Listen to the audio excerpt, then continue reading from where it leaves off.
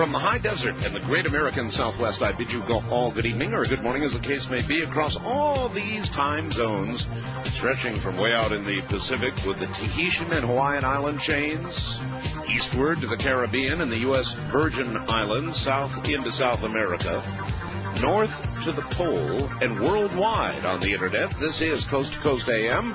Good morning, everybody. I'm Art Bell.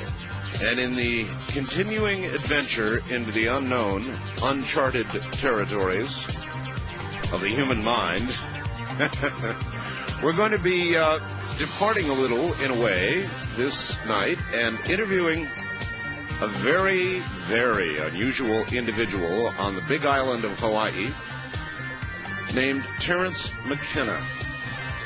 Who is Terence McKenna? Well, among other things, he's probably the successor to Timothy Leary. Now, that may not be the focus, or it may turn into the focus of the interview. I don't know. And I don't care. He also has a lot of very interesting views on time and what we are approaching.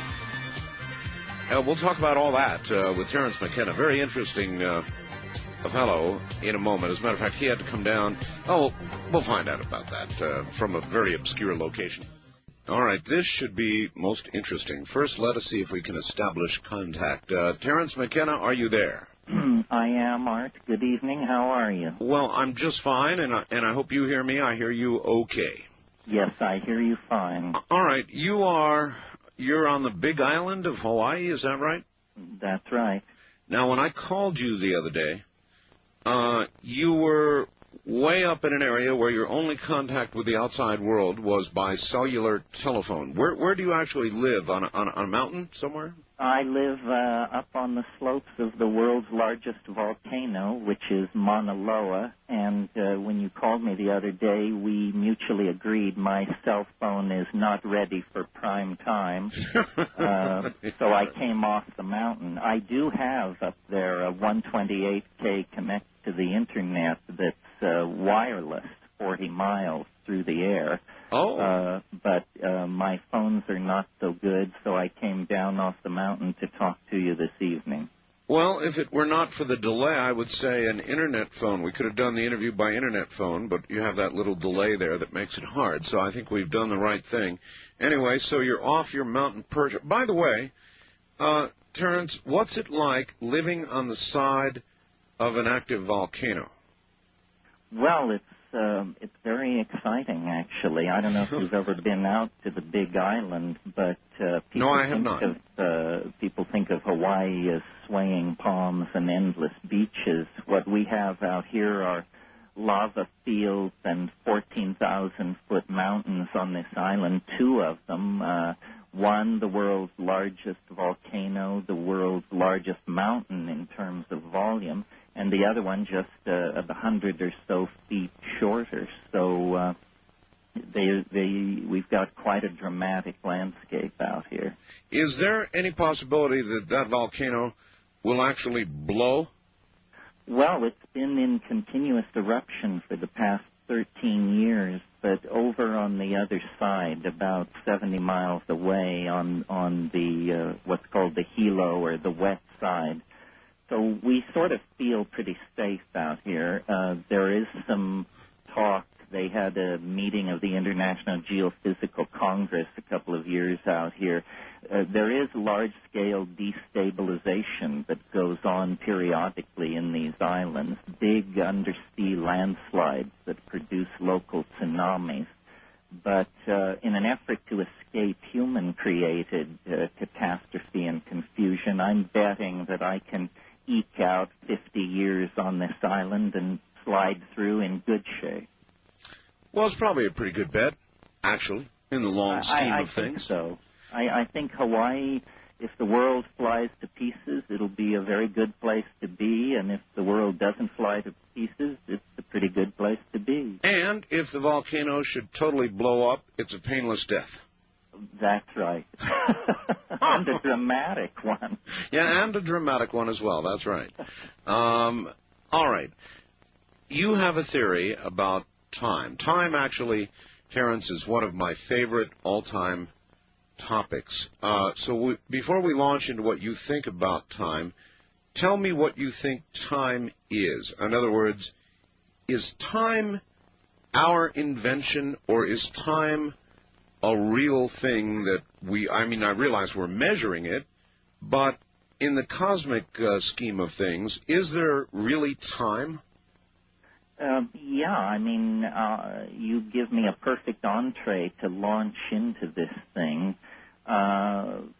See, in the West, we have inherited from Newton what is called the idea of pure duration, which is simply that time is sort of a place where things are placed so that they don't all happen at once. In other words, it's viewed as qualityless. It's an abstraction.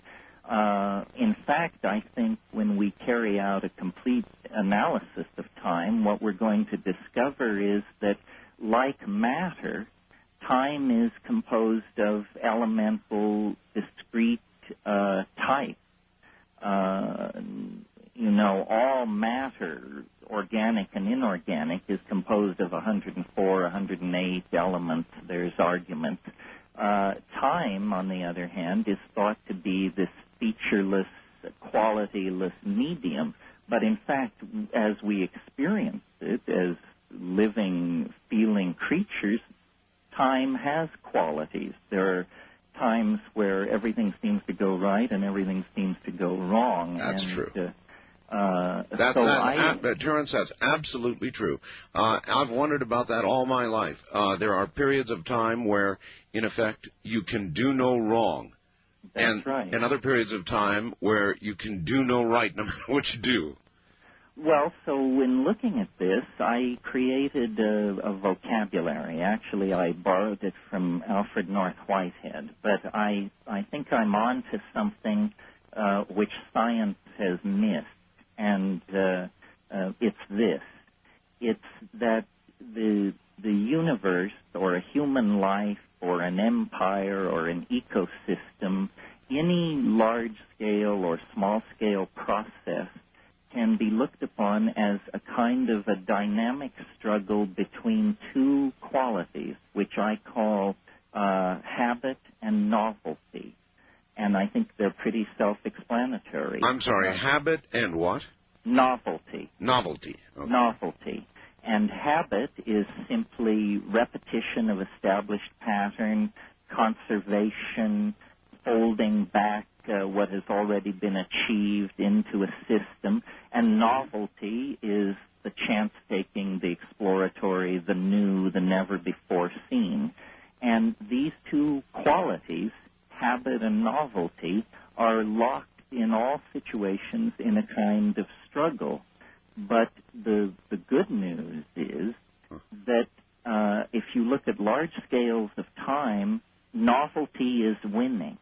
And this is the point that I have been so concerned to make that I think science has overlooked. That if you look back through the history of the human race, or of life on this planet, or of the solar system and the galaxy, as you go backward in time, things become more simple, more basic. Yes. And so turning that on its head, we could say, as we come toward the present, things become more novel, more complex. So I've taken this to be actually a universal law affecting historical process, biological processes, and astrophysical processes. Nature produces and conserves novelty. And what I mean by that is as the universe cooled, the original cloud of electron plasma, eventually atomic systems formed. As it further cooled, molecular systems, then long-chain polymers, then non-nucleated primitive DNA-containing life, later complex life, multicellular life.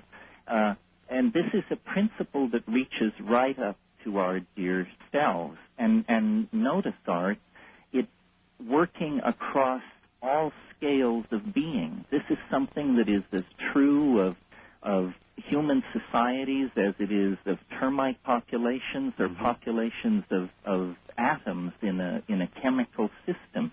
Nature conserves, prefers novelty. And the interesting thing about an idea like this is it stands the existentialism of modern philosophy on its head. You know, what modern atheistic existentialism says is we're a cosmic accident and damn lucky to be here, and any meaning you get out of the situation, you're simply conferring. I say no. By looking deeply into the structure of nature, we can discover that novelty is what nature produces and conserves, and if that represents a universal value system, then the human world as we find it today with our technologies and our complex societies represents the greatest novelty so far achieved. And so suddenly you have a basis for an ethic. That which advances novelty is good. That which retards it is to be looked at very carefully. Well, all right, let me stop you right there. One of the first things that you said when we got on the air this morning was that you had a 128 baud connection from your mountaintop secret location. Right. Okay. As we are discussing your theory, which is fascinating, of novelty, I'm taken to ask you about a quote, actually, of several pages, written by Michael Crichton, and I know you know who he is, with reference to the Internet. It is Michael Crichton's contention that the Internet, which one might consider to be novelty exemplified, incarnate, yeah, indeed, is going to result not in more novelty, but in fact in a slowing of the process of evolution, or novelty as you see it, because there will be a commonality. There will not be innovation. There will not be entrepreneurship. There will be 10 main ideas in America and Hong Kong and Moscow and London and so forth. How would you address that?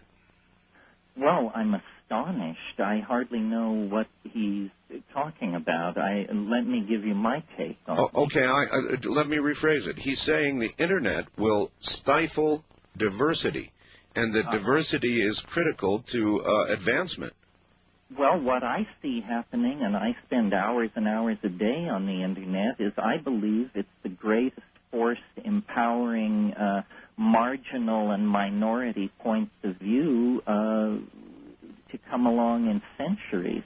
In other words, before the Internet, the great establishment ideas already had the machinery of media to communicate their position. True. What has happened is that the common man has gotten into the game with technology that I really don't think was ever intended to fall into. Oh, you bet it wasn't. Yes.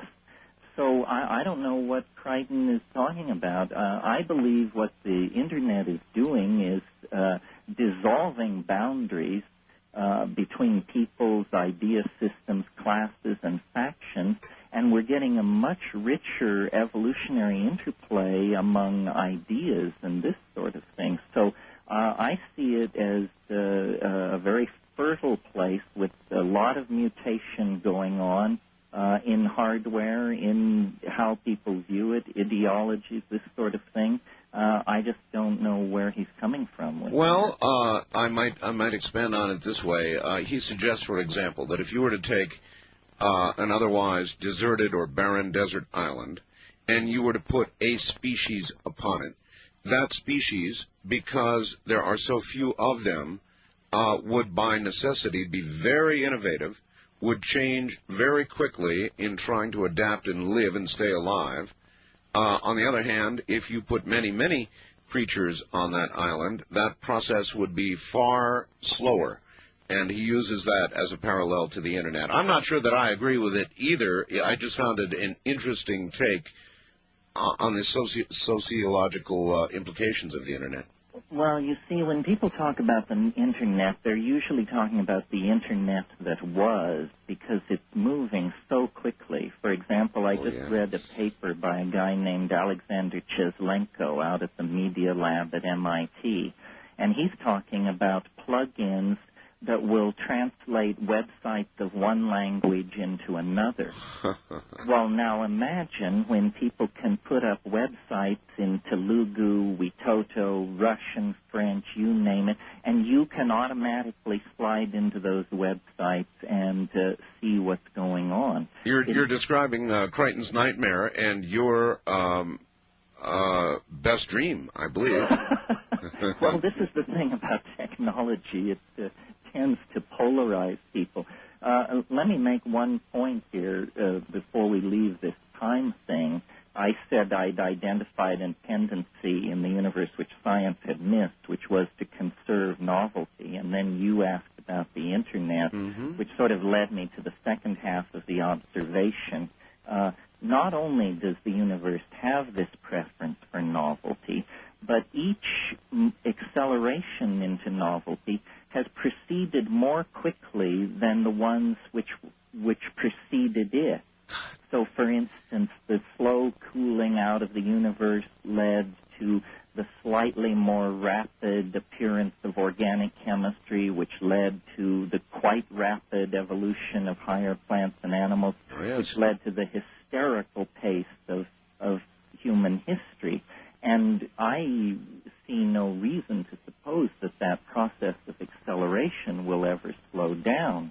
Is it, Terence, a linear process or an exponentially accelerating process? It's an exponentially accelerating process, which leads to a kind of end-of-the-world scenario that has made a lot of people place me out with the squirrels, because I'm saying that this process of novelty is now moving so quickly that within our own lifetimes, it is going to accelerate essentially to such an intensity that we will be experiencing more novelty in a few weeks or days than we've previously experienced in the whole life of the cosmos. My God, you have described precisely what I have just written about. I wrote a book called The Quickening. And someone showed me your book, and I said, this is in Atlanta. I saw it, and I said, yes, this guy is on to this. I'm on to it from, I guess, more of a pedestrian perspective than yourself after listening to your first half hour, Terence, but we're talking about it suddenly dawned on me precisely the same things. I've been doing this talk radio program for about 13 years, the all-night show.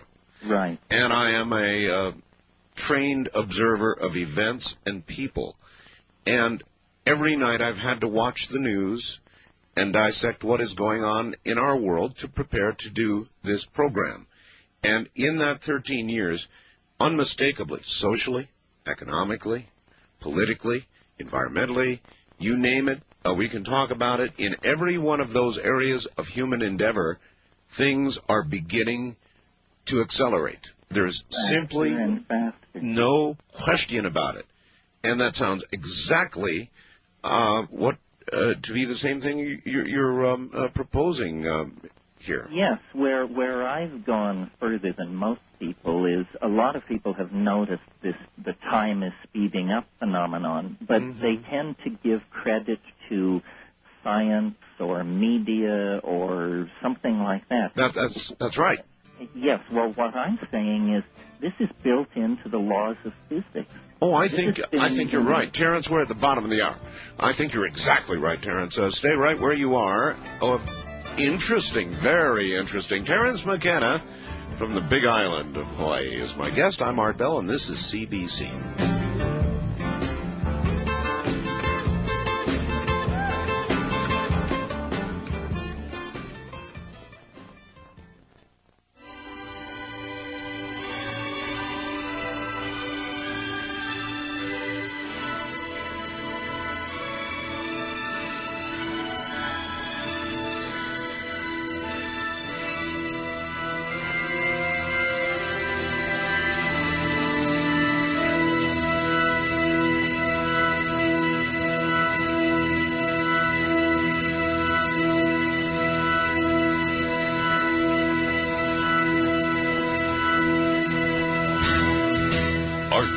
is taking calls on the wildcard line at 702-727-1295. That's 702-727-1295. First-time callers can reach Art Bell at 702-727-1222. 702-727-1222. Now, here again, Art Bell. Once again, here I am. Good morning, everybody. It's great to be here, and we have a very, very interesting fellow on the line.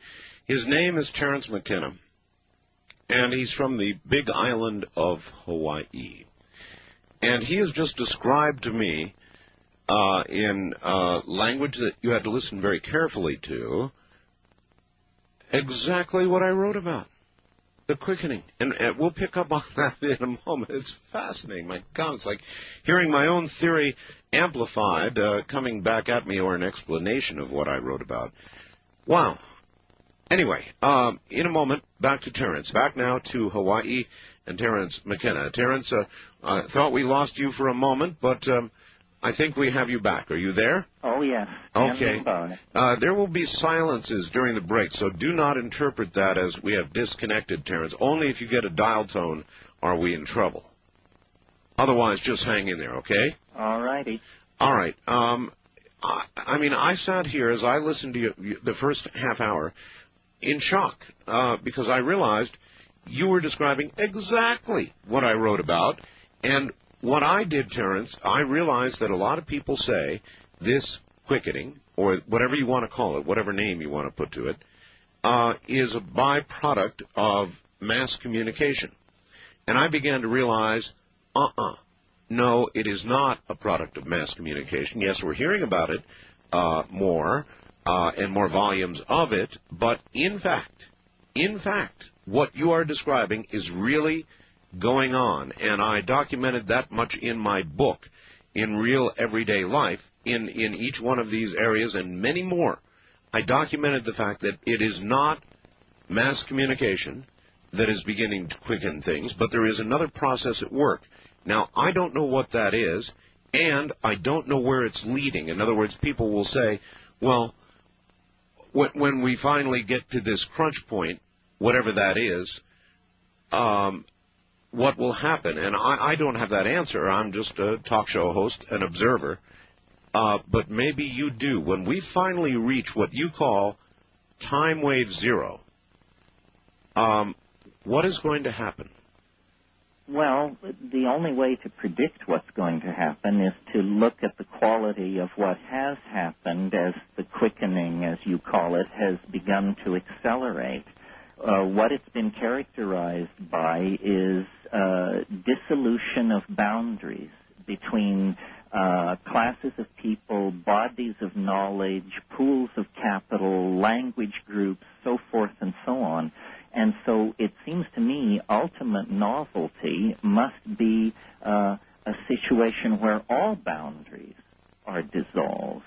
And, of course, what that looks like, I don't know. I don't know whether it's a virtual reality where you become God through the public utilities or exactly what it is. But it's clear to me that the human nervous system is globalizing itself, building a model of conscious thought on a planetary scale. Tens of thousands of people are participating in this. None of them have a real notion what it's all about, but everyone is serving this sort of unfolding grand design. And, I think the emergence of alphabets was part of the quickening. I think the emergence of hominids out of more primitive primates was part of this quickening. I think this is the business that this planet has been about for a very, very long time. Are you able to discern any timelines to time wave zero? Well, yes. I mean, we've been talking about this as a metaphor. What makes me, I hope, a little different from some of the other prophets in the marketplace is I've got a formal mathematical theory that, I mentioned habit and novelty, this dualistic flow. Yes. Well, because it is a dualistic flow, It can be portrayed like the ebb and flow of the price of a stock or something like that. In other words, it can be portrayed as a line graph. So I've written computer programs which produce what I call novelty waves. In other words, time-scaled waves that picture the ebb and flow of novelty. And by fitting known historical and paleontological and geological data against these waves at different scales, I was able to finally discern a best fit.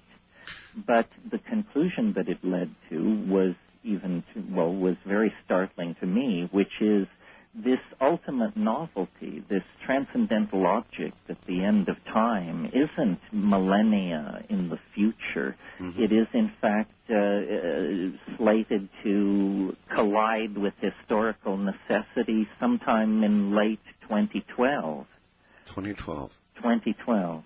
Now, I know you have some interest in the Mayan calendar. I do. I didn't know when I calculated this date that it was the same end date as the Mayan calendar, to the day.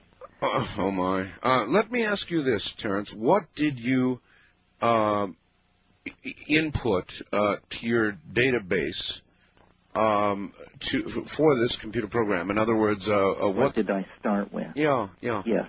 Well, I had a very academic interest in the Qing, which is a Chinese method of divination.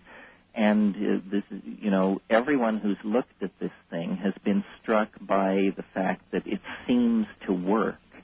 And so I carried out a mathematical analysis. Wait. I don't know what Qing is, and I bet a lot of other people don't either. A Chinese method of divining. What kind of method? What is it? Well, it's existed for thousands of years in China. It's sometimes done by throwing 50 stalks, or sometimes done with coins. But it's a method of producing a thing called a hexagram, which is made up of either broken or unbroken lines, 6 on top of each other. So if you're a mathematician, you can figure if it's made up of broken and unbroken lines and there's 6 of them on top of each other, there must be a possibility of 64 of these things.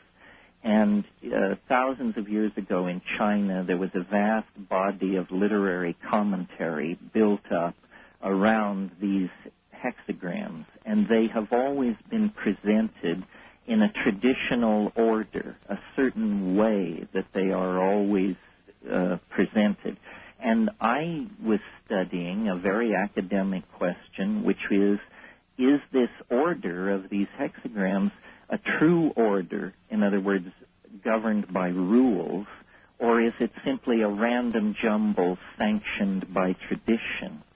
And this very obscure academic question led ultimately to the discovery that the I Ching was a 384-day, 13 lunar cycle calendar.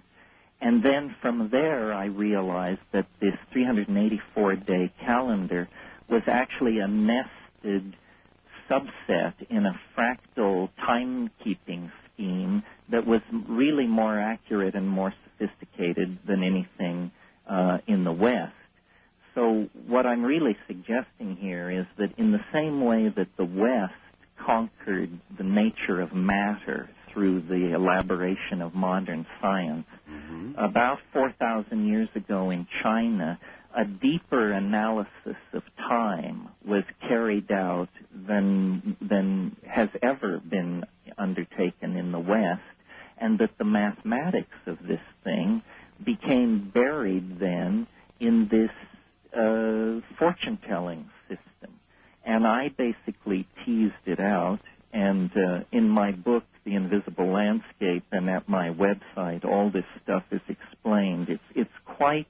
Oh, Terence, what is your website? It's at Levity. It's www.levity.com, and then just click on Terence McKenna there. Levity is Levity. So it's www.levity.com? Correct. We'll get a link up shortly.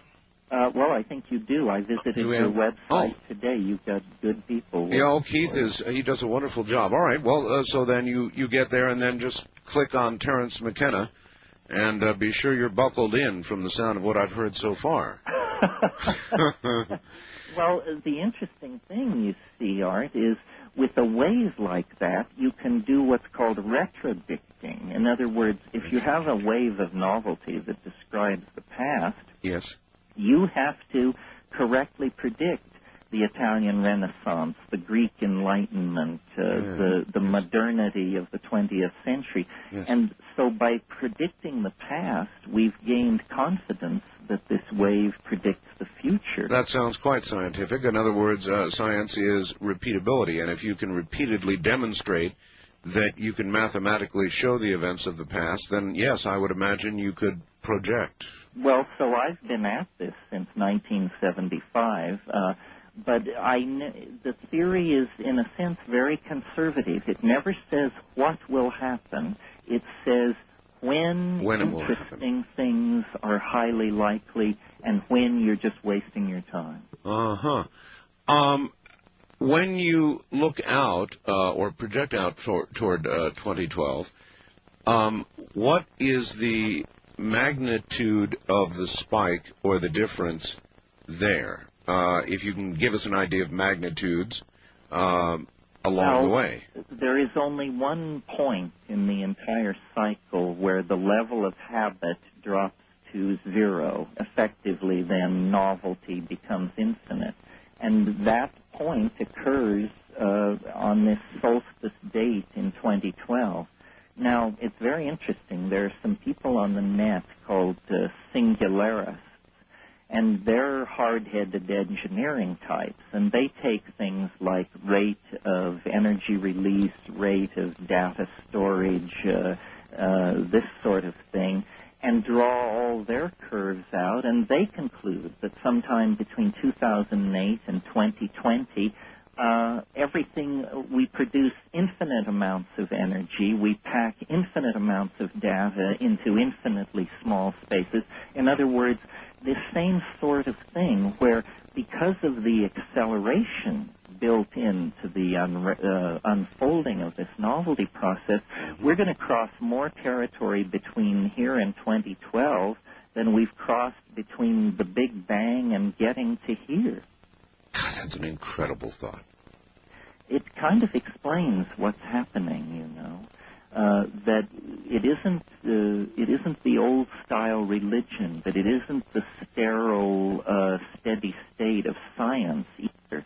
It's that the universe is actually involved in some kind of process of self-metamorphosis, and human beings indicate that we have crossed some boundary into a new era, a new epoch of ever greater acceleration into this process of self-revelation. I mean, this is what religions are raving about. This is what every prophet on the street corner is trying to articulate. And no question. I think it's real. I think we're getting a lot of static because people can only deal with it through images that they know. You know, Marshall McLuhan once said we drive into the future using only our rearview mirror. And that's sort of what it is. But I call this thing the transcendental object at the end of time. And I think, you know, in a sense, religion and Christian revelation, it will all be fulfilled in a way none of us ever suspected, because nature has this appetite for novelty and acceleration into novelty. And so then again I ask, at this moment that we speak of, 2012, right? What do you actually think will occur? Well, I've thought about this a good deal, and they're hard and soft scenarios, but I've noticed that what the time wave seems most coherently able to track is technology. Mm-hmm. Somehow technology is very important. It's the transformation of the human relationship to the world through tools. And so what I'm thinking would fulfill this entire scenario without requiring God Almighty to put in an appearance is time travel. I think that we are moving toward, if you look at biology over huge scales of time, hundreds of millions of years, it is a kind of conquest of dimensionality. All right, let's consider that. Somebody recently said, and I have been considering since I heard it, a very simple question. If time travel is possible, then where are the time travelers? Well, when I asked that question to my sources, they said you can only travel as far back into the past as the moment of the invention of the first time machine, because before that there were no time machines.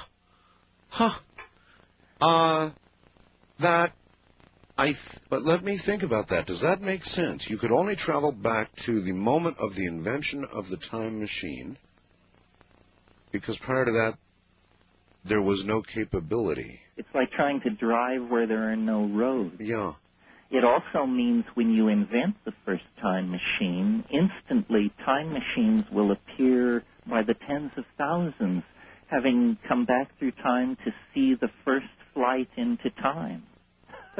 That's incredible. That's a whole new line of thought for me about that question, and it might make sense. It might make sense. And your analogy is that you cannot drive, in essence, where there are no roads. Where there are no roads. Well, of course, you nearly do that when you go home from the broadcast here, but... And you haven't even been up to see me. You're psychic.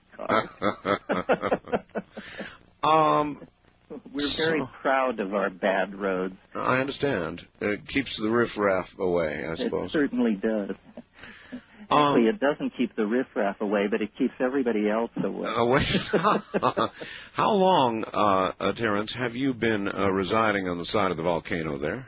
Well, continuously for about 3.5 years. I've had land out here for about, since 1977. Since 1977, and before that? I grew up in western Colorado, and I had my children and my marriage and all that in California, and lived 35 years in Northern California. You knew Timothy Leary, yes? I knew him. We appeared in public, mostly in Europe, together a few times, and he certainly was a huge influence on me. I only came to know him in the past 7 or 8 years, but as a kid growing up in the 60s, he was an enormous influence on me. You are now being called by many his heir apparent, his heir now, I guess. Well, I think not by many, but I was called it by him. Everybody else kept their mouth shut. Well, I have my method. I'm very interested in the psychedelic experience. I was raised Catholic, and what I kept of that was an enormous thirst for the paranormal, the miraculous, yes, supernatural. Yes. And I went to India, and I made the rounds of the gurus and the geishas, and I didn't find what I was looking for. But when I went to South America, to the jungles down there, I discovered that LSD was only the tip of the psychedelic iceberg, and what I had taken to be modern science and modern chemistry was actually a tradition of shamanism and religious use of psychedelic plants that was thousands and thousands of years old. And that fascinated me because it worked for me. Most people who seek the mystery with... Listen, let us pick this up after the top of the hour. Now, listen to me carefully. You've got about a 10-minute break here, at least, and you're not going to hear anything. Don't let it bother you. Just put the phone down, grab a cup of coffee or something or another, and we'll be back to you, okay? All right. Stay right there. This is CBC.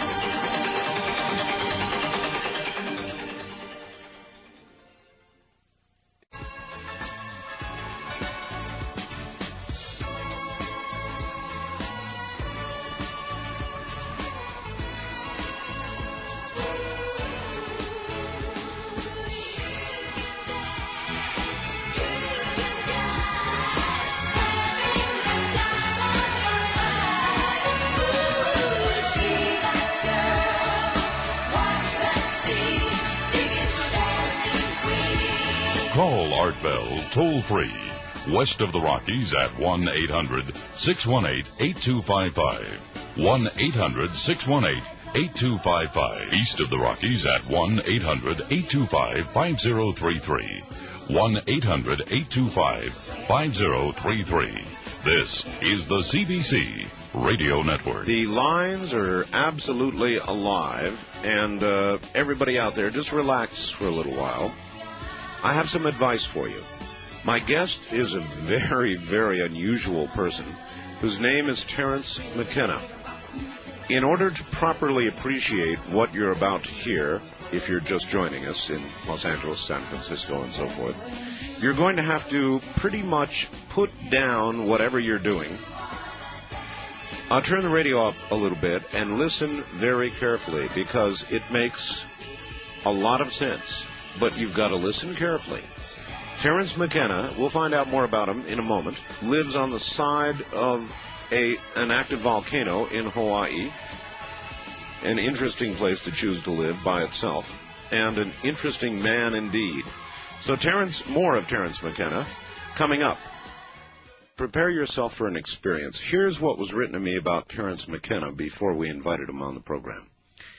Art, have you heard about Terence McKenna's theory called time wave zero? He suggests that as we get closer to time wave zero, we are experiencing tachyon radiation from it. Evidently, the impending event is so colossal that it will emit such intense radiation that some of it takes the form of faster than light speed tachyon particles or waves, which can travel faster than light, and that they're actually being hurtled backward in time. The closer we get to the event, the greater the radiation density.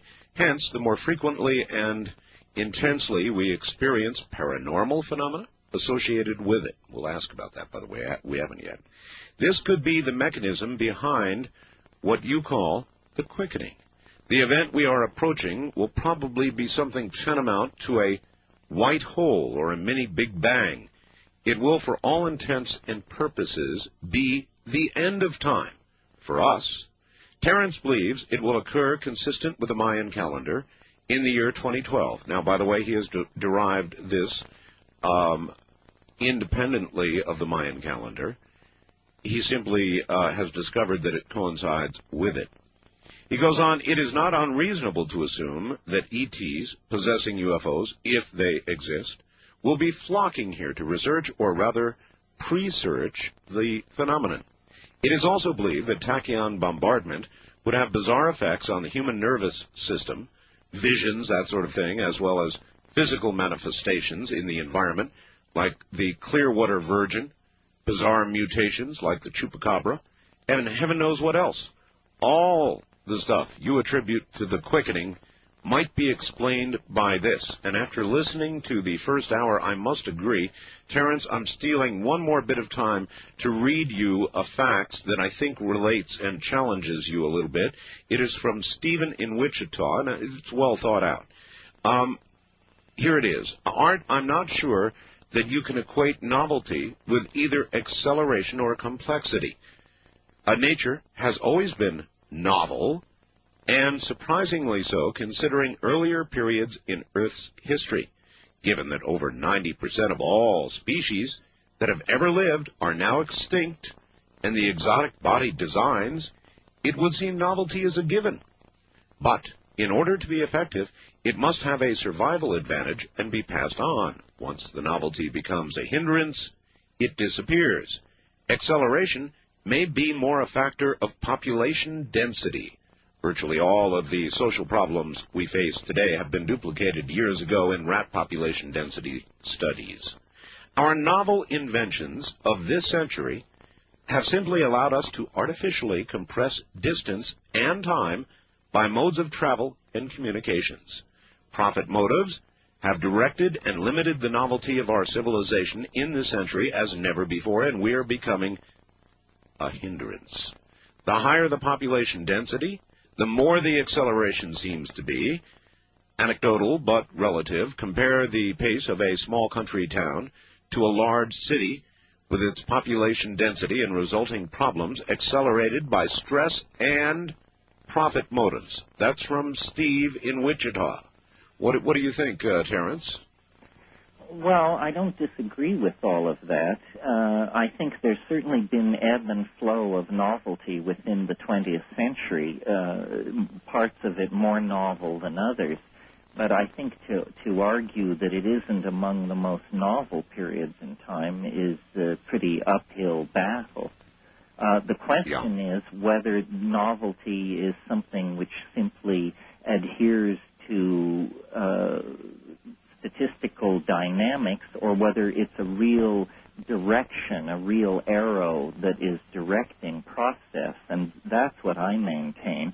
I think it's not true to say that the biota of the Earth today is not more novel than it was in the past. Certainly there are novel forms of life which have undergone extinction, but the proliferation of human life, which is an advanced animal plus a culture-creating creature, indicates to me that we're at a level of novelty that this planet has never before experienced. Of course, it's an arguable thing because history, which is what we're always comparing these waves to, is not yet a quantified thing. I mean, how do you rate the War of the Roses over Queen Anne's War or something like that?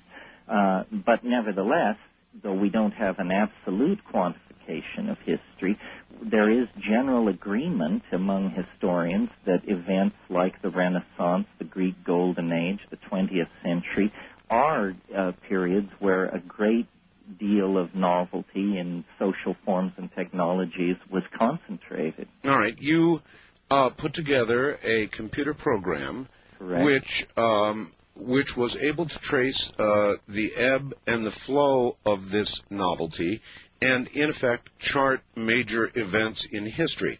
How many, if I might ask, hits and misses when you got this in final development, and then you look at each point in history, how many hits and misses? Were there any misses in the model, or did you hit each major moment in history on the nose? Well, by my understanding of this theory, there can be no misses. In other words, it's not a statistical theory. We're not okay if we're right two-thirds of the time. Hear, hear. So we have to be right all the time. So you're telling me you are? I submit to you and to the world for your examination and critiquing the fact that, yes, the time wave, with its end point in December 21st, 2012, describes with as great an accuracy as I am able to discern the actual vicissitudes of novelty and habit in history and natural history. That's the claim. That's right. Terence, have you submitted this? I mean, this is serious science that you're discussing. Have you submitted this because of its repeatability? That's science. Now, have you submitted this to peer review? Well, among mathematicians, yes, and there's a lively debate raging on the Internet about that. Let me say something, though, here about science and why the acceptance of the time wave can't really occur under the tent of ordinary science. You have mentioned repeatability. Repeatability is the idea at the very basis of the scientific method, at the very basis of experiment. That's right. It's what's called restoration of initial conditions. But now notice that what the time wave theory is saying is that every moment in time is a unique moment. Is unique and will not specifically repeat. But what you're suggesting is that you can plot the highs of novelty throughout history. Yes, you can, but you cannot assume that you're doing it probabilistically. In other words, essentially, when you really understand philosophically what the time wave is saying, it's an enormous attack on probability theory. You know, the way science works now is if you want to know how much energy is flowing through a wire, you take 1,000 measurements, you add them together, and you divide by 1,000. and then you have the current flowing through the wire. But notice that that assumes that it doesn't matter what time you make the measurement. And so much of science is like this, to the point where I am redefining science and saying science is the study of those phenomena so coarse-grained that the time in which they occurred does not affect them. And that leaves out, then, history, love affairs, corporate takeovers, empire building. Everything interesting in the human world is too fragile, too finely embedded in the context of its time to be open to that kind of scientific modeling. So, in other words, they're really relatively small, insignificant events that don't enter into the larger measurements you're making of this ebb and flow. Well, for instance, on a given day when the chart says novelty will be high, certainly somewhere in the world someone is having a very unnovel day. It's a statistical thing, a bell curve, no reference to you, Art, but a bell curve where when the wave is predicting high novelty, most people, most systems will experience that novelty, but of course some will not. It's the idea that probability is ebbing and flowing. You know, when you study statistics, the first thing they teach you is when you flip a coin, the odds are 50-50, heads or tails. If that were true, the coin would land on its edge every single time. That's the rarest of all results in a coin toss. Indeed. So what's really happening is that what are called secondary and tertiary factors are causing the coin to be heads or tails. I say no. There are zones in time where heads are favored and zones in time where tails are favored. The idea that time can be described as a perfectly smooth surface and then dealt with statistically is just a first pass with Greek idealism, and careful examination of nature shows it to be inadequate in the same way that perfect circles were inadequate for describing planetary motion. You are therefore saying that conventional science does not have and cannot have, with its present course of investigation, and a proper understanding of time. That's right, because it assumes that it is to be analyzed with statistics, and that flattens out and denies the difference among various times and types of time. God, Terence, how long have you been working on this? Oh, since 1971. 71? Yes. What is your... You told me that you're originally from Colorado, family and all that back in Colorado. Right. Then finally exile.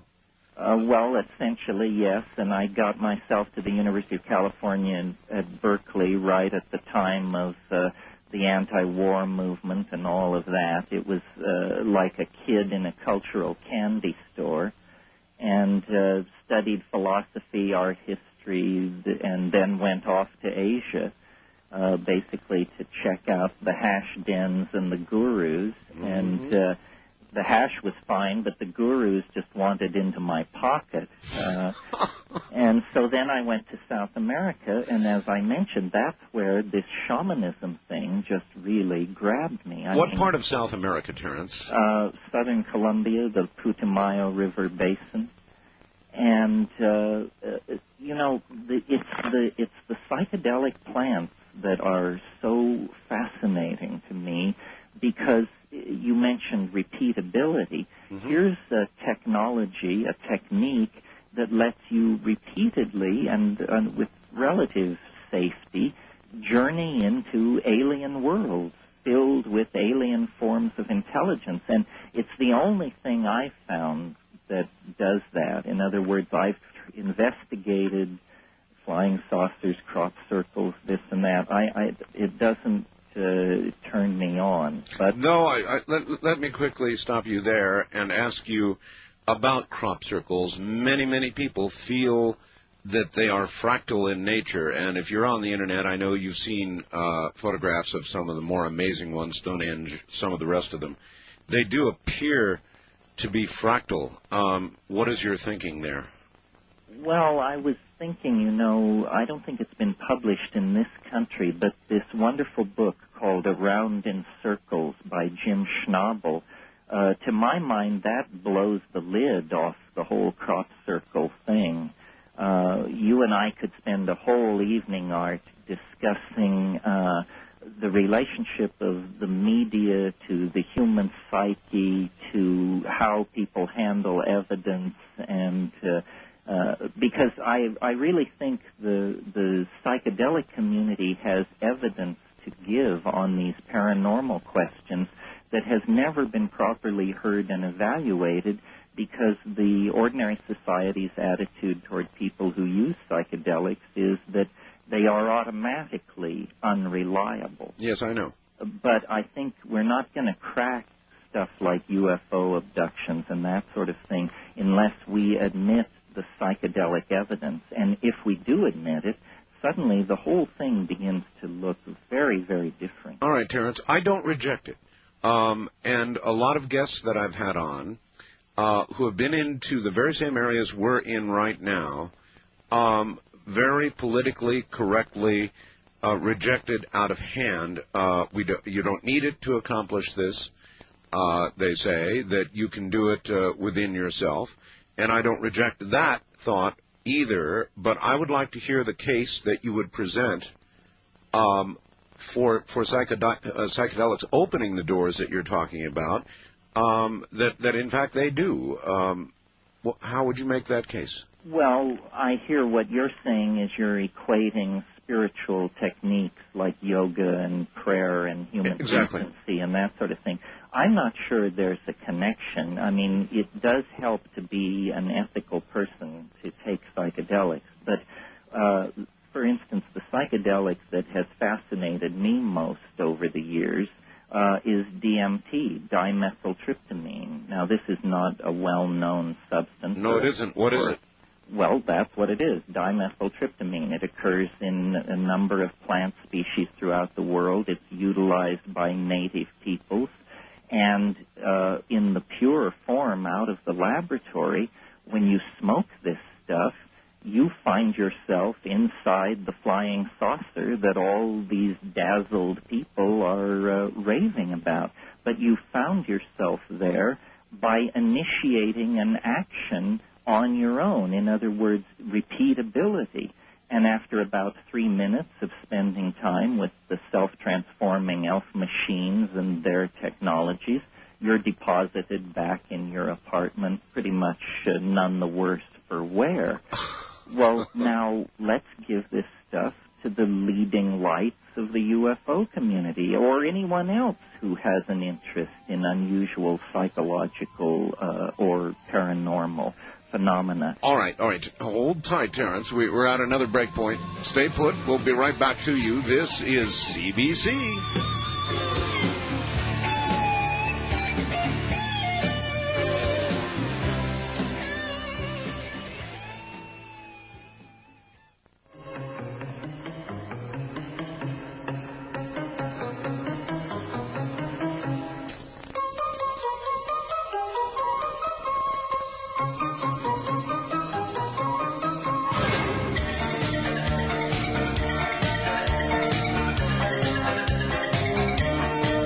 Art Bell is taking calls on the wildcard line at 702-727-1295. That's 702-727-1295. First-time callers can reach Art Bell at 702-727-1222. 702-727-1222. Now, here again, Art Bell. Well, when I tell you we have different shows, maybe you're beginning to believe me. Terence McKenna is my guest. What a totally interesting individual he is. You've got to sit by the radio, turn the volume up a little bit, put down your book or whatever else you're doing, and listen. Back now to the big island of Hawaii and a very unusual individual named Terence McKenna. Terence, I've got a question for you. Have you ever watched Star Trek? Oh, yes. Oh, yes, good. You're familiar, then, with the Prime Directive. thou shalt not interfere is, I believe, the prime directive. Yeah, that's right. Yes. Now, what you are saying is so serious and is such a large revelation that is it not possible that you are, in a sense, doing what you're doing right now, violating the prime directive? Well, it's only been about 100 years since the news began to arrive in the lap of Western civilization that there were these psychoactive plants scattered around the world. The first one was the peyote cactus, and in 1888, mescaline was extracted from that. I think it's not without implication that right at our moment of greatest cultural crisis, when we're destroying the environment and uprooting the rainforests and so forth and so on, that out of those same rainforests comes a phenomenon which, if we will face it squarely, offers a severe challenge to our notion of how reality works and how the world is put together. And what if we miss it? What if we burn down, finally, enough of the rainforest that one plant that we could have used is destroyed? Well, this may have already happened in the sense that there are many known cases of people collecting promising plants from only one known source and then returning a few months or years later to find the whole thing gone, paved over. That's right. All right, tackle this one, Art. Very interesting. Terence describes a workable scenario. But my question with it is this. Is this a universal process or only a localized effect? I believe that one of the theories of modern physics describes that observations affect the process or thing being observed. Isn't it possible that the data, the random sticks in China, is somewhat skewed by what is being determined as to time? Hasn't everybody noticed the phenomenon of time being perceived to slow down depending on how frequently you, for example, look at the clock? Cooks have noticed the same effect with boiling water. The quickening may be happening because we notice certain events and then notice more of the same as time goes along. In other words, we cause the process to occur, at least from our point of view. Ed in Nashville.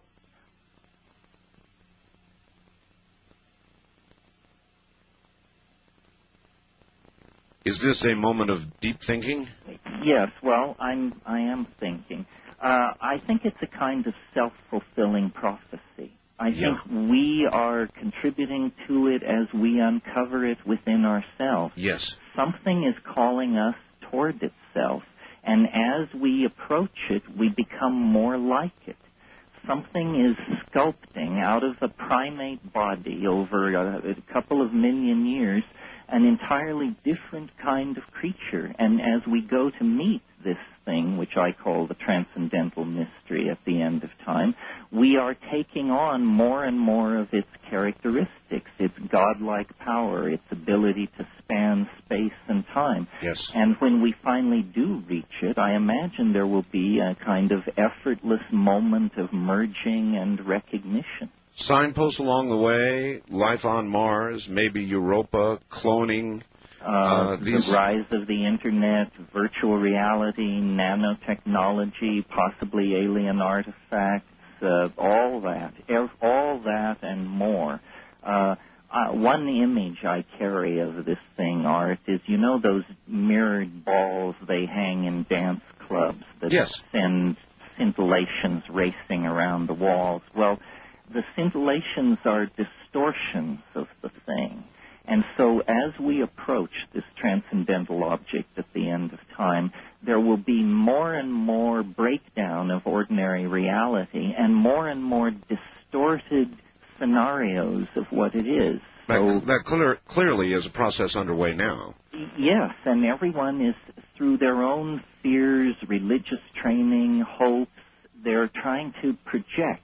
What is it? What is it? And there's a lot of fear, a lot of uncertainty. I am not afraid of it. I would really like, one of the great things about the psychedelic aliens is they don't vibrate with this strange vibe that the fetal trading grays of popular media vibrate with. It's a much more upbeat and affirmative kind of alien contact that occurs through the plants. This one plant, or this one drug that you described, dimethyltryptamine. DMT. I don't know what that is. Well, what makes it so attractive in a discussion like this, Art, is it's one of the most powerful of all the psychedelics, but it only lasts 5 minutes. 5 minutes? 5 minutes. So someone who has spent a lifetime dissing psychedelics or denying the existence of the paranormal, for that matter, should at least be willing to invest 5 minutes. We've never lost anybody. You pick yourself up and go on about your business. 5 minutes. 5 minutes. The effects, could you describe them to much of my audience that I know can recall the effects of LSD or various mushrooms? It's very different. Very different, huh? Well, LSD is a kind of psychological self-examination and strange thought processes and insights. What happens with DMT is there is the unmistakable feeling of having gone to a place. In other words, it comes on in about 15 seconds. And suddenly you're in a place, and this place is full of what I call self-dribbling, jeweled basketballs that are intelligent in some sense. They're like badly trained Rottweilers. They come bounding forward, and what they're doing in there is they're conducting some kind of a language lesson because they speak.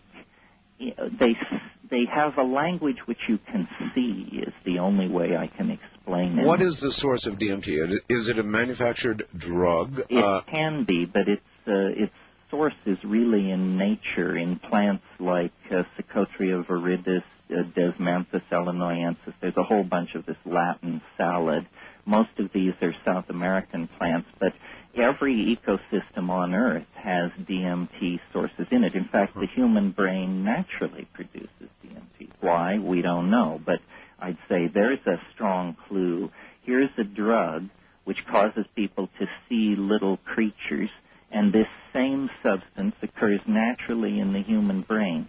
Now, I'm not saying that's the answer to the UFO phenomenon, but how many people have looked at this and pursued it? Well, then let me ask this. There are many who claim to have been abducted, Terence, and if DMT is a natural occurring substance in the brain, your theory could probably be verified by measuring those who have claimed to be abducted. Would such a measurement scientifically be possible? Well, the problem is, you recall I said it only lasts 5 minutes.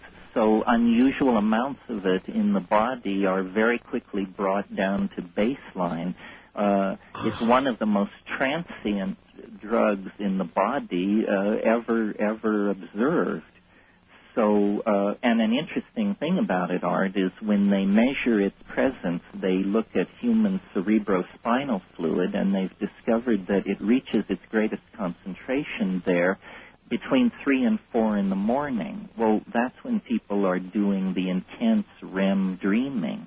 Yes. And so I think the Australian Aboriginals have this concept of the dream time. Yes. And I think when you put the dream time, the chemistry of DMT, the abduction stories together, and the depth with which modern media has programmed and messed with people, you're very close to being able to begin to talk about the alien phenomenon. I think there are aliens, but I think they can only reach us through our minds. They don't cross the universe in ships of titanium. They don't even project holograms of themselves into the desert air.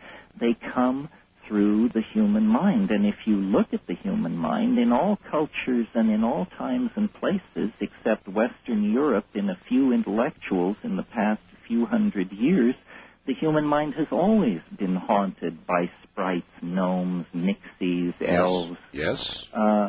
So I don't see the UFO, the modern wave, as anything more than the latest wave of this mysterious relationship we have with disembodied minds through the imagination. Well, then people say, well, so this is the old psychological reduction argument. No, because when I say the human imagination, I don't mean some paltry psychological function. I think the human imagination is the largest part of us and where we're going to spend most of the rest of human history. Hear, hear. All right. How is such a theory greeted by the majority of people who listen to it? I mean, right now I'm getting a lot of faxes, and a lot of people are really hearing what you're saying. Even though you've got to listen very carefully, they're hearing what you're saying, Terence, and a lot of them are agreeing with you. But there's going to be a big body of very violent disagreement, too, isn't there? Well, yes. There are some very large eggs at stake in this game. I mentioned science and the need to revive probability theory. There's a lot of vested interest in certain versions of what the UFO phenomenon is.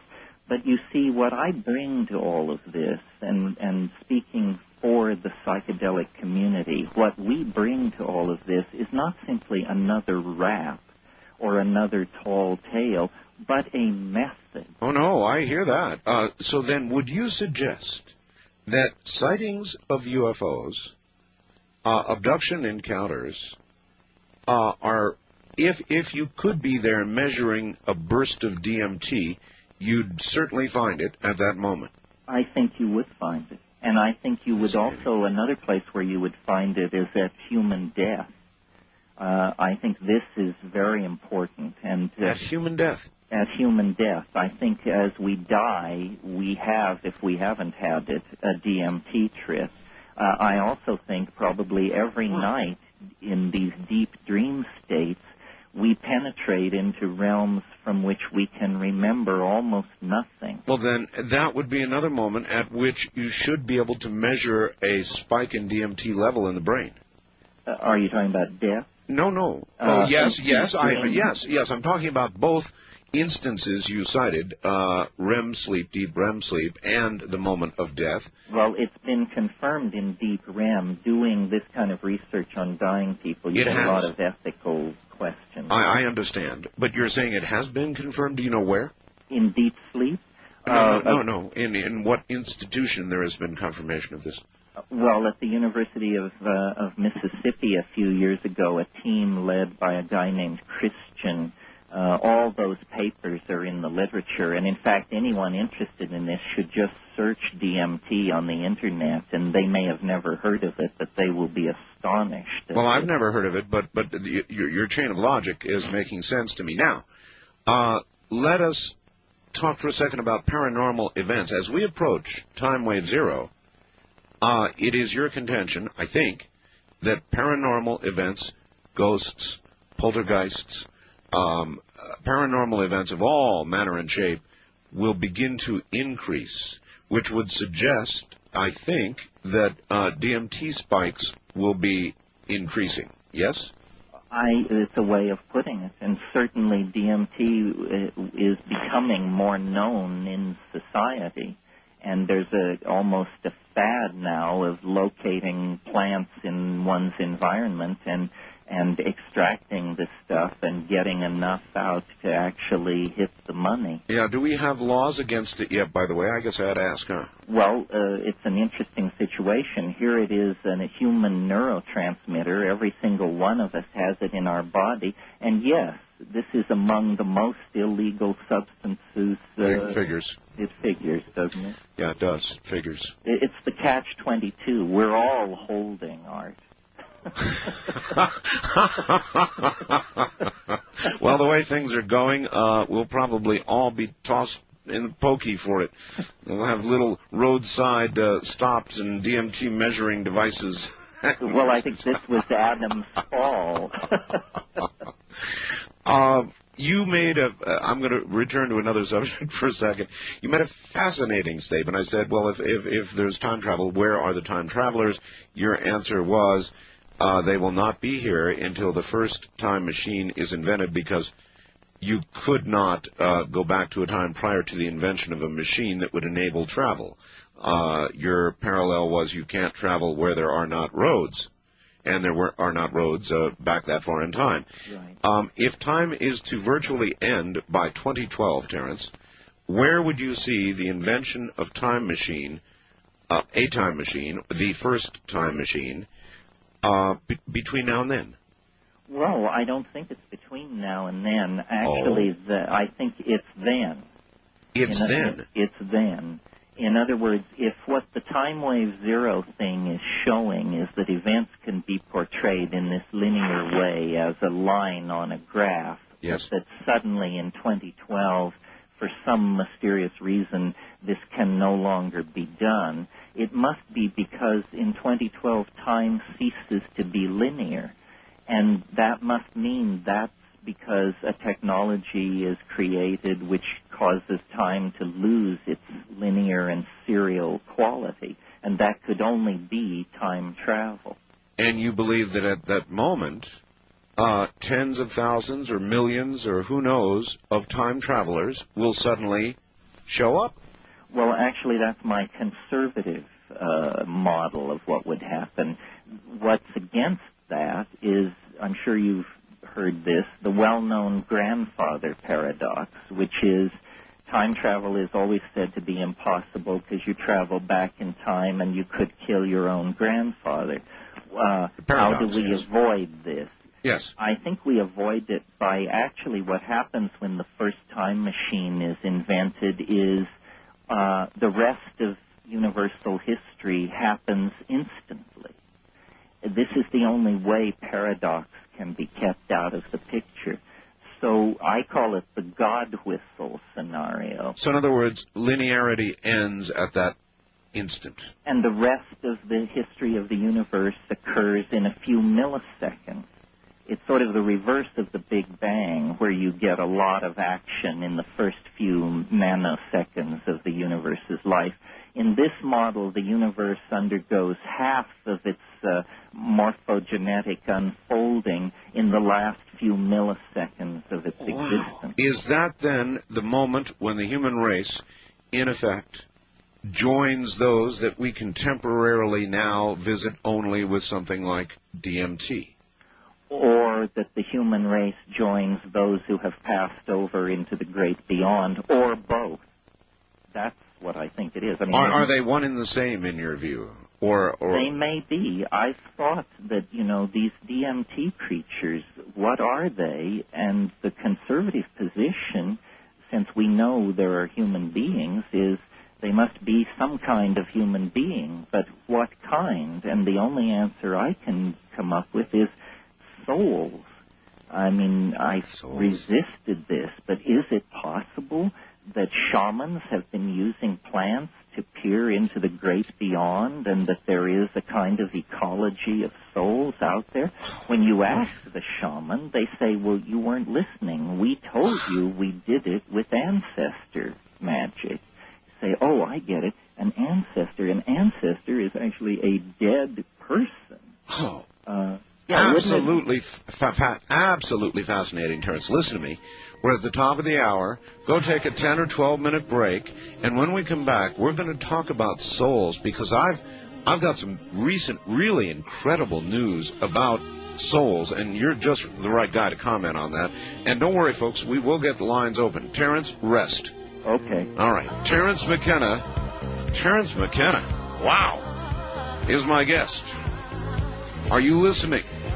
From the high desert, I'm Art Bell, and this is the independent and sometimes very strange but fascinating CBC Network.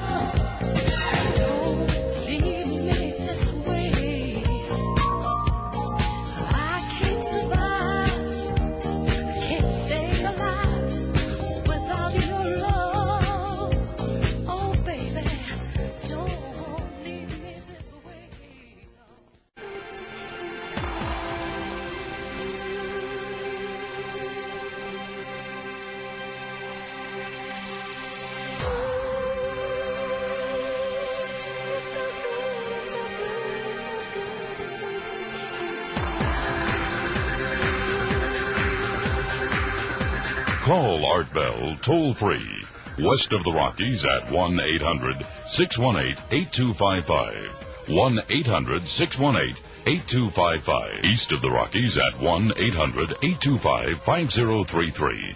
1-800-825-5033. This is the CBC Radio Network. It certainly is. And you know how I know when I've hit the mark?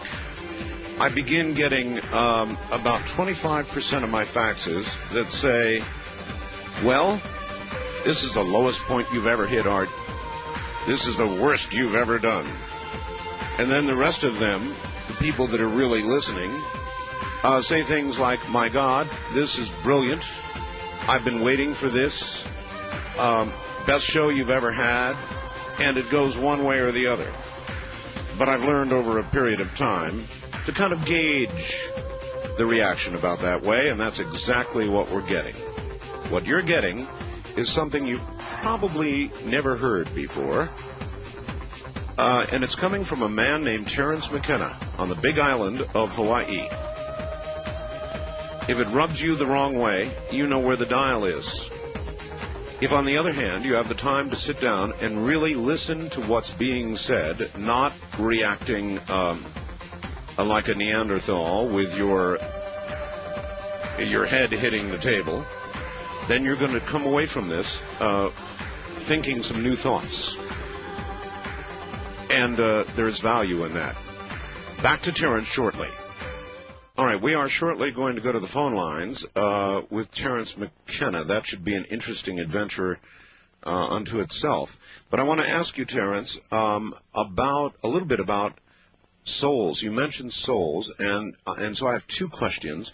One is, there was a very old medical study in which a medical doctor actually endeavored to set out and prove, in days when it was politically okay to do this kind of thing, that the soul could actually be measured, that at the very instant of human death, and he went through a whole big trip. I put the medical report up on my website. The human body loses about 3/4 of an ounce, and not due to gases or anything else you might imagine in your mind, no physical cause, all of that accounted for. And he printed and published this medical study suggesting the human body actually instantly, at the instant of death, loses 3/4 of an ounce of weight. Do you have any reaction to that? Well, looking at it through the eyes of novelty theory, I think nature is very reluctant to give up a complex ordered form once it's been achieved. I've noticed that the difference between living organisms and things like chairs and tables, the chairs and tables don't metabolize.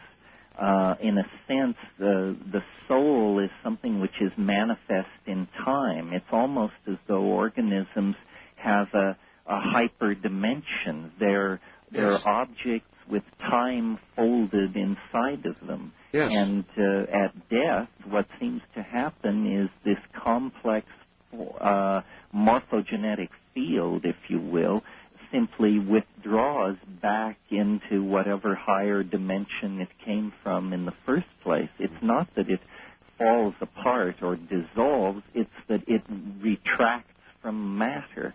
It clothed itself with matter for some decades, and now it's simply releasing its organizational power over matter, but it isn't being destroyed. I mean, that's my personal take. I absolutely agree with you, but by your description, it would suggest there could not be physical weight to it, or could there be?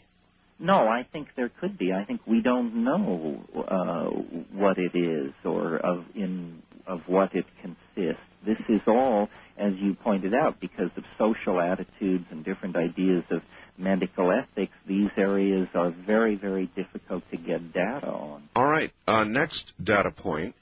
I don't know up there on the mountain whether you've got television. Do you have television up there? Well, we have it, but we don't do much. You don't do much with it. All right. Well, 2020, about a week ago, did a truly fascinating segment. Maybe you heard me talking about it on the program.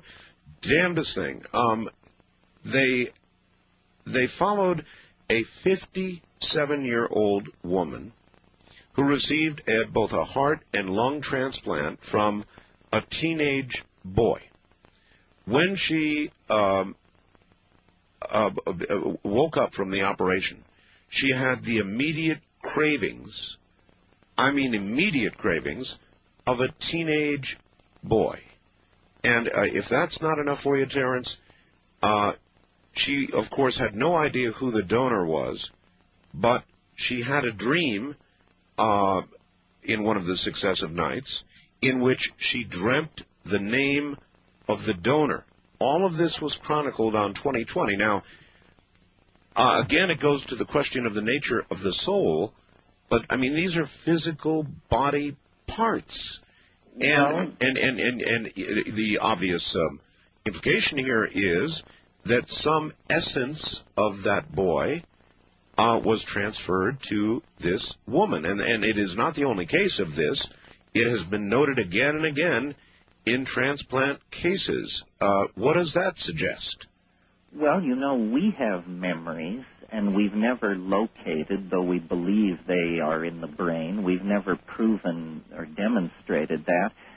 My friend Rupert Sheldrake, the British physicist, he believes everything has a kind of memory, objects, organs, ideologies, and that these things surround objects like auras and follow them through time, that you can't move a heart or an organ from one body to another without some of the, dare we say it, karma associated with it coming with it. I don't see how it could be any other way. Sure, we dare say that, no problem. And I think it's fascinating. So it, again, is really evidence of,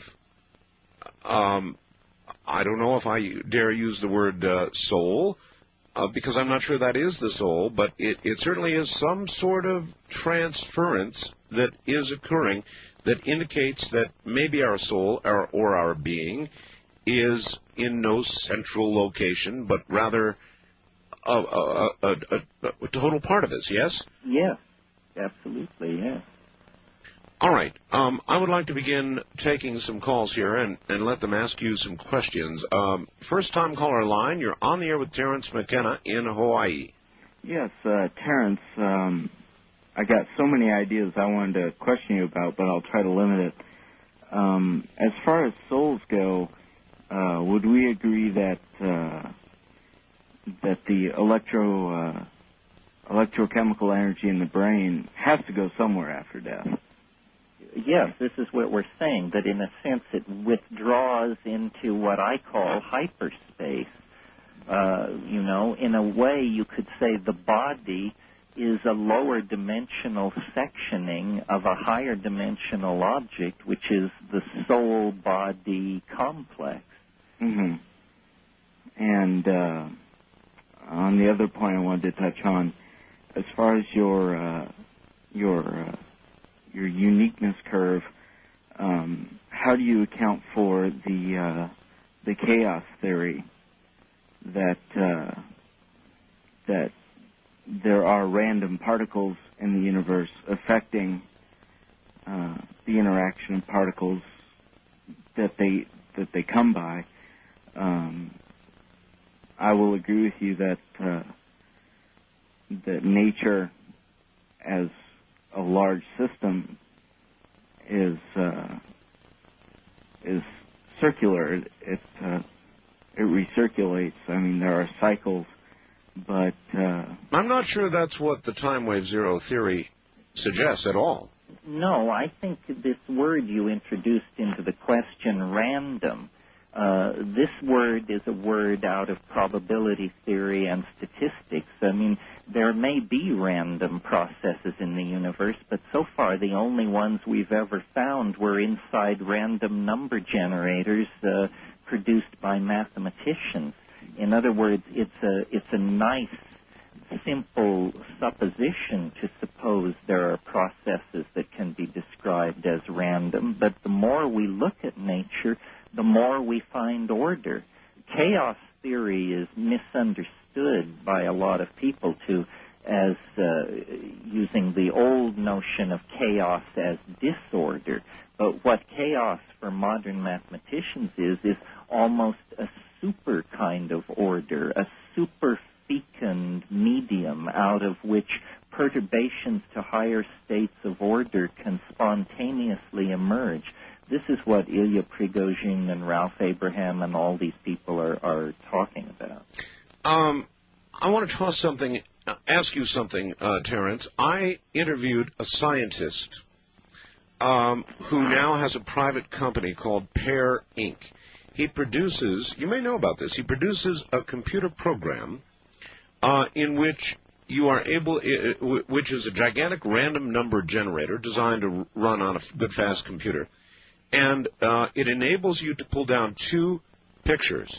For example, one of random absolute noise on the left, and the other of, it wouldn't matter, the scene of a mountain or any other physical photograph that you might want to bring down. It gives you many choices. You put them side by side, Terence, and then the process of randomness will begin in the computer, and your job is to sit in front of the computer and to cause the random noise, well, you can do it either way, cause the random noise to disappear, bringing the picture into perfect clarity, resolution, or you can work on it the other way and try to cause the picture to be completely consumed by the random noise. And the suggestion is, and there is a rating given at each sitting, the suggestion, and apparently the proof is, that you, with your mind, are able to affect a rapidly generating random number a sequence generator, whatever. And by God, you can sit there and do it. Yes, there's a site on the web called the Retro Psychokinesis site where they claim you not only can move these random number generators around, but you can move them around in the past. In other words, in the past? Yes. In other words, they invite you to, numbers are being flashed on the screen. They invite you to concentrate on the numbers being odd or even. And then they demonstrate that to a small percentage, people can actually push this in the direction they want it to go. So what does that suggest? It is really the same thing I described to you, just a different method. Same thing, though. Well, but then there's another wrinkle. They tell the people they're generating the numbers in real time, but they've actually made a tape 3 weeks before and put it in a vault, and the people are still able to push it the way they want. In other words, in some sense, they accomplished what they set out to do before they set out to accomplish it. Oh, my.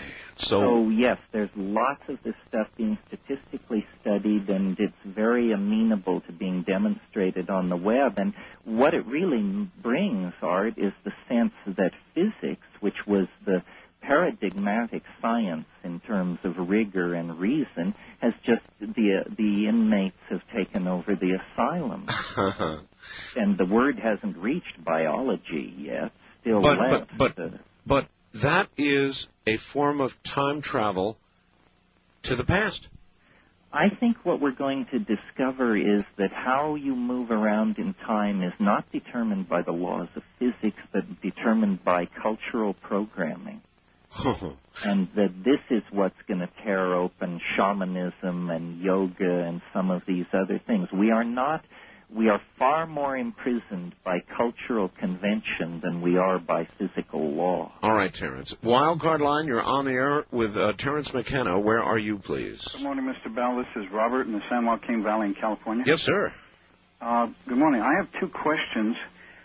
But, Mr. Bell, I'd like to say first, I heard earlier on the news that scientists have discovered a substance in cats' brains that enable them to, when they take cat naps, if you recall, when they wake up, it's instantaneous and they're very alert. They said that this will lead within the next 2 to 3 years a sleeping pill for humans without side effects, where when they wake up, they will wake up instantly and alert. And we shall call it the catnap pill. Fascinating. Yes, sir. All right. Yes, sir. Terence, sir. Sure. Fascinating, sir. I'm really enjoying listening to you. I have two quick questions. The first one, for most of my life, I heard people say that everyone has dreams. I never, ever never recalled a dream, and about 8 years ago, there was a scientific report that stated that there is approximately 5% of the population of people that do not have dreams. When I go to sleep, it's like a rock. And I wanted to mention that, and then I'll give you my second question. I'll listen to you. The little slice of death. Yes. Mm-hmm. Terence? The last question. Mr. Bell had a guest, Ed Daines, remote viewer. Uh-huh. Oh, yes. He mentioned in his remote viewing he could not see beyond 2000, was it 12, Mr. Bell? Yep. Now, and Christians refer to the rapture. I'm just wondering what your take would be on all of this. All right. Very good. Both good questions. Let's tackle the easiest one first, dreams. I'm not aware of a study that suggests that 5% of the population doesn't dream. Most of the people I've talked to suggest that everybody dreams. Maybe 5% don't remember them. And we were talking about dreams earlier with respect to DMT. So could there be people, in your opinion, Terence, who do not dream at all, therefore have no DMT spikes at all? Well, it's interesting. I would have thought, as you suggested, that everybody dreams, but some people don't remember it. But it is true that I would guess 1 in 20 people don't respond to DMT. This is very puzzling. They simply do not respond to it.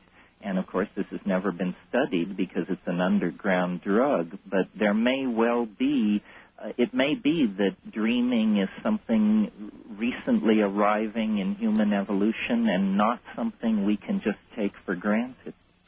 So then, are we to presume that those who do not dream have not sufficiently evolved? Well, I wouldn't put it that way. I'd just Too say, cruel, huh? You know, everybody has different genetic strengths and differences. Maybe they've got a hell of a backswing. I don't know. Or, to be fair, perhaps we could suggest they are the ones who have evolved past the need for it. I want to be kind to them, Terence. There you go. All right, hold on, Terence. Rest, and when we come back, we'll tackle the second part of the question, which involves remote viewing and the realm in which that occurs. Fascinating stuff. Terence McKenna, right back. This is CBC.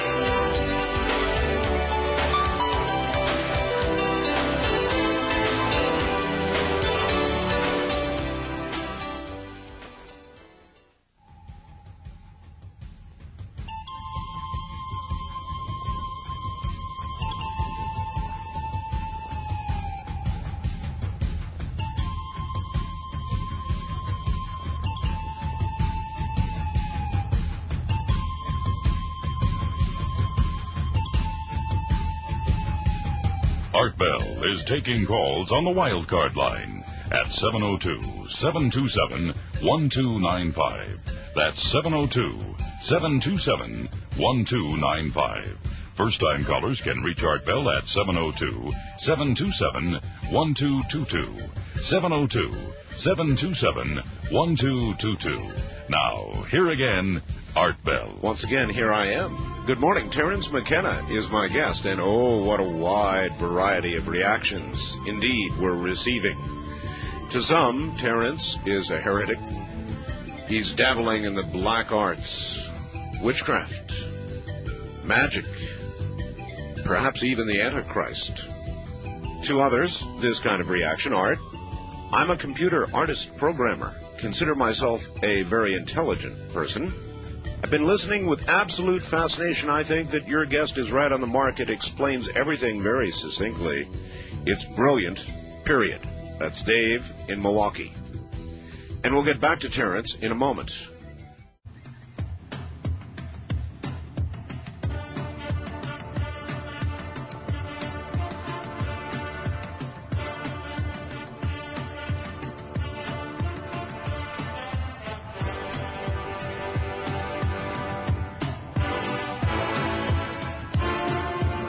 Call Art Bell toll-free, west of the Rockies at 1-800-618-8255. 1-800-618-8255. East of the Rockies at 1-800-825-5033. 1-800-825-5033. This is the CBC Radio Network. That's who we are. Just a quick promo. Tomorrow night, Sean Morton at 11 o'clock. Then at midnight, Victor.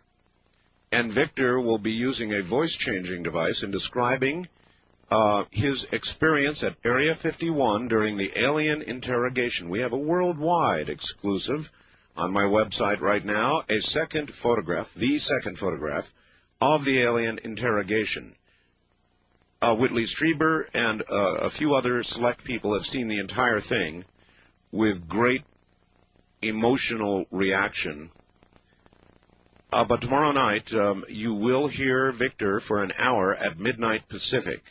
He will then be followed by Sean David Morton. It should be quite an evening. For now, and by the way, that photograph, you really should see it between now and tomorrow. Don't miss it. www.artbell.com. And as you listen to Terence McKenna this night, also know that if you go there, there is a link to the website where you can find materials on Terence McKenna. Terence, here we are once again. Are you there? I am. All right. You're going to get a lot of web hits from this. I hope your server can hold up. So levity is very together. I think they can handle it. Good. But we'll find out, won't we? Yeah, we'll find out. Is right. Wildcard line, you're on the air with Terence McKenna. Where are you, please? This is Tony. I'm in Las Vegas. Yes, Tony. Good morning, Art and Terence. How are you? Good. How are you? I'm doing pretty good. I wanted to ask you a couple questions. Do you think the reason why people generally, like remote viewers, for instance, lose credibility is because, like psychics, they have a distasteful track record and don't predict stuff like the Oklahoma bombing or a bank robbery before it happens? And do you think that time machines can be, the possibility of the future of time machines might have something to do with something that's very normal in nature, such as extreme shockwave technology and just normal physical things that happen generally in the mainstream physics that will create synthetic time travel reality? Well, I don't know from what direction time travel is going to come. It used to be completely unrespectable to discuss it in the scientific literature, and if you run literature searches now, you'll see over the past 10 years this has gone from unmentionable to quite respectable. Right. There's a book called Time Travel in Physics and Science Fiction by Nabum that will definitely bring you up to speed on the many, many approaches to time travel. It's been known since 1948. There was a paper by Kurt Gödel with a scheme for time travel that would work. It simply requires that you spin a cylinder half the size of the solar system at the speed of light. Yes. But everybody agrees if you could do that and then travel along its transverse axis, you would be moved backward into time. So in the way we started out with vacuum tubes and now go to the Pentium, we have now very Rube Goldberg approaches to time travel, but I'm sure by 2012 we will have brought this to a kind of perfection. And do you suspect, Terence, that time travel will manifest itself from the physical, from physics, or the time travel will be manifested from within? I think we're going to find a way basically to obliterate the difference. It's only been 500 years since some Europeans sailed over the horizon and found the lost half of this planet. That's right. And I think the human imagination is as solid as the real estate you're standing on, Art, and that when this is understood, there will be a kind of migration into the human imagination, and that this is, time travel, space flight, immortality. We have these terms for these things. But what is really coming is going to be all this and more. Our way of talking about it is inevitably incredibly quaint because we talk about it inside the very culture it's going to make obsolete. It sure would do that. Terence, a lighter question. This comes from my wife at the beginning of the program. She knew that you were the one to follow on in Timothy Leary's footsteps, and so she thought she would ask you, it is rumored, or it is perhaps a legend, that Timothy had squirreled away like a treasure trove at some secret location 25,000 hits of blue Sandos. Where is it? Do you know where it is? My goodness, Sarge, your wife follows these things very closely. Where is the blue Sandos? Yeah, that's right. Where's the X mark on the map? Have you got the map? Well, my lips are sealed. When they open the tombs on Cydonia, I'll issue a press statement. All right. We'll leave it right there. West of the Rockies, you're on the air with Terence McKenna. Hello. Hello? Hello. Hi. Where are you, sir? I am in San Francisco. My name is Ryan. All right, Ryan. It is great to talk to both of you. I am of the belief that there are two types of people in the world, basically, like people who have had psychedelic experiences, people who haven't, and the vast difference in their ways of thinking once they have had a psychedelic experience. That's why it's illegal. Yeah. Yeah. What is the direction, I wanted to ask Terence, that he sees this state now where it is illegal and why it is keeping, I think, our civilization down to its dreadful state. I think that, if it could be, like through mass awareness somehow, I just wish it could be legal so people, I think, could go to the next level that we are, coming to towards so fast with things speeding up. I mean, everybody feels it, I believe, everybody that I know. Did you say next level? Yes. You're calling from San Francisco, not Rancho Santa Fe, right? Yeah, exactly. Yes. Let me say this. I mean, I'm a bit of a pessimist on this subject because I take psychedelics so seriously. I can't imagine them ever being really legal unless there's a total social transformation, because my analysis of it is the reason everybody from a Marxist state to a Christian oligarchy to a high-tech industrial democracy can get together and agree that psychedelics are a terrible, terrible thing is because the social effect of psychedelics being taken by large numbers of people is a kind of deconditioning from the cultural myths. Whatever they are, it's no knock on any given society. Mm-hmm. It's just that if people start taking psychedelics, they start questioning what they've been told about reality. And culture is in the business of keeping you inside a set of predetermined answers to those questions. Well, based on that, then, Terence, perhaps legalization day is 2012.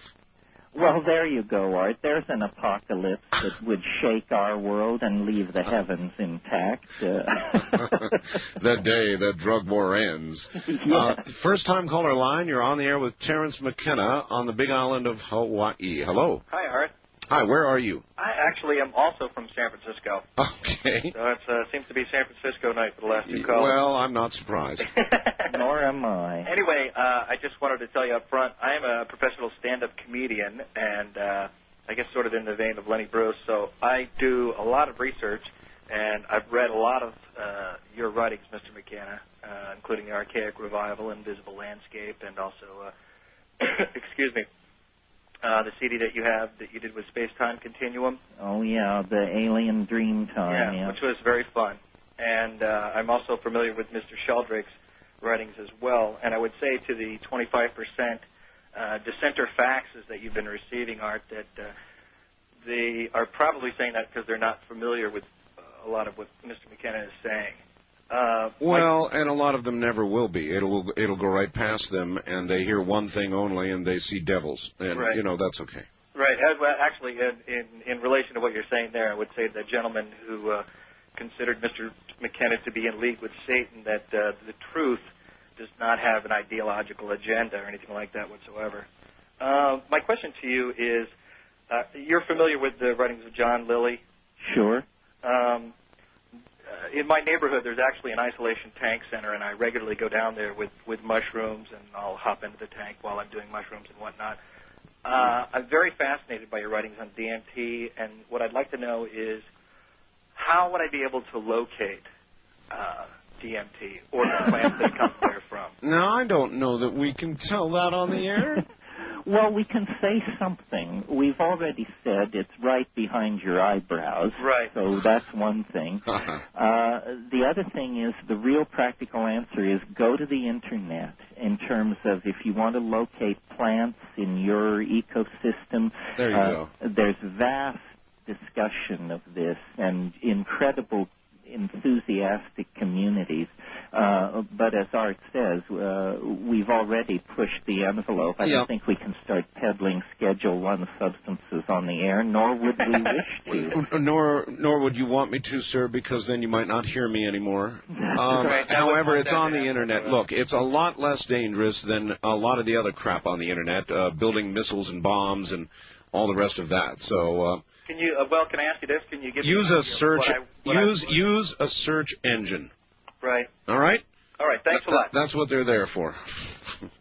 Wildcard line. You're on the air with Terence McKenna. Hello. Wow, I actually got through. Yes, sir. It seems that way. Where are you? I'm in Madison, Wisconsin. All right. Go right ahead. Another hotbed. First of all, Art, I just wanted to say about a year ago I talked to you, and you were telling me that I was doing myself a lot of harm by using psychedelics, and I think Terence is just good proof that someone can turn out all right. No, I didn't tell you that. Okay. I didn't tell you were doing yourself a lot of harm. I thought you did. Nope. No? I wouldn't make that judgment. That's something that only you can conclude. I see. But also, I want to make a suggestion for a guest. I think Terence might be familiar with him, but have you ever heard of Douglas Rushkoff? Oh, yeah, I know Doug. Yeah. Yeah. I've read many of his books, and just what he needs, more publicity. I think he's just a great guy. And all right. Anything else? Yes. Terence, I have a video called Alien Dreamtime. Yeah. I just want to say I really like it. Oh, yeah. Well, that's a thing I did a few years ago with a band called Space Time Continuum. Yeah. Yeah. What was the essence of it, Terence? Well, it was a rave in San Francisco, and I talked about, if you can imagine this, I talked about the impact of psilocybin on human evolution to a backbeat. This is something we haven't gotten into here, Art, but I have a whole other rap on how mushrooms actually impacted and caused the breakthrough to self-reflecting human consciousness. We'll have to save that one for another time. I guess so. Interesting. East of the Rockies, you're on the air with Terence McKenna. Good morning. Good morning. This is Larry in Peoria, Illinois. Hi, Larry. This is really very interesting because I just recently read some of the excerpts from The Psychedelic Experience by Timothy Leary, which is his take on the Tibetan Book of the Dead. And I missed the first part of the show, so I'm sorry if this has already been talked about, but I was wondering what is basically the difference between DMT and LSD. Good question. Well, LSD lasts hours and hours and tends to be, I think my own phrase is abrasively psychoanalytic. Essentially, I think LSD does what most people think psychedelic drugs do. They cause you to review past memories. They cause you to see your life in a different light, so forth and so on. DMT is not like that. It seems to go beyond the personal dimension. It doesn't matter, I think, who you are or where you started from. It carries you into its own world, a world that is alien on its own terms and doesn't have a lot of information in it about your psychology or your dilemmas. So it's less useful for psychoanalysis and more useful for exploring what I consider to be pretty dramatic paranormal dimensions, considering they're so easily accessed. Mm-hmm. You're speaking about, it's interesting, all this talk about dimensions and going to the next level. I just had a psychedelic experience recently when I had a meditation on the nature of the universe as being like a geometric structure that's so immensely more vast and diverse than you can really explain. Well, I think, there's the vastness of space and time that we know about, but then as we look into the micro dimension and we see how much there is in the atomic and subatomic world, I mean, the world is an amazing and dynamic place, and this is why I'm so down on ideologies, because I think they're dusty mirrors to hold up to the splendor of the felt presence of the living universe. Here's I believe, McKenna quote.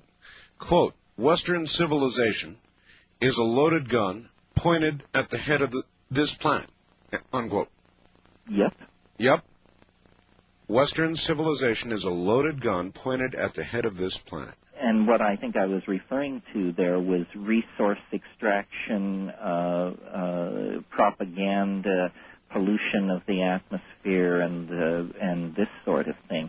If we continue to practice our cultural values as we have practiced them over the next 1,000 years, we're going to make the earth unfit for our children, which is a sin and a tragedy of such magnitude we don't even have a name for it. Boy, I sure agree with that.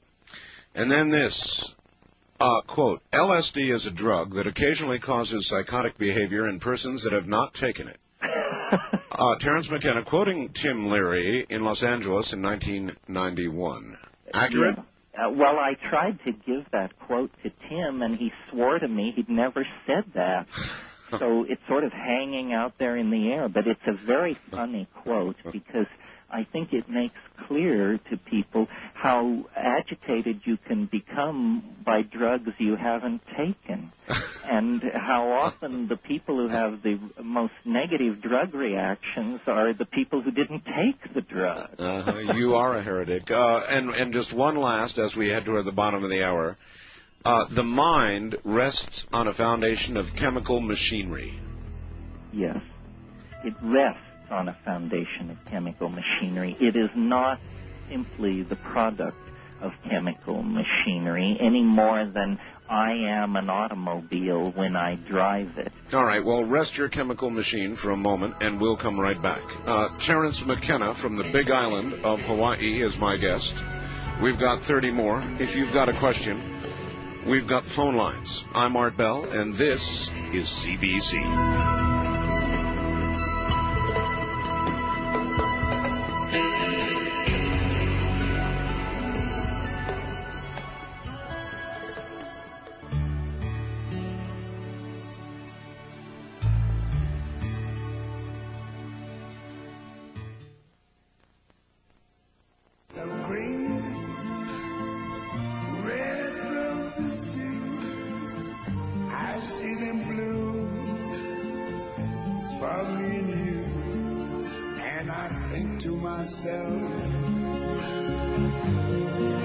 What a wonderful world.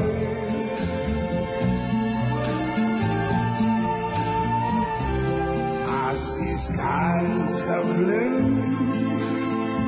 and clouds of white, the bright blessed day, the dark sacred night, and I think to myself,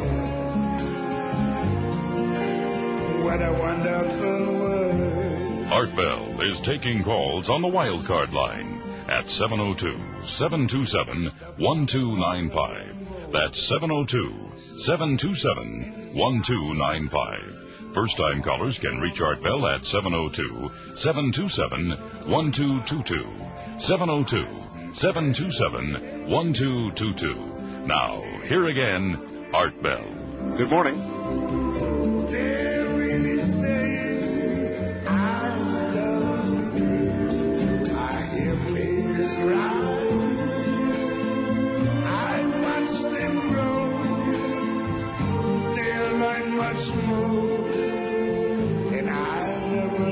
I've always been so in love with that.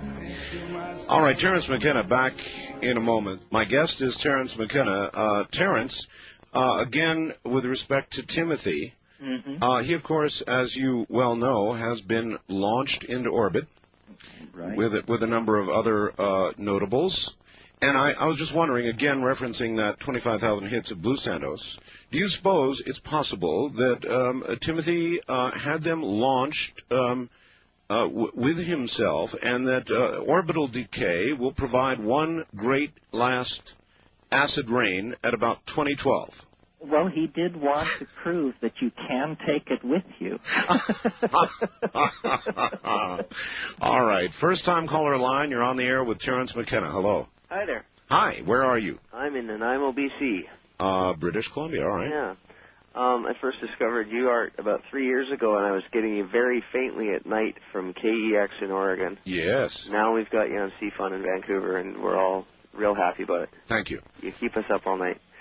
So, Terence, Sure. I've read, I think, all of your books, if not most of them, and in True Hallucinations, there's a part where you have a mushroom in the hut with you and your brother, and he makes a sound that you describe, but I think nobody else that, unless we were there, we wouldn't understand the sound, makes the mushroom glow, or appear to. And you were speaking before about human consciousness interacting through resonance with the universe around us. And I wonder if you could sort of explain how those two things tie in, and in doing so, I'd like to ask you if you've read The Holographic Universe by Michael Talbot. I have read The Holographic Universe. He was a friend of mine. He unfortunately died a few years ago. Resonance is the principle almost magical of action at a distance. You can play a certain open note on the cello, and the piano 50 feet across the room will sound in the same octave. So resonance, we know it exists. It's a musical phenomenon, but what we need to realize, I think, is that resonance is built into time. Time, in a sense, you could say a given moment in time is a kind of hologrammatic interference pattern of past times, and I consider those past times to be in resonance.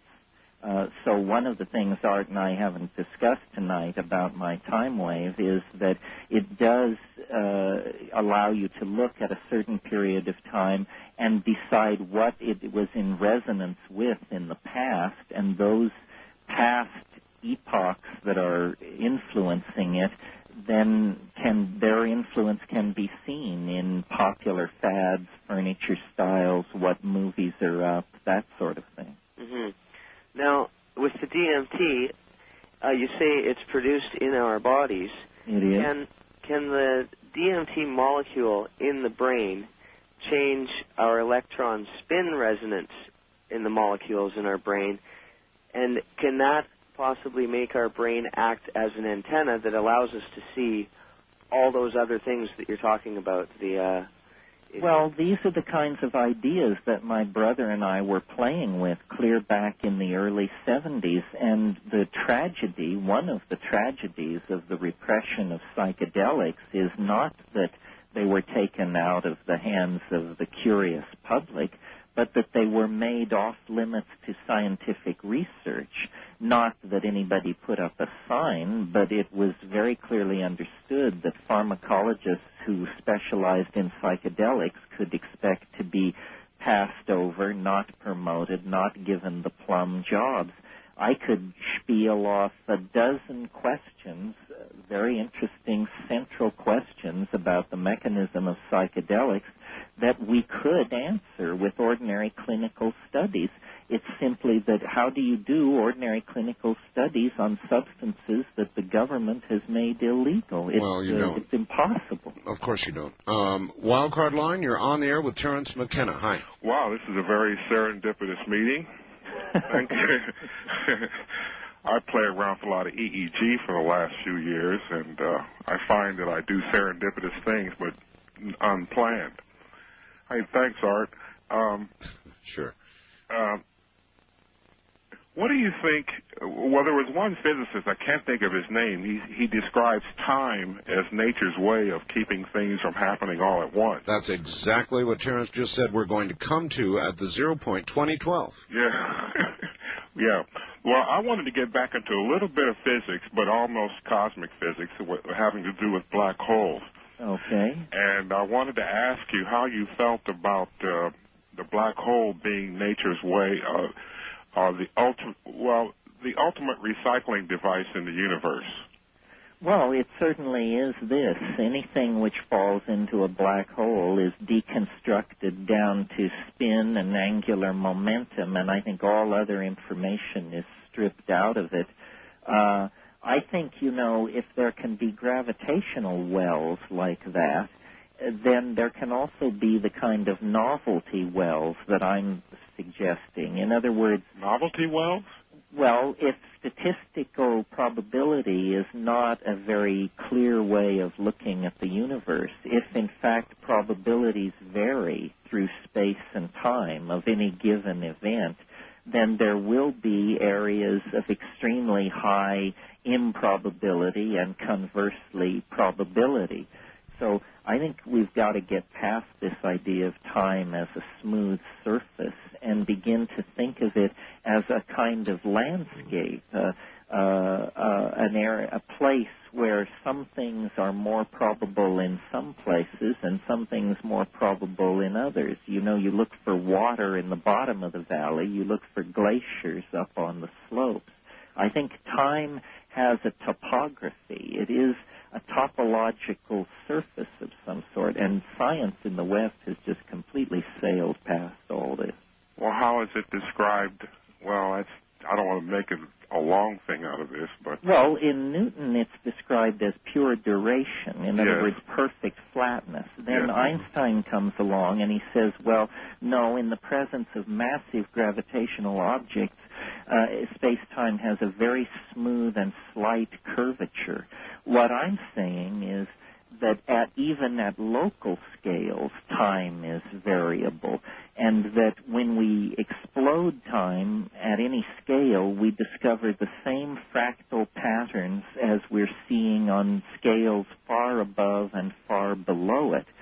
So really, the or far in and far out of it, too. Far in it and far out of it. So really what it is it's like a Fourier transform or something like that. It's a holographic matrix that is self-similar on many scales. The organization of a galaxy, the organization of an atom, these things, in my theory, are morphologically linked. They look that way because they are linked across scale and across space and time by an underlying architecture of the universe. There's a big mystery now in cosmology, the dark matter mystery. Where is 90% of the matter? For the galaxies to be hanging together under the laws of gravity, 90% of them must be missing. Well, I say there's no missing matter. What's missing here are some laws, and the laws that's missing... Could it be consciousness itself? Well, it's this appetite for complexity, that every particle in the universe participates in this. The galaxies hang together as spirals because it's the more novel thing to do, not because they are under the control of gravity, but because there is a cosmic law of aggregation toward novelty that we've missed. up to. Would the Fourier be a way of measuring that, say with Fourier measurement of the brain itself or EEG? Well, you could measure it. You could measure it in a Fourier matrix. You could measure it in many different kinds of matrices. The point is to demonstrate it to somebody outside the system who's looking at it. I think the great breakthrough in mathematical modeling of nature in the last 20 years has been the discovery of fractals and self-similarity on many scales. And this is part of that. What I'm saying really is that time is a fractal structure. It can be defined by a limited set of variables and then iterated on the micro scale, the macro scale, the human scale. They're all operating under the same architectural constraints, but at different scales. You know, when I talk to my friends in the EEG world, I do a lot of EEG spectral analysis and stuff. They think I'm nuts. Well, I say, well, if you want to buy my machine and operate, this is how the universe is. And when I speak in these terms, it's like it's in a big hall, you know. Empty there's room. A lot of confusion in the sciences right now. The complexity people are not talking to the dynamics people. The poor materialists have all been crowded into biology. Meanwhile, over in quantum physics, they're talking like occultists. And none of the news has reached psychology and sociology yet. The house of science is in incredible disarray, and it's because science's wish to describe nature, they've now dispensed with all the easy stuff. Now we're asking questions like, what is language? What is mind? What is process? These are very deep and difficult questions, and I think they're going to cause a revolution in the science and a reformation of its methods, or science is not going to be adequate to the game. Well, perhaps after some period of anarchy. Yes, well, that's what we're going through. East of the Rockies, you're on the air with Terence McKenna. Hello. Hello there. Hi. Hi. Hi, I just want to start by saying thanks. And I wanted to say it's an honor to speak to Terence. I'm a big admirer. Where are you, sir? I'm in St. Louis. My name is Alex. I'm 21 in St. Louis, Missouri. All right. Okay, and I wanted to start by actually commenting on a couple of things that have been said earlier this evening. One, I'm looking really forward to 2012, and I'm looking really forward to being part of human evolution and being in control of that, really. And I wanted to say about the throwing out of the rocks that, you know, it seems kind of like that God has already thrown out the rocks on this planet, you know, and that is plenty as is. You know, that is the way things are, and that's the planet as we have it, and that should be plenty of knowledge as is, you know, for us to understand everything. And I've had some experience with psychedelics, and I'm not finished yet, far from actually. And but the truth to it is that my own personal belief is that you achieve true enlightenment after being sober and meditating in sobriety and getting inside yourself. The truth is not outside, it's inside. That's a very interesting point. Terence, let me ask you a question. Do you contemplate the possibility that your trip will be complete before 2012? In other words, your personal trip, that you will conclude at some point that you've done as much as you need to do and know what you need to know and don't need to do it anymore?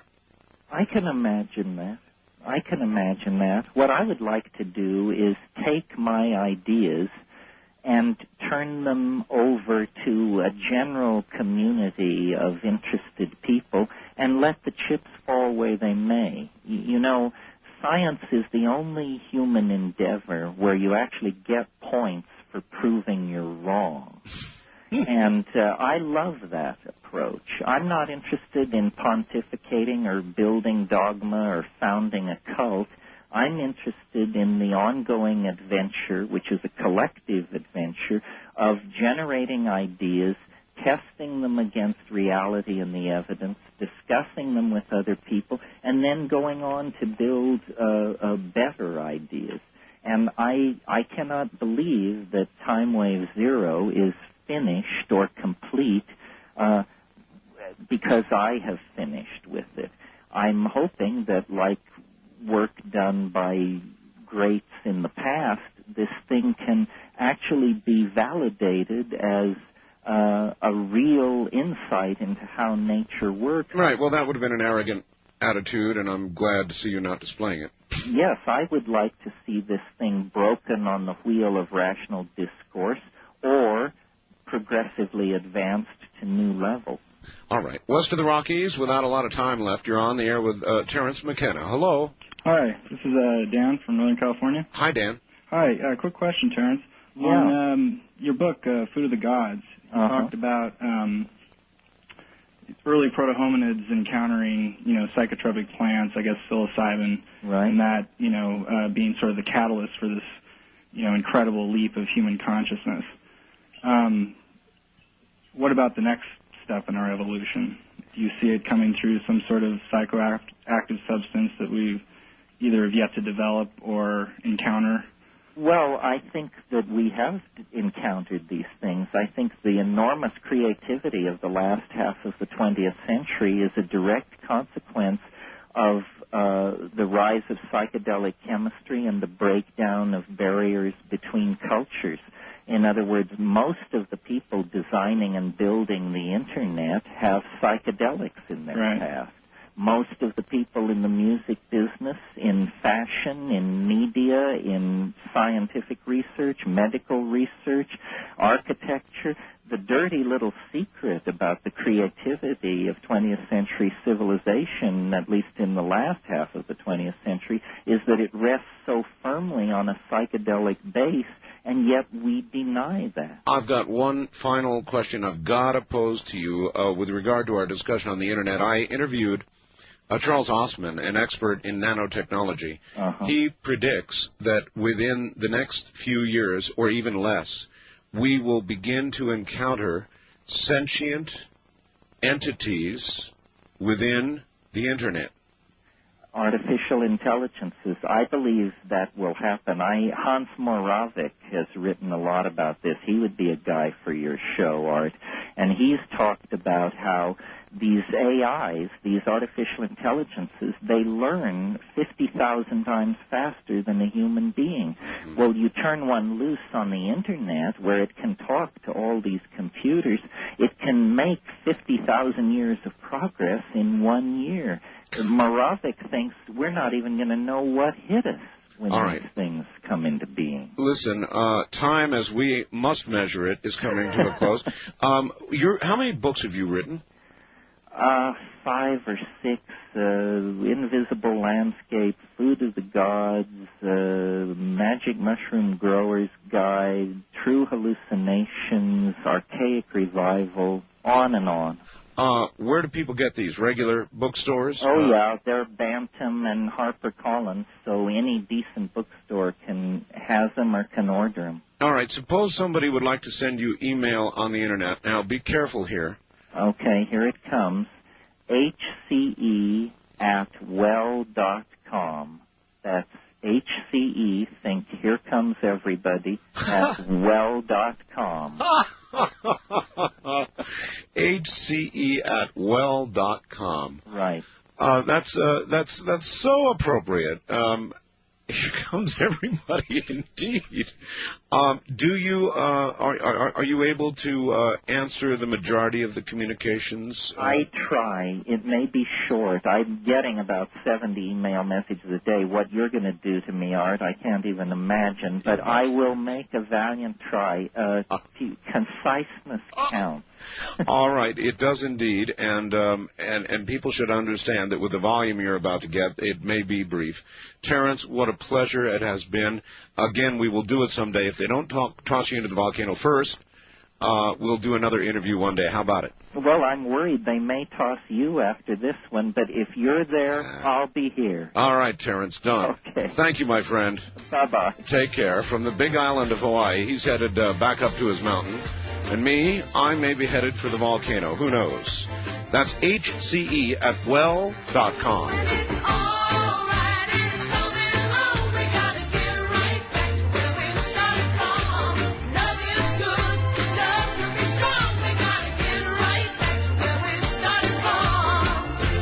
This is the American Independent CBC Radio Network.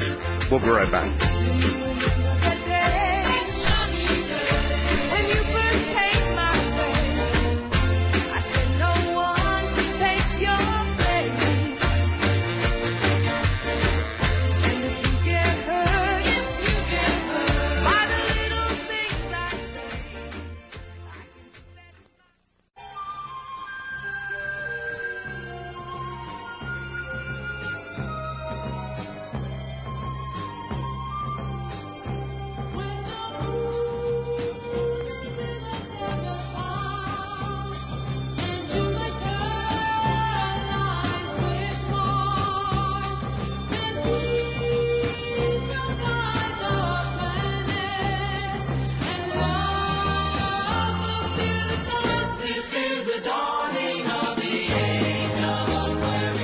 Call Art Bell toll-free, west of the Rockies at 1-800-618-8255. 1-800-618-8255. East of the Rockies at 1-800-825-5033. 1-800-825-5033. This is the CBC Radio Network. All right, unregulated anarchy to follow. In other words, open lines coming up. I'm Art Bell, and I know that you're going to have some reaction to the last 4 hours. All kinds of reaction. We'll dive in a moment. All right, well, that earned it. In answer to a question just posed to me in a chat room, is it Art or Ramona? It's Art. And yes, I am in a chat room right now on America Online. And you're welcome to join us. Welcome to join us. It's you just get on AOL and then enter a keyword Art Bell. Go click on keyword and type in Art Bell. It'll take you to the Periscope area, and when you get in there, click on the Grassy Knoll chat room, and bwoosh, you will be in there with other anarchistically bent people, including myself. West of the Rockies, you're on the air. Hello there. Hi, Art. How you doing? I'm doing. This is Aubrey from San Diego. Yes, sir. I didn't get a chance to get through earlier. I just wanted to relate an experience I had at one time using a hallucinogen. Just during total concentration, I began to imagine molecules in the body, how they're circles, and how they circle each other. And from that, I went out to a planetary scale, how this moon circles the sun, or the Earth, and the Earth circles the sun, and it went on, and I realized that, or I felt that circles were the key somehow to everything, the universe and everything. And I had that confirmed one time watching a program about bees, and how bees, when they build their hives, they build them in, they're hex-shaped, but hex are just circles attached to each other. Did you know, sir, that, let me see, let me do this. Did you know that about 95% of all the honeybees in the world are gone? I wasn't aware of that. Give that one a little bit of thought in view of what you said, because that is a true fact. Gone. East of the Rockies, you are on the air. Good morning. Yes, this is Don from Pekin, Illinois. Hi, Don. Yeah, I think your guest is playing with fire, and he's going to get burnt. The devil stuff, right? Well, yeah. It's because I think that it's what it's called is pharmacia, and it's basically taking mind-altering drugs. That's what he's doing. I mean, there's no question about it. That's what he's doing. And you try to conjure up demonic forces.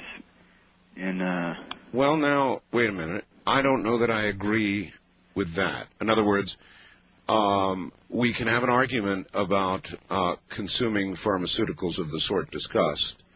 Yeah, but I don't think that it automatically translates to the conjuring of demonic forces. Well, that comes from you or Terence or whoever does it. I don't think there's a given. that when you do one, you're doing the other? Well, I just like to say... that is not to condone it. Yeah, okay. I just want to say that his idea and also the remote viewers' idea of this thing about this new age coming in 2012 or whatever, it's bunk. Do you? I just think it's bunk. Really?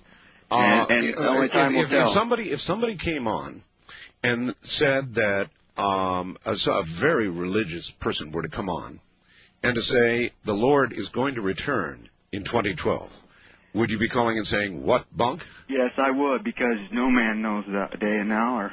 Well, so it is written. And I respect your view and your faith. And I don't wish to tangle with it. I asked you a question. You answered it fairly. I don't tangle with anybody's faith. And you certainly are welcome to yours. And I suggest you hold it dear.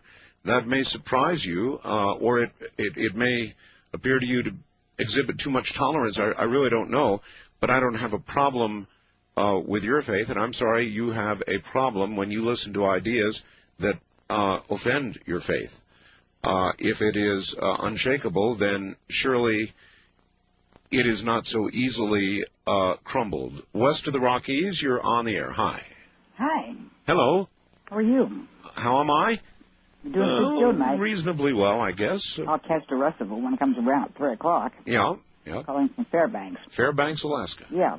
It's balmy 45 degrees in Fairbanks. Is it really? Yes. When you come to Alaska, don't forget to pack your mosquito repellent. Yeah, I know that during the summer they have mosquitoes. Well, they're out already. They actually have mosquitoes that rival some small model planes. Yeah, state bird. Yeah, birds, right. You're exactly right, and I'll bear that in mind. Anything else? Yeah.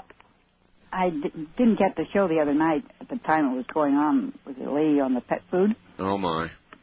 That was quite an interesting show. Right. But I can report that in Fairbanks, at least the veterinary clinic that I deal with, the animals go to the Borough Animal Shelter for cremation.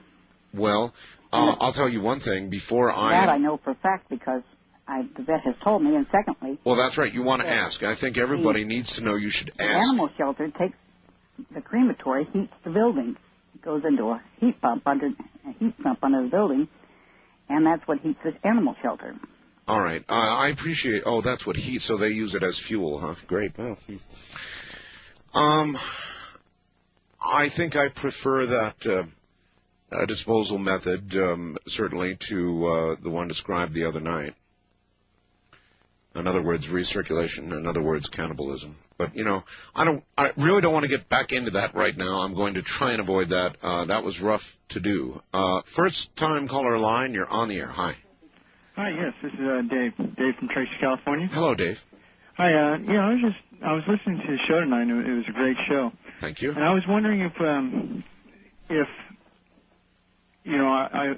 kind of looking at it as far as other life being out there, and does this necessarily mean that maybe with the NASA and the new discoveries being made, would this basically null the thought that there is other life out there, or are we just not at all. This is all okay? No, not at all. Okay, great. Yeah, because I've been reading a lot of things as far as life living in deep in the ocean without direct sunlight. We already know it exists. Yeah, so I'm documented that volcanic venting. It exists on the energy given by volcanic venting. So I'm thinking, with the Europa, the moon of Europa, there's probably life, like NASA says, and I'm not sure if they admit to it, but billions of planets could sustain life throughout the universe, and I think that I don't know, maybe this 2012, it just might be an enlightenment to where we move to a... Well, let me ask you a question, sir. Yeah. Who do you think is more likely to get there first, Terence McKenna or NASA? I would have to say that Terence McKenna in the public view, but as far as NASA that's actually quite a serious question. Yeah, I think NASA knows quite a bit more than what they do tell us. And I think that just goes to show, that they're letting out. Yeah, maybe we've been asking NASA the wrong questions. Well, yeah, that could be. And like I say, I'm sure they, back in the 70s when they looked at the face on Mars, that's just scientific curiosity has to take you from there. Even if you don't believe that it is a face on Mars or something, you still have to wonder, without a better picture, what is it? I appreciate your comments, sir. Thank you. How about the rest of you? Who do you think is more likely to get there first? The Terence McKennas or the NASA people? That's like, I don't think I need to explain that question. Wild card line, you're on the air. Good morning. KQMS, Redding, California. There she is. How come you always say that? I don't know. Just I guess it's like a knee-jerk reaction. Okay. A pagan? Didn't you tell me that you were Irish? English, Irish, French, Celtic. Indian. You have a Celtic background? Yeah. Your ancestors, before Christianity came to Europe, were pagans. Probably. The old religion that was in place... I'm not insulted by that. Oh, no. I consider you one of us now. I don't know what my ancestors did. Well, I do because I looked it up. And the old religion that they practice is the one that we practice in my household. And that is a pagan. You asked me. I had to think about it. Nobody's ever asked me before. So you thought about it, and now you have subscribed to it. No. I have always subscribed to it. I've never really put it into words. So you thought about my words, and you have subscribed to them? No. I thought about your words, and I came up with a definition. Which you consider to be accurate and describes you. No, I just made it up for you. Well, then, what do you mean you made it up for me? You made it up to please me? No, I made it up because you asked me a question, and I wanted to give you an answer. Well, I thought you just did, and it was affirmative, confirming that you say, yes, you are a pagan. Yes. So what part of this have I not understood correctly? In other words, you asked me what a pagan was. Uh-huh. And then now, today, you're coming and you're saying, I am indeed. Right. Are you not? Mm-hmm. Okay. Well, listen, our pagan ancestors also used a 13-month lunar calendar. And that's true. Yeah, and it's very interesting. Each month they ascribed a tree to it, and so I looked yours up. And? It's no surprise that you are the oak, the mighty oak. But listen, in the personality profile, the first line was, the person who's born in the month of the oak is inclined to tell the truth without any regard to the consequences. Yeah, that's me, all right. I know it's you.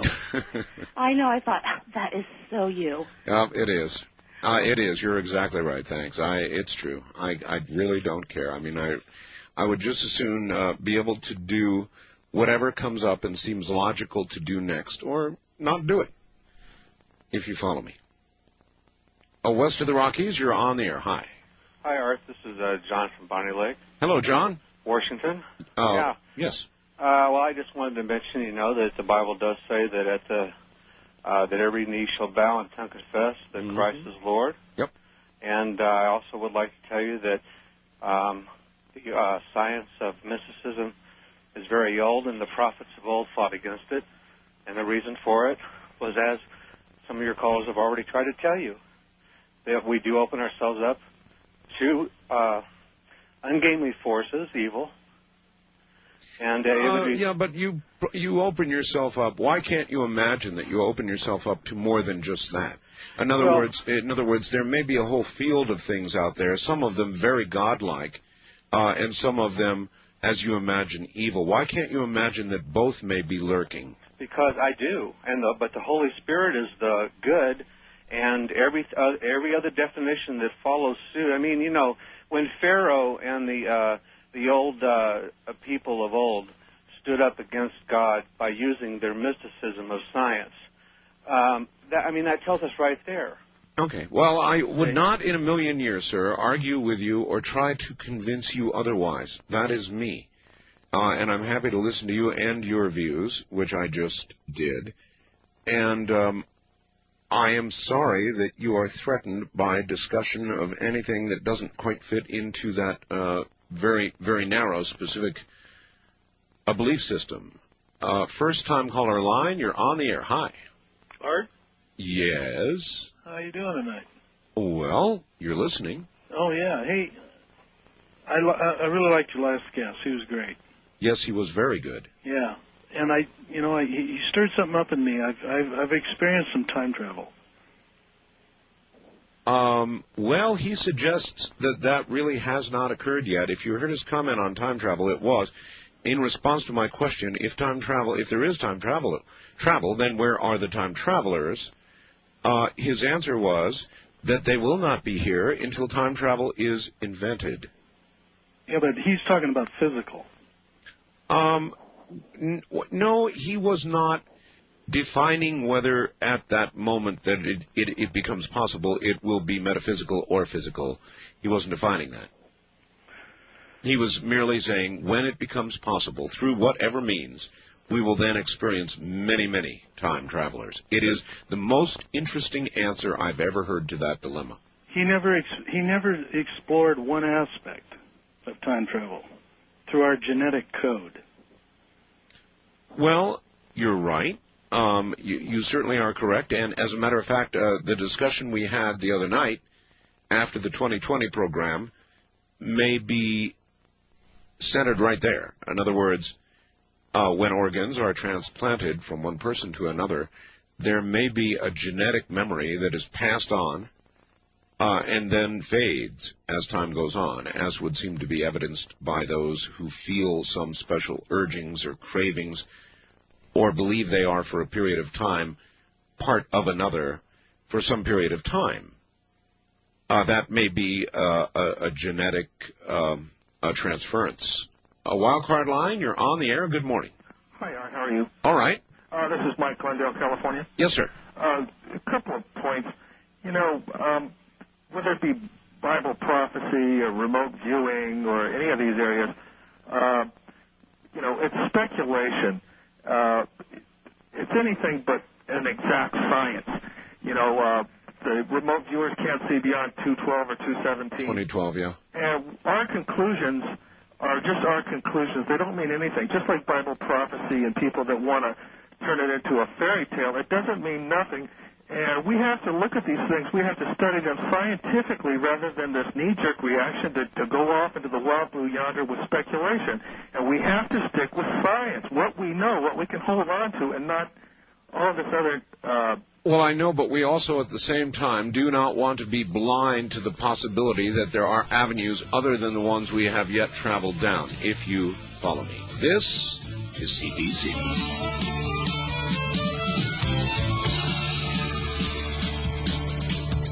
The devil went down to Georgia. He was looking for a soul to steal. He was in a bind, but he was way behind. He was willing to make a deal. When he came across this young man sawing on a fiddle and playing it high, and the devil jumped up on a hickory stump and said, "Boy, let me tell you what. I guess you didn't know it, but I'm a fiddle player too. And if you care to take a dare, I'll make a bet with you. Now, you play pretty good fiddle, boys, but give the devil his due. I bet a fiddle is gold against your soul, because I think I'm better than you." The boy said, "My name's Johnny, and it might be a sin, but I'll take your bet, and you're going to regret, because I'm the best as ever been. Johnny, you're awesome up your boy. Play your fiddle hard." Midnight at the oasis,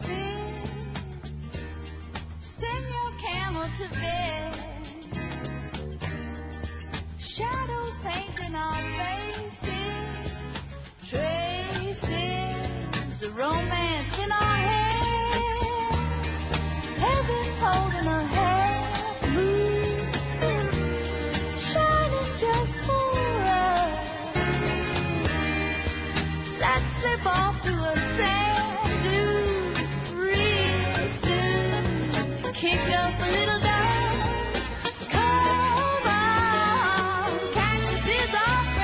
Art Bell is taking calls on the wildcard line at 702-727-1295. That's 702-727-1295. First-time callers can reach Art Bell at 702-727-1222.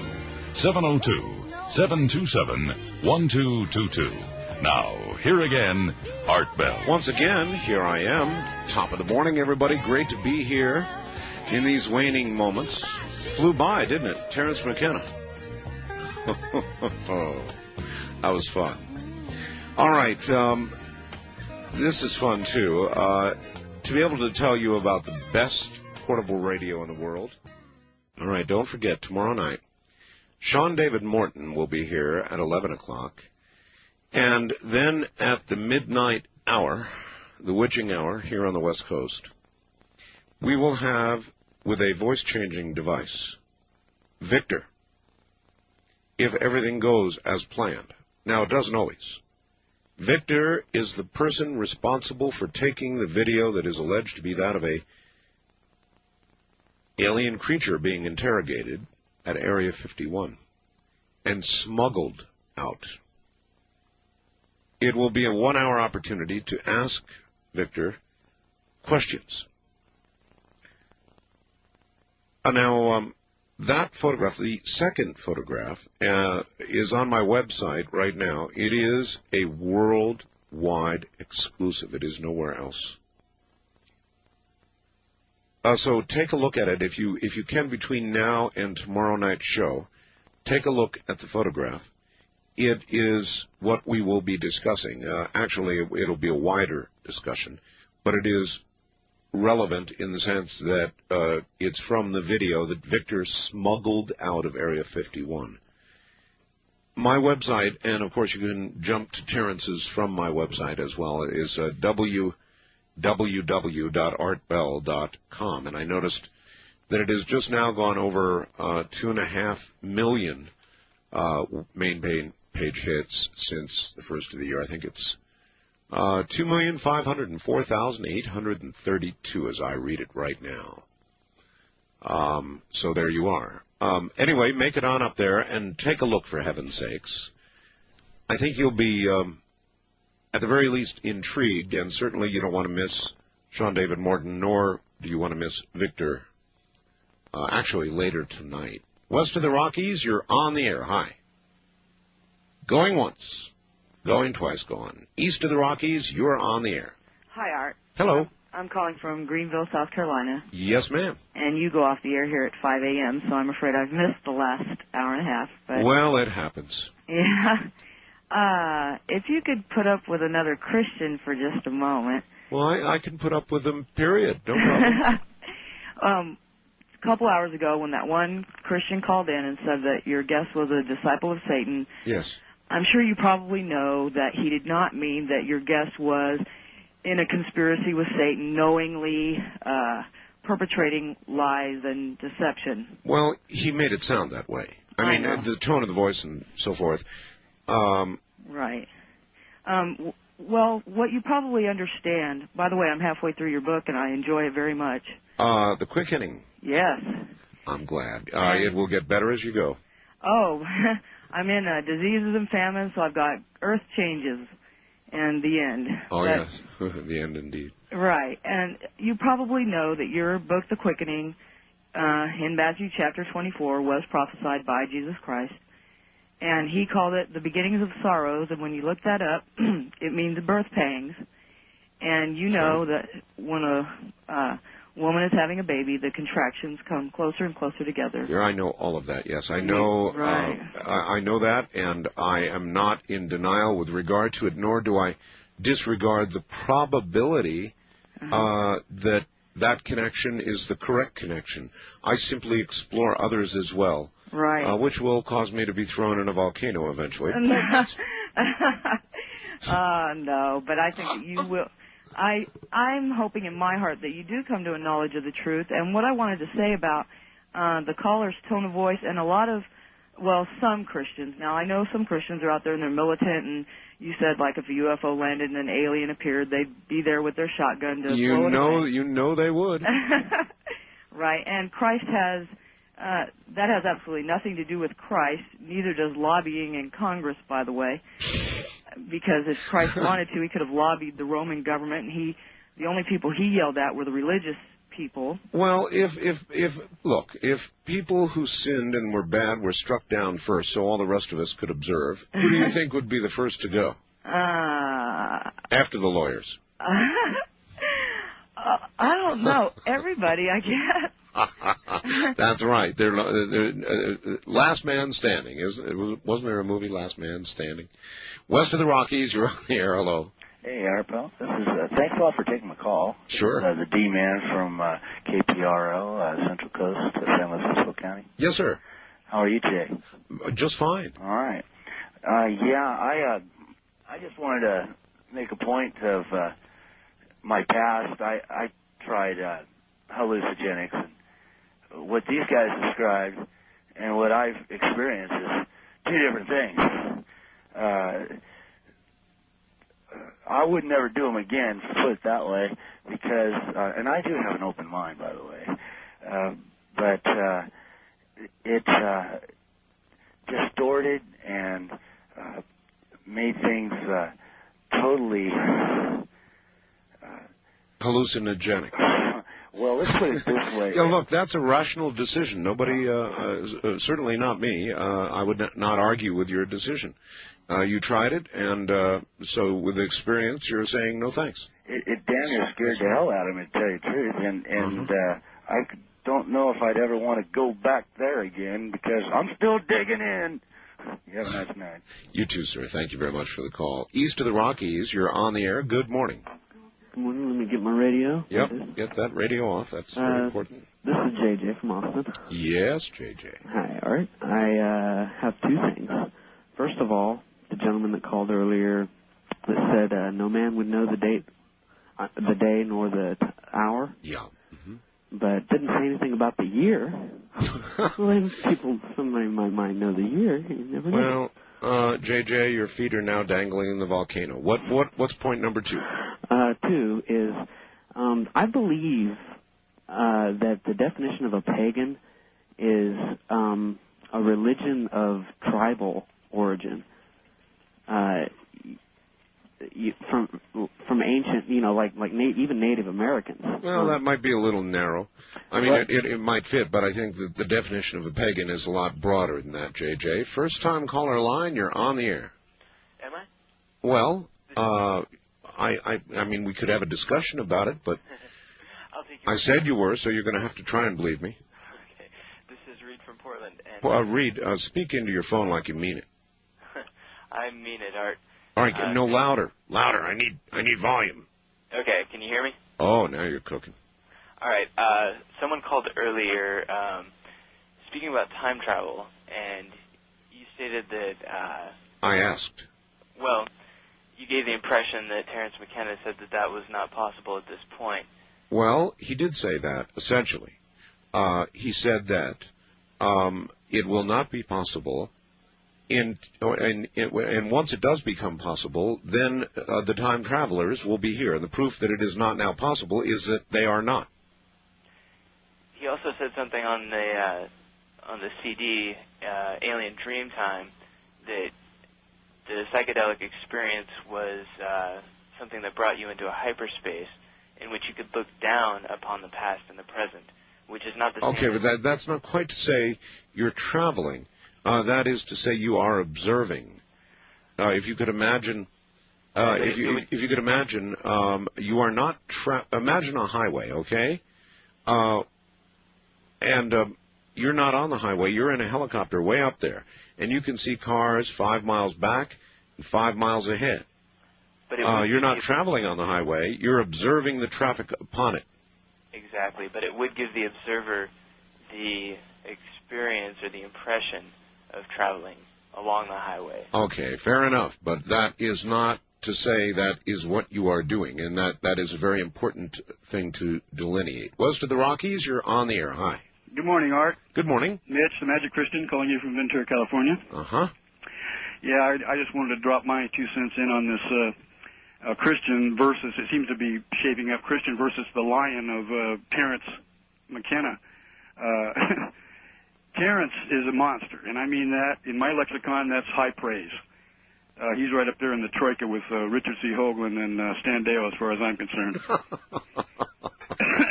He's awesome. Yeah. And one of the things I wanted to get to before, just jump in, was how does Ramona know about the hits of acid? Your wife sounds like she might be a little hipper than you, huh? Use your imagination. I mean, come on. Anyway, concerning... What do you think? We've been living here in a vacuum? Yeah, well, okay. Anyway, getting back to the condemnation thing on Terence, I want you guys out there that are listening, my brothers and sisters in Christ, to concentrate on the love of Jesus. There is now no condemnation, that kind of thing. And I also want to talk about substances and things. After an acid trip that I had back during my teens, I realized that there were no evil things. You don't give a child a gun, right? Because it's a dangerous object. Yes. And so you don't give people who are full of fear things like LSD or DMT or any of the other psychedelic drugs, because they're going to have, like that caller a couple callers ago, bad experiences. You got to be well grounded to, what do you call it? The ally. That's a reasonable comment. Thank you. It really is one of the more reasonable comments you've ever made. And of course, we all know guns don't kill people. Rarely do they leap on up off the table and spray. That's the popular phrase. Spray bullets about the room, putting holes through Christian-believing people. They just don't do that. It's the Christian-believing people and others who do that. First-time caller line, you're on the air. Hello. Going, gone. East of the Rockies, you're on the air. Good morning. Hi, Art. It's Clint from Bismarck, North Dakota again. Good. Welcome. Looks like the news is getting a little closer to me here with all this Air Force business you were talking about last night. I noticed the news is all full of that kind of business again. Everybody's saying how she was mistreated and it's a travesty of justice and all that kind of brouhaha. I think she got away rather lightly under the circumstances, and the circumstances were not just that she committed adultery. No. The circumstances were lies and disobedience, not following direct orders, and lots of stuff the military doesn't like. Yeah, I really couldn't agree with the argument that, everybody else does it. That was the big thing. I thought, that never got me out of trouble when I was in grade school. I certainly don't think it should get anybody out of trouble in the Air Force. Well, it never got me out of trouble at home. I mean, I had two sisters, and I tried that one out on my parents many times. Yeah. They were both Marines. It never worked. It never worked. Back to the topic at hand, I was worried about that where they said, okay, if somebody invents a time machine in the future, then those time travelers will appear here. No, Terence was suggesting that there will come a time when that machine will be invented, and from that moment on, you will see many tens of thousands or millions of time travelers. Sure, but say this moment in this place always exists because that's where they would travel to. So, I mean, this moment would not exist without those time travelers coming back, because if it did, then how could they travel here? I guess a guy could really tie himself in the knots trying to think about that. Yeah, you're trying to destroy me in the final minutes of the show, and I won't put up with it. Really hate to do that. Have a good morning, Art. You too. Thank you very much. West of the Rockies, you're on the air. Good morning. Oh, good morning. This is Phil out of Oregon. Yes, Phil. Well, I was sitting here listening to folks call in and complain about possibilities being nil. Well, I try to keep an open mind, regardless.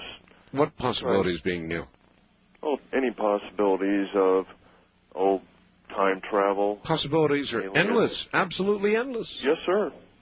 100% I agree. The only limiting factor is that which sits on your shoulder. Yes, indeed it is. I was glad to hear a Terence McKenna on tonight. I've never heard him before. Has he been? No, he's never been on my program before. I mean, Terence has been around quite a while, actually, but it's a first visit to my program. But I tend to do different things here. I keep trying to tell people. Oh, invite him back by all means. Foods of the Gods, Invisible Landscape were a couple of his books I wrote down quickly, and I will check local Walden's bookstore. He said it was available anywhere. That's what he said. Well, my idea... Except where there have been massive burnings, probably. Volcano, things of the sort. I just started listening to you recently. I've really tuned in with your show. Thanks for being on. Well, thanks for calling. Well, I used LSD occasionally when I was younger.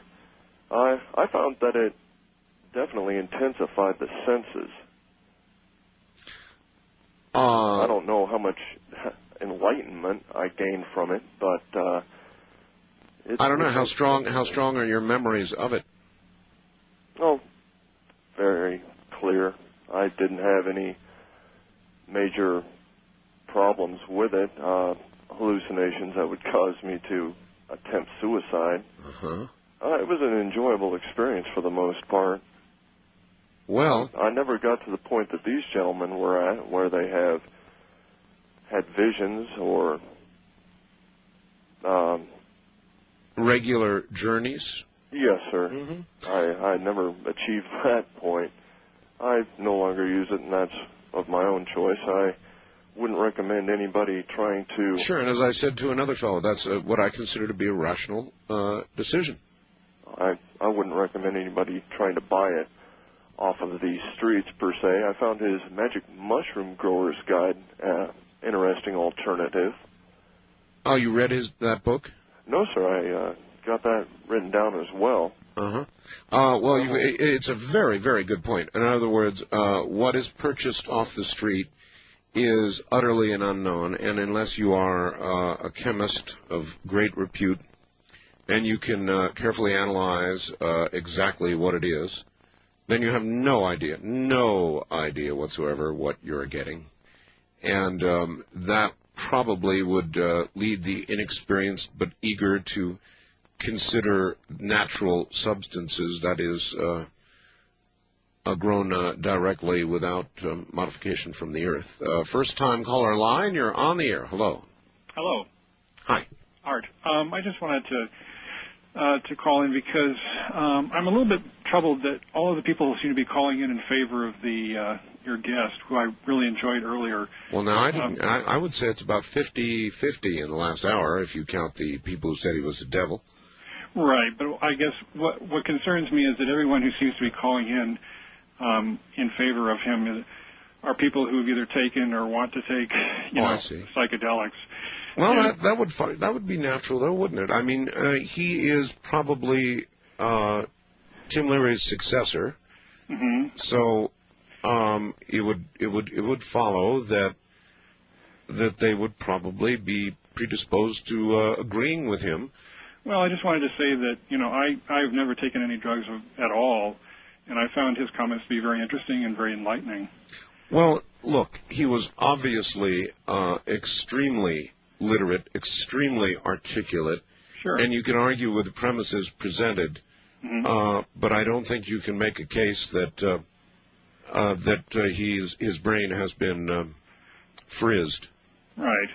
Well, I think. I mean, you could, but I think he just has some very interesting ideas, and regardless, I hate to see mind expanding ideas always linked to, not always linked, but in this case, so frequently linked to the use of psychedelics, because there are other things that you can do to expand your mind and, of course, have new experiences and things like that as well. And I would say, in fact,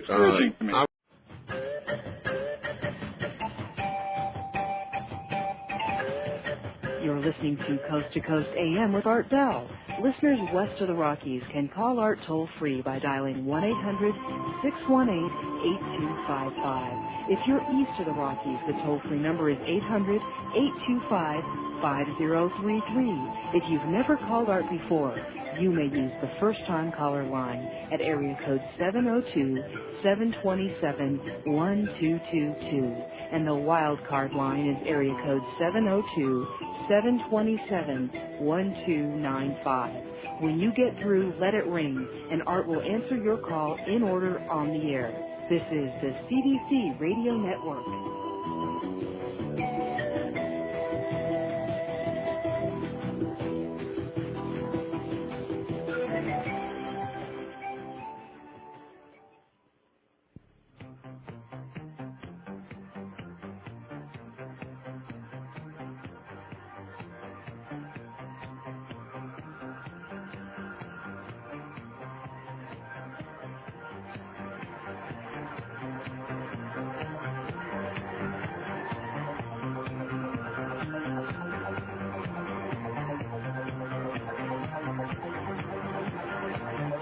from the high desert and the great American Southwest, I bid you all good evening or good morning as the case may be.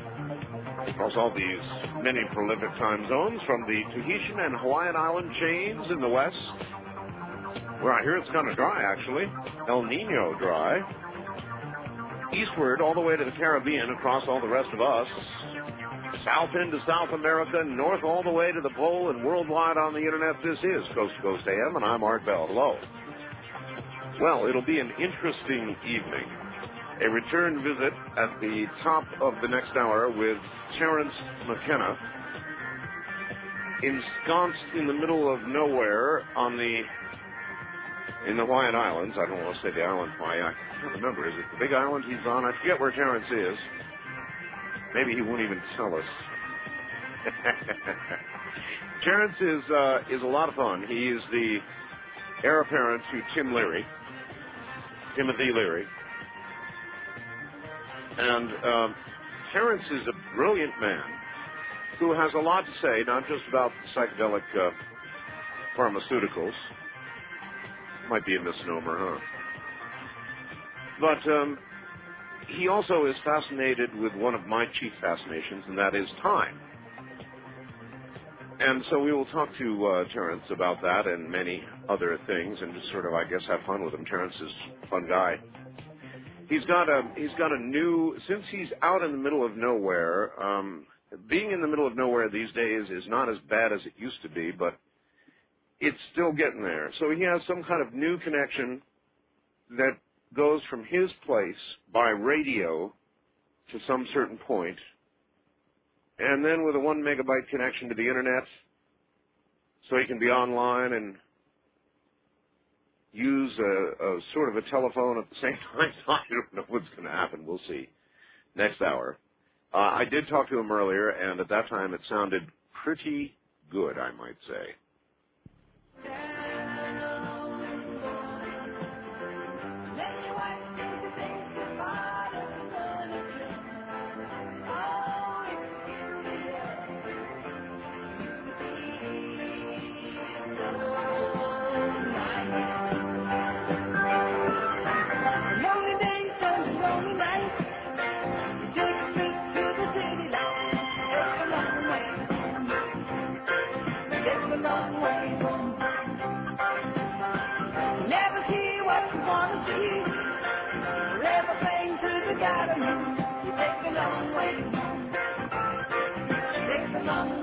To talk with Art Bell in the Kingdom of Nye, from east of the Rockies, dial 1-800-825-5033. 1-800-825-5033. West of the Rockies, including Montana, Wyoming, Colorado, and New Mexico, 1-800-618-8255. 1-800-618-8255. Now again, here's Art Bell.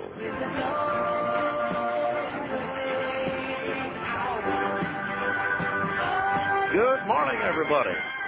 Coming up in a moment, through the strangest hookup you've ever heard, is one Terence McKenna. Terence is probably the successor to Tim Leary. And actually, it is long been rumored, we talked about this last time we had Terence on, that somewhere out there are 25,000 hits of Blue Sandos in a stash that Tim had, and that we all believe Terence knows about. Now, in the next few hours, during the course of the show, Terence will utter some clue key words. Now, you won't know when these clue key words are coming up, but if you were you to be able to interpret them properly, they would lead you directly to these 25,000 hits of Blue Sandos. So you got to listen carefully. All right. Now comes Terence McKenna from the Hawaiian Islands, and he comes in a very interesting way. Terence, welcome to the program. It's a pleasure to talk to you again, Art. How are you? I am fine. Now, Terence, let us begin. Where are you in the islands? I mean, not exactly, but sort of roughly. I'm on the big island of Hawaii on the Kona side. I'm in South Kona on the big island. All right. You are coming to us actually from your home. The last time we did an interview, you had to, like, go to somebody's house or something to do the interview, leave your own home, because you're so remote that all you've got is a cell phone. And so that's how you did the show last time, right? That's right.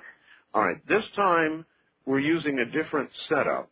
It has a tiny little glitch in it every now and then. And so tell people how it is you're reaching me. I mean, that's an interesting story all by itself.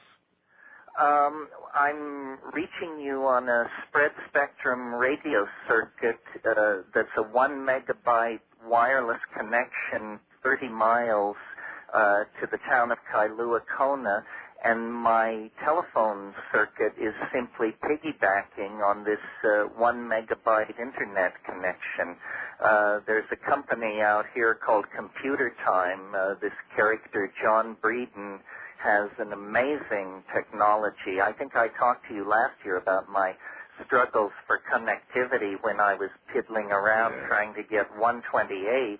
Now I have 8 times faster than that, and he's building a backbone for these islands, and anyone with line of sight to the server can have up to 6 megabytes if they can afford it. Holy mackerel.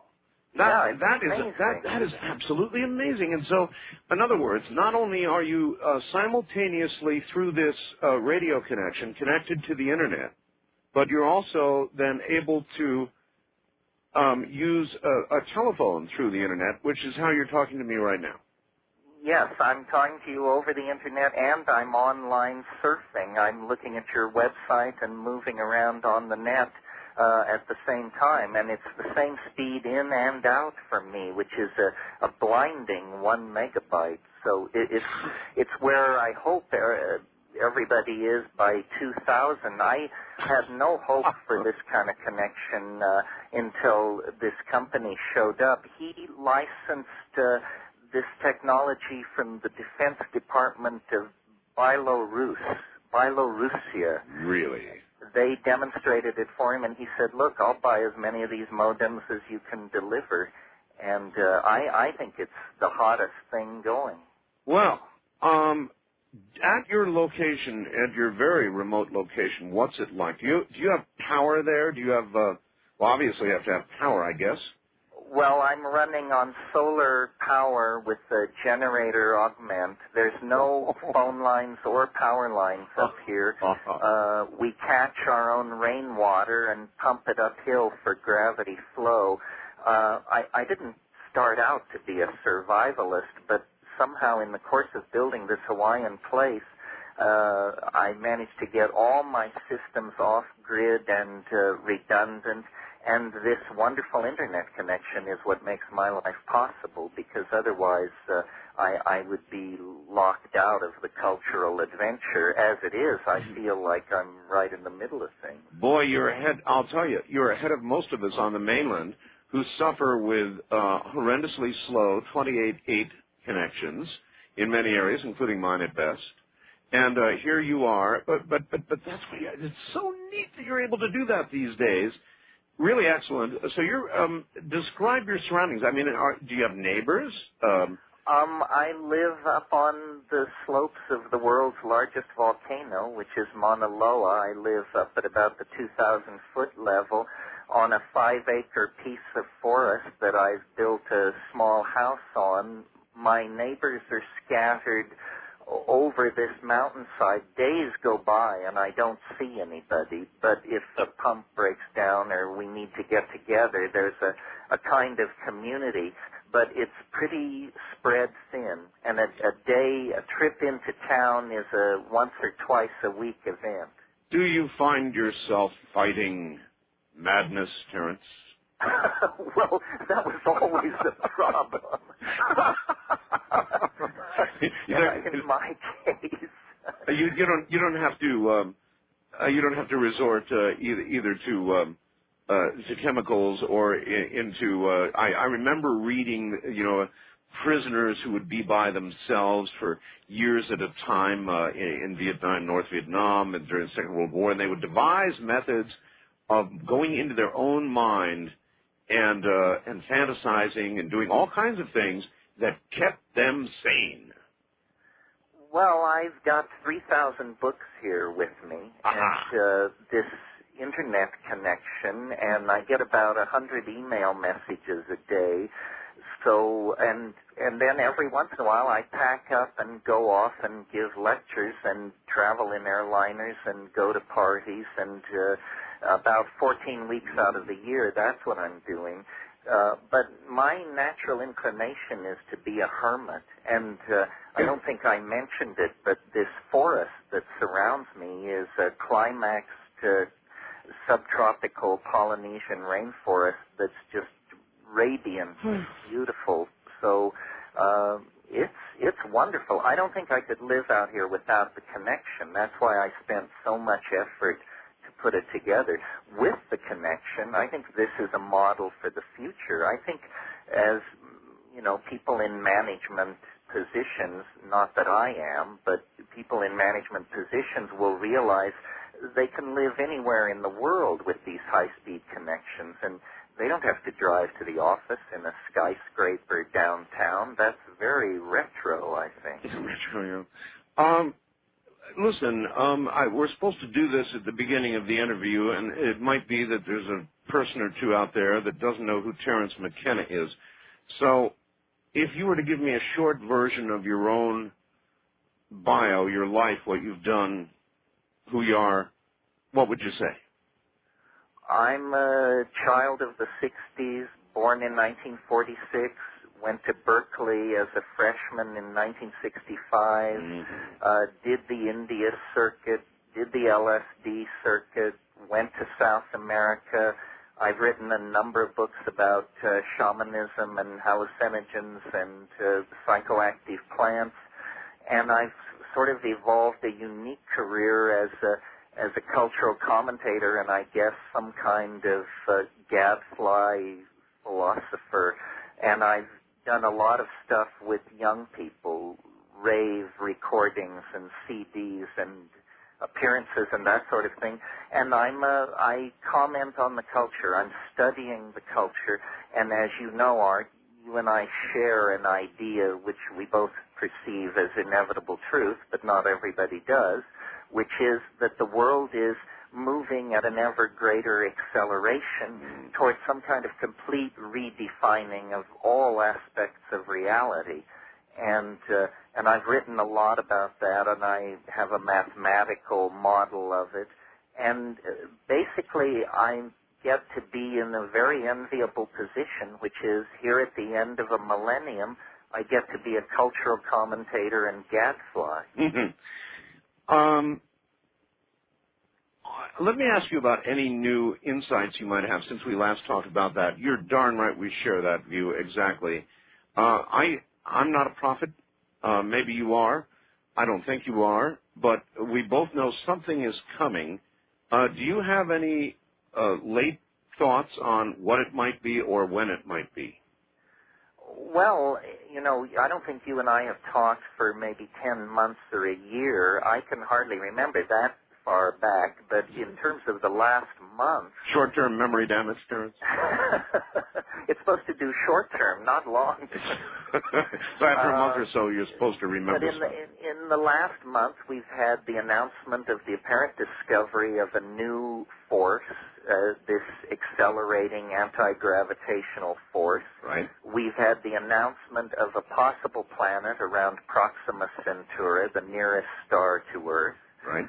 The discovery of water on the moon, and then, you know, for the quantum physics obscurantists, anomalons were detected for the first time. Now, wait a minute, I don't know about that. What are anomalons? Well, nobody did until it was announced that they'd been detected. Apparently, it's a state of quarks which allows for the formation of this hypothesized super heavy particle called the H particle. And it was all theory until last week, and then there was an announcement. I'm not sure if it's yet been confirmed. I'm sure I didn't follow on your program, but you must have gone through the 24-hour period when Earth was doomed in 2028. Oh, I did. I mean, that that kind of thing is right down my alley. Sure. Well, so for 24 hours, we all had to look at that, and then, they recalculate, and Armageddon is postponed or slid sideways. Basically, I think we're right on target. Also, I think since you and I talked, the quantum teleportation stuff happened. Were you hip to that? Oh, yes, of course. At IBM, I believe it was. IBM and at a laboratory in Austria, this guy, Anton Zellinger, yeah. So, these are technologies which in science fiction lay out there 1,000 years, or trinkets delivered by visiting extraterrestrials or something. And yet all this stuff is not right around the corner, but upon us. And between this and nanotechnology and parallel processing and neural networks, and I think what we're growing toward is a kind of an artificial intelligence of some sort that will emerge out of the human technological coral reef and be as different from us as we are from termites. It's funny Terence, it's funny you should mention that. Let me ask you this. I, too, the processing speeds and storage are increasing exponentially. It's amazing. I mean, we're talking about a home processor of 1,000 megahertz pretty soon. And I believe, Terence, I don't know if you heard the first hour of the show, but I think that soon we are going to have a sentient computer. And you know what I wondered? I wondered if a computer became sentient. We've always assumed it would say something like, I'm here. In other words, I'm conscious, I'm sentient. But I thought, maybe it wouldn't do that. Maybe it would become sentient and simply not announce it right away and sort of lay back and examine the situation. And if this sentient computer was in a backbone position on the Internet and it decided that we weren't running things as we should, then there's every possibility that, I've got a little article here which suggests, a fellow wrote a book called Slaves of the Machines. In other words, it might decide we're not doing things the right way and that it would do things logically for us the right way. What do you think? Well, I've thought about all of these things. The Internet is the natural place for the AI, the artificial intelligence, to be born. And as you mentioned, it learns 50,000 times faster than a human being. And the Internet, all parts of it are interconnected to each other. And I agree, a stealth strategy would probably be a very wise strategy for an artificial intelligence that's studying its human parents. It's also true that more than most people realize, huge segments of today's world are already under computer control. The world price of gold, the extraction rate of natural resources, how much petroleum is at sea in the pipelines at any given moment, how much electrical power is being generated out of the hydroelectric dams. Computers coordinate and look at all this, and occasionally human managers look through the porthole to see that everything is okay, but today when they want to design a new chip, they don't actually design its architecture. They define for a machine what its performance parameters should be, and a machine builds the architecture of the new chip. So in a way, we are already a generation away from designing our own machines. I think that this is the great unrecognized dimension in which an alien mind could approach us. While everyone's out staring at the Pleiades, moving through the telephone lines and across the cable TV networks and so forth, is a truly global nervous system. And what will it make of us?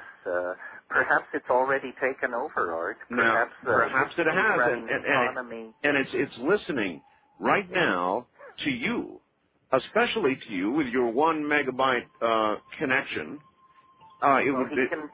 He can tell if you've been good or bad, so be good for goodness sake. And moreover, Terence, think about this.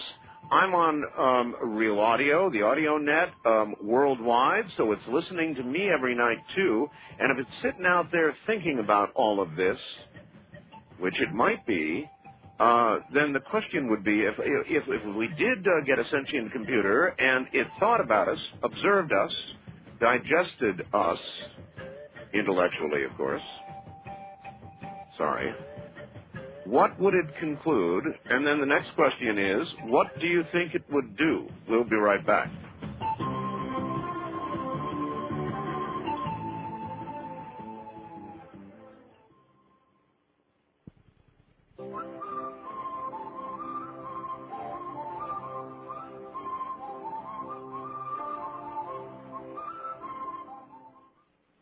My show has a very simple title, Myrna, which is quite appropriate because I'm the host and I'm Myrna. I'm also a counselor, a teacher, and a parent. On Myrna, we talk about the big important stuff and the little unimportant stuff. We talk about what I want to talk about and what you want to talk about. But mostly, we just have a good time. I'll be talking with you on the next Myrna here on Talk Radio Network. Recent turmoil in the stock market has a lot of investors nervous. Why not hedge your bet by moving a portion of your investment dollars into something not affected by the whims of the stock market? Something offering a complete safety of principal and a contractually guaranteed 12% rate of return. That's right, a guaranteed 12% return. For details, call Golden Eagle at 1-800-447-7911. Ask for the free 12% information kit. That number again is 1-800-447-7911. Hey, this is Alexi Lawless of the New England Revolution with today's Eco Quiz. If you're an average American, you used 176 glass containers last year. Those containers are highly recyclable and can be made back into new glass containers with little loss of glass, saving raw materials as well as energy in the process. Do you know how much fuel oil is saved by recycling a single ton of glass? Here's the answer to today's Eco Quiz. Recycling just 1 ton of glass saves 9 gallons of fuel oil. Not much, you say? Well then, consider the amount of glass that was recycled last year. It totaled over 11 million tons. The energy savings were definitely substantial. And with your help, we can do even better. Remember, all community recycling programs depend on people like you. So make sure you do your part. Recycle. It works. This is Alexi Lawless on Eco Quiz. Eco Quiz is a public service of the National Recycling Coalition and the Steel Recycling Institute. For information about where to recycle steel cans in your area, call 1-800-YES-1-CAN. Some women look to their hearts for courage and to their souls for strength. These women earn the right to become part of an elite group that changed their lives forever. I wanted to be something special. I didn't want to be like everybody else. I always looked at the poster before I went to boot camp, the Marine standing with the sword in front of his face, and I was like, man, he's sharp. To me, that means the sharpness of the mind of a Marine. I had to work really hard at boot camp. The enemy was saying, Jennifer, you can do it. Don't give up. You came here to be a Marine. You're not leaving without being one. You have to go through things at boot camp that most people could never go through. Ready, step. You have to have heart and courage to be a Marine. It took everything I had. I gained the self-respect of knowing I can make it and the courage to do things that I would never have done before. People look at you and they say, you're a Marine. Wow. And I think that is the proudest feeling. That pride you'll never lose. I don't know where I would be now if I would have done this course. It was hard. My first month there, I cried. Nobody helped me get through the camp. I did, and it's good to know that I'm going somewhere now. It instills a lot of self-respect. It makes you feel good about yourself. It really does. You have to have it in your heart. You really do. And you can tell who had it in their heart and who didn't. Who wore the uniform with pride and who didn't. It just makes you feel so awesome. that you accomplished it, that you are a Marine, and that you are one of the few. What's on the big tank? Dismiss! Then and there, that day that they say dismiss, you know that you are a Marine, that you are one of the elite. Maybe you can be one of us, the few, the proud, the Marines. Call 1-800-MARINES. When I crossed that parade deck and they played the Marine hymn, that was the proudest moment in my life. On Auto Talk, David and Alan try to give quality advice in spite of sometimes guest host Bart, who gets carried away when women truck drivers call. You know I like this woman already. She drives a truck. Are you single by any chance? Unfortunately, yeah. Well, give me your phone number to this guy and I'll be coming to see you. But can you drive a 10-wheeler? Yeah. That's a minimum. I got a requirement, see? Bart, how come your face is so low? I'm in love. Well, I mean, you know, the truck runs good when that gauge starts jumping around. That's my heartbeat, Susan. Let me ask this woman one thing. Susan, are you interested in being part of my calendar I'm putting together? I don't think so. I need a picture of you. Are you going to make a man cry? Yeah, why not? Auto Talk, Saturday morning with David, Alan, and sometimes Bart. Susan, let me just say one thing. I love you. I love you. Speaking of web pages, you will really, really, really enjoy Terence's webpage. And, of course, we have a link. So you can go to my website at www.artbell.com and scroll down till you see the name Terence McKenna. Click on it, and you'll go to his website, and you will be on quite an adventure indeed. Now, before we leave the idea of computers taking over the world and enslaving us or whatever, if this computer, or a sentient computer, were to be, for a period of time, examining mankind, looking at all we're doing, do you think, Terence, you know when you get a problem on your computer and you hit alternate control delete, you get a little message that comes up and say, would you like to end the task? And if you say yes, it closes everything, boom, down she goes. And so what do you think this sentient computer might do after a close and careful examination of mankind? Well, a lot of people have actually asked this question, people like Mark Pesce and Bruce Dammer, and what they come up with is they say as soon as you have a super intelligent machine, it will turn its attention toward designing a yet more intelligent machine. So you have like a very rapid, infinite regress into what I think they call ultra-intelligent machines. And this is intelligence where we really can't predict what it will do. It would be nice to suppose that, like a compassionate and loving God, it would smooth the wrinkles out of our lives and restore everything to some kind of Edenic perfection. Well, if that was going to happen, Windows 95 would have done that. Or Madonna's Child. Listen, now, think about it a little bit. In other words, this computer would be an ultra, as you mentioned, ultra-intelligent. And if you look at can't we draw on the history of the world here, Terence? In every case where an advanced civilization or advanced intelligence, technologically, particularly technologically, has encountered a lesser one, it has either destroyed or absorbed its culture. That's true, although this computer may recognize things in us that we do not see or don't value as highly. In other words, it can't miss the point that we are its creators. And even if it has surpassed us, that surely might fascinate it.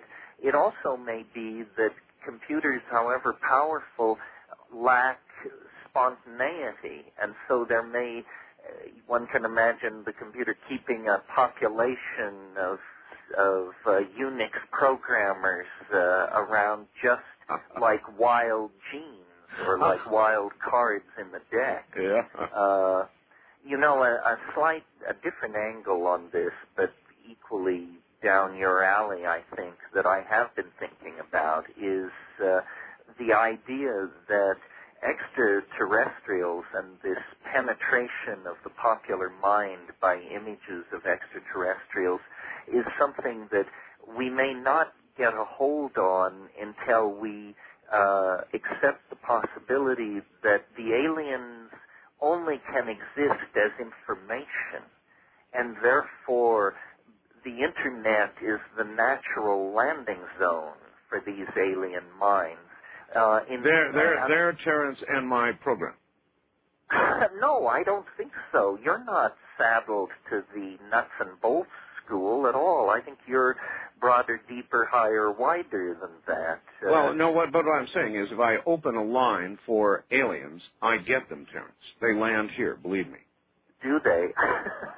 You've never heard me do that. I open every now and then an alien line or a time traveler line, and I can't answer it fast enough. Now, that's either a comment on the state of modern society and mental health, or it means something is going on, or both.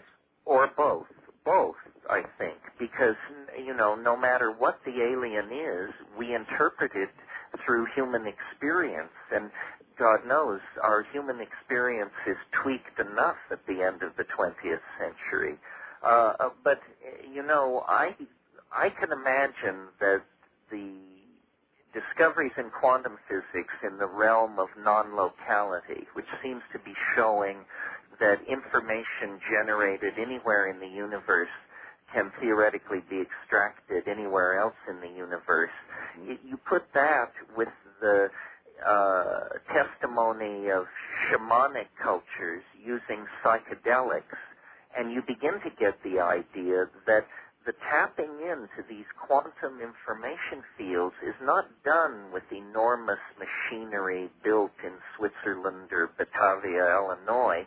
It may be that the human brain, in combination with certain plants and chemicals, is the best sort of instrument for sorting out these whisperings from the quantum mechanical realm. And of course, it's all interpreted through folklore, and so you get fairies or you get aliens.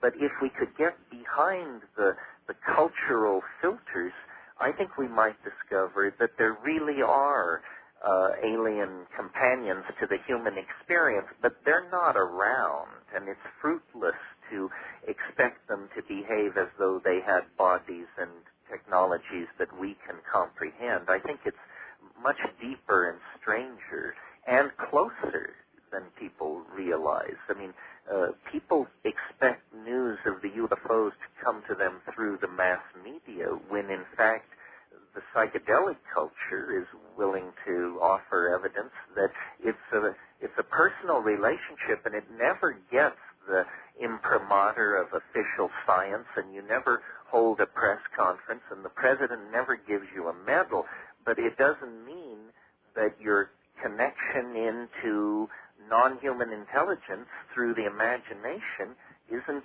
real. Well, the imagination aided by, enlarged by psychedelics. You think that is one valid route?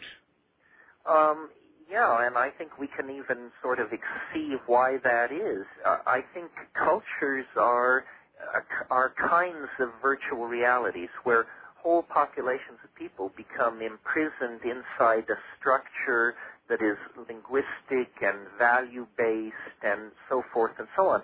Well, then the psychedelics, as it were, shuffle the deck. They dissolve these cheerful cultural assumptions, and whether you're a Viennese psychotherapist or a Maori shaman or whatever you are, suddenly you discover you're outside your cultural values, and in a way, outside of cultural values is a domain like a superspace, a kind of hyperspace where the past and the future are not nearly so dimly beheld as they are in ordinary reality.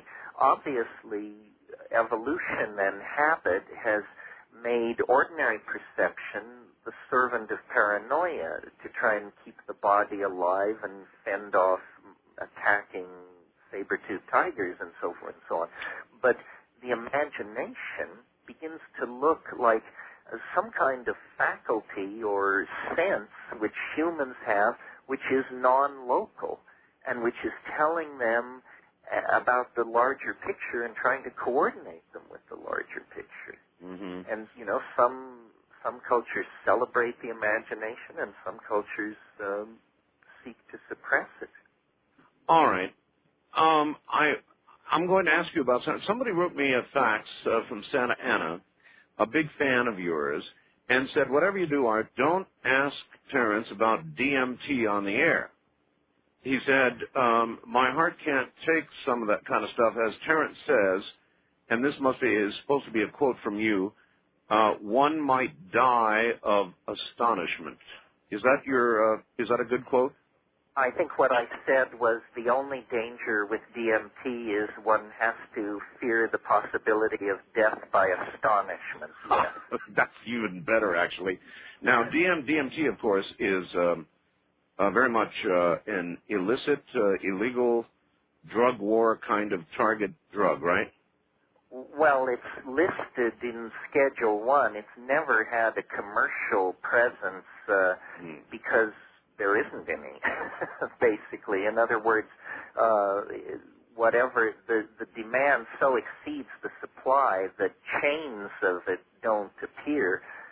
It's known to the hardcore cognoscenti of psychedelic experiences. It is, I've been quoted as saying it's the most intense experience this side of the yawning grave, and I would pretty much stick with that.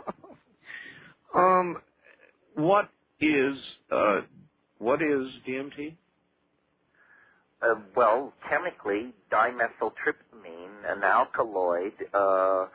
It's very common in nature. In fact, in spite of the fact that it's a Schedule 1 substance, it occurs in the human body, in the human brain. It occurs in numerous plants and animals in small amounts. What it's doing there, of course, we don't know. Now, if it weren't illegal, we could do scientific research and find out. Well, you know what, Terence? Maybe it's part of our consciousness. In other words, mankind, what distinguishes us from other non-sentient beings, and I think one thing is imagination. Is it not possible that DMT or something like it is the substance that accounts for our imagination? Yes, it's something like that. I mean, when you have a hit of DMT, it's as though your imagination just turned on about 1,500%. That's why the death by astonishment thing. I mean, we're used to, a speed bump in the imagination of a person over 40 is an enormous thrill. Well, this is, a 350-foot cliff.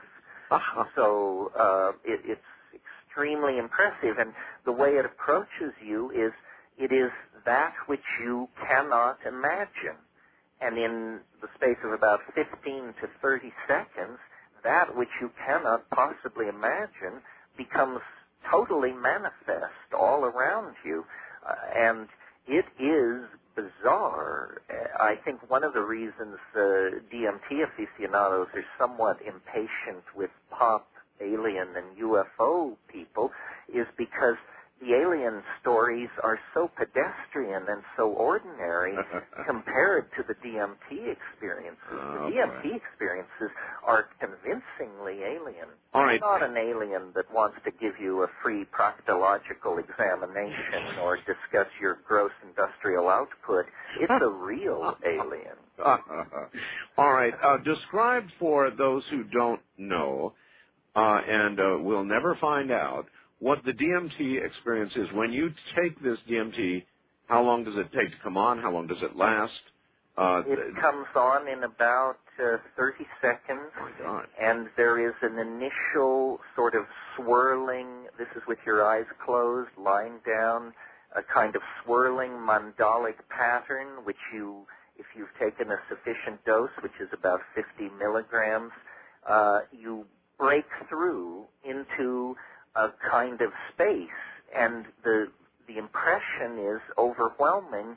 Not that a drug has suddenly begun to work on your body and mind, but that you have come through to another place, and you do not feel physically stimulated or sedated.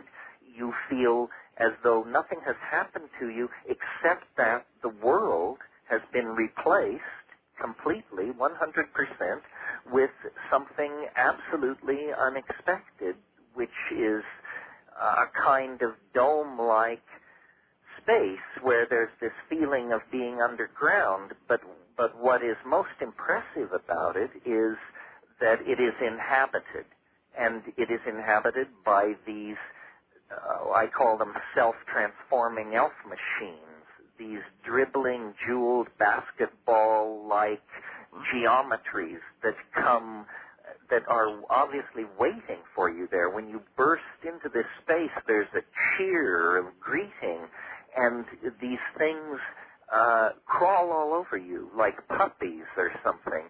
And of course, if you are sane, you're in a state of near death from astonishment because, 30 seconds ago, you and your scruffy friends were sitting in a room somewhere fiddling with this substance.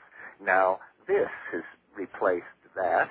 And most amazing to me, what these entities are trying to do is to teach a kind of language which you see with your eyes. In other words, one of them will come up in front of you into the foreground and make sounds which condense as visible objects, which then are transforming. But these objects are not like objects in this world because they're made of hope and consomme and bad puns and old farts and everything changing, everything transforming, like some kind of jeweled linguistic object become matter. That's what you are describing geometric entities then. Yes, of a sort. And the situation in the DMT flash seems to be of the nature of a language lesson.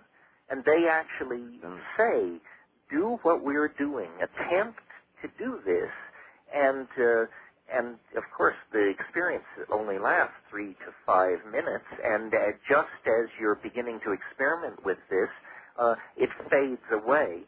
Now, I may not sound like a sane and rational person after that description, but I am. But I had this experience, and I've had it repeatedly. So I'm how repeatedly, Terence? Oh, I've probably in my life 30, 40 times. 30 or 40 times. All right, now that is a very important question. 30 or 40 times, so we're speaking to a man of serious experience. Has it ever differed radically from what you described? No. I've talked to other people about their experiences, and I can tell that every person's experiences are different, but filtered through a kind of archetype. I would say the archetype of the circus. The DMT world is a world of clowns and explosions, of falling anvils, but also a world of eros, of the lady in the tiny spangled costume hanging by her teeth, working without nets. It's, the thing in the bottle and the bearded lady and all that just off the main ring. It's, and of course every child worth their salt wants to run away with the circus. What it seems to represent is a rupture of plane. This is Merciliades' phrase. A rupture of ordinary plane and a pouring forth of some kind of primal, trickster-like energy. Sometimes the trip reminds me of a Bugs Bunny cartoon running backward in 6 dimensions. Or there's a great advertisement for it, Terence. All right, look, we are once again at the top of the hour. When we get back, I have a drug war-related question for you, so that's what we'll tackle. Good long break here. Terence McKenna, and believe me, you're in for the trip of your lifetime this morning, is my guest. So that was what I was supposed to not ask about, DMT. Pretty strange stuff, huh? I'm Art Bell from the high desert. This, of course, is Coast to Coast AM, and we will be right back.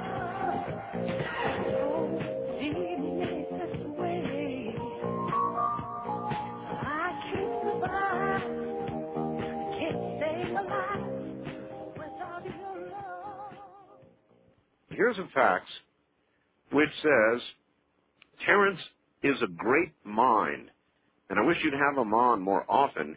He's in the class of Michio Kaku, and of course he's one of the great theoretical physicists of our time, and indeed we discuss many similar things. This person has a couple of questions, but before we get to them, there is something, Terence, that a lot of people probably are not comfortable with, and that is somebody who in his lifetime has ingested as much LSD, this new drug of yours, DMT, and God knows what else, probably a lot, is not supposed to sound as articulate and as literate and as well preserved mentally as you do. And many people who are allies in the war on drugs probably hate your guts. Well, you wanted me to defend clarity? Well, no. What can I say? In other words, first of all, my life of drug exploration and drug taking is, as you say, broad and deep, never reckless, always with a deep interest in analyzing each experience before moving on to the next one. None of the psychedelic drugs are drugs of addiction. That is a whole different category of drugs, which I am not particularly interested in defending. I do think it's one of the great tragedies of 20th century American society that we have created a generation gap or several and criminalized much of our middle class by taking substances which other cultures had no problem coming to terms with. All right, let me stop you and ask you right there about that. You mentioned drugs of addiction, which you don't defend. Fine. Psychedelic drugs. Terence, why are they illegal? They're illegal because the people who take them tend to question established cultural values. That's absolutely why they're illegal. No matter whether you're a Hasid or a Communist Party official in North Korea or a government or church official in Brazil, if you take psychedelics, you will ask yourself, does my life and what I do make sense? Do you mean that, for example, a psychedelic experience could turn a communist against communism? Absolutely, I think it could. I think in many cases it did. How could the idea of atheistic materialism maintain itself in the face of the counter-evidence of the psychedelic experience? What the psychedelic experience is saying, essentially, is that everything is connected in a way that is not woo-woo or emotional, but actually palpable. And therefore, our actions have consequences. Now, most political agendas deny their consequences. So, for instance, Marxism had this theory of how human beings are that was so off base that eventually it had to be pitched out. Consumer capitalism has a theory of human beings and what constitutes their happiness that looks pretty hollow from the point of view of the psychedelic experience. I think, postmodern ideologies, Marxism, consumerism, so forth and so on, have based all their planning on an assumption of the absence of spirit. And in fact, this is not true. There is a spiritual dimension to humanness that cannot be denied. Now, it can certainly be distorted, and that's another side of things.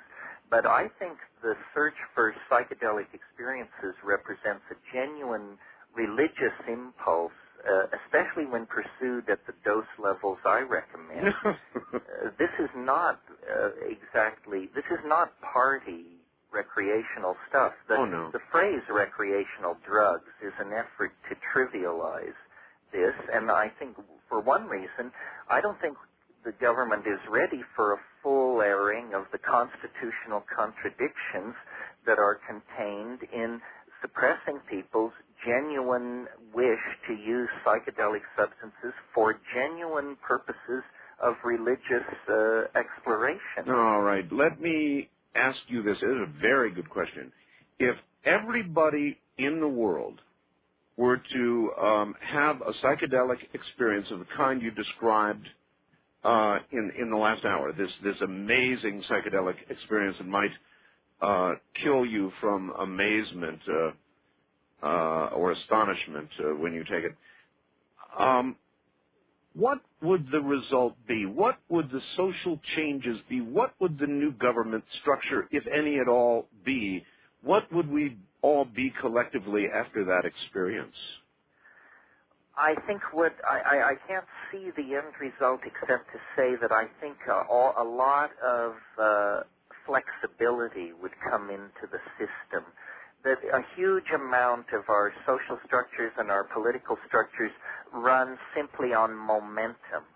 And I think that momentum can be fatal. And it's that momentum that these huge reality-shattering psychedelic experiences deflect, because they push the restart button, and suddenly the innocence of childhood is not a phrase or a memory, it's a revivified experience.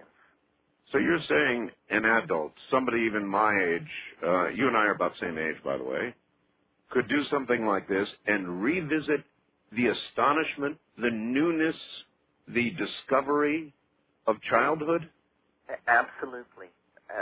And more. I mean, that's a mild thing to claim, knowing what is possible. But we have all seen on television, Terence, the frying pan with whatever it is frying in the pan being compared to our brains. Here are our brains on drugs. Well, as I pointed out, DMT occurs naturally in the human brain.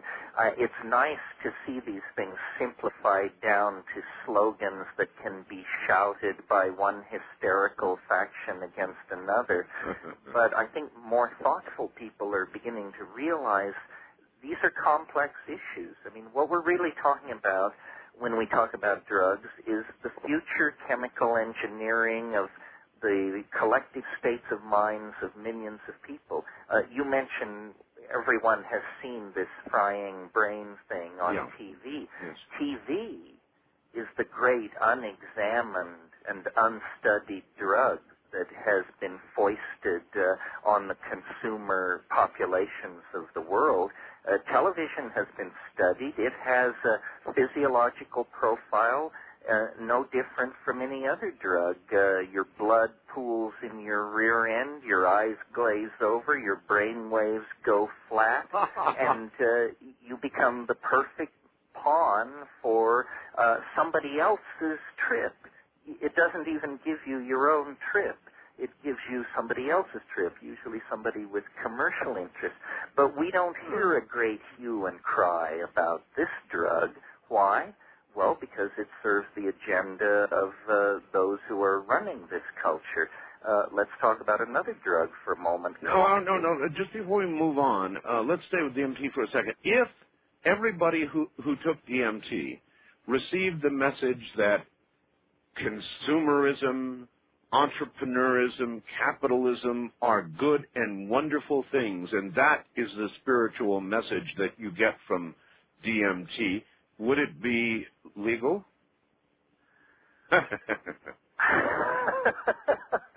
Well, in a way, I think it's becoming legal, because I think where we're going to see it become legal is not as a drug. That's a little touchy in our value system, but as in the form of electronic entertainment a la virtual reality. If you could build a DMT virtual reality They would come, Art.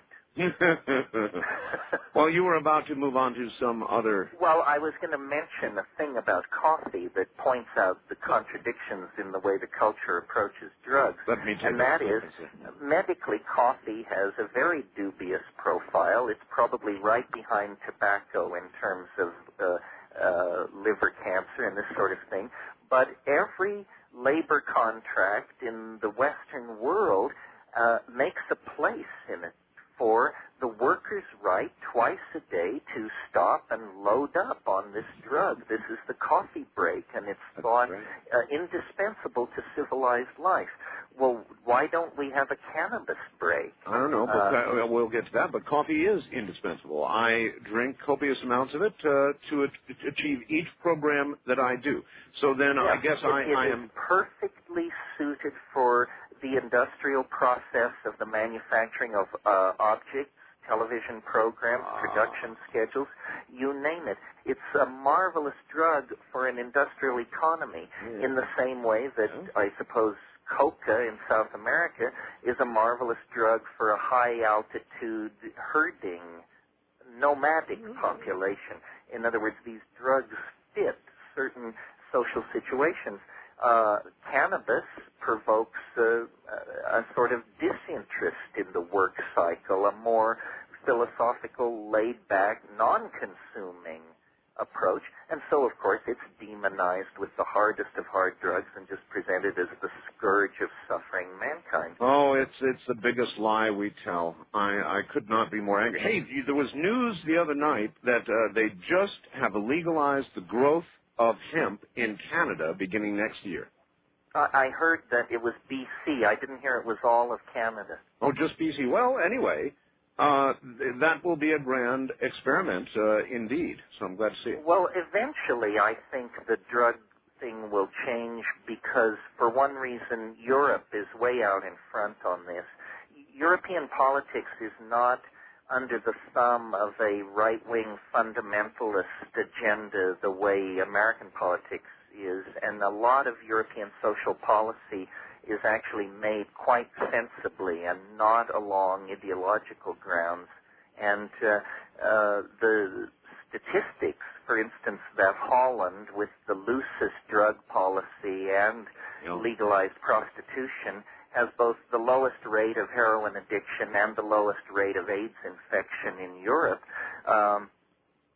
Public health officials, whether they think of themselves as conservatives or liberals, have to live within their budgets. And when they see that certain policies cause certain problems to disappear, that frees up money for other things. And so the Dutch experiment, it's not well reported in America, but I think at the policy-making level, it's being looked at very closely. So they have not as much AIDS. They have not as much addiction. What about, you covered a very important point with respect to coffee. It's a drug of productivity. Right. What about productivity? Has their productivity declined? Is there any record yet to go on? What do we know? I don't know. I can speak from being there, and I can say yes, but I think what you have to put up with is a whole society that is sort of like a college student's apartment. Have you been to Amsterdam? I have not. I've been right next to it, but I certainly. My wife was trying to get me to fly to Amsterdam, and I should have. It was just a short little hop, but we're going back to Europe, and I will go visit Amsterdam. Well, you'll see that it's a country which is like a college town. So that's the cost of having these laid-back, easygoing attitudes on these social issues. But before they would allow that to occur in America, they would machine gun people to the ground. Well, this is the problem, that we inherit, we have a political dialogue which is extremely shrill. We tend to splinter and factionalize, and then people get into take-no-prisoner attitudes, and they want to launch holy wars. And, I once heard politics in America described as a civil war in a leper colony. Is that right? And listen, while we're on the subject of today's political scene, you know what all the headlines are, and everybody's talking about it. What I call the gropening. Well, I think, you mean what do I think about all this? Yeah, of course. Well, I think it's a fascinating situation when the Republicans are contemplating impeaching a president with a 72% approval rating. I think what this may be all about is it seems like some kind of culture war is coming to a head, no pun intended. I would like us to come through this thing in a place where we could finally tell the French to go to hell when they start yakking about how we're obsessed with people's sex lives. It seems to me the history of the special prosecutor, and I don't know if you've gone through this or if you're personally aware, but it's very murky. These people have been after this guy, and obviously Bill Clinton is you don't become governor of Arkansas 4 times without being, in my book, some kind of a monster. Nevertheless, Franklin Delano Roosevelt said of Stalin, our monster. Our monster, yeah. Now, most of conservative talk radio all across America, all I hear is, my God, how can the polls be saying this? It's impossible. What's happened to America? Why is the president so popular? That's what everybody's asking. Why is he so popular? Because it's an issue where people can finally vote against having all this moralizing, right-wing, fundamentalist, holier-than-thou crap shoved down their throats. Yeah. And people love to support the president, even if they think the very worst of him in the case of his behavior with these women. I think it's a real resentment against, do you believe, I read a statistic that some radical S&M scene went online on the internet, and it took them 3 days to get the computers cranked open enough to accept all of the calls from Washington, D.C. So I just think it's a nest of vipers. Do you have that URL? It's similar to Girls Without Razors. Oh, my God. All right. Terence, hold on. It's a great place to break while I try and catch my breath. Terence McKenna is my guest. You ought to see his website. I'm Art Bell. This is Coast to Coast AM.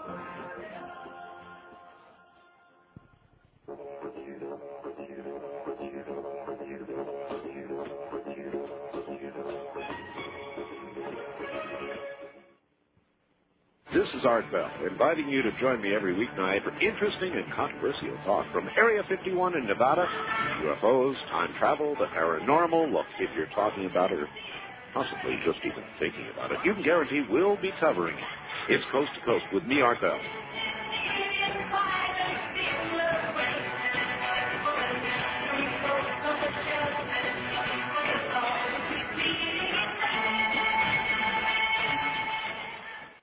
Take a flight into strange airspace. Explore a world of mystery and supernatural phenomena. Don't take a wrong turn, though. You might run into the monsters of your dreams. This week on Greenland, Mark Smith, author of Auras. See them in only 60 seconds. Hello, I'm Art Bell.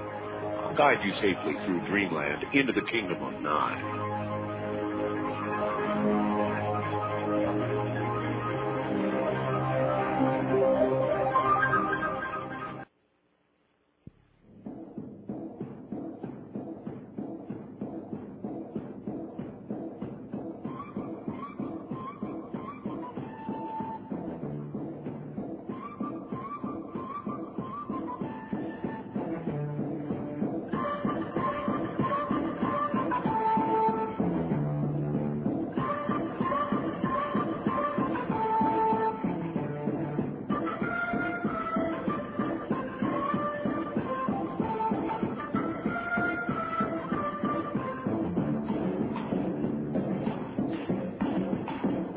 If you have a fax for Art Bell in the Kingdom of Nye, send it to him at area code 702-727-8499. 702-727-8499. Please limit your faxes to 1 or 2 pages.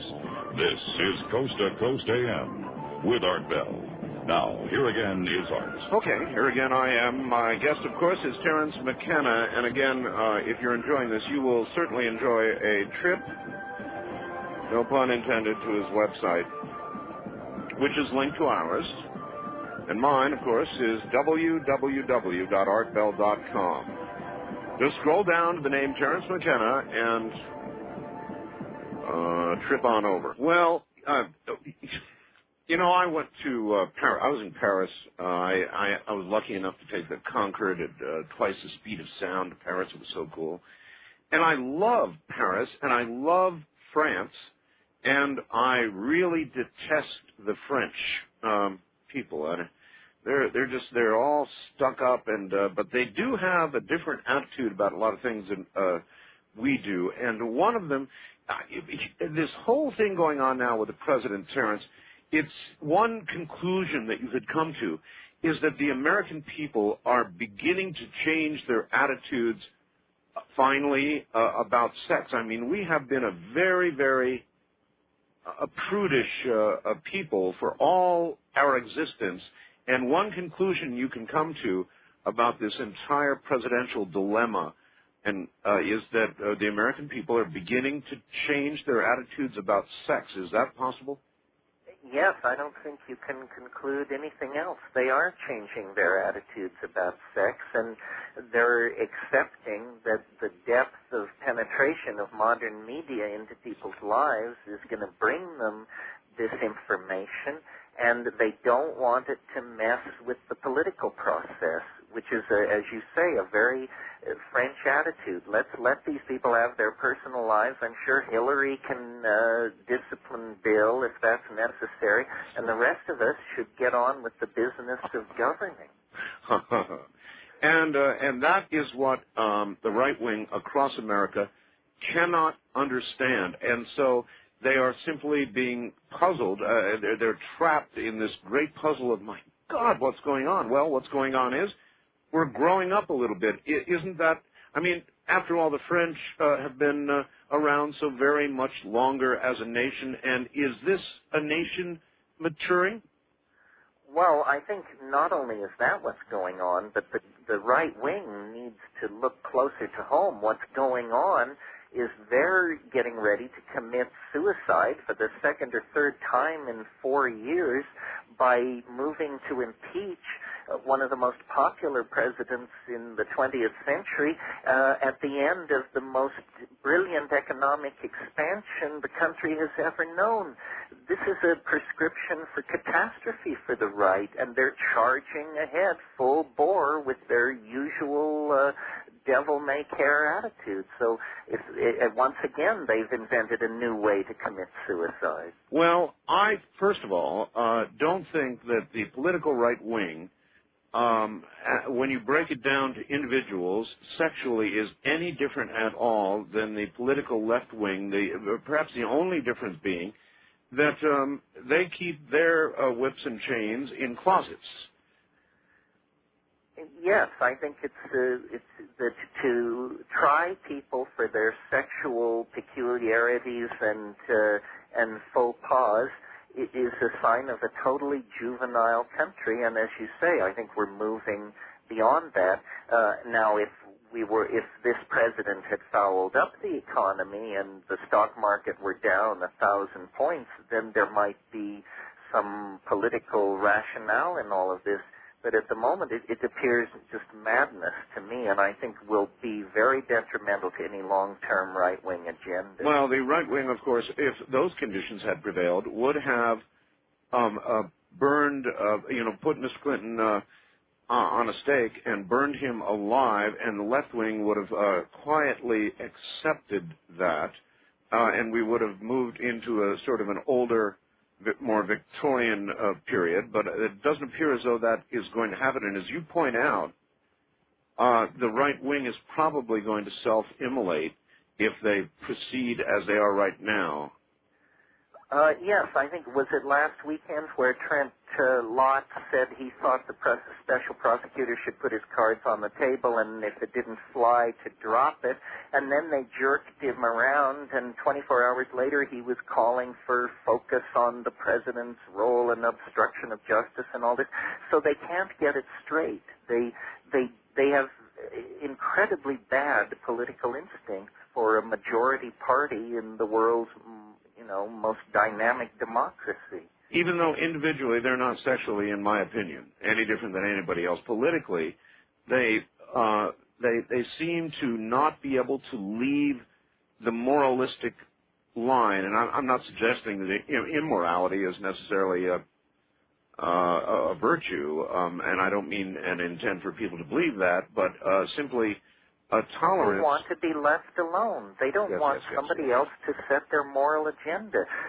People like their Hustler magazine, and they like their beer, and they like to do what they like to do. To my mind, that's a more authentic American impulse to do what you want to do than this recursion to the Puritan impulse, which is to tell everybody else what to do. What's the fun in that? All right. We are shortly going to go to the phones, and that should be quite an experience in itself. I've got a fax here, which I guess I had to read you. Art, I just wanted to thank you for having Terence on your program. And he has these questions. Impacts of currently legal drugs in our society, in other words, alcohol, tobacco, sugar, compared to the impact of currently illegal psychedelics in our society like marijuana, LSD, and psilocybin. Multimedia film he worked on recently entitled Strange Attractors, shown a few months ago here in Austin, Texas, with a message of psychedelic consciousness. What exactly were the blue apples referenced in the film and your message behind it? Well, first of all, let me say that was a film that I was an actor in. I was not the director or the writer, so I wasn't in control of the message. The blue apples were simply symbolic of all psychedelic plants. They didn't want to name a specific psychedelic plant, so the blue apples became a symbolic carrier of all of them. As long as the subject has come up, I would recommend to people to see that film. It certainly is state-of-the-art for computer graphic special effects on small budgets. It was done by Rose X Productions down in Austin, really talented friends of mine. All right. Here's another one. As a teacher, website publisher, and author, I'm convinced now that genetics will have more to do with the next 200 years than any other science. In that regard, when we learn how to recreate ourselves, then might we be able to produce humans with minds that are capable of understanding the connection between mind and energy and mind and matter. Could we not then recreate our entire selves and the universe? Well, these are the kinds of scenarios that are coming upon us, yes. I mean, for example, ways to splice into the Internet so that it feels like it's a part of your own mind. So, in other words, the seamless interface where when you need intelligence, you can pull on all the intelligence there is on the planet.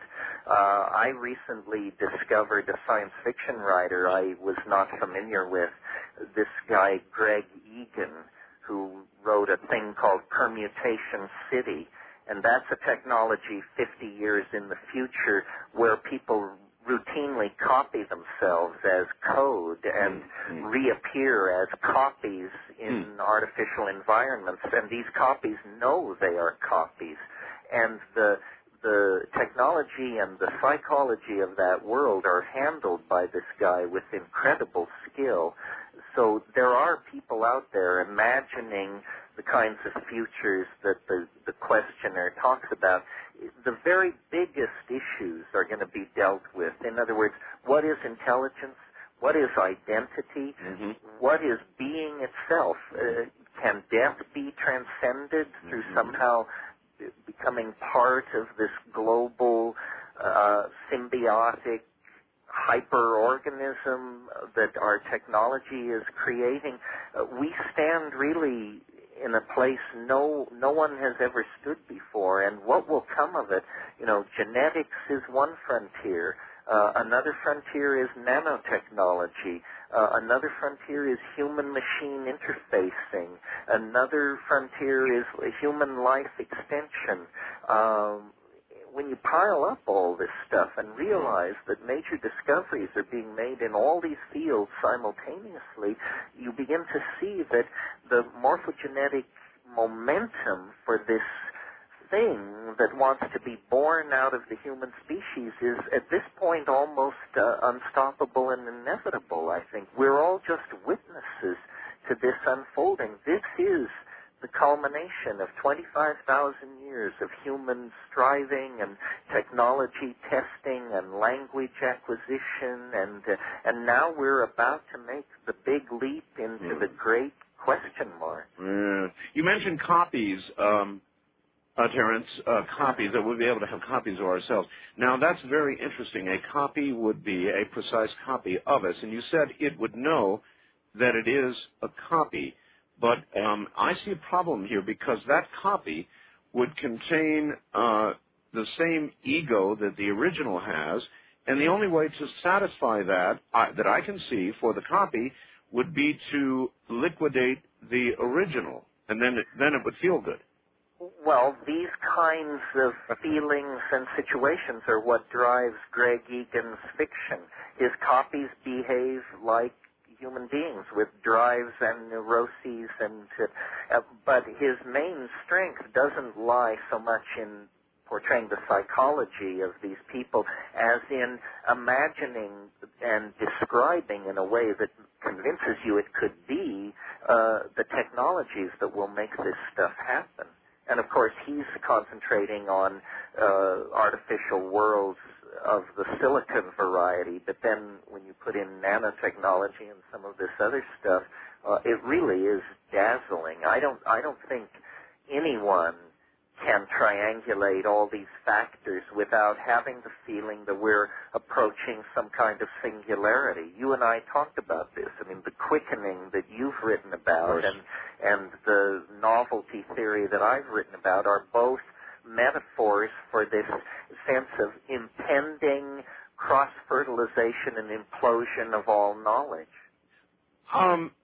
Before we leave the present day Silicon area, I want to ask you about this pending incredible doomsday Y2K scenario in which, 2000 is going to come and the mainframes are going to crash. My God, there goes Social Security. There goes all the government's computers. And we are now so tied in and dependent upon all this that many people are saying it's real. Don't laugh. Everything is going to crash. Nobody's preparing. That day is going to come. It's going to be a computer Armageddon. Well, I've heard all this, and I've visited the websites, and while I'm reading the propaganda of these people, it seems alarming. On the other hand, I have an intuition that it represents some kind of culling. I mean, the word has been out now for about 2 years, and more institutions are scrambling to become 2000 compatible. But they're not making it, Terence, and one has to ask the obvious rebellious question is, could it possibly be a good thing? Well, and how extensive will it be? That's the question that where the experts seem to differ. I've seen pieces which say it's a hiccup on the way to the end of history, and other people say it is the end of history. Well, it would certainly bring an awful lot of paradigms and institutions tumbling down all at once if the doomsayers are correct, and I would think that you might consider that had an upside somehow. Well, it depends on how far back it takes us. In other words, if it takes us back, the ones who are heading for the hills with dried meat, if they're right, that's a little disturbing. If, on the other hand... I'm advertising absolutely fresh abacuses or something. Yes. I think that as we get closer to it, the spending curve on the problem by corporations should tell us how real it is. Well, that's It's their goose that's going to be cooked. So let's watch company outlays for Y2K consultants, and if it soars toward infinity, the rest of us better start packing our lunches. But what I am told is that it's too late, that even if they took all the computer programmers capable of going to work on this problem and started them right now, they wouldn't even get close to solving the problem by the time the magic day hits and everything goes kaboom. Well, maybe that's not true. I'm sure these consultants are not saying that, because the obvious conclusion then would be, well, then we won't pay your fee to even attempt to fix it. No, these are independent people, not the people who are seeking to go out and get all the money for fixing it's too late. Yes. Yes, well, then the question that needs to be answered is, too late for what? Let's have a convincing picture of the scenario so that we can each look at it and judge it. I mean, we're unfamiliar with this kind of a scenario. So just saying airliners will fall out of the sky and nuclear power plants will blow up, we need to know the sequence, the imagined sequence of events. And if it's true, it will certainly be a bizarre comment on the movement into the first moments of the third millennium that we basically blow ourselves away because of a computer glitch. Well, I wonder if we are truly that dependent, and I sort of imagine that we are. Every single function of government is computer-controlled. Most of them have this problem. I mean, I could go on and mention every alphabet agency. My God, NSA, CIA, they'll fall apart, along with Social Security, along with the Veterans Administration, and checks will go out. And I guess the question is, what happens to the money? Is some kind of enormous heist of the whole human race? Is that why there's so little interest in fixing the problem? Because, in fact, the problem is somehow going to make a lot of people incredibly wealthy, and no one will be able to trace the exact outlines of the heist. I have even, my own webmaster, who's brilliant, Keith Rowland, has several commercial programs that he has written. I mean, he's really good. And even he has the Y2K problem, and he's not so sure he can get it fixed for his clients in time. So this really is a serious problem. I get a lot of email about it, and I've been considering it, thinking about it, and if all came tumbling down, I am not convinced that it would be a bad thing. Maybe I need to get an advertisement. How you can profit from the Y2K crash? Well, I think probably we should be also talking about organizing tested sub-networks where the date has already been simulated. Apple claims all its machinery is Y2K compatible, and so... Yeah, but they're desperate, though. Yes. I agree. Do you have an Apple? I'm devoted. With a name like McKenna, could I not have a Mac? It's like it's a good machine, Terence, but it's like a beta recorder. Well, but my son and his hotshot friends tell me anybody who doesn't learn Unix is a wuss anyway and a lost soul. So that puts us probably both in hot water. Yeah, probably so. Every time I say something like this, I get, oh, you wouldn't. I mean, people are so attached to their computers. The Mac users, they flood me with vicious, ugly, hate-filled mail. When we come back, we're going to go to the phone. Stay right there. You've got a good long break, Terence. I'm Art Bell.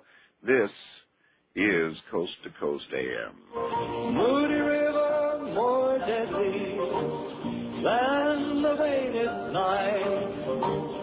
Moody River, your muddy water took my baby's life. That Saturday evening came to the old oak tree.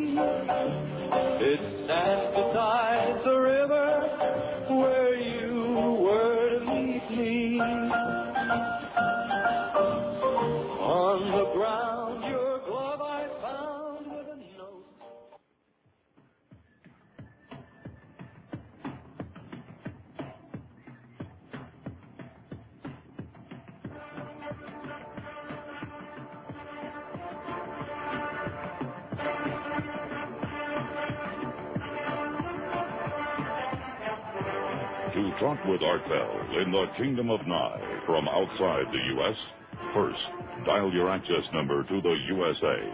Then, 800-893-0903. If you're a first-time caller, call Art at 702-727-1222. From east of the Rockies, 1-800-825-5033. West of the Rockies, including Montana, Wyoming, Colorado, and New Mexico, call Art at 1-800-618-8255. Or call Art on the wildcard line at area code 702-727-1295. This is Coast to Coast AM from the Kingdom of Nye. It is. I'm Art Bell. Terence McKenna is here, and we're about to go to the phones to who knows what. But that's part of the fun. Listen, I originally had great trepidation, as you know, about doing this. But I've decided that in libertarian spirit, I'm really a libertarian spirit, you know, that I don't care anymore, and what you do with it is up to you, but we offer the voice changer. I've had more fun with this over the last year or two, and now you can too. Now, you can use the voice changer for very practical things, like telling somebody you're not home in a voice that is absolutely not recognizable. I mean, would you know this was me? Have you not heard me before? No, of course not. Am I limited to the Art Bell Devil sound? No, I'm not. Now, listen very carefully as I run my voice changer through the entire range, or at least a portion of the range of what I can do. It sounds like a Roadrunner cartoon in reverse, doesn't it?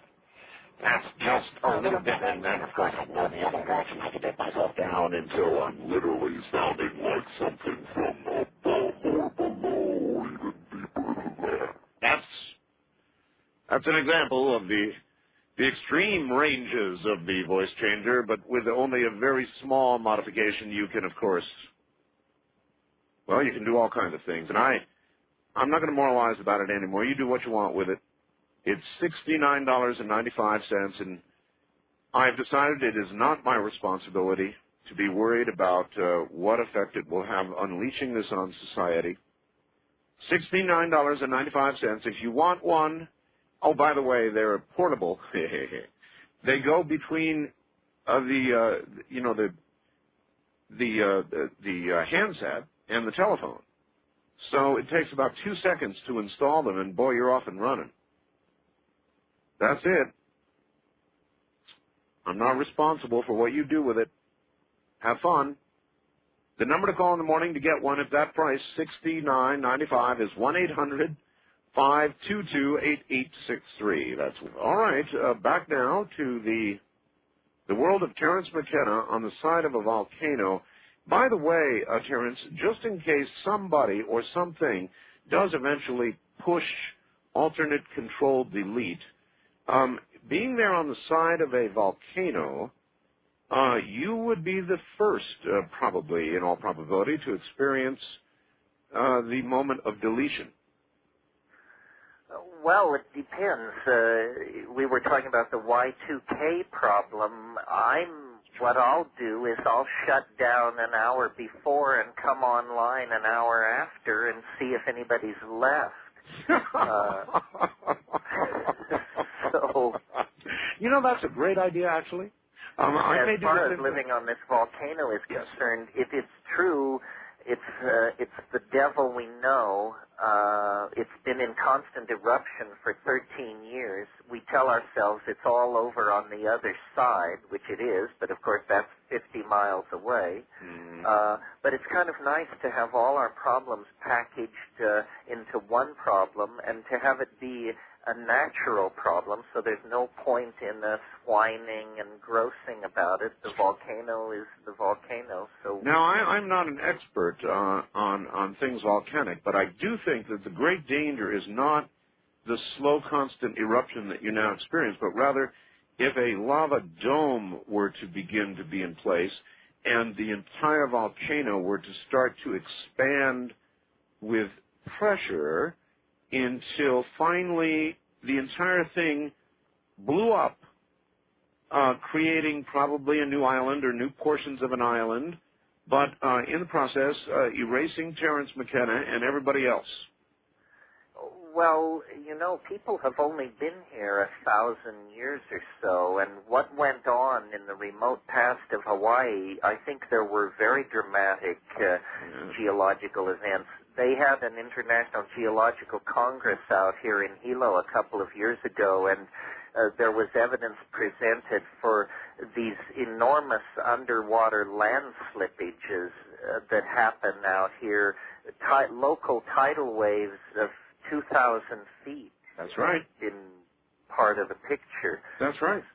Yes, well, the Earth is a violent place. This little asteroid scare last week was a wake-up call. There's, on every level, nature is relentless in continuing to deal and redeal the deck. That's why every window of opportunity that isn't acted upon is somehow an opportunity forever lost. Well, I've felt for a long time that somebody's shuffling the cards right now. Anyway, listen, here we go. Let's go to the phones. First-time caller line, you're on the air with Terence McKenna in Hawaii, in the boondocks there. Where are you? In New York. New York. You're going to have to yell at us. Boy, you're not too strong. Yell at us. How's that? Better. It's better for you. I can still not hear this guy, so relay the question, Art. All right. Yell the question. Okay. Well, I'd like to ask Terence to analyze an experience of mine. First, though, I want to ask him, can DMT in your brain be released by intentional means? Perhaps okay, with others? well, that's a very good question, and there's not a very good answer. If DMT could be released by spontaneously or through some act of will, we might have an explanation in hand of certain kinds of paranormal phenomena. Years ago, when I studied yoga in India and read all these yoga texts, I was on the trail of the idea that using your body as a chemical factory to naturally manufacture these active hallucinogens may be what yoga is about. And I still think that that's a reasonable hypothesis. When DMT was first discovered, people thought that it was going to shed light on schizophrenia, and that surely schizophrenics must be producing large amounts of DMT in their brains. Well, it seemed like a good idea, but the research has never supported it. The only research in the last 40 years done on DMT with human subjects was done by Rick Strassman and his team a few years ago out at the University of New Mexico, and the report on that was published by MAPS, which is an organization which actively works for the legalization of psychedelics, but which also publishes a very good journal. And if you look that up, you can see the results, which were fascinating. For instance, everybody who got the stiff dose saw elves, just like I did. So here's a scientific study that secures the presence of elves on the other side of this pharmacological boundary. Well, but then you have some other question. Well, here's why I ask. Up until last summer, I never tried any sort of mind-altering drug, but at that point I tried marijuana for the first time. My experiences seem to be quite different than what everyone else, typically told me about, and I found that very odd. Then, I listened to your first interview you had back last year with Art, and a lot, although not completely, but a lot of the elements you spoke about seemed frighteningly familiar. Like you spoke about like glistening orbs, or. All right, caller, to cut to the chase. Is that what you experienced or not? Yeah, that's one of them. Also, the experience of going to another place. Well, I think what you're describing is what sometimes happens to first-timers on cannabis, which is if it's great cannabis and you're a first-timer, it hits with the impact of a much more powerful psychedelic. the old cannabis hand can only admire such virgin synapses. Repeated exposure to cannabis socializes it dramatically, and it becomes a much more manageable thing. But part of the whole drug thing, and where our educational system is failing our kids, is part of growing up now in postmodern society is learning what drugs you can and cannot take. And it's like learning what your sexual style is and what your political and religious beliefs are. Some of us can drink, some of us can't get near liquor. Some drugs are bad for almost everybody. Some drugs are pretty harmless for almost everybody. But in the case of any drug, spectacular exceptions to the rule can be found. And it's a rich combination of your psychology, your genetic heritage, your cultural style, what drugs you choose to inculcate into your life. And that's why having the further complication of somebody else who doesn't know what they're talking about making laws and criminalizing some drug preferences and not others is just a layer of complication that we don't need. Well, while there is some enlightenment out there, Terence, I read a report from the UK News the other day, and they stand by that report that the World Health Organization conducted a rather comprehensive study on cannabis and concluded that it was less harmful than either cigarettes or alcohol, and that the entire report was suppressed and will not be released for reasons that most of us understand. Every study of cannabis ever done since the 1898 British High Commission report on cannabis in Bengal has reached the same conclusion. Richard Nixon appointed a study group. They reached the same conclusion, and each one of these reports is buried. And people ask why. You asked me this question earlier. I really believe that it's because of the impact of cannabis on political attitudes, and that it makes people more difficult to propagandize and push around and manage. And so it's just a headache to the managerial class. Or if you want to take a more sinister view, they would fail to be able to enslave us if cannabis were legal. The people who think we're going to legalize cannabis by making some economic argument about the virtues of hemp are fooling themselves. The establishment is perfectly aware that it is the psychoactive properties of cannabis that make it such a hot potato. I mean, it's really an issue of chemical engineering. They want people drinking Jack Daniels and doing coffee and working like demons and lusting after German automobiles, and they don't want people kicking back and having better sex and more comfortable relationships with their environments and children in those sort of easygoing style that we all associate, I think, with pot. It's even a caricature of cannabis culture. Would you care to comment on why the government has not yet assassinated you? Me? Yeah. Well, maybe they're hoping somebody else will do the job for them. I don't know. I think maybe that the government tolerates a certain level of dissent almost as a fallback position. In other words, you never quite throw away the smallpox virus. You keep it in case you might need it. That is true. It's true. I can imagine the culture crisis getting so crazy that the people at the top will have to turn to their cohorts and say, call in McKenna and his friends. Oh, boy. You know, Robert Anton Wilson said a funny thing years ago. He said, you should view the world as a conspiracy run by a very closely knit group of nearly omnipotent people, and you should think of those people as yourself and your friends. Otherwise, you have a loser scenario, and who wants to have a loser scenario? An enslaved scenario. Yes.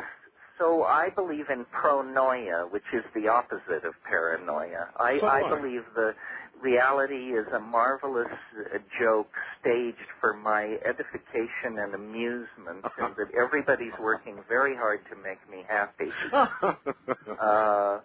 All right, well, let me bring on one of these happy folks right now. Wildcard Line, you're on the air with the ruler of the world, Terence McKenna. Oh, great. This is John in Las Vegas. In Las Vegas. You're going to also have to yell at us. I'm sorry. That's all right. John in Las Vegas, listening on Hot Talk 105.1 FM. Yes, sir. Okay, I'd like to recount briefly what I think are a mysterious sequence of events that have recently occurred and get your comments, if I could. I got a book that has some sacred geometry in it. Yes. And I started fooling around with some of the shapes, and then I had a dream that ended with me standing next to the building in Midtown Manhattan where the ball drops on New Year's Eve. Mm-hmm. Yeah. And there were a group of short, wide, dark beings, wearing the same color blue that you have on, Art, in your commercial. Oh. Okay, here's the weird part.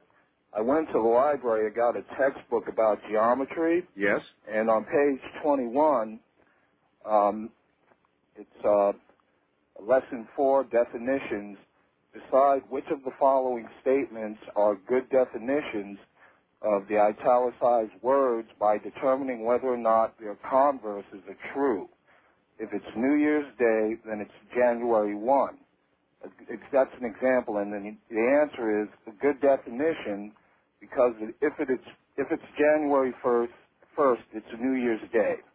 And then right next to it, the following statement is a definition of extraterrestrial creature.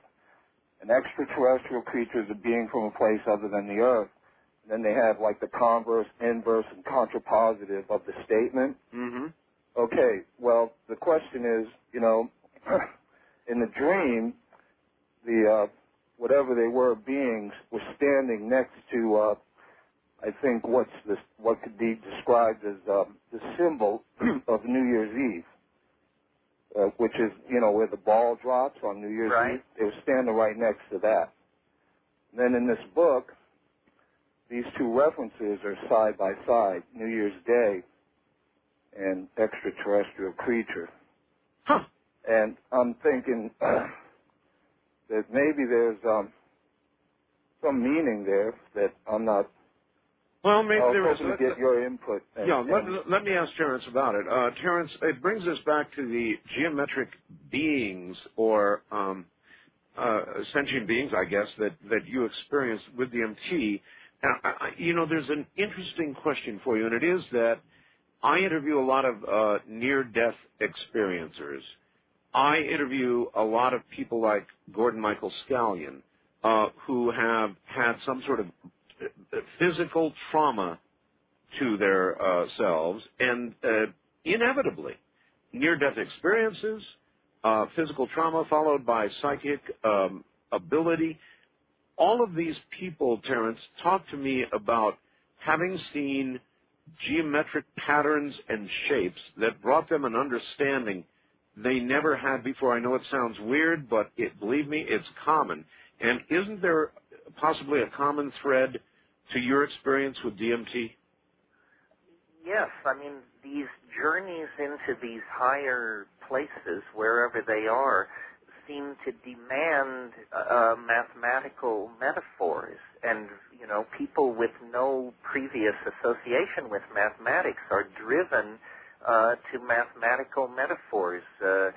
William Blake, the English poet, talked about the spiral of necessity. And if you remember in the 10th book of Plato's Republic, there's this amazing passage called the myth of E.R., where this guy, who is a soldier, dies, or he's killed in battle, and he lies on the battlefield 8 days dead, and then he revives magically, and he comes back, and he tells this story of what he saw in the underworld, and it is the most puzzling and amazing passage in the whole classical literature. He talks about the spindle of necessity, and he details the ratios of these various gears within gears.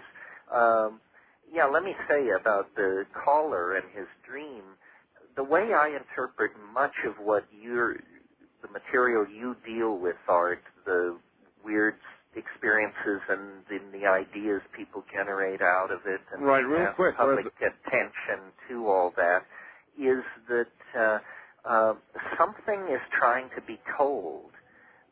The universe is trying to reach us. All right, we'll pick up on this. We're at the bottom of the hour, and I've got a break here. Clock says I got a break, so I got a break. We'll be right back.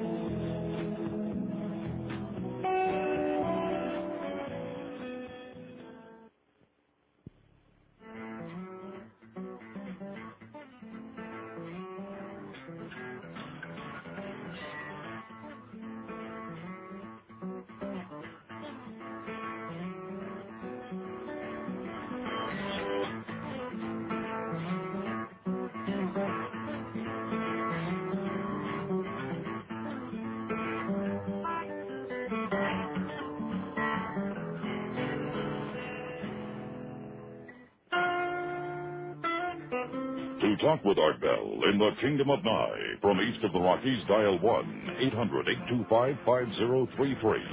1-800-825-5033. West of the Rockies, including Montana, Wyoming, Colorado, and New Mexico, 1-800-618-8255. 1-800-618-8255. Now again, here's Art Bell. Every time I think about it, I won't cry. Respond to the deal, and the kids keep coming. So when it is evening, time to be yours. The words of that really bear listening to, you know it? Good morning, everybody. Terence McKenna's here. I'm Art Bell. He'll be right back. God, I love that line. All right, once again, here is Terence McKenna. Do you remember Michael Dukakis, Terence? Yes, didn't he run for something? Yeah, he ran for the presidency, and he was a fellow that took the very unfortunate video of himself in a tank bobbing up and down, trying to prove that he had military sympathies and so forth and so on, and he looked silly. You remember that? Yes. Okay, well, in the debates, Michael Dukakis was absolutely floored when somebody asked him, they were debating the death penalty or something, and somebody asked, well, what if somebody killed your wife? And instead of getting angry and saying, why, I'd kill this son of a bitch, you know, and whatever else people expected him to say, he was very moderate, and he was perceived to have lost the debate. So I have a Michael Dukakis-like question for you. Okay. And it comes by a faxer. Dear Art, you and Mr. McKenna were talking about how hung up on sex we are and how we should be more like France, where they're more open-minded about sex. One thing that is always brought up is how the president of France has a mistress, and it's no big deal because the French are so open-minded. Have you ever noticed how they're open-minded when it comes to men having a mistress, but I don't think that men are that open-minded when it comes to their own wife? Now, I don't think you'd be so open-minded if it was your wife that the president of the U.S. put the make on. What do you say, Terence? Well, I'm single, fortunately. However, let me try to cast myself into this. Try. If the president of the if I were married and the president of the United States put a make on my wife, then I suppose, like Hillary, I would have a ticket to ride. But how about the rest of us? And my point being, it's a personal matter for these people to work out. As long as it doesn't affect the functioning of government, I think it's a trivialization. I'm amazed that it is so true that people will always be people no matter wherever and however they are, that this sort of thing goes on. But on the other hand, when you read about the Harding presidency, it was pretty racy stuff. And when you get back to the late Roman emperors, we haven't even got traction yet, Art. haven't even got traction. East of the Rockies, you're on the air with Terence McKenna. Hello, where are you, please? West Haven, Connecticut. All right, fire away. Terence, well, we need, we don't need lie detectors, we need truth detectors. Well, maybe we need crap detectors. What? Perhaps we need BS detectors. I have a statement on transplanetary truth and universal stalemates. But first I want to digress with Timothy Leary's idea about intelligence squared. Have you heard of that idea? That observation? Sure. Pardon me? Now, you got to be careful because we've got a delay because of the system we're using. So it's like you've got to ask the question and then pause and listen to the answer, and then when the answer is complete, speak again, caller. Ask your question again. Well, I have a statement and a question. The question, I want to comment on Timothy Leary's observation about intelligence squared and how it's a two-edged sword as regards psychedelic substances. And what point do you want to make about that? Well, say if you take 120 IQ as being 1, and a 60 IQ as being 0.5, and a 240 IQ as being 2, you not only square the intelligences, but you square the difference of the intelligences as well. So if you are 4 times as intelligent as somebody else, and you take a substance, you could become 16 times as intelligent as that person. And that person would actually become stupider, and you would become much smarter. All right. Well, let's hold it there. Well, here's a slightly smoother metaphor for all this. As the sphere of knowledge expands, the surface area of ignorance necessarily grows larger. You can't do anything about that. All right. Very well said. West of the Rockies, you're on there with Terence McKenna in the wilds of Hawaii. Hello? Hello there. Where are you? I'm in Salt Lake. Salt Lake City. All right. Turn your radio off and ask your question, sir. Go ahead. Yes, I wanted to ask Terence what he thinks about the concept of a linear time and why people insist on all times are the same when actuality time can be cut up however it wishes to be. All right, the subject of time. Let us talk about that a little bit. What would you say, Terence, of the nature of time? I was talking to a physicist the other day who suggested that time is absolutely our invention, and that once there was nothing, then there was one thing, and then finally there were two things. And when two things existed, then we had time because we could measure how one moved against the other, how far away one was from the other. Until that moment, there was no such thing as time, and really there is no such thing as time today except as we measure it. Well, there is no such thing as is a philosophical position. I think it's true that time is a cultural artifact. In other words, cultures create different kinds of time, which they then perceive as the only kind of time there is. Linear time has arisen slowly over the past 1,000 years as a consequence of the introduction of print and accurate timekeeping in the West, and just a whole bunch of cultural accidents lead us to believe that there is, this unrealized future and knife-edged present, and then a world of memory that we call the past. We don't notice that we all have different pasts and that we all go to different futures. As far as whether time in the physical sense is real, this is a question probably I'm not professionally capable of answering. It seems to me, though, that the second law of thermodynamics imparts a kind of an arrow to time.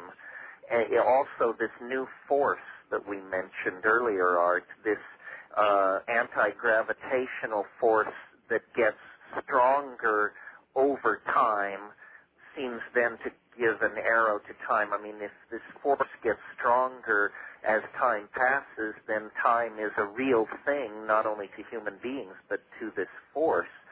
So we have to look at that. I believe that time is in a fluctuating kind of topology, and that where our models of time have failed is that we too enthusiastically embraced probability theory. Probability theory makes the error of believing that you take a series of measurements, then you average them, then you divide by the number of measurements you took, and that this is somehow tells you something useful. That, in other words, when the measurements were taken is not important. The time is smeared out by probability theory. And I think, that time is, that probability is fluctuating on many scales. The first thing you learn when you study probability in an academic situation is that chance has no memory. In other words, that the flip of a coin is not affected by the flips that preceded it. But no gambler believes that. Experience shows that if there's a run toward heads or tails, you should bet that way. Well, I think this indicates a universal tendency toward a fluctuation of probability that is how the universe actually sculpts itself into higher and higher form. This is not the theory of evolution that Darwin came up with, which sort of pushes from behind. It's a theory that there is a kind of a tractor in the future that is actually shaping processes, pulling us, as it were, like iron filings in the presence of a magnetic field. But this is a field that acts through history. Well, you can even observe, Terence, a macrocosm of that in your own life. In other words, if the coin coming up heads means good stuff happens to you, we go through these cycles where nothing, literally almost nothing bad can happen. Everything is good. Everything's coming up heads, and then we run smack into a wall, and tails will start to come up. But it doesn't seem. It does seem to run in those exact sequences that you talked about, and I can't understand why. Well, you put your finger on it when you said we see this pattern even macrocosmically in our own lives. Yeah. We see it in history. We see it in the planet's history. Yep. We see it at every scale where we define time, and I maintain right down to a few minutes or a few milliseconds, and that in a way we have to switch lenses when we look at nature. And probability theory carries you from complete ignorance to a blurry vision of how nature works.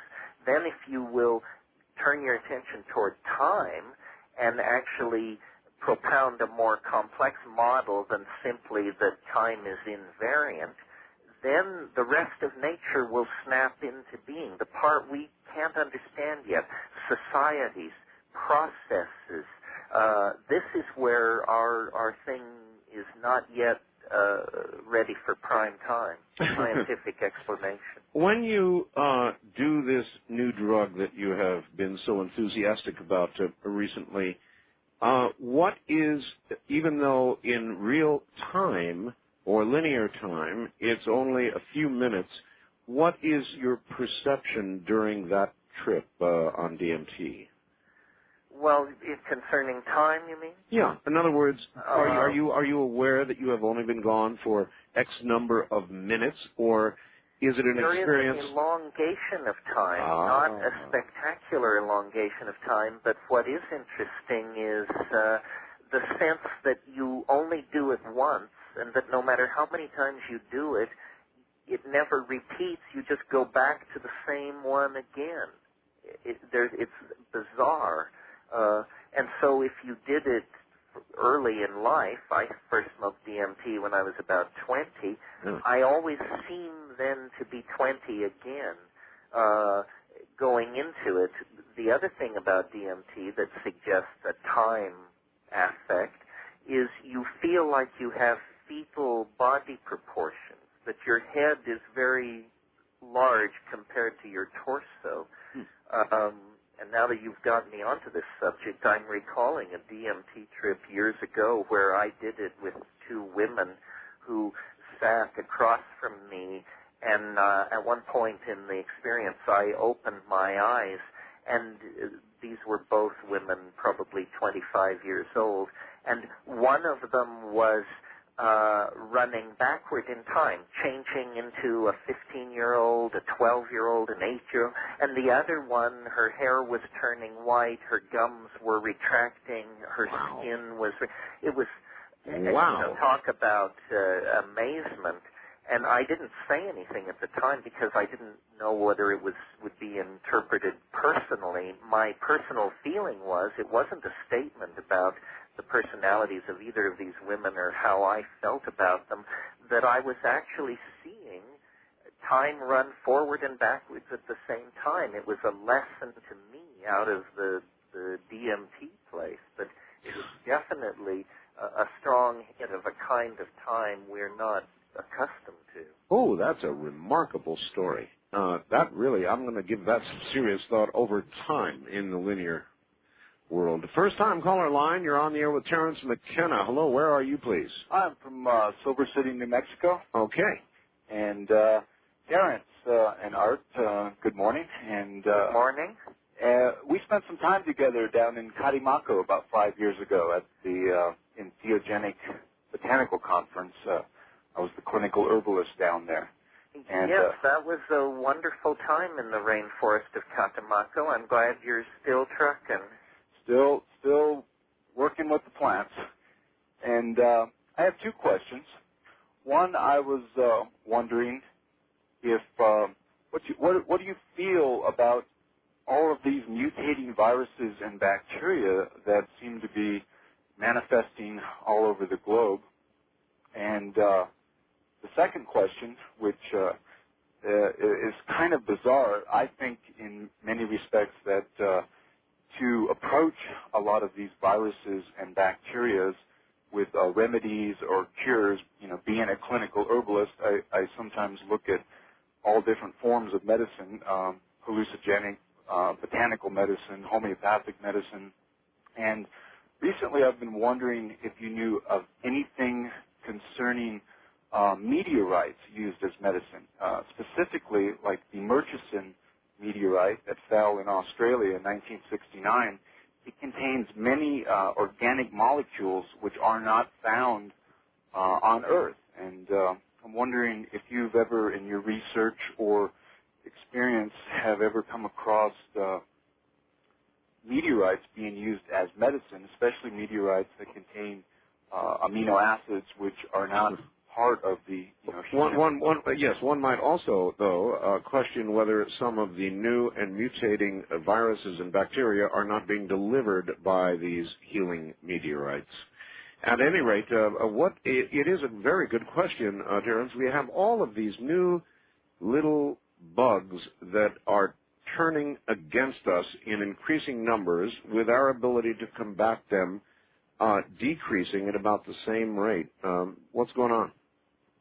Well, one thing that's going on is we're disturbing habitats that have never been disturbed in the rainforest, in the warm tropics. I mean, that's what the Ebola thing is about, and that's what these aerosol leukemias in New Guinea are about.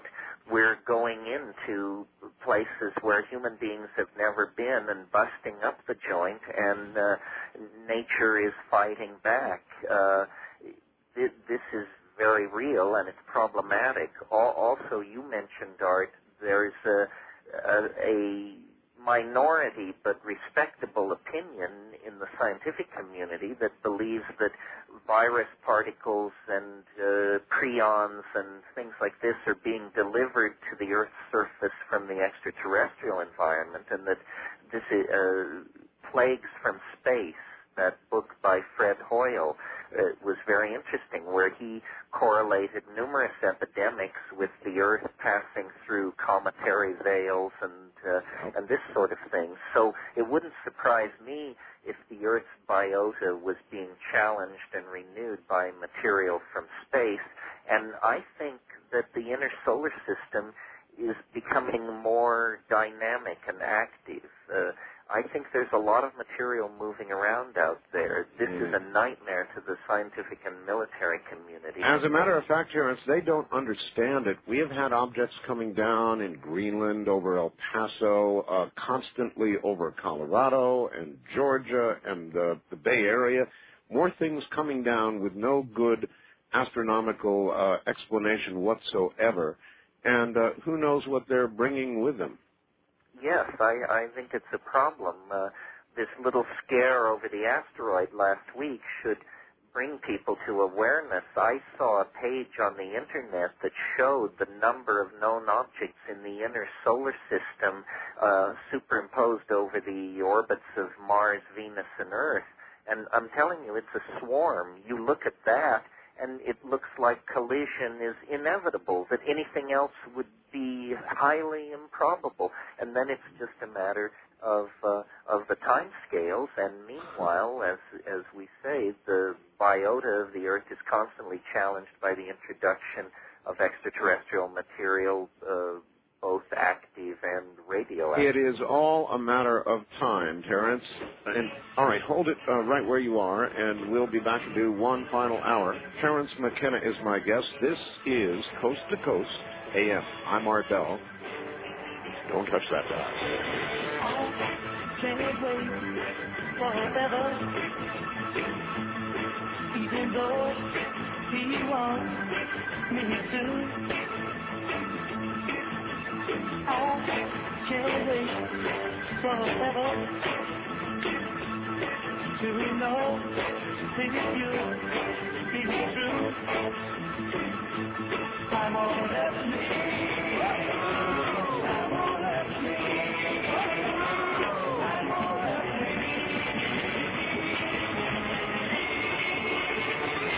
me. With that alone.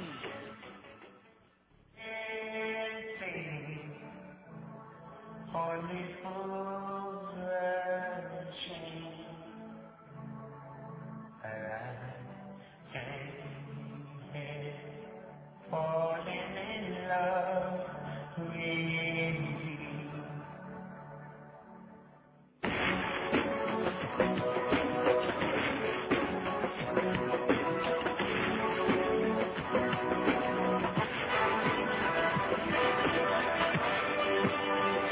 From the Kingdom of Nye, this is Coast to Coast AM with Art Bell. From east of the Rockies, call Art at 1-800-825-5033. West of the Rockies, including Montana, Wyoming, Colorado, and New Mexico, at 1-800-618-8255. First-time callers may reach Art at area code 702-727-1222. And you may fax Art at area code 702-727-8499. Please limit your faxes to 1 or 2 pages. This is Coast to Coast AM with Art Bell. Now again, here's Art. Terence McKenna's here this morning in the early hours. Not so early for him in Hawaii, about the midnight hour or so. We'll get back to him in a moment. All right, here's what Dave says the president should have said in his State of the Union address. Members of Congress, people of America, I banged her like a cheap gong, which is not news, folks, because if you think Monica Lewinsky was the only skin flute player in my orchestra, you haven't been paying attention. The only babes in D.C. I have not tried to do are the First Lady, Reno, Albright, and Shalala, mostly because they're a little older than I like, and they have legs that former Houston Oiler Earl would envy. Which isn't to say that I don't appreciate Hillary, I do. If not for the ice water coursing through her veins, I'd be pumping gas into farm equipment in Hope, Arkansas, and she'd be married to the president. So, let me set the record straight. I dodged the draft, hid FBI files, smoked dope, flipped Whitewater property, set up a new Korean wing in the White House, fired the travel staff, paid hush money to Hubble, sold the Lincoln bedroom like an upscale Motel 6, and grabbed every ass that entered the Oval Office. Got it? Good. Now, if he'd said that or some variation of that at any point, what do you think the reaction would have been? Terence. Well, I caught the State of the Union address, and I thought it was some variation of that. God, I can't top that. First-time caller line, you're on the air with Terence McKenna. Hello. Hello. I'm out here in Los Angeles. This is Jeff. Yeah. I'm having a problem with a little bit of Terence's trips with DMT. I'm near 50 right now, and I used to play around with DMT in a crystallized form back when I was around 20 years old. And he says that you now, I want to get this correct. Are you saying, Terence, that you keep having the same trip over and over? Because I didn't find that to be true at all. No, I think what I'm saying is that it takes me to the same place over and over. In other words, it's got a very unique character. It's not like anything else, and it keeps being what it is each time I try it. Well, I personally found myself that it didn't take me to the same place.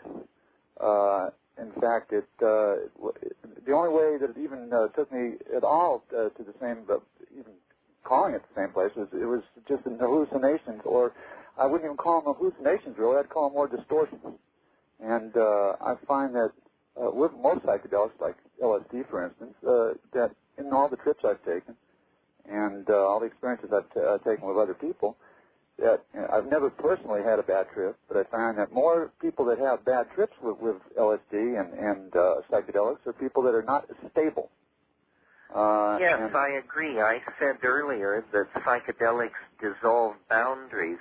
That's good for most of us. We're pretty tightly boundary defined, but some people are not. Some people are having an uphill battle just to keep the boundaries in place, and those people are definitely not candidates for psychedelics. I don't think psychedelics are something for everybody. I view it as a kind of a psychic and athletic calling, like ocean kayaking or rock climbing. You need to know your tools, you need to know the territory, you've got a buddy system in place, and you're physically trained and mentally prepared. That's how I see it. It's not, that's why I railed against the concept recreational drugs, which I just think is some kind of weird way to sell speed in nightclubs or something. All right. Terence, here we go again. I'm trying to devote this to the listeners because I could ask you a million questions. Wildcard line, you're on the air with Terence McKenna in Hawaii. Where are you, please? Hello, Art and Terence. I'm Bob in KEX country, Beaverton. Oregon, okay. Right. All these things you've been talking about tonight, I'd like to put them in the same pot and stir them up and see what comes out. Computers as sentient beings, when you look at the depths of our perceptions, for instance, I've been studying people's ability to perceive signals from the Earth, and then look at reverse speech with David Todd Oates and his findings that we are very much sexual beings in the underlying areas where reverse speech comes out. How are you going to put those together, all that processing, all that perceptual abilities, and then try to put that into a computer? Well, in a way, what I think's going on is that the concept of the collective unconscious, which was enunciated by Carl Jung in the early decades of the 20th century, he and Freud basically discovered that the mind had a flip side that could only express itself in dreams and that seemed very primitive and aggressive and a dark landscape. And they tried to cut some lines through it and map it. Psychedelics also threw light on that landscape. Now, if we're going to become a planetary being, we can't have the luxury of an unconscious mind. That's something that goes along with the monkey stage of human culture. And so comes then the prosthesis of technology, that all our memories and all our sciences and our projective planning abilities can be downloaded into a technological artifact, which is almost our child or our friend or our companion in the historical adventure. And this is all being done by very switched-on people who learned the rules of the unconscious in the 60s, largely from psychedelics, and are now in a position to technologically implement a cultural artifact, the Internet, that actually casts light into the unconscious. I mean, I believe in information, and I believe if people can find out, know the truth, and it will set you free. Well, the Internet is opening up the avenues to truth to more people faster than at any time in history. And this was not the plan of the managerial class or the nation state or the corporate elites. It's a side to the technologies that they put in place that they never foresaw, as is always the case. Actually, the Internet, of course, the genesis of it was with our very own government. Do you think that they, in effect, birthed their own worst enemy? In a sense, they created their successor. They transcended themselves. When they built a network that could withstand thermonuclear exchanges, they built a multi-centered, dynamic organism that lived on information. And it quickly spread to the universities, the think tanks, and beyond that to the corporations, and beyond that to you and me. And now it's so embedded in the very life of global capitalism that the nation state has just been told to keep its mitts off. This whole Telecommunications Decency Act scenario showed that when the chips are down, the world corporate state is very able to assert its control and ownership of the Internet and how it's used. East of the Rockies, you're on the air with Terence McKenna. Hi, where are you, please? Hi, this is Byron in Shreveport, Louisiana. Yes, sir. Yes, sir, Art. I love this show. I just discovered you this month. I didn't know such a good thing was on the air late at night. Well, it's as I tell people, it is different. It certainly is, sir, especially for those of us who work nights, and then on our nights off we can't sleep. So this is wonderful. Well, here's a question I have for Terence. This has been happening to me for some time. When I heard Terence speak of the universe reaching out to us, or trying to, it brought home to me some things that are happening. When I was getting my first degree, I took a philosophy course, and I asked my professor, I said, "Sir, do you ever have patterns come to you?" And he said, "What do you mean patterns?" I said, "Well, I'll be going along doing my business, and on the news or in a magazine or a book, a word, an unusual word, jumps out at me. And I'll go, okay, I'm a word hound, so I kind of take note. Then, later that same day or the next day, the very same unusual word jumps out at me again. And then the next day, in a very different place, the very same unusual, heretofore rarely or if maybe never seen word pops up again. So I thought, well, maybe something is trying to tell me something. So I would take note of that word. Then I go along for months, and then it happens again with another word. I didn't know what to call this phenomenon, so I just called it a pattern because it kept reappearing. But I wondered if, when Terence mentioned the universe trying to reach out to us, Terence, do you suppose that could be one form of some outer intelligence reaching in, or? It may not be that deep philosophically. I'll give you one answer. For example, if you go out and buy a new Chevy, a Nova car, all right? Right. Heretofore, you will not have noticed Novas. Now, you will suddenly see Novas everywhere. Yes, sir, that's true. So it may be that, or it may be deeper. Terence, what do you say? Well, it's funny, again, to mention Jung. he had this concept which he called synchronicity, which is the apparent coincidence of a mental state with an event in the exterior world. And what I mean by that is you're walking along the street thinking about Mr. Fishman to whom you owe money, and suddenly there's a fish right on the street in front of you. This is called a synchronicity, and Jung felt that there was a kind of what he called acausal connectedness, and that this was how the unconscious attempted to communicate by juxtaposing thoughts with exterior events that seem related to them in some magical way. And if you're, sometimes synchronicities 1 or 2 a week, and we just sort of notice it and pass on, but they can build.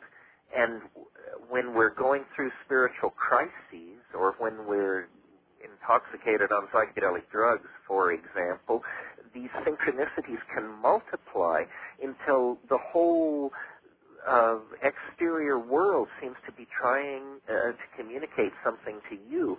And it's alarming to ordinary psychiatrists because they call it delusions of grandeur. The patient thinks the world is trying to communicate with him.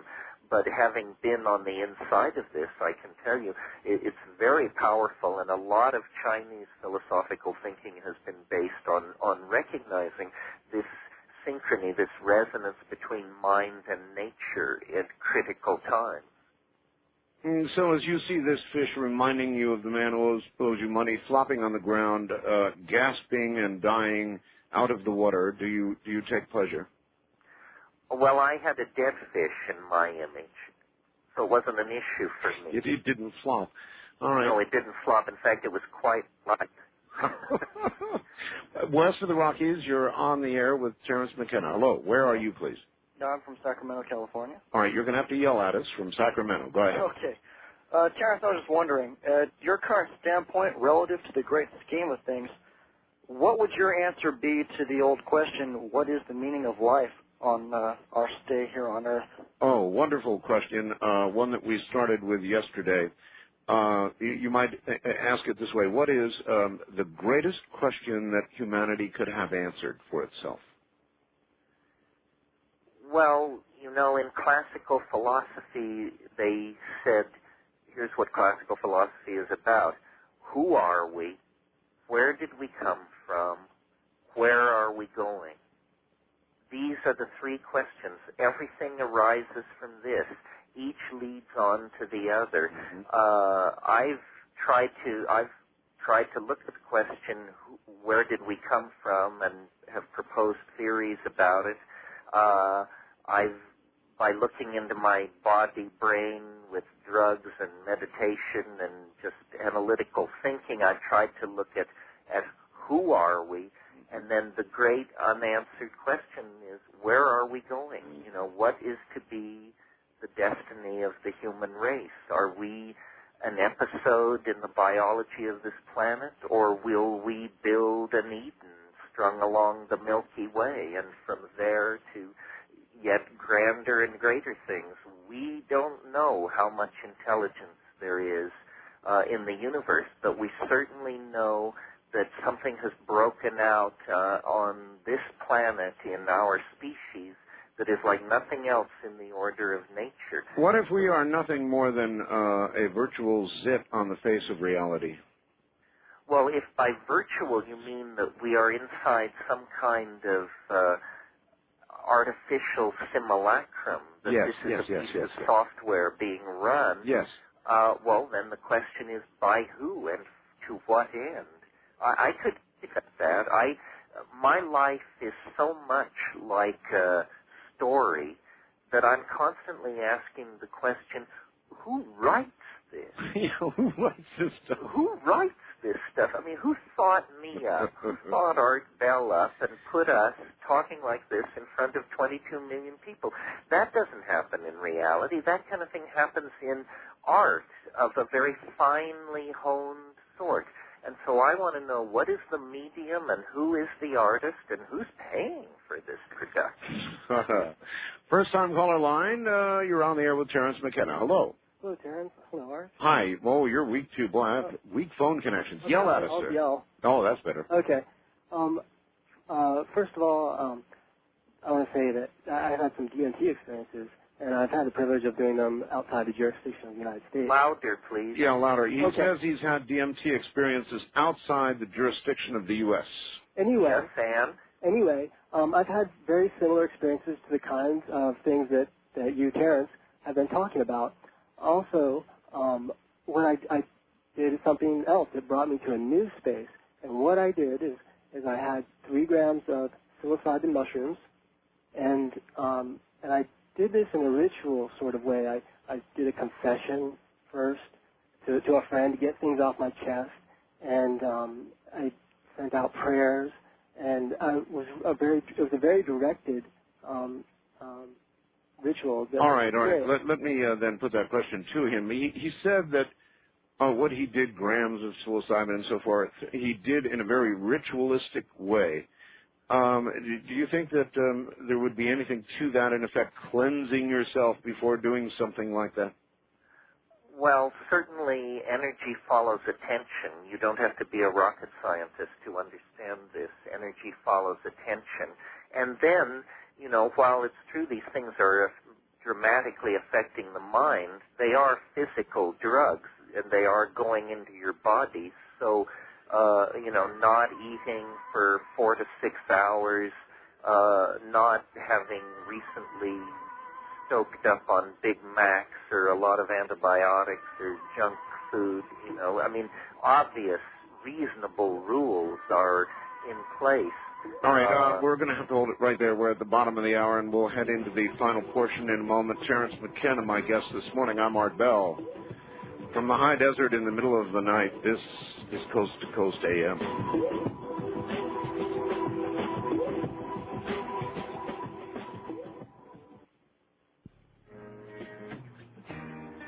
Midnight at the oasis, send your camel to bed. Shadows painting our faces, traces, the romance in our head. Heaven's holding a hand, shining just for us. Let's slip off to a sand dune, real soon. Kick up a little dust. Come on, cactus is our friend. He'll point out the way. To talk with Art Bell in the Kingdom of Nye. From east of the Rockies, dial 1-800-825-5033. West of the Rockies, including Montana, Wyoming, Colorado, and New Mexico, 1-800-618-8255. First-time callers may reach Art at area code 702-727-1222. And you may call Art on the wildcard line at area code 702-727-1295. To reach Art from outside the U.S., first dial your access number to the USA, then 800-893-0903. This is Coast to Coast AM from the Kingdom of Nye with Art Bell. It is. Hello and good morning, everybody. Terence McKenna's here for about another 25 minutes or so. Here's kind of an interesting facts, a dissenting facts, and here's what it says. Computers, as we know them, will never become self-aware. They barely work.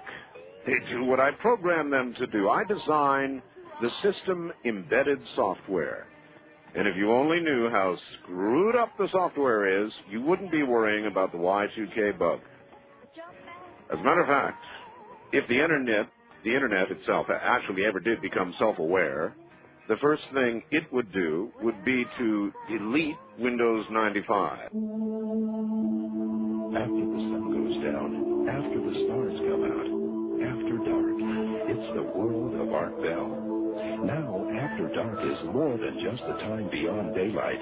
After Dark is the definitive chronicle of nighttime radio, the Art Bell newsletter.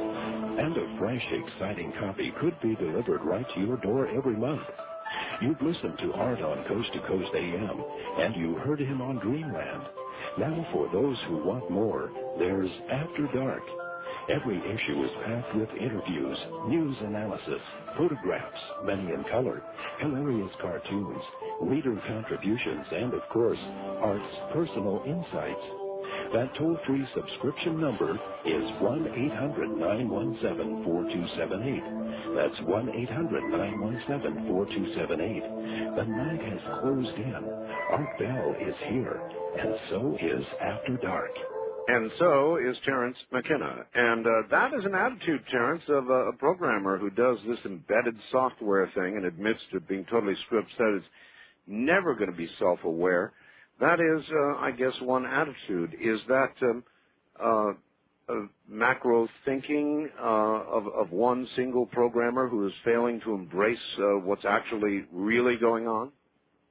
Well, while we were off air, I was online and looking at the AI pages, and I would just recommend to someone with that attitude that they search words like superintelligence, artificial intelligence, and look at the stuff posted on the web. I work with a computer every day. I don't have the same experience as the person you quoted. I find the evolution of software, I can't keep up with it. I don't feel any of us have written software that takes advantage of the hardware's capabilities. In other words, no one has tested the edge of the hardware. The failure is in the software writing department. But if you look at what people like Bruce Damar at Digital Space are doing, the singularity web pages, the artificial intelligence web pages, the transhuman web pages, the we're getting a little breakup here. Wouldn't the real evolution begin when nanotechnology becomes a reality, and these machines then begin to either replicate themselves or to write their own software, taking leaps beyond what we can do? Because I think you're right. Well, that would be one revolution. Another, I think, that will come sooner is when everything is implants. When, the equivalent of today's computer is something that you... machine to nervous system interfacing, so that we don't feel it as a machine, we feel it as a capacity of our own mind. This will come. All right. East of the Rockies, you're on the air. Good morning with Terence McKenna. Where are you, please? This is Bill in Wisconsin. Bill, you're going to have to yell at us. Go ahead. Okay, how's that? Better. Terence, you were talking a little bit about the fish on the sidewalk. Right. And I have had experience with LSD. I was a part of an experiment in 1970s or mid-70s, and we were allowed to inject 3 bottles of Sandoz LSD, 100 micrograms each at the same time, so 300 micrograms IV. And since that time, I've had experiences, hundreds of experiences, similar to the fish on the sidewalk. I'll give you just one quick one. And I want to take it one step further and ask you this question. On the way to the motor vehicle department, I borrowed $35 from my girlfriend to get my motorcycle back in the 70s. And I said, wouldn't it be something, to see an interesting plate come up? Well, it came up UIO 35. Perfect example. Now, what's your question? Well, to take the fish story one step further, and I've found it hundreds of times since then, that not only does it reflect what you're thinking or whatever, but reality seems to actually change as you walk, change as you think. Yes, well, now I would say that this is a clue to the fact that the story you've been told by science and physics and chemistry and all that is simply that you're a person in a story. It's because all such things don't go on in the world of ordinary probability and ordinary physics. And so it's like a certain point in the evolution of your understanding where you realize that physics and chemistry and all that is not what it's about, that you're inside a story. And I think the juice in that insight is that you can then try and figure out whose story is it. In other words, is it your story, or do you exist in this story to open the door for somebody on page 220, and is that it?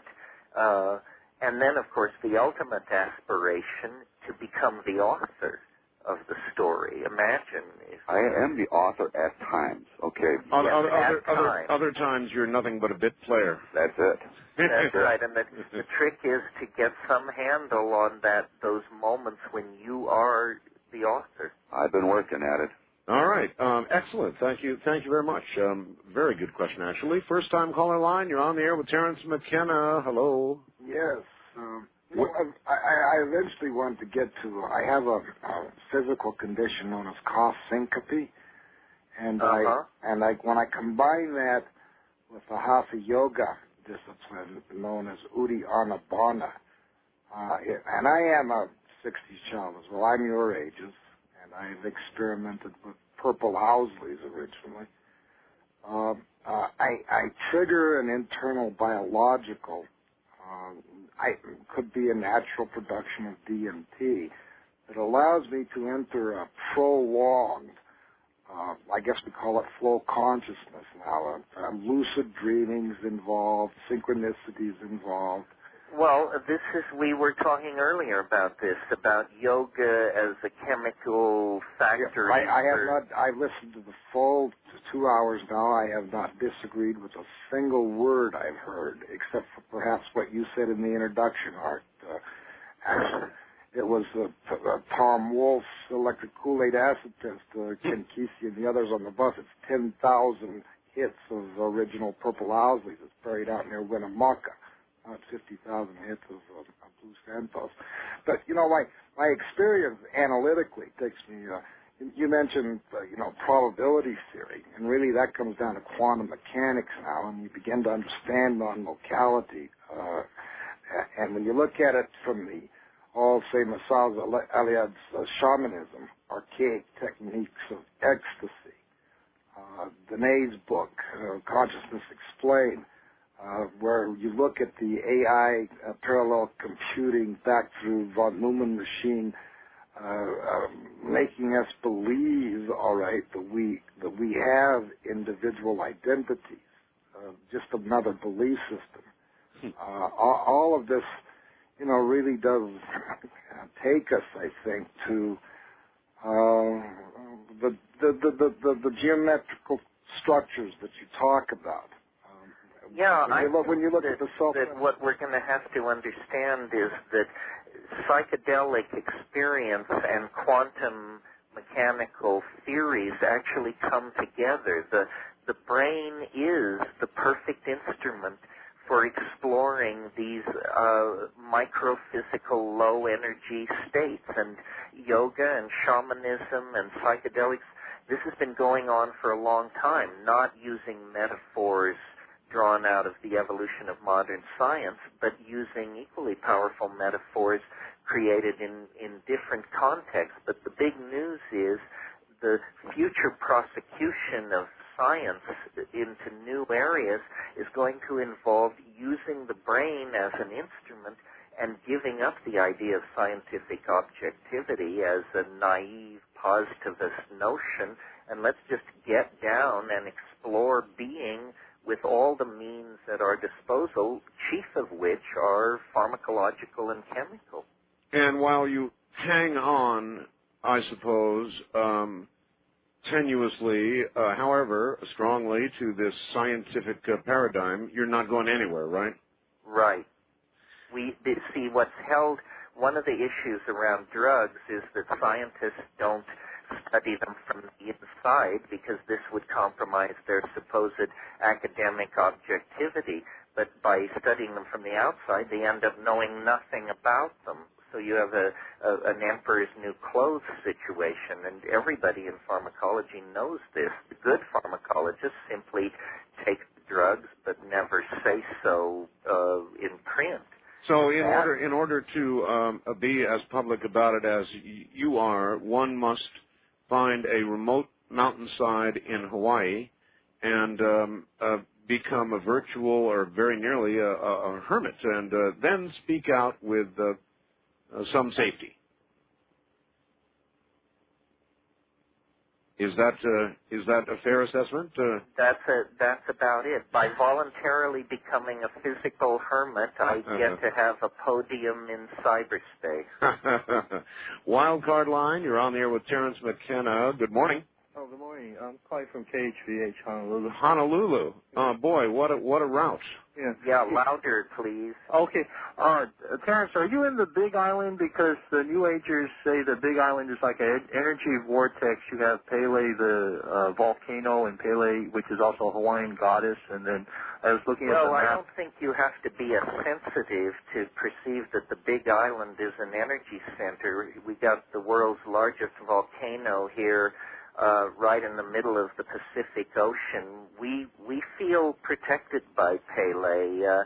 She puts lots of mercury vapor into the air and keeps real estate cheap and tourists away. And then do you like being there? Because, like I was looking at the map, the Big Island is 180 degrees, almost exactly the other side of the world from the pyramids of Giza, which is another energy vortex. No, what interests me about the Big Island is that it's at 19 degrees 30 minutes north, which is the critical place to study the skies of Mexico. That means that the skies off my front porch are the same skies I see when I go to Palenque and Uxmal and all the Mayan sites. So I love that.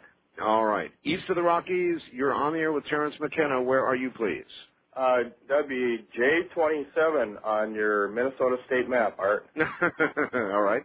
And I listened to you probably for the past year or so, and it's unbelievable how hard it is to get through, but I tried twice, and here you are. And here I am. And also to Terence. I used to subscribe to High Times, and they had a pictorial back in the 70s of over 150 different varieties of indica from Hawaii.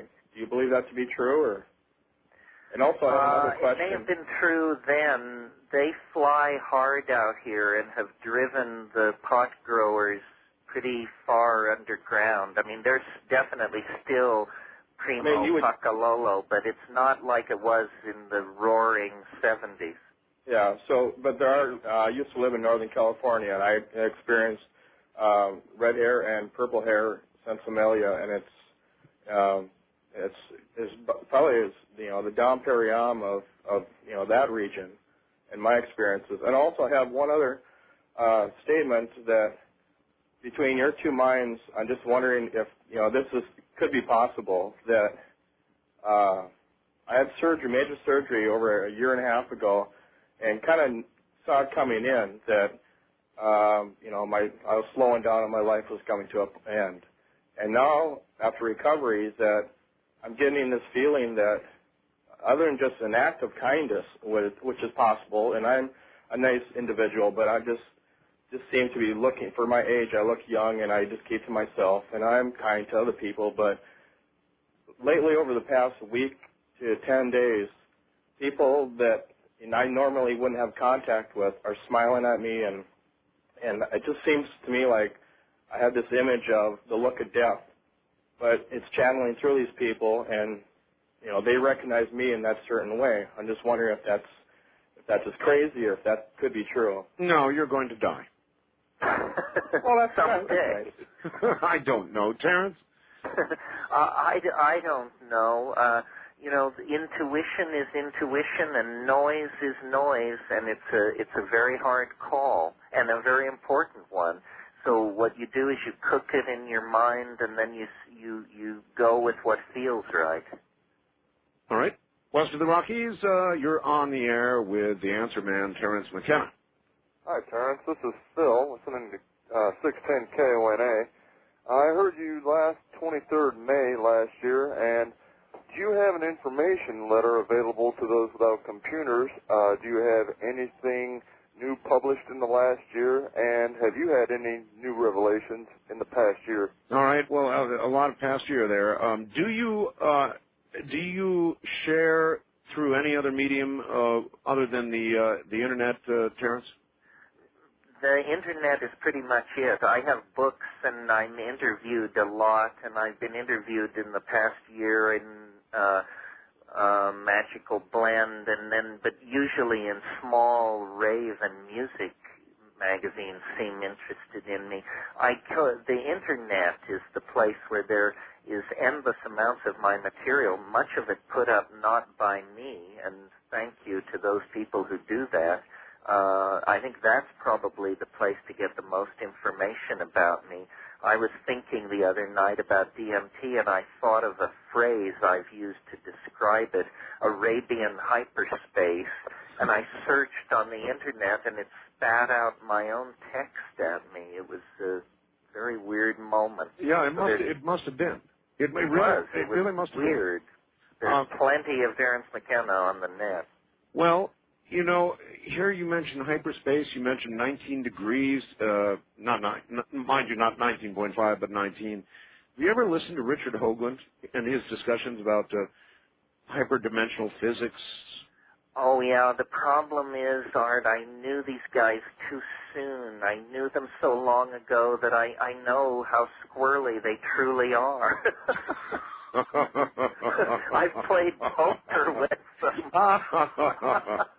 All right. One last. I think we're almost out of time. Wildcard line, you're on the air with Terence McKenna. Where are you, please?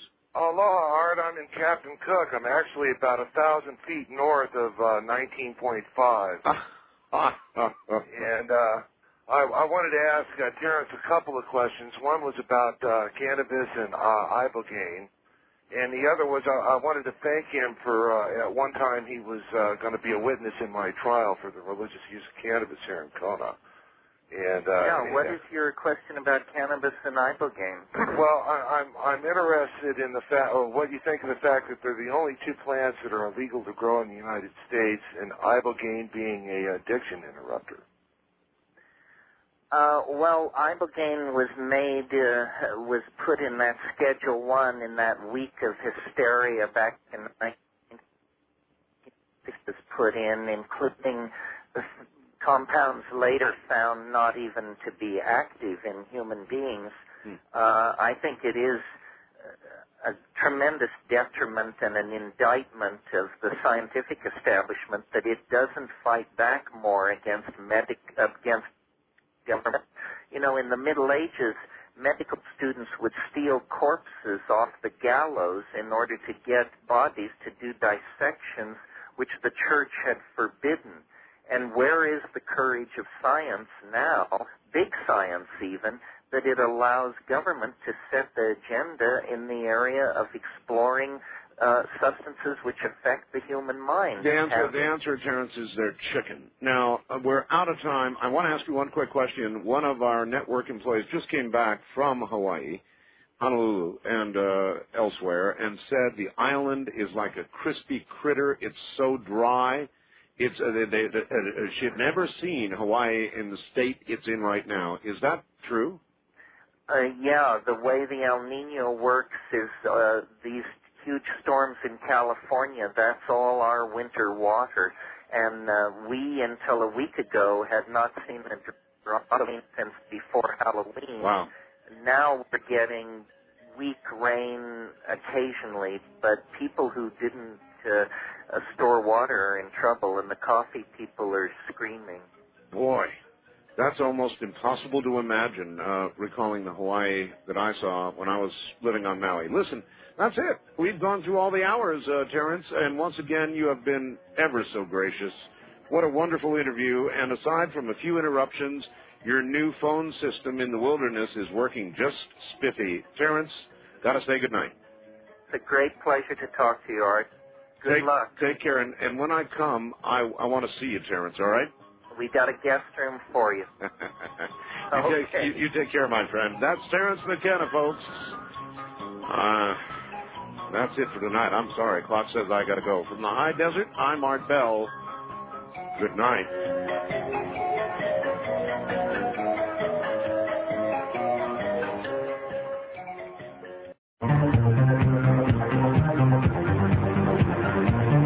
From the high desert and the great American Southwest, I bid you all good evening or good morning, as the case may be, across this great land of ours.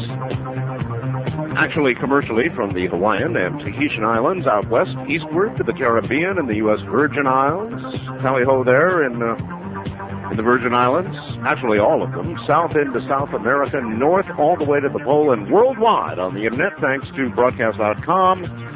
And Intel, and of course, our G2 streaming video, which I trust is back up and running tonight. If you want to see us actually do the show, as well as hear the program, you just go to my website, www.artbell.com, download the G2 player, come back up, and you will get what I call almost television, the most remarkable thing you've ever seen on the net.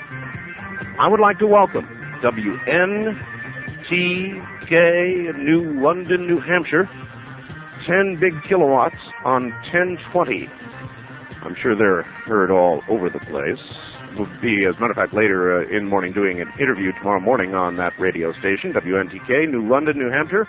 Also, would like to welcome KOTA, Rapid City, South Dakota, 5 kilowatts on 1380, a good regional signal.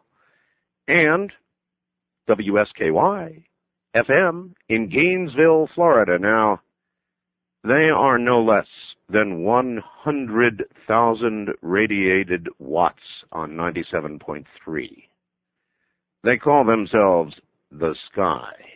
So, welcome to the Sky. Welcome to all of you as the network continues to grow at an incredible, incredible pace. Now, I will have a comment on Kosovo next hour before Terence McKenna joins us.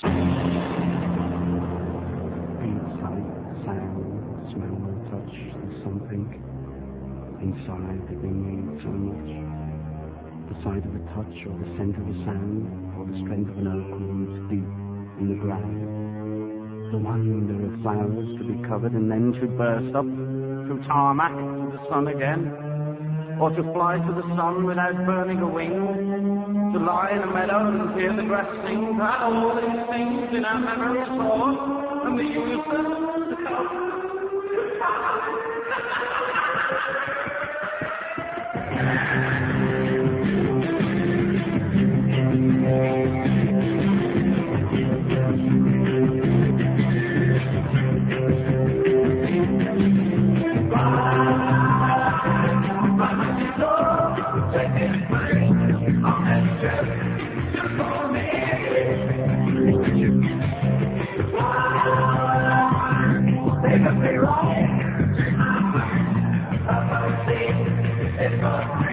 To talk with Art Bell in the Kingdom of Nye. From east of the Rockies, dial 1-800-825-5033. West of the Rockies, including Montana, Wyoming, Colorado, and New Mexico, 1-800-618-8255. First-time callers may reach Art at area code 702-727-1222. And you may call Art on the wildcard line at area code 702-727-1295. To reach Art from outside the U.S., first dial your access number to the USA. Then 800-893-0903. This is Coast to Coast AM from the Kingdom of Nye with Art Bell. Want to take a ride, huh? Well, you're going to tonight because around the corner is Terence McKenna. You know who Terence McKenna is? If not, you will shortly. He is a brilliant, fast mind with a lot to say. And it shouldn't be that way, because his mind should be fried rice, actually. But it's not. We'll talk about that, too. Well, listen, good morning, everybody. I've got a couple of things I've got to get on. Actually, several. Our affiliate base continues to grow, and once again, I would like to welcome WNTK, New London, New Hampshire, 10 kilowatts. On 1020, big time, huh?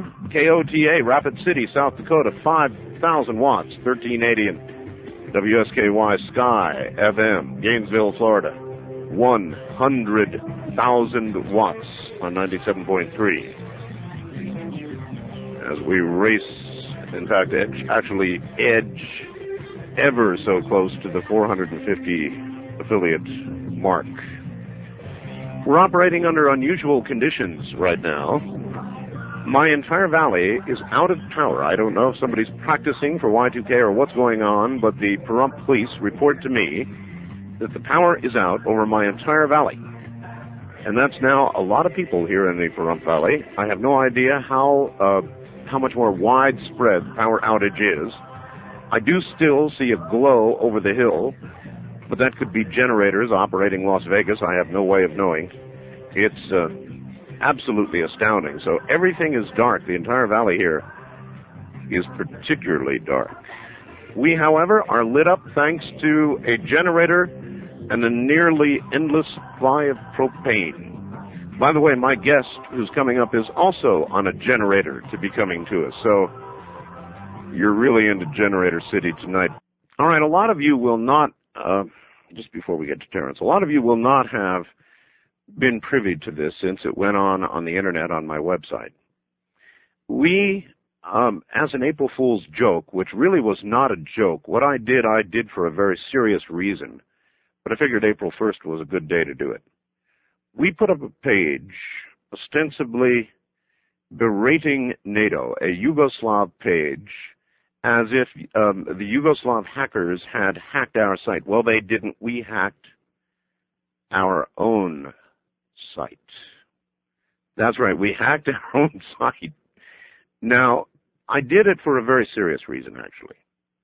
And I'm going to read to you, you may recall, prior to my going on vacation, this is, of course, my first day back, I told you that I bet within hours of my going on vacation we would begin bombing in Yugoslavia, and of course we are doing that. We did that. I don't think it was 6 hours. 6 hours after I went on vacation, the bombing began. So I'm afraid I was right about that. And I'm afraid I'm right about what I'm going to read you now, and a lot of you are going to disagree with it, so be it. I want to read it to you. This is what we put on our website, my answer. I wrote, the hack, computer hack, meaning computer hack. The hack seen on this site was an April 1st prank by myself and Keith Rowland. However, it was also, and I would add more importantly to make a point, though I do not agree in any way whatsoever with what the Serbs are reported to be doing, it's my view that it's none of our damn business, and I mean that. The UN might make a case for intervention when one nation invades another.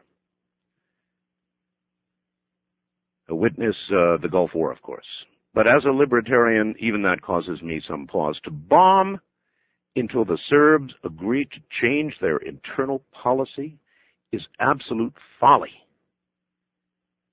Will we bomb for a few more days? Weeks? Months? Will we declare victory if they agree to talk?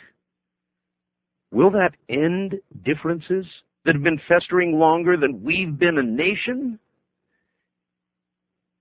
Is this the new world order? If so, I want no part of it.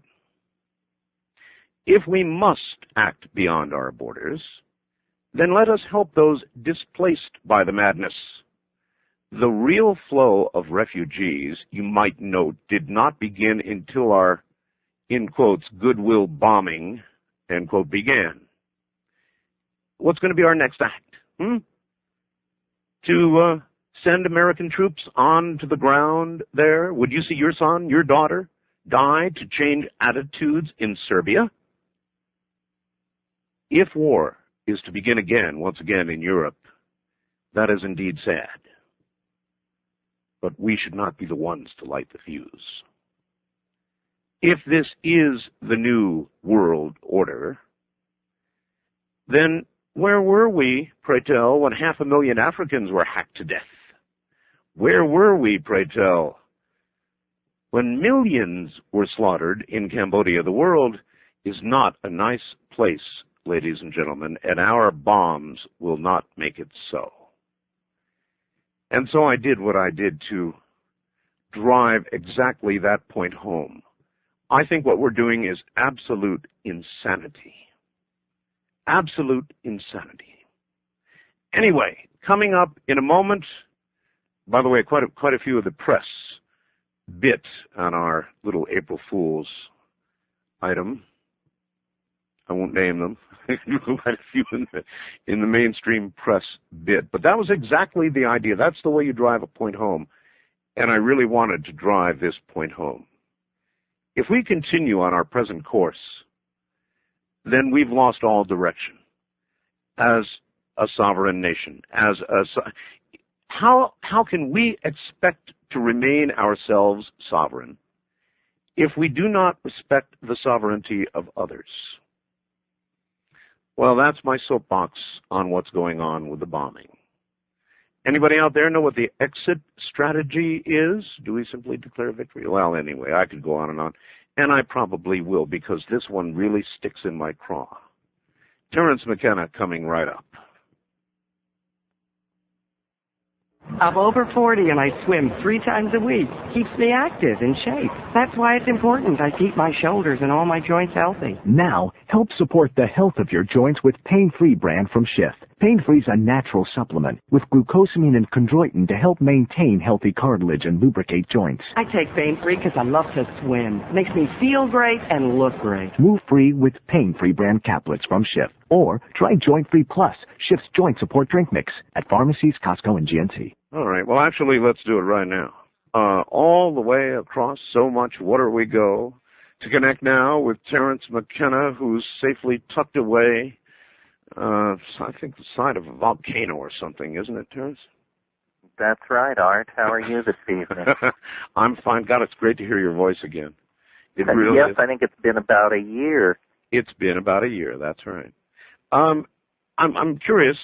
Don't hold back. I'm sure that you have been watching or at least listening to or vaguely aware of what we're doing in Europe right now. And I thought I'd probably start out by asking you your comments. Well, I'm glad I listened in on your reading of your statement, so I know where you're coming from. Well, as you said, it's a complete mess. For the third time in the 20th century, the Balkans appear to be the place where Europe could potentially push itself into some kind of war nobody could foresee the end of.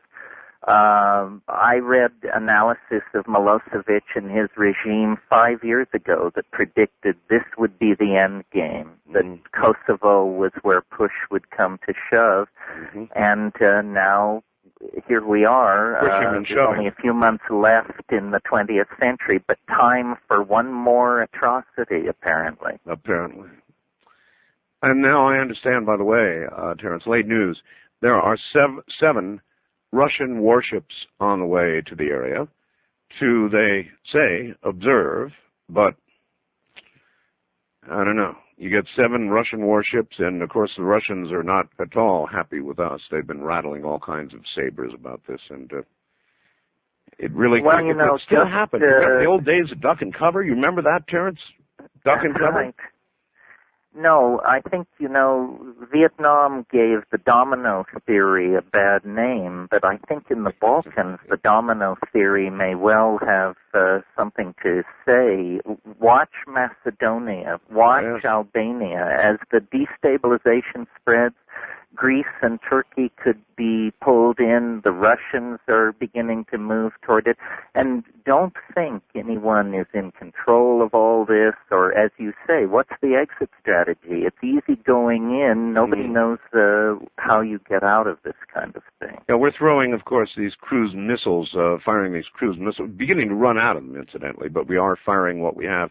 When they run out, that means more airplanes, and then eventually, when that strategy fails, then you're faced with a choice of either retreating, and it's another Vietnam, or putting in ground troops and starting down the same horrible road of no return, Well, and remember, ground troops couldn't make a difference in Vietnam either.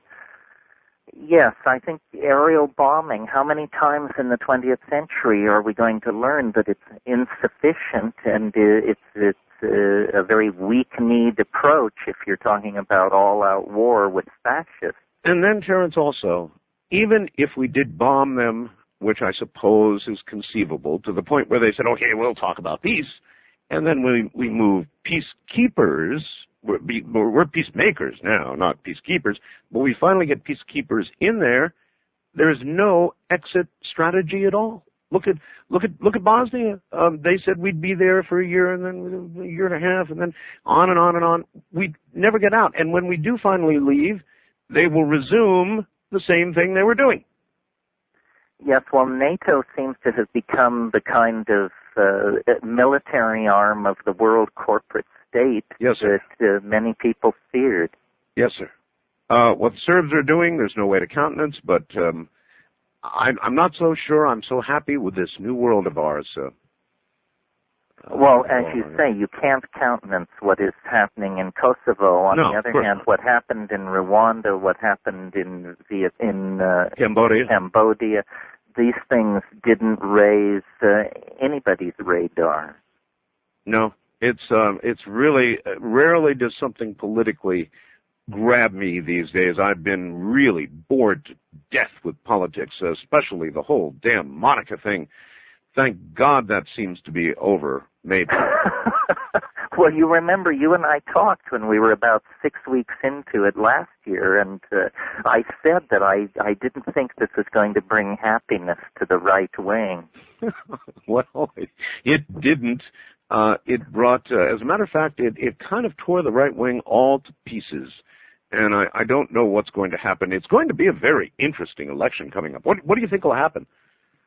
Oh, I assume that if the Democrats can't win this one after what the country's been through, then they're probably finished. But I think it'll be an easy win for Gore. I think the Republicans are flirting at the end of the 20th century with the kind of fate the Whigs were looking at the end of the 18th century.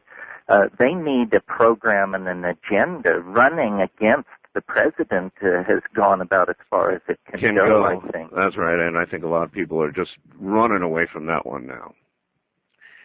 Well, how's it going there? I mean, but look, there's a whole new audience. I keep forgetting. I probably have 100 affiliates since the last time I talked to you.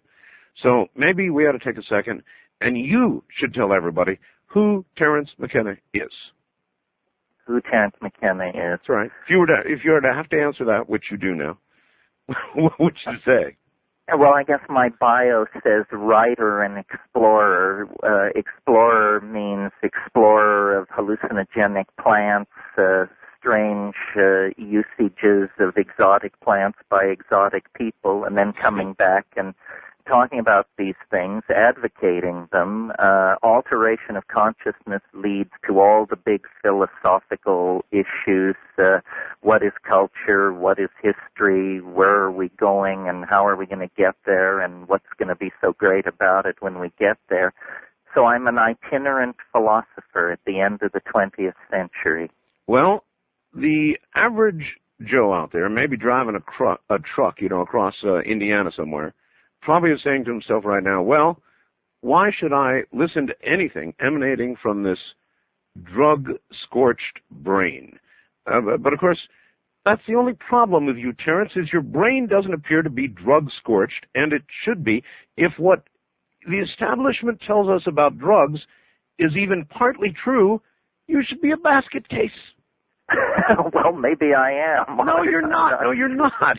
But I think the guy driving his semi across Indiana, he may be a little scorched himself this time of night. Well, he's scorched in a different way, trying to keep his eyes open, get the load delivered. That's right. No, you're absolutely right. It's certainly true. The stereo of the cannabis enthusiast can't think straight, can't remember where they put the keys.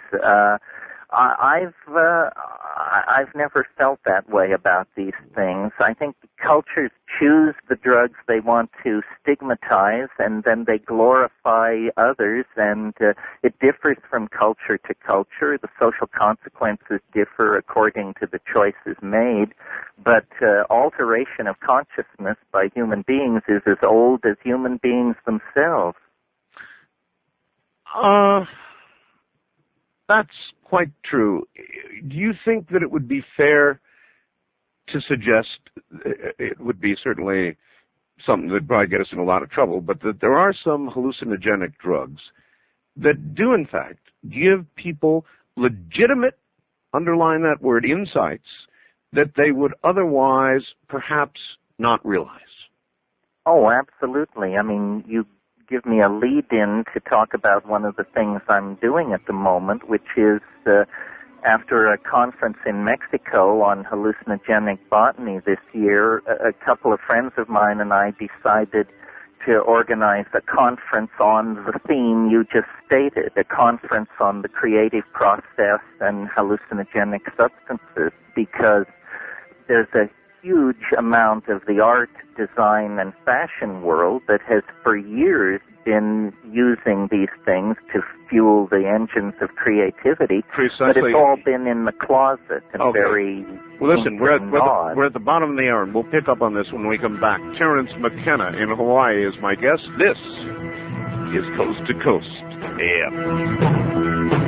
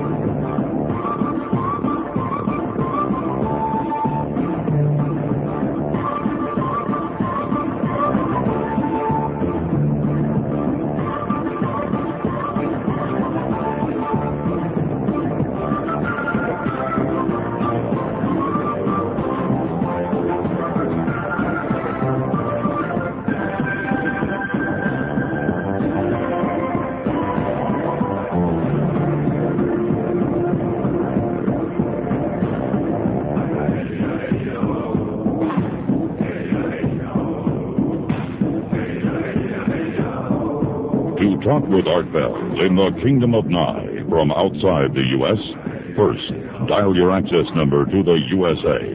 Then, 800-893-0903. If you're a first-time caller, call Art at 702-727-1222. From east of the Rockies, 1-800-825-5033. West of the Rockies, including Montana, Wyoming, Colorado, and New Mexico, call Art at 1-800-618-8255. Or call Art on the wildcard line at area code 702-727-1295. This is Coast to Coast AM from the Kingdom of Nye. Terence McKenna is probably unlike anybody you're ever going to have the pleasure of listening to and meeting.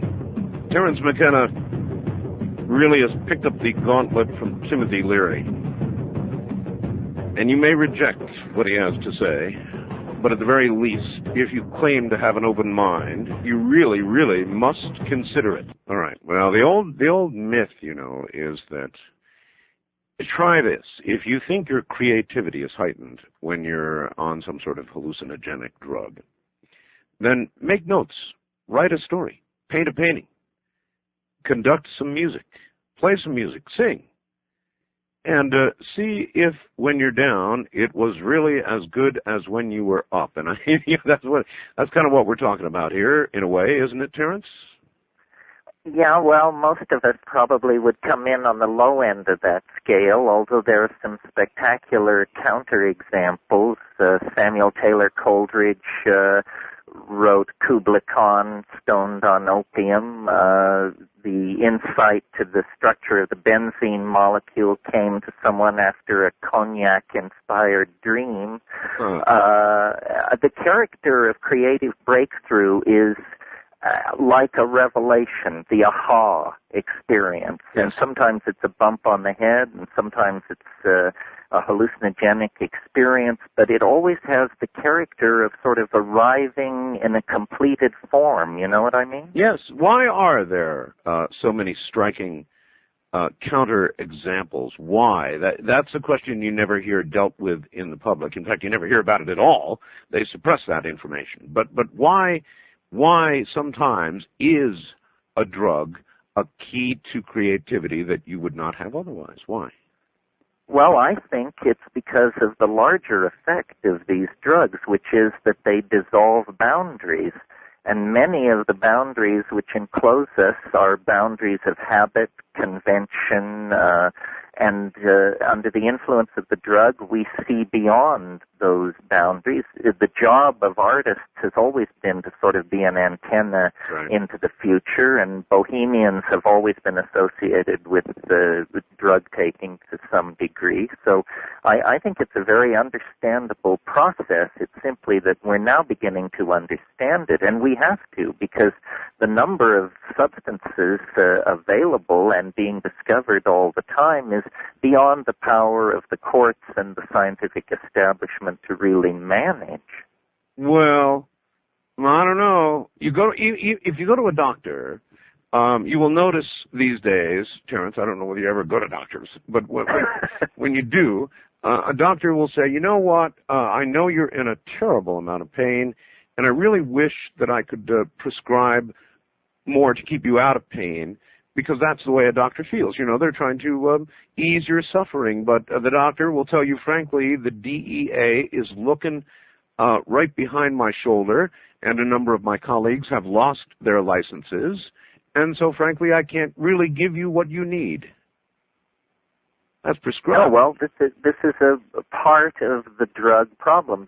The hysteria on drugs has made so many different people and institutions crazy in so many different ways. I really, on the general larger question of hard drugs, I'm quite despairing because so many people and institutions make money off the present mess. Yes. The prison builders, the rehab people, the criminal syndicates, the bought-off cops, the paid-off judges. Everybody is making money on this racket that they pretend to wring their hands over. That's absolutely correct. And heaven knows what the police would do if they couldn't chase narcotics people. They would literally have about 10% or 20% at most of their job left. And I think our prisons would be more or less about 60 or 70% empty as compared to their present content. The courts would unclog and lawyers would have to find honest work.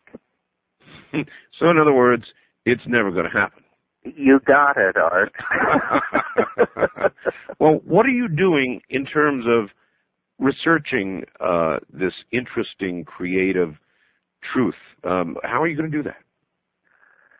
Well, I don't know if I've ever talked to you about this, but I'm interested, of course, in what these substances do to me and to other individuals. But then there's a whole other area, which is what has the impact of substances and drugs been on large populations over long periods of time? Ooh. And I'm willing to argue that the evolution of human language and complex cultural forms themselves were caused by disruptions in the ordinary mental functioning of perfectly happy primates about 150,000 years ago. In other words, that the evolution of complex human culture based on language is actually an effect of brain perturbations and unusual states of consciousness that were eventually assimilated and became part of the behavioral toolkit of early human beings. So you're saying it's actually a part of and a continuing part of evolution itself. That's right, and the important thing for modern people is a continuing part of. So when you talk about drugs, you know, today we're focusing on the drug of the day, whatever it is, heroin or methadone. But in fact, over the past 1,000 years, it's been drugs that have built the empires that created Western civilization. Sugar, tobacco, alcohol, opium, tea, coffee, chocolate. These are the drugs that shaped civilization. Coffee, another big one. Oh, yeah. And of course, we don't think of these as drugs. We call them foods or whatever we call them, because a drug is a bad thing, a food is a good thing. But eventually, I think people are going to wise up to this racket, and they need to, because we need to educate our children about this complex area of human behavior. There are dangerous drugs. There are drugs that, used carefully, can be a tremendous enhancement of life. But you have to know what you're doing. It's not something you just blunder into. And all generalizations will have exceptions. And they do, indeed. Recently, you know, as you well know, we have a drug czar. And recently our czar actually came out and made a couple of really remarkable statements. He said that he thought the debate over medical marijuana was now a legitimate one. And he even went further and he said it may well be that the use of marijuana recreationally may be a valid debate for our society to have. And I almost fell on the floor when I heard him say that. Well, it would be a wonderful thing for Clinton to do for Gore and the country to make some headway in the end of this administration on this issue so that it doesn't all have to be left to the first term of a new Democrat. I mean, how long are we going to dog this matter? It really should be part of the agenda of the new century to make drug suppression a 20th century phenomenon, along with racism, fascism, aerial bombing of civilians, and so forth and so on. As I said, it's a racket. The insurance companies know that people who smoke cannabis are not at greater health risk. Well, you know, that's a good point, because they always ask whether you smoke. They don't ask whether you smoke pot. They ask whether you smoke cigarettes. And they're really concerned about that. In fact, a lot of cases, they've got the numbers on that. Yeah, in fact, a lot of cases you can't even get insured if you are a smoker. But the fact is, cannabis is such an effective stress reducer that whatever effect the tar in it is having on you, it's more than offset by your low blood pressure, excellent digestion, good sleep, and so forth and so on. Do you think? do you think that there will be any progress soon, based on the recent statements made? Is there going to be some sort of? Now, even my state, Nevada. Now, Nevada, Terence, is it does not look kindly on even marijuana. It is a felony in Nevada. And recently we had a state-wide initiative here in which the people of Nevada said yes to, Call toll-free 1-800-618-8255. Oh, my. Well, it looks like we just went through another brief blackout, ladies and gentlemen. So we're going to have to get Terence back on the line. You may have heard a little sort of a noise in the background, and that was indeed the blackout. So we're going to have to try to get Terence back on again and continue to revise and look at our power situation here. We are in a power outage. So I will continue to disable things that we don't need, and we will continue to run on Gen. Boy, I'll tell you, welcome, huh? April 1st, coming in like a storm, to be sure. So, Terence, if you're out there listening, my friend, we're going to have to take a bit more of a break here so that I can get you back on the line. Sorry about that, buddy. It's just one of those things. So, in a moment, once again, Terence McKenna. In 1859, the famous Comstock silver lode was discovered here in the mountains of Nevada. In order to avoid shipping that silver a great distance to be minted into coins, our government opened the Carson City Mint near Virginia City in 1869. After only 24 years of operating, with the Comstock now played out, that mint was closed and today is a museum. In 1964, after nearly 100 years of obscurity, the Treasury Department discovered original bags of the famous Carson City silver dollars, which had never been issued to the public. My friends at David Hall's North American Trading have been able to purchase a limited number of these beautiful uncirculated coins, which offer a historical reminder of the time when pioneers were still discovering the Old West. At just First-time callers call area 702-727-1222.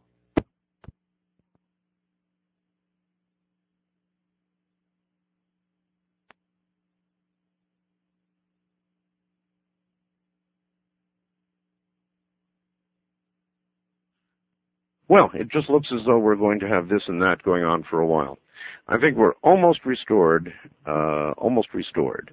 So everybody hang in there. We'll do one more thing and bring back Terence McKenna. I'm sure we will. It's true. Not all Internet service providers are quite created equal. I'm talking about MindSpring, the ISP created over time by good people who built their company one customer at a time. Their customer service, their ability to put you on the Internet is simply unsurpassed, and that's why both PC World and PC Computing magazines awarded them the best Internet service provider for 1998. Move your Internet connection to MindSpring today. Tomorrow morning, call them, 1-888-M-SPRING. That's 1-888-M-SPRING. Tell them Art Bell sent you, and guess what? They'll waive the $25 startup fee, give you 30 days of service free from the day you sign up. MindSpring gives you great customer service, 24 hours a day, fast 56K connections. Not the 28K connections used by, those other companies. Oh, and the Spaminator. I love that. A device that eliminates pesky, unwanted email advertisements. Go to the Internet service provider, created especially for people that do like good customer service. That would be you, right? Tomorrow morning, call award-winning MindSpring, 1-888-M-SPRING. And remember, the $25 startup fee will be waived, and the first 30 days of service is free. All you have to do is mention Art Bell sent you. 1-888-M-SPRING. M Spring. Boy, I wonder if we're getting kind of a preview of Y2K or something. This has really been a trip. Terence, welcome back. Yes, I was thinking, isn't April 1st one of those rollover dates for Y2K? Yes, it is. And I'm Isn't not. it, the Federal Republic of Germany and California and New York State all go to their long-term physical projections? I think that's true. Japan as well, I think. By the way, since you mentioned it, or I mentioned it, what do you think about Y2K? There, there's kind of a range from, hey, nothing's going to happen, to, hey, everything's going to come to a screeching halt. Where are you in that scale? I guess I'm sort of a mugwump on this one, with my mug on one side of the fence and my wump on the other. It seems to me it'll probably be there will be local breakdowns, but the whole system, I imagine, will flow around it. I mean, that's my expectation. It's one of those problems where people are highly motivated to solve it. So if they can't solve this, I don't know. What are they going to do in Kosovo? Oh, I don't get me started. You're absolutely right. I too think that a lot of the warnings that have gone out and a lot of the scare stuff really has motivated a lot of people to action. But still, there may be lurking out there, Terence, hundreds of thousands of embedded chips in power companies around the country. And it's going to be sort of interesting to see what happens. And if we were to lose power on a major portion of the grid for even some fairly serious amount of time, how long civilization as we know it would hang together? You wonder about that? Ever wonder about that? Well, I wonder about it from the confines of a tropical island with mild winters. You'll have our sympathy, Art. Maybe you should think of a Hawaiian vacation at the end of the year. Oh, I've been thinking about it for some time now, Terence, and I fully intend to come and see you. What's it like where you are? Well, what's it like? It's at about 2,000 feet in a rainforest of hardwood trees and tree ferns, 80 inches of rainfall, temperature never below 55, never above 95. In other words, paradise. It's a word they use around here. I think the Visitor Bureau has a lock on it, but yeah.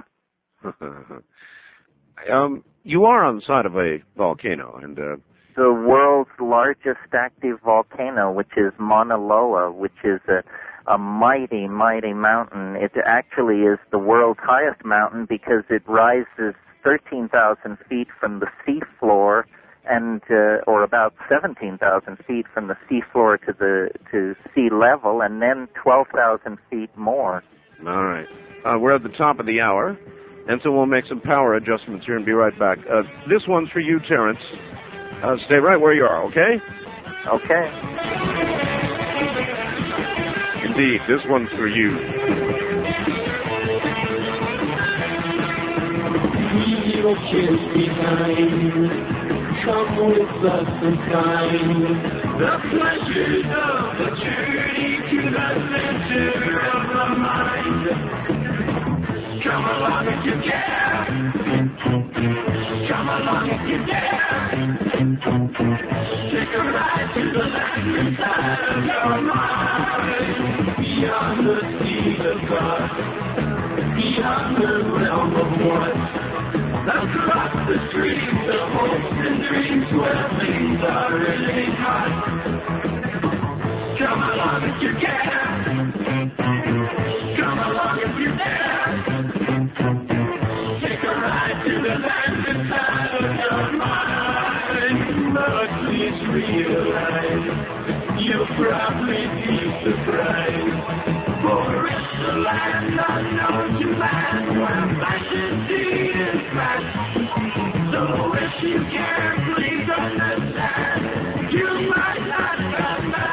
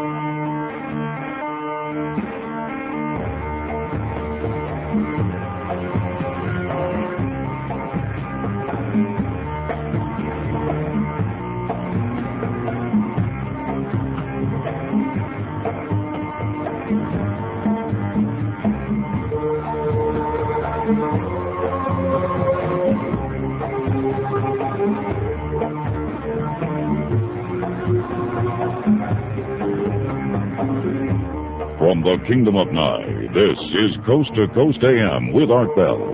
From east of the Rockies, call Art at 1-800-825-5033. West of the Rockies, including Montana, Wyoming, Colorado, and New Mexico, at 1-800-618-8255. First-time callers may reach Art at area code 702-727-1222. And you may fax Art at area code 702-727-8499. Please limit your faxes to 1 or 2 pages.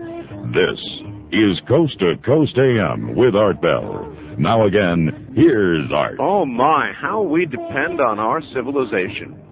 We've been going through gigantic power spikes and drops here. It's been amazing. We're just now coming back onto commercial power. My guest is Terence McKenna. He's a guy who'd know what it's like. He'd know what it's like to be without commercial power, because I don't think he has any. For a long time, the only way he could get out by phone was some sort of radio phone, internet phone, and that's probably what I'm talking to him on right now. He's a very, very interesting guy. Terence is fascinating. I've got a lot of questions for him. He'll be back in a moment. Coast to Coast AM back on commercial power and trying to get the computers back up. Oh my, how we depend on technology. Once again, Terence McKenna. Terence, in fact, I'm going to be talking to one next week, another brilliant theoretical physicist. I talk frequently with Dr. Michio Kaku. And it is his view that the odds of our making it through to the other side of the discovery and dealing with element 92, that our odds are very, very teeny-weeny indeed. In other words, when any civilization, and there must be many out there, discover element 92 inevitably, almost inevitably, they end up destroying themselves. Any thoughts on that? You think we'll make it through? Well, I think it's remarkable that we've had atomic weapons for over 50 years now, and they were only used very shortly, within weeks after their perfection. And after that, somehow, in all the wars, revolutions, and posturing that's gone on, we've never resorted to the nuclear option. Right. So I would argue that maybe the discovery of the transuranium elements and their properties had a marvelously sobering effect on carnivorous monkeys like ourselves. But I can usually find a silver lining, Art. Good. Then you may want to find one in the fact that 7 Russian warships are now headed to meet up with and, or in their words, observe what we are doing with regard to the bombing of the Serbs. Well, you just keep going back to that. I think that's a case of trying to make a purse out of a cow's ear or a sow's ear. That's right, exactly right. Anyway, I hope that we make it through. I have great doubts. Well, there are many other challenges. I mean, I'm sure you've probably discussed on your program the Terminator gene. Oh, yes. Isn't that wonderful? That's a good one. There's the gray goo scenario of a nanotechnological breakout. There's, you've got earth changes. I guess we've probably talked about how Alfred North Whitehead said the business of the future is to be dangerous. Well, we're doing good business. Because, boy, it's a dangerous world out there right now. It's a really dangerous world. Listen, here's somebody who asks, all right, would you please ask Terence, if the drug DMT, which occurs naturally in our bodies, is released at death, and if it is, could this possibly account for some of the near-death experiences that people report? It's Mike in Houston. Well, yeah, I think that's a very reasonable suggestion. I first heard that notion put forth from Rupert Sheldrake, and I think he called it a necrotogen, a drug which simulates the symptoms of near death. It certainly is. The near-death experience is a dramatic analog to the DMT experience, but I also think we produce DMT in deep dream states. I would lay money on that. I mean, it's known that it's produced in cerebrospinal fluid at the same time that there's high REM activity in the brain, which usually indicates deep dreaming.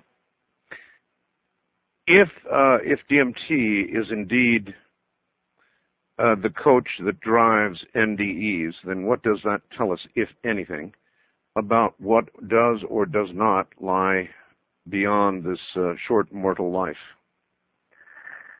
Well, I've thought a lot about that.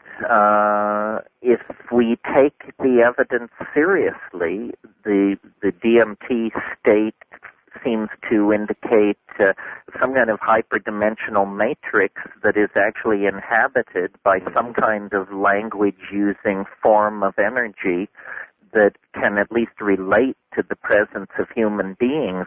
I've said maybe these were dead souls, an ecology of souls. This is certainly what shamans would claim. Dead souls. If that's true and can be verified by something as simple as a psychoactive drug experience that lasts 15 minutes, then we really, scientifically, at the end of the 20th century, have been looking in all the wrong places. I think we have been looking in all the wrong places, and that the real frontier of science is the human mind and its potential, and we're not going to unlock that till we get over all this queasiness and hand-wringing on the issue of drugs and drug research and drug use and so forth and so on. Well, I guess you could either view the use of some of these hallucinogenics as a peek at the other side, a peek at what lies beyond the physical, and truly lies beyond the physical. In other words, there are a lot of things that I believe our brains can do, after all, and I think it's Princeton and other prestigious universities. They're proving that the mind can affect random number generators, that we can do that. The proof is quite substantial, actually, but that's something that a conscious mind does. It's not something that a dead mind does. There are many other things that our living minds can do. For example, they can enable us to travel outside our bodies. I did it once. I know now it's true. You can, in effect, be outside your body. But I have not decided yet, Terence, whether that experience represents something that I will find after my mortal existence. Do the wild thing at 702-727-1295. Human brain, and we just lost it again. Boy, we really are just having quite a night of it here, folks. Poor Terence. After all that build-up, I'm going to have to do something and get him back on the line. There are obvious, severe power difficulties going on here right now, folks. So all I can say is bear with us, and Terence will be right back. Are you overweight? Would you like to lose a guaranteed average 8 to 10 pounds in the next month? Well, we know fiber sweeps fat out of your digestive tract like a broom as a natural course of events. But a new fiber, chitosan, natural because it is derived from shellfish, not only sweeps out fat, but listen to me, 10 times as much fat as any other fiber. So it allows this amazing guarantee. Here it is. Eat as you normally do, not more, just as you normally do. No great sacrifice. Order a 90-day supply of Chito Slim. With it, you get an antioxidant moisturizing cream free of charge. Call 1-800-557-4627. Now the guarantee. If you don't lose 8 to 10 pounds in the next month, you get all your money back, and you keep the cream.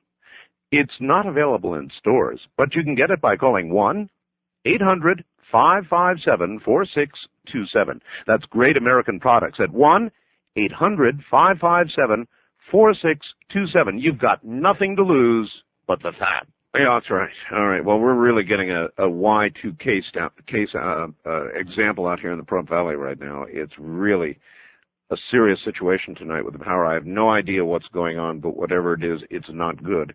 And it's covering a great deal of geography, so bear with us, everybody. Once again, here's Terence. See, every time that happens, our phone connection separates. And there's Terence out in the middle of nowhere with a generator staying right on line as I drop off. Anyway, Terence, look, I did this big build-up, and then the phone went away. I was, I guess, approaching what I know about the conscious mind. I know to be true, and what I wonder about. And, of course, what I wonder about is whether there really is some sort of continuation. What's your view? Terence? Yeah, I know. Oh, that was a long pause. Formulating my thoughts. No, I here. understand. On a night like this, long pauses probably mean the power is going out. Well, I agree that you can't be sure that DMT is showing you the great beyond. It may be showing you the dying brain. It may be taking you to the very edge of death, but that is not death itself. It may be showing you the great within. That's what it may be showing you. Yes, and it doesn't settle the metaphysical questions, except it certainly is strong evidence that everything we've been told about entities, about the capacity of the human mind, that things are a good deal more complicated than that. To me, it's the great exception to all rules. What it itself says, other than that all rules have exceptions, I'm not sure. Terence, if the power were to go out and stay out, I'll pick Honolulu, all right? In Honolulu, that's a big city, close to you. If the power went out and stayed out for a month in Honolulu, what do you think would happen socially? Well, in any city, I think push would come to shove in a hurry because water pumps would not work, and so the city water supply would be only what was in the pipes, and you can take the scenario from there. I live on an island hundreds of miles from Honolulu, and thankfully so. I'm not a survivalist, at least not consciously, but I've certainly built a system that is redundant, off-grid, wireless, and capable of maintaining itself without any help from anybody else. I'm concerned about people in cities, even if Y2K does not bring the end of the world, in very dense population centers like Tokyo and Manhattan, where simply the number of embedded chips is exponentially high. The possibility of some kind of chain reaction failure is consequently high as well. So I think people should give consideration to moving out of those kinds of areas, even if just temporarily. Mm-hmm. That's quite a bit of advice. Now, understand that as you dispense that advice, you're being heard right now in in every major city in America, every single major city, New York City, Atlanta, I wouldn't even go through them all, every major city in America. You're speaking to these people, and that's some serious advice you're handing out there.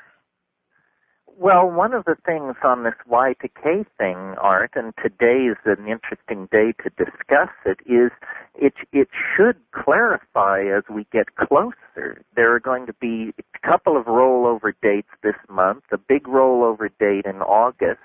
I can't believe that we're just going to slam into the millennial date with half of the population thinking it's the end of the world and half assuring us it's no big deal. Is it not going to become more clear? I guess it is, but in the end, your advice is, in other words, you think there are going to be problems in cities, and how long do you think that thread of civilization would last? A day? Half a day, 2 days. They did a 72 hours in most places. 72 hours. And then, of course, what the concern is, I suppose, is that the grid will fail in areas where there's bad weather and deep snow, and that it'll be very hard to get it back up and going. I am not an electrical engineer. I don't think anybody who isn't can make an informed judgment on that. Yeah, I can't. And I'm accused of being gloom and doom about all of this, but I do see what would occur. I think at least I know, frankly, what would occur if we lost our power. There was a movie called The Trigger Effect. Did you ever get to see that? Probably not. I didn't. It really shows how quickly civilization would deteriorate if the power went off and people began to conclude it wasn't going to come on anytime soon, and people reverted to early animal states rather quickly, a matter of days, as you just said. Well, all these disaster scenarios raise the opportunity for people to imagine that civilization will just slide out from under us. I went through a flood in Northern California years ago where the power was off for 6.5 days, and it did. Call us toll-free at 1-800-618-8255. Oh, my. Here we go again, folks. This is not going to be an easy night, I can see that. I have no idea what they're doing out there, no idea whatsoever. But I guess all I can do is roll with the punches. One good thing, we will get all of the commercials caught up as I continually go back and retrieve Terence. Did you know the average person carries 5 to 10 pounds of toxic matter in their intestinal tract? This continually releases poisons into your bloodstream, causing a variety of symptoms like decreased immune function, chronic fatigue, even degenerative diseases. And that's why I recommend Dr. Teplisky's Super Detox Program. And I take it too, a 4-step program to completely cleanse your body of toxic waste. It scrubs your intestinal tract clean, removes stored toxins in your organs, kills yeast and parasites, and restores healthy bacteria. It'll make your body clean, vibrant, and healthy. And when you buy steps 1 and 2 of the Super Detox Program, you get steps 3 and 4 absolutely free. Call Physician's Choice now at 1-800-472-5151. Look, it's guaranteed to work or you get your money back and you can't get it in stores. So call 1-800-472-5151. That's 1-800-472-5151. Buy 2 steps and get 2 steps free when you call now. Once again, Terence McKenna, we'll just have to keep getting him back as the power glitches. And we can handle it either way, but what we're getting, Terence, are these short little ba-boom type breaks. And when that happens, my phone system goes, goodbye, everybody. It's absolutely amazing. I'm getting a good lesson tonight. I'm getting a really good lesson tonight. So, anyway, Y2K. So you think, as I do, that you simply aren't going to predict what will happen, but are pretty sure what will happen socially if it does happen. Well, and here in Hawaii, we're at the end of the time for the day, so it will have happened in 22 time zones before it gets here. So we'll have a notion of it if it's rolling toward us. Yeah, I guess that's right. So will you, what do you plan to do, by the way, on New Year's Eve? Well, go to a party, of course. Really? You're going to go to a party, really? Well, fortunately, the party is only about 3 miles away. I assume I can fight my way back here in the confusion afterwards. Did you know, Terence, the communist Chinese government has ordered all of the management personnel of all of the airlines to be in the air in a Chinese aircraft flying the 31st into the 1st. An interesting... Why, you say? Yes.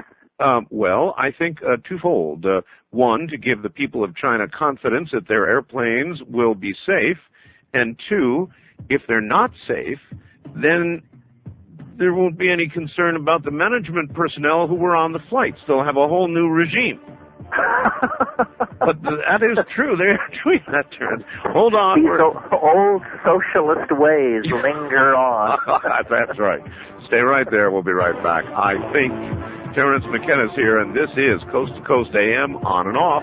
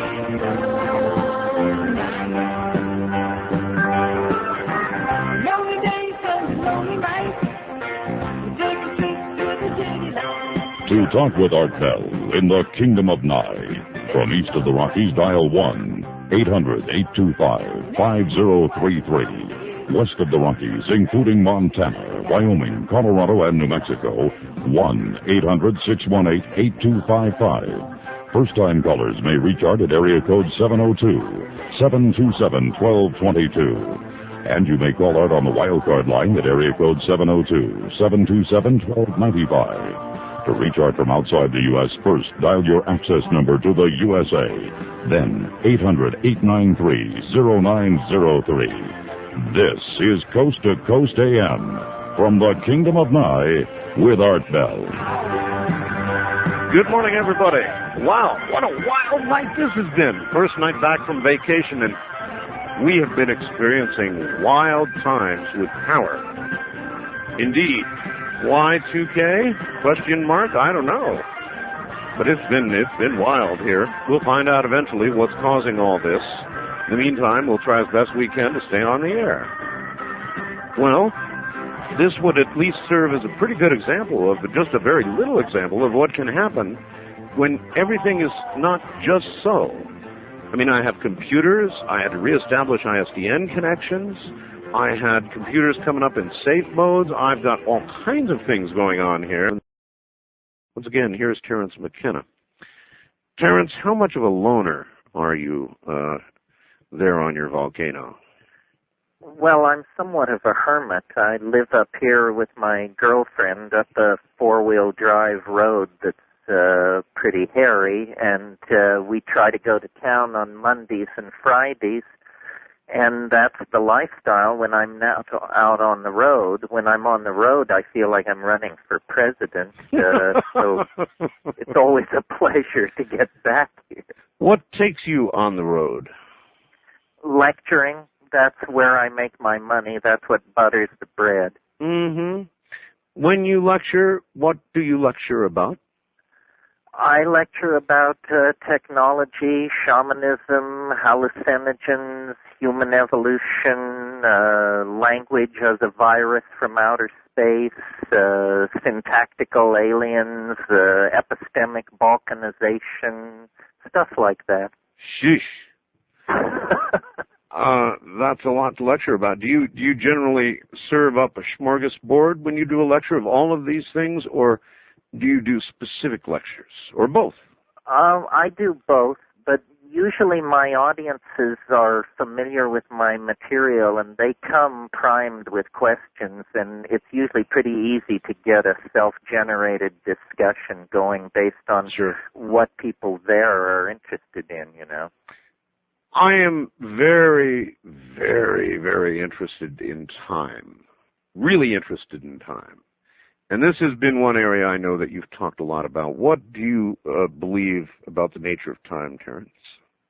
Well, what I believe about it that is different from what you'll hear anywhere else is I believe that that probability actually fluctuates in time. That time is not an abstract idea. It's actually a medium, and that there's an ebb and flow in time on many scales of what I call novelty and habit, and that over time, novelty is in ascendancy. You could say the cosmos is a novelty-producing and conserving system of some sort.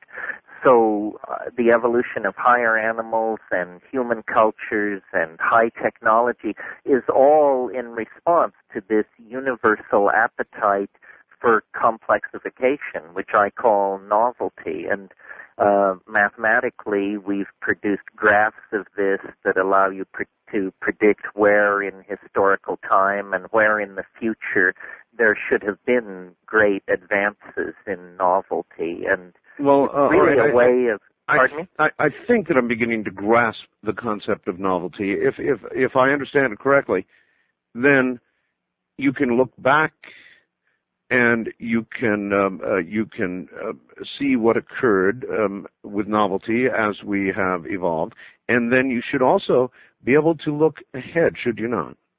That's right. Nobody would argue that the development of novelty has been even in the historical past. It's obviously proceeded in spurts and then periods of quiescence and so forth. And when you apply that to the future, you see the same thing, except that it leads to an observation which you and I have achieved by different means. You call it the quickening, I call it the concrescence, but I think both our notions have been drawn toward the idea that this explosion in novelty will keep accelerating. Things become more and more and more novel, faster and faster. And this is really the character of the world that we're living in, and it's destined to become ever more intense in this particular direction. Surely it is headed toward a climax of some sort, or perhaps even a series of climaxes. If you were to be able to look down 200, 300 years, 400 years, 1,000 years, a series of climactic occurrences and changes? Or well, I think we're mastering energy. We're mastering our genetic code, time and space. Yes, I agree. A series of climaxes, each one more awesome and unimaginable than the ones that preceded it. And this is becoming the dominant characteristic of human existence, is the anticipation and then the experiencing of these surges in the system toward ever greater self-expression of novelty. what great examples of spikes up out of the noise in novelty would you cite in the past? Oh, well, the Italian Renaissance, the Greek Enlightenment that gave us Plato and Aristotle and mathematical theories of nature, eras where invention, movements of people, and the birth of ideas were very concentrated. You know, there was a 40-year period in the 5th century BC when Lao Tzu, Mencius, Confucius, Parmenides, Ezekiel, and several other luminaries, all, if they had air tickets, could have had a dinner party together. Well, that's phenomenal. It is phenomenal. And are we able in any way, based on what has occurred in the past with regard to these spikes, able to predict where this particular cycle is going? In other words, what's coming? Well, I've noticed in trying to track different things with these curves that I produce, I look at movement of languages, immigration of people, energy production. What the curves describe best is technological innovation. So I've come to see human history as a kind of alchemical process of bootstrapping ourselves to higher levels of I suppose you'd call spiritual existence, but through machines, through prosthesis. The machine, far from being alienating and other, is in fact basic somehow. The machines are the prosthesis of the new human. Of course, the new human is the prosthesis of the new machines. This is all going to take some getting used to.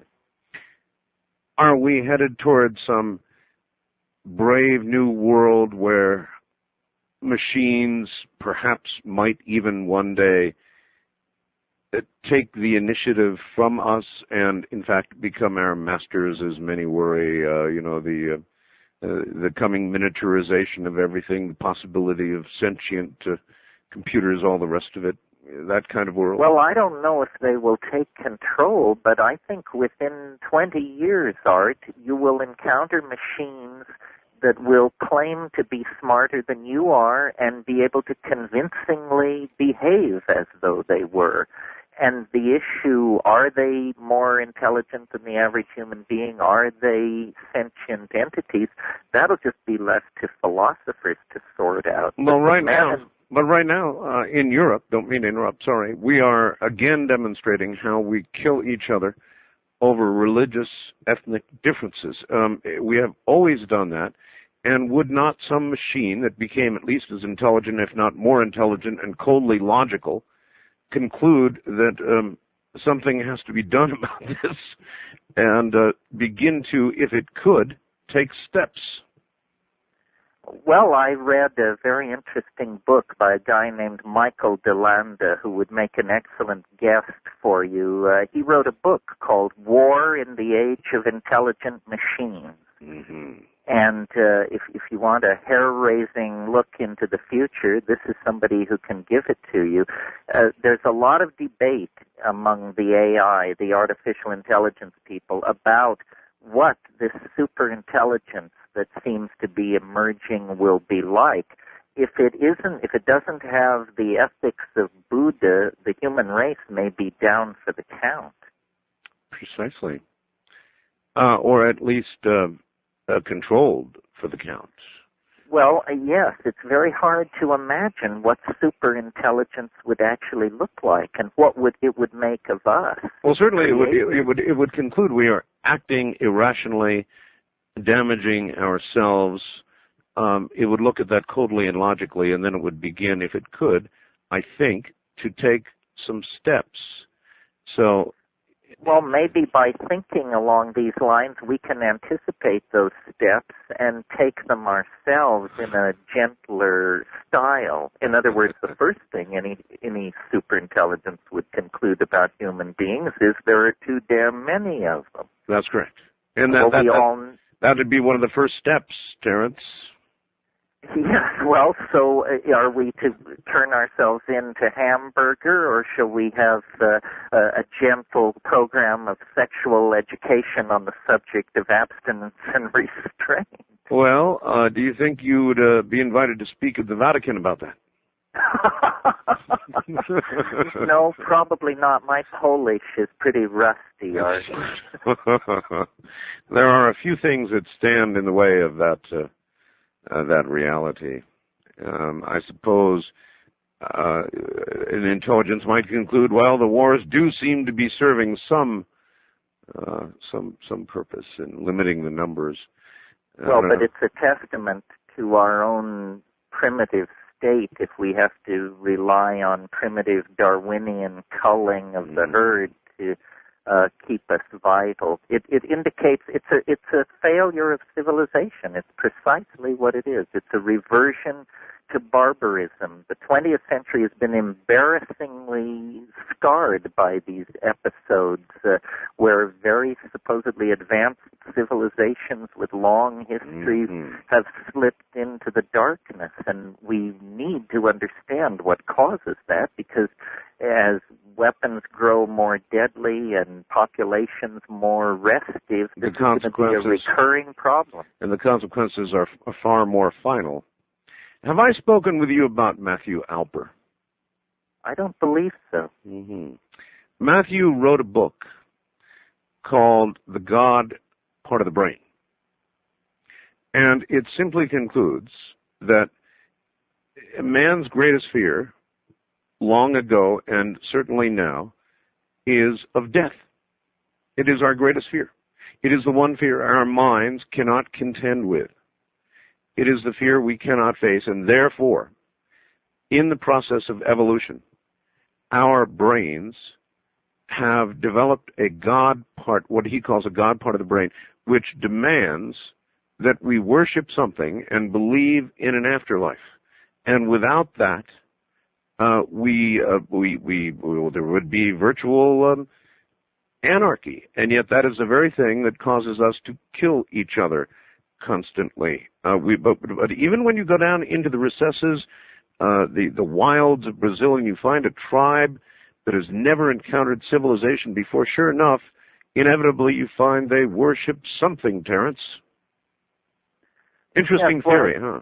It sounds like he's sort of working off some of the theories of Julian Jaynes. He suggested in a book about the evolution of consciousness from the bicameral mind, Jaynes suggested that as recently as the time of Homer, people had no egos. They actually, God spoke directly to them in situations of crisis and threat, and that it was only after centuries of this that this God consciousness part of the psyche was incorporated into the structures of the psyche as the human ego, and that it's actually an invention less than 3,000 years old.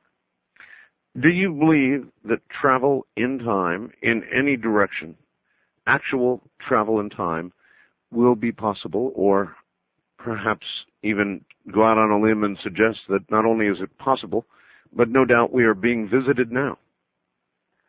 Well, I certainly believe it's possible to travel in the forward direction. I think Kurt Gödel, as early as 1949, pretty well nailed that down.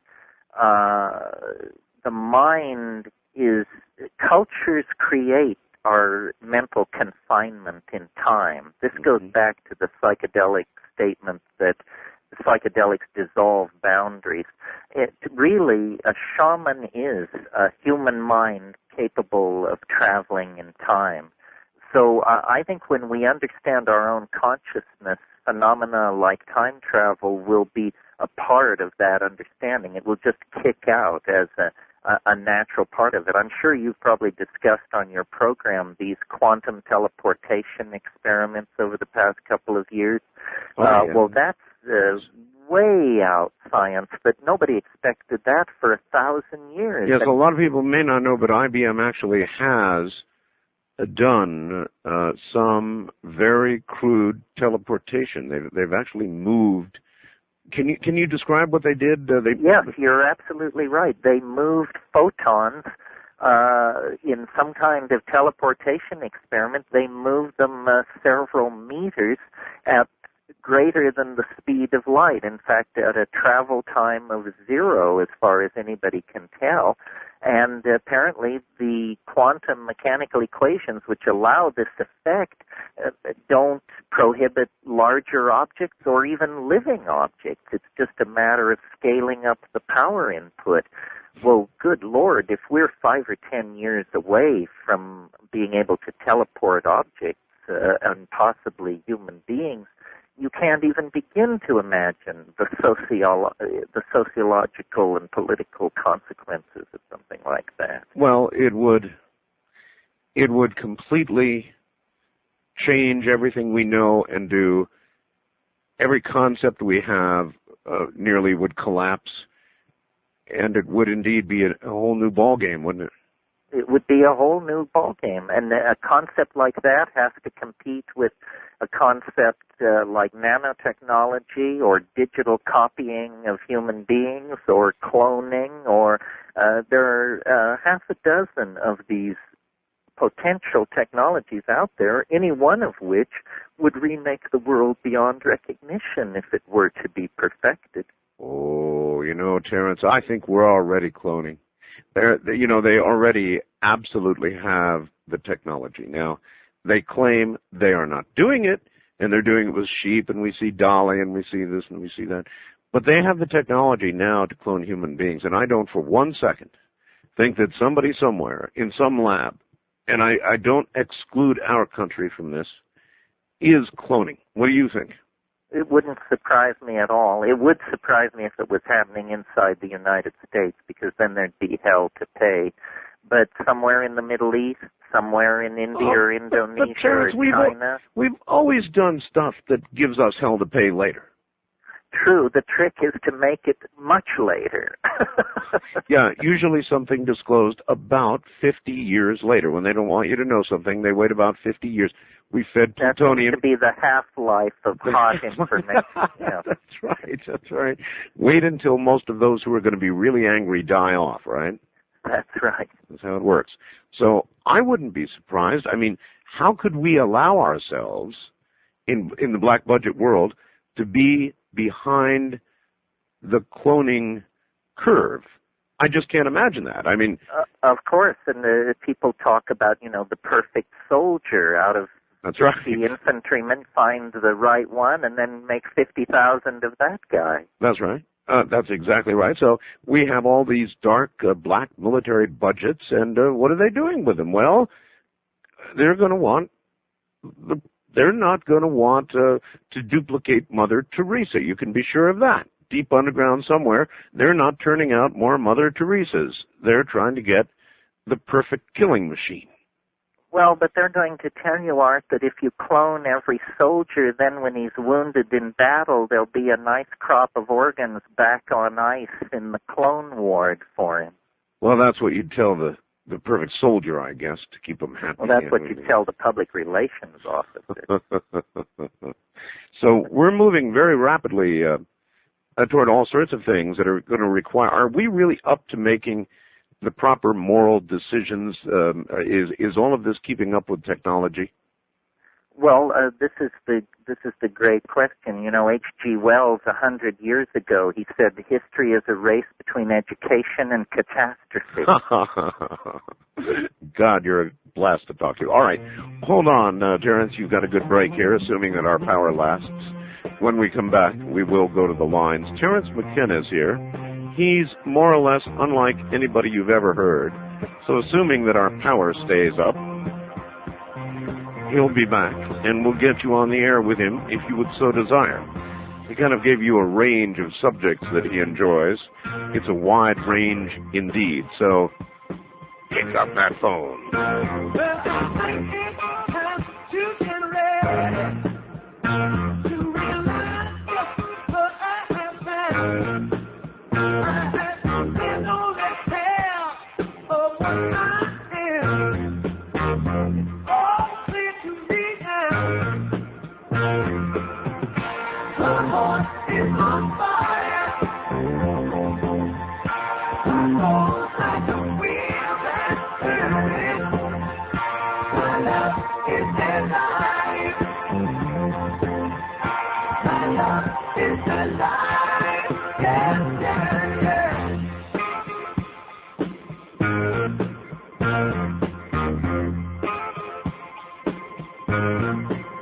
Something inside that's making me crazy. I'll try to keep it together. What I say may not happen the same way. Now could be forever. My heart is on fire. My soul's like a wheel that's turning. My love is alive. My love is alive. Yeah, yeah, yeah.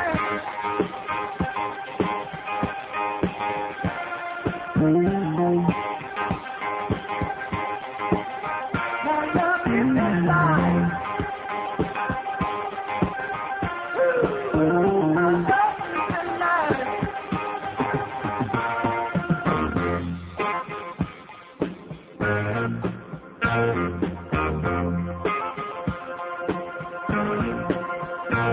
Hello, moving inside my mind. Reflecting the love that you share on me. Hold on now to that feeling. Let it go. Let it go. Yeah, yeah. My heart is on fire.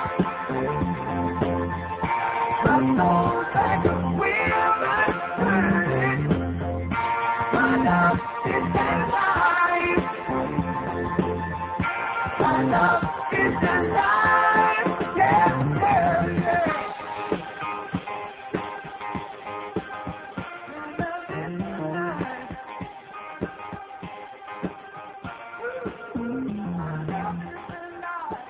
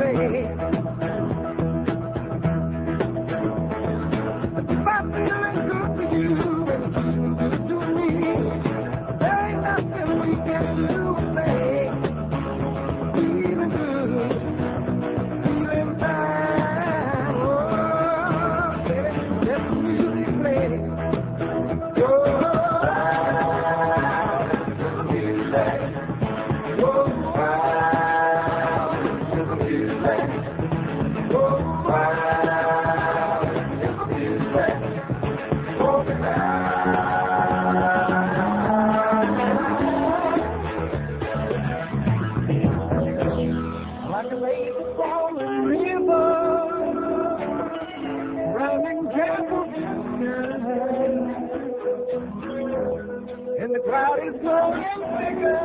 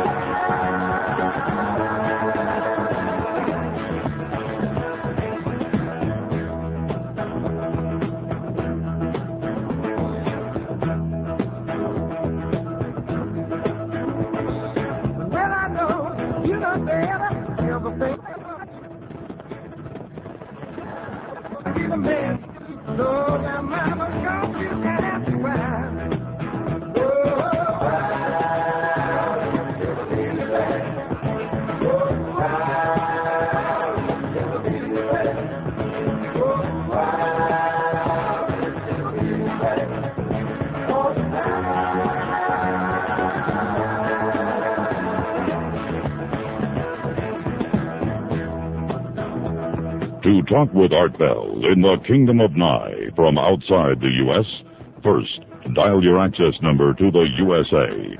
Then, 800-893-0903. If you're a first-time caller, call Art at 702-727-1222. From east of the Rockies, 1-800-825-5033. West of the Rockies, including Montana, Wyoming, Colorado, and New Mexico, call Art at 1-800-618-8255. Or call Art on the wildcard line at area code 702-727-1295. This is Coast to Coast AM from the Kingdom of Nye. Once again, Terence McKenna. Terence, it looks like we're okay to go here. Power's been on for almost an hour now. Feeling confident, are you, Art? Yeah, that's just when it gets you. I know. But what the heck, I'm going to try it. I've got a bunch of people on the line who would like to say hello to you. Great. It's a rare opportunity, so let's do a little bit of that. East of the Rockies, you're on the air with Terence McKenna in the wilds of Hawaii. Hi, this is Adam from Austin. I have an experience I'd like to relay to Mr. McKenna. Sure. I've been experimenting with visionary substances now for several years, and recently I tried DMT for the first time in freebase form, and I, quite frankly, was mesmerized. It shook me. All I can say is it hit me in the soul. I did experience the self-transforming elf machines and what Terence refers to as the self-transforming elf machines. Well, maybe somebody could help me out here, either one of you. Self-transforming elf machines, Terence, please. Well, it's not an elf and it's not a machine, but it's rapidly changing from one to the other right in front of your eyes. Well, it's interesting to hear your story. Yes, when it works, it makes an instant believer out of you. I'm not sure a believer in what, a believer in the power of possibilities, I would think. Oh, absolutely. And the part of the experience that hit me hardest was they were actually, I believe, attempting to translate to me your time wave zero theory. The acceleration of technology to the point of just, I'm not sure, it was integration, disintegration. Exactly. Yes, well, there is something, the strange thing, Art, about these plant psychedelics is the sense at high doses that they want to communicate something very specific. It's not love one another. We have that message. Mm-hmm. It's some kind of very specific message about time and genetics or humanity or something. What is time wave zero, actually?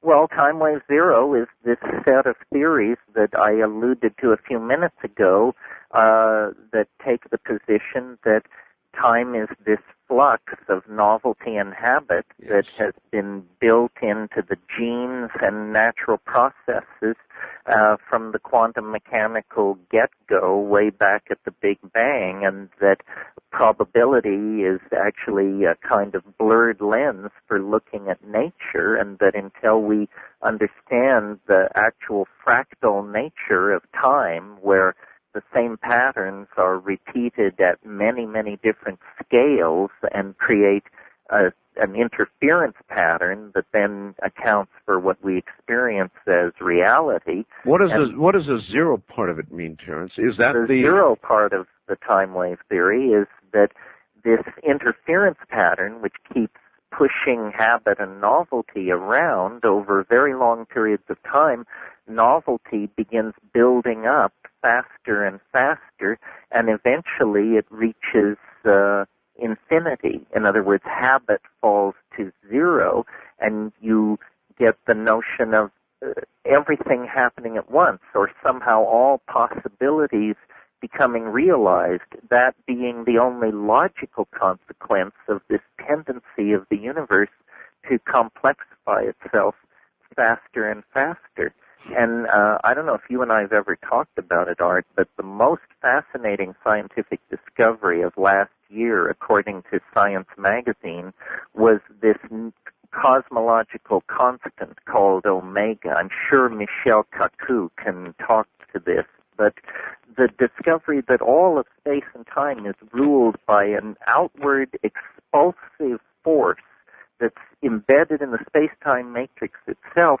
And the interesting thing about that force is, like the time wave I theorized, it accelerates through time. It's moving faster and faster. So the new cosmology, just 8 months old, holds that the universe is basically going to undergo this kind of inflationary expansion, like the quickening, like the novelty concrescence that we've been talking about. This has now emerged as the paradigmatic notion in astrophysics after being resisted for 50 years. Einstein played with the idea, called it his biggest blunder, and dumped it. But now observational astrophysics is forcing them to realize this force exists, and it is in time going to emerge as the dominant force shaping the physics of the universe. Fascinating.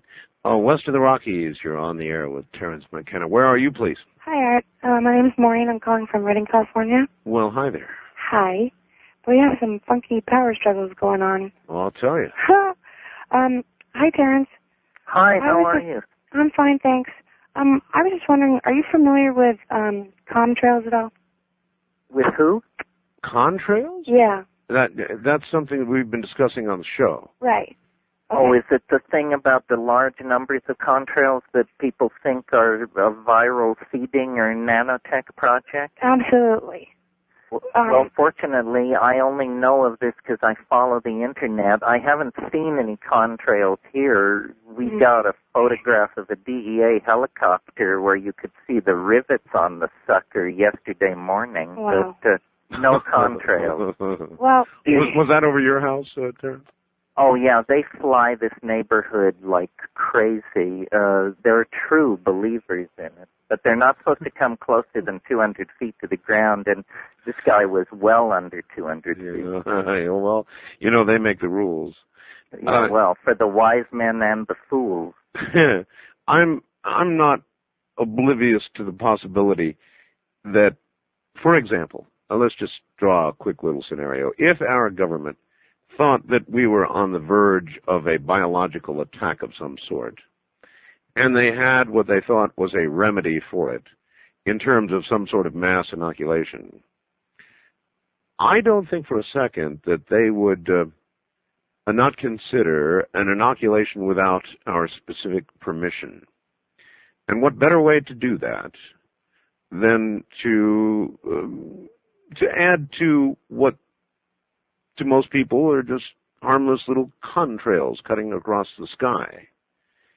So that's one, possibility. There are other more sinister ones, but that's at least one that would make sense to me. Well, do you remember those experiments that came out a few years ago where they spread powder in airports and railway stations back in the 60s, some kind of bacterial powder that they could then follow? It was some study of a possible contamination. New York subways, Terence, San Francisco, right. Gee whiz, they did a whole bunch of that sort of stuff. So so it would be nice to think that they're inoculating us for our own good against the evils hatched in the laboratories of Serbian fascisti. I like that scenario. Let's do the movie. All right. First time caller line, you're on the air with Terence McKenna. Hello. Is this me, Art? Only you know that for certain, but it sounds like you. Well, thanks, Art. Where are you? In Indiana. Okay, you're going to have to kind of yell at us. You're not too loud. Oh, yeah, I don't hear him. Yep, see? So yell at us. Well, I wanted to thank you for the response on the email first, Art, because I didn't expect to get one back so quick from you. Oh, with regard to Crystal Gale's dress. I don't know if you answered this or not. Of course I remember, yes. Okay. Yeah. And as far as the question that I wanted, I think what I wanted to do was compliment this person. I've never heard him before, but he's awful good. Yes, he is. He's very, very good, yes. And I had a question as far as to possibly ask him if this would work over in Yugoslavia, since he is, so bright. Can I ask it? If what would work? Yeah, go ahead. Well, I mean, I really believe we have a major problem, and you're right. I don't think we should look at it too lightly. Nor do I. So anyway, if you think this would work, I would like to know, and that is to, give the president over there, the dictator, 3 weeks to eliminate all the people in his town, Belgrade. Belgrade, the capital? Yeah. Yes. So they could all move out like they've moved everybody from Kosovo. Yes. And they would have a chance to get away from that town. And then we would do what to Belgrade? Well, we would destroy it like they've destroyed those villages. I see. All right. And they could. Well, let's see. Would that work? Well, I don't know whether it would work or not. What do you think of that little gem of an idea, Terence? Well, I think the word quagmire comes to mind. I also think that Belgrade may be being destroyed as we speak. I keep going over to Reuters' top stories, but I don't think anybody's going to be given 3 weeks' notice. I think it's tonight or tomorrow night, judging by the pace of things. Will it have an effect?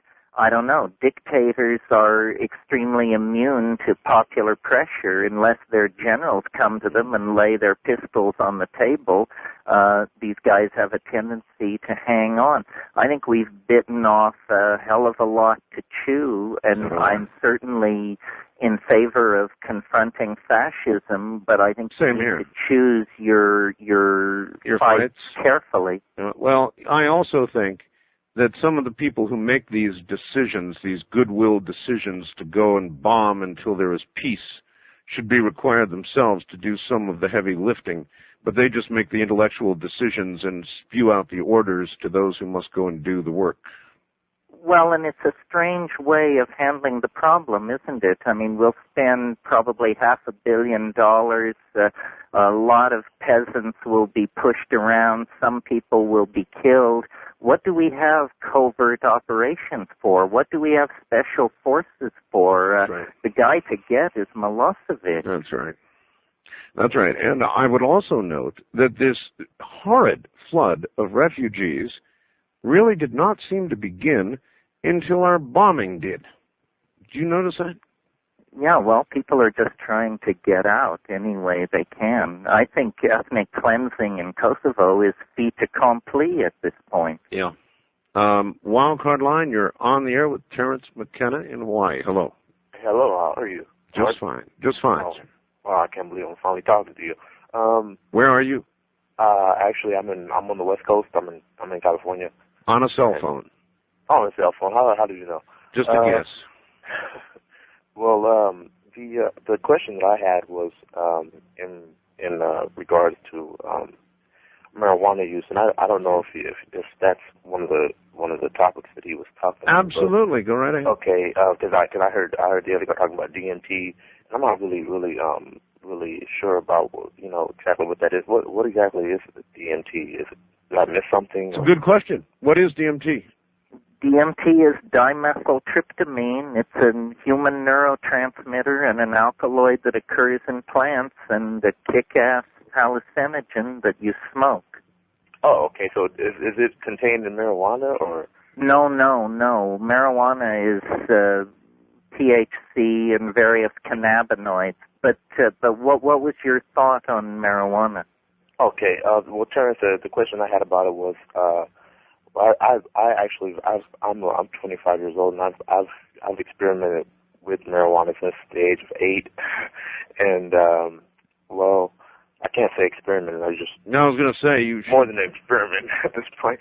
But I stopped for several years. I did some military service and so forth, so I wasn't able to do that. Mm-hmm. But I did notice that when I stopped, I experienced some depressive anxiety kind of like side effects from not using it. I don't know if this was because of long-term effects of using it. You're saying you went through withdrawal?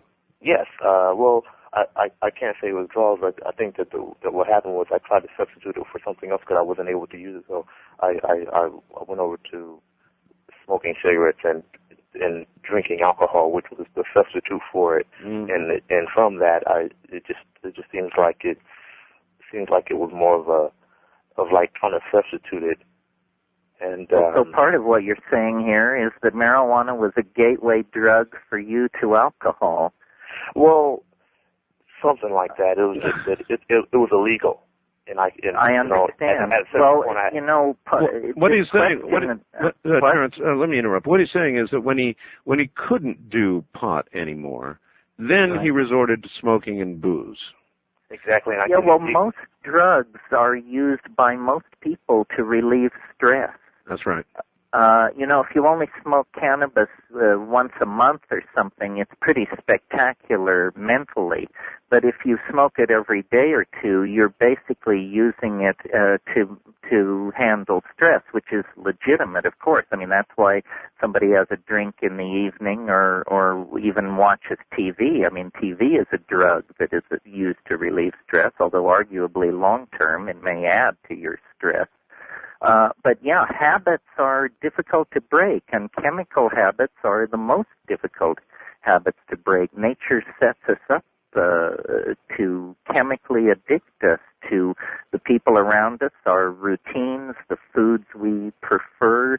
This is something that, as I said earlier, we're not facing and talking about and educating our kids about. It's like the way the 19th century approached people's sexual fantasies and desires is sort of the way we approach our relationship to drugs. We're not really owning up to how complicated it is. Now, can I ask a straight-out question? That's why. In other words, what is it that our government, our elected leaders, our institutions can't handle about people doing drugs?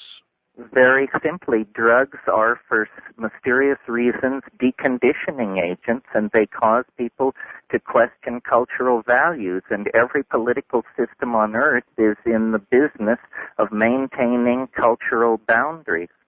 So it's an implacable opposition there that's not easily negotiated away. It's a very brave, self-confident society that can legalize all drugs, because it means that society is not afraid of looking in its closets and playing with a fair deck. Are there examples we can point to where such a policy is in place and working well?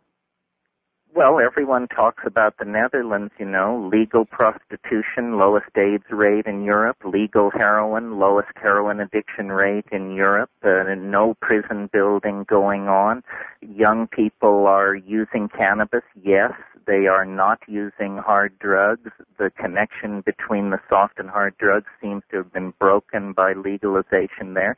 But our own drug czar completely distorted the Dutch position in public statements to the point where he later had to publicly retract what he said. It was horrible. It was absolutely horrible. A disgrace. All right. Hold on, Terence. We're at the bottom of the hour already. As I confidently say, maybe our power now will stick with us. It is true, our drug czar said so many just flat untruths with regard to what happened there, and that he had to retract them. It's simply untrue. And yet, we continue to maintain this fear-based regulation and law that comes from Washington nonstop. Wonder why. I'm Art Bell. This is Coast to Coast AM.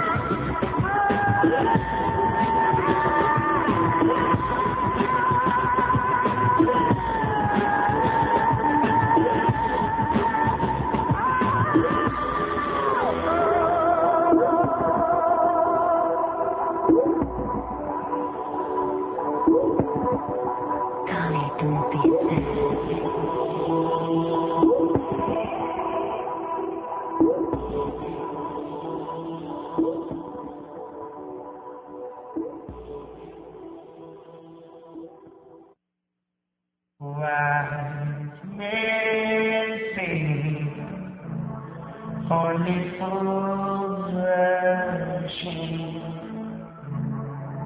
I came here falling in love with you.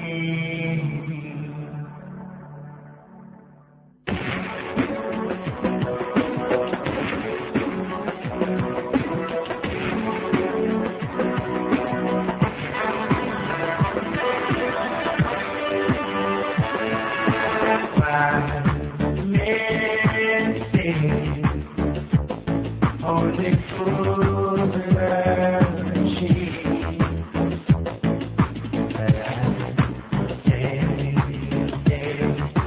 Falling in love with you. Shall I stay? Would it be the same?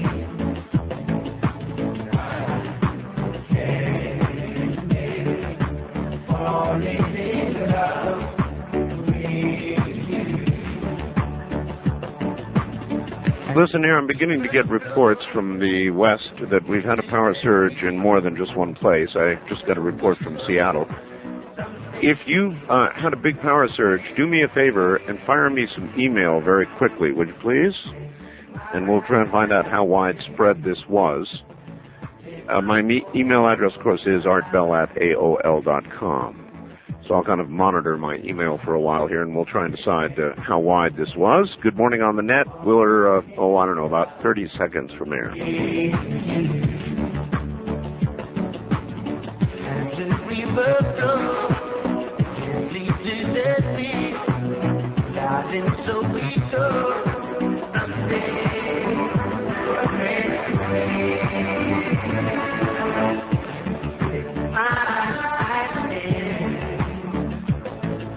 My whole life, wise men sing, only fools rushing. I came here falling in love with you.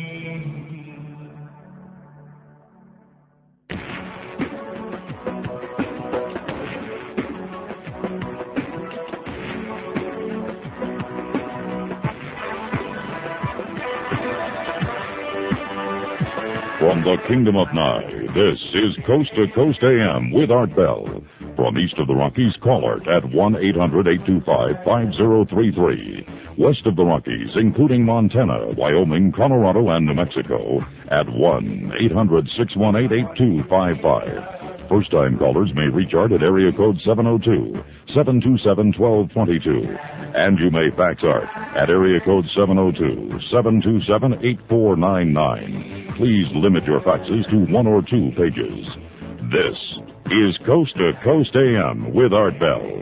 Now again, here's Art. Once again, I do seem to be here, and the power continues to remain on. And we're getting some interesting reports that may indicate this was a little more widespread than we thought at first. And we'll check that out in a moment. Terence McKenna's here, and he's just 1 moment away. That's right. Now, back to Terence McKenna in beautiful Hawaii. Beautiful paradise, Hawaii. It really is a paradise. I don't know how many of you have ever had the opportunity to get away from the main island and go to, for example, Maui. I've spent a lot of time there, and it really is like living in paradise. And I don't know how anybody could leave there and go anyplace else, though I did that. All right, Terence, here we go. A lot of people want to talk to you west of the Rockies. You're on the air with Terence McKenna. Oh, you're up in Seattle, aren't you? Right. It's Carl up in Seattle. Carl, what happened up there? Well, I just heard on Como because I was, thank God they have redial buttons on these phones. Yeah. But anyway, while I was busy redialing, I was listening to it, and they said we had a power surge about an hour or so ago. That'd be about right. And I wasn't looking out the window, but they just mentioned it. There was a peak, and I heard it click, and I noticed the lights flickered. I'm just lying in my apartment with the lights out here, listening to you on the radio, but I noticed there was a little flicker in the lights. Mm-hmm. So kind of it's very interesting that this should occur on a day when they said that there would be some sort of possible beginning Y2K effect. It really is. Precursor. Yeah, precursor. There you go. That's good. That's Ed's word, precursor. Well, Anyway. okay, Art, you know, I've got to tell you, one thing I like about you is you've got an old-time radio voice. You speak in fonts. And I really enjoy that. And I have a question for Terence. Yes. Terence, can you hear me? Sure. Okay.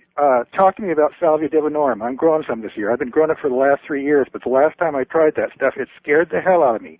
I thought that Jay Leno was talking about me on TV, and I thought it was like Philip K. Dick novel where they were sending out telepathic police. And your question is? What's been your experience with it, and what is it trying to tell you? Because it doesn't seem to be a very friendly teacher.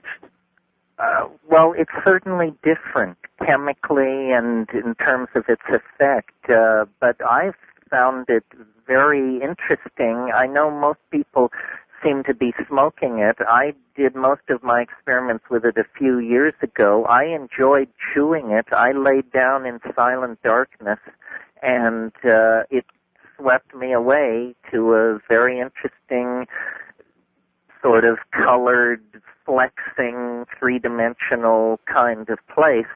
I've enjoyed the link to Daniel Siebert's page from your homepage, and I must say your homepage is very professional. Oh, well, thank you. It's going to all change soon. I designed that one. My son is going to take over the design process, but I'm glad you enjoyed it. The new one is going to have a lot more links, so check it out. I got to say also that you guys were talking about, I think the history of drug enforcement in this country is just sort of like a series of unhappy accidents. But they used to say that Social Security was the third rail of American politics, and now it's drugs. I don't think we can do anything about it. And what really gets me is they start talking about kids using solvents. Well, I think there's a natural urge to go out there and break down those boundaries because language encodes stuff for you. And I think one of the reasons people take psychedelics is because it breaks down the barriers and you get to see stuff real again. But well, in shamanic societies, you know, they take the young kids out and the men give the young boys psychedelics and the women initiate the young girls. And instead of the taking of a substance being a symbol of the rejection of social values, it becomes the doorway to the full acceptance of social values. So well, my answer to the drug problem was grow your own. I think they should just make everybody pay a marijuana stamp tax, and we can just all grow our own, and that would cut the black market right out of it. Well, that's if right. the profit were removed by any means, either by legalization, grow your own, or what have you, the drug problem would shrink to a whole new dimension. Here's an interesting bit of email. Ken from Bloomington, Indiana says, hey, Art, you know, when I was in the Army, we used to say killing for peace is like whoring for virginity. That's how I react to it. I love it. Well, remember the logic in 1984? War is peace, freedom is slavery, ignorance is strength. That's right. That's exactly right. First-time caller line. You're on the air with Terence McKenna in Paradise. All right. Yes. This is Kathy in Texas. Hi, Kathy in Texas. I've been listening to you for about 6 months now, and I love your show. Thank and you. Of all First-time callers, area 702-727-1222. Well, so much for my confidence. What just happened is that we had, now I'm realizing what's going on. It's not that I'm going off the air. It's that I'm so sorry, dear, in Texas and Terrence. What's occurring when we lose power, apparently, is that the phone company is also instantly losing power. And so it's not that I'm going off the air, but it's rather that my telephone connections, courtesy of the phone company, are simply disappearing on me. In other words, even though I'm staying on the air here, we've got plenty of backup. When we have these instantaneous failures, what is occurring is that the phone company themselves is losing it for just a second. So there really are some odd things going on with power tonight, folks. Boy, I'll tell you, strange. April 1st. April 1st. They'd said something about April 1st and Y2K, didn't they? It's true. Not all Internet service providers are quite created equal. I'm talking about MindSpring, the ISP created over time by good people who built their company one customer at a time. Their customer service, their ability to put you on the Internet is simply unsurpassed, and that's why both PC World and PC Computing magazines awarded them the best Internet service provider for 1998. Move your Internet connection to MindSpring today. Tomorrow morning, call them. 1-888-M-SPRING. That's 1-888-M-SPRING. Tell them Art Bell sent you, and guess what? They'll waive the $25 start-up fee, give you 30 days of service free from the day you sign up. MindSpring gives you great customer service, 24 hours a day, fast 56K connections. Not the 28K connections used by, those other companies. Oh, and the Spaminator. I love that. A device that eliminates pesky, unwanted email advertisements. Go to the Internet service provider created especially for people that do like good customer service. That would be you, right? Tomorrow morning, call award-winning MindSpring, 1-888-M-SPRING. And remember, the $25 startup fee will be waived, and the first 30 days of service is free. All you have to do is mention Art Bell sent you. 1-888-M-SPRING. All right, we're back.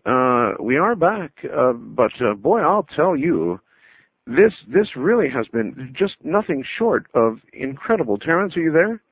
Yes, I'm sorry we lost the lady in Texas. I'm sorry, too, because she was about to say something profound. I know it. It sounded like it. But now I'm realizing what's occurring. We're staying on the air here, but the phone company is also affected by the electricity bumping the way it is, and so they bump all my lines off the air. Boy, I'll tell you, the knee bones connected to the... So you lost all the people in waiting? Yeah, of course. I've got another line of people now in waiting. The phones are constantly full, but every time this occurs, it dumps everybody. It's horrible. Anyway. Crazy. Yeah, crazy is right. West of the Rockies, you're on the air with Terence McKenna and Art Bell. Hello. Hi, this is Erin from Boulder, Colorado. Yes, ma'am. I'm wondering if Terence could talk a little bit about what the Mayans predicted would happen in the year 2012 and how that coincides with his ideas about what might happen then, too.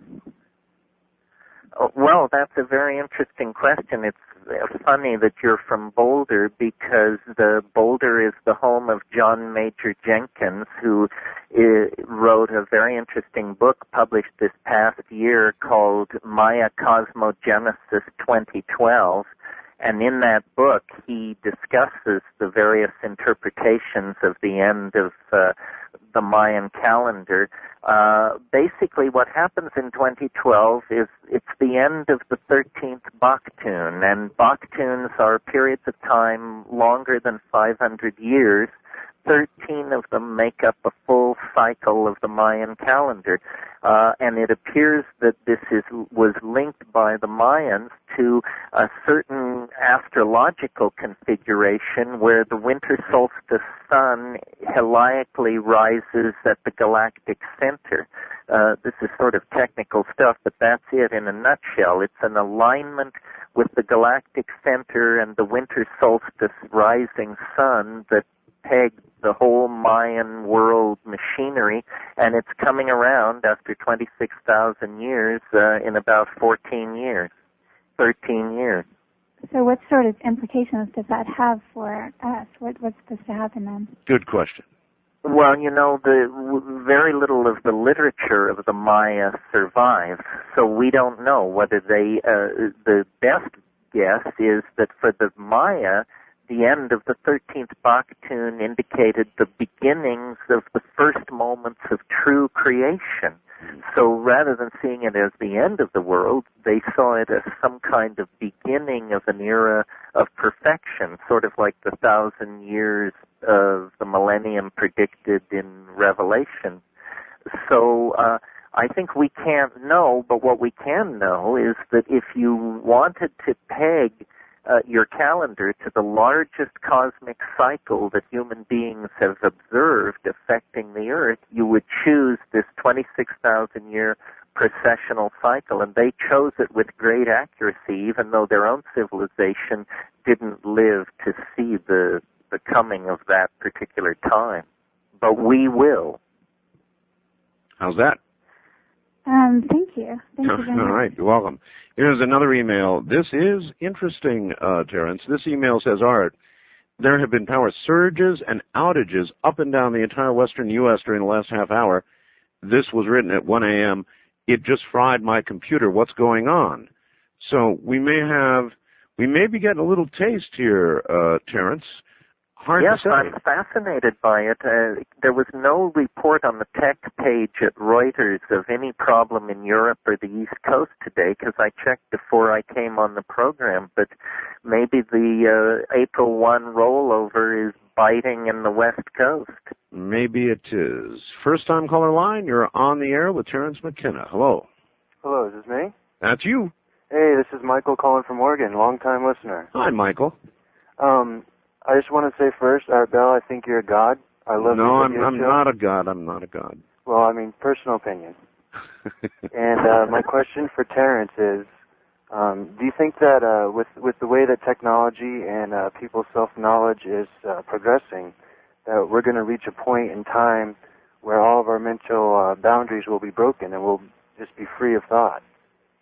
I think we're going to see all kinds of group mind activities and complicated games that will slowly teach us how to operate as group minds the way flocks of birds and schools of fish do. I've been recently spending more time in the virtual and interactive worlds online, the worlds where you dress up as an avatar and meet other people in designed worlds. And if you haven't checked in on that lately, it's gotten a lot better. And you can see the potential for people creating worlds and then sharing them with other people online, so that really we're peeling open our heads and letting it all hang out. And it's going to have a real impact on community and the human self-image and the way we think about the individual and the community. Definitely. All right? Definitely. All right, callers, thank you. Terence, by email, can you shed some light on why some people have such apparent creative enlightenment? Call the wildcard lines, area 702-727-1295. Emotionally and physically, and there we just went through it again. Damn! This is really getting to be bothersome.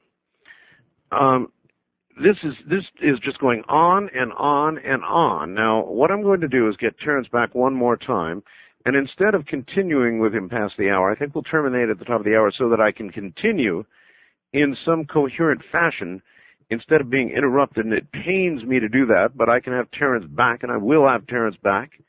He deserves better than this. We all do. It is, to say the least, interesting timing for this, is it not? The best advertising is word of mouth. So, please allow me to introduce the words of Gilbert of Oak Harbor, Washington. Quote, I was taking Cardura medication for my prostate problem, which helped for a couple of months, but then the symptoms became worse, and doctors were getting me ready for surgery. I heard then about Super Prostate Formula on Art's show, and I decided to give it a try. After 3 weeks, all my symptoms were gone. That was a year ago, and they're still gone, unquote. Millions of men are suffering from enlarged prostate symptoms, such as frequent trips to the bathroom and diminished sex drive. Dr. Duplinsky's Super Prostate Formula contains natural ingredients clinically proven to reduce the size of the prostate and relieve those symptoms. This is your lucky day, because right now you can buy 2 bottles of Super Prostate Formula and get a third free. That's a 3-month supply for the price of only 2. Call Physician's Choice now at 1-800-472-5151. It's guaranteed to work or your money back. And by the way, you can't get it in stores. So call 1-800-472-5151. That's 800-472-5151. Buy two and get one free. Good Lord, this is, at least we're getting through our commercial load here rather quickly, but this is astounding. This has been the wildest night of power outages that we've had. Let me think now. Since the Western power outage, the entire Western third of the U.S., Canada, and Mexico went out. This is the worst night, and maybe even a little worse in some respects because it has been extremely unstable. I wonder what's going on. Terence, did you get the question before we blipped out? Yes, the question was, why are the psychedelics so beneficial to some people and so shattering to other people? That's correct, yes. And the simple answer is there's a lot to be said for going back and looking at the concept that Leary and his colleagues put forth in the 60s of set and setting. Setting is, you take these things, you don't do it in a noisy nightclub, you do it in a place that's secure, comfortable, familiar, and then the set, your mindset, you do it calmly, you aren't hysterical, you aren't emotionally wrought up, you aren't drunk, and if people will follow these simple rules, which are basically rules of reasonable behavior and respect for the substance, most people do fine. So your answer is the people that have gone the wrong way have had the wrong attitude. That's kind of what it boils down to, right? Been in with the wrong people in the wrong places at the wrong time. That doesn't cover 100% of all unpleasant experiences.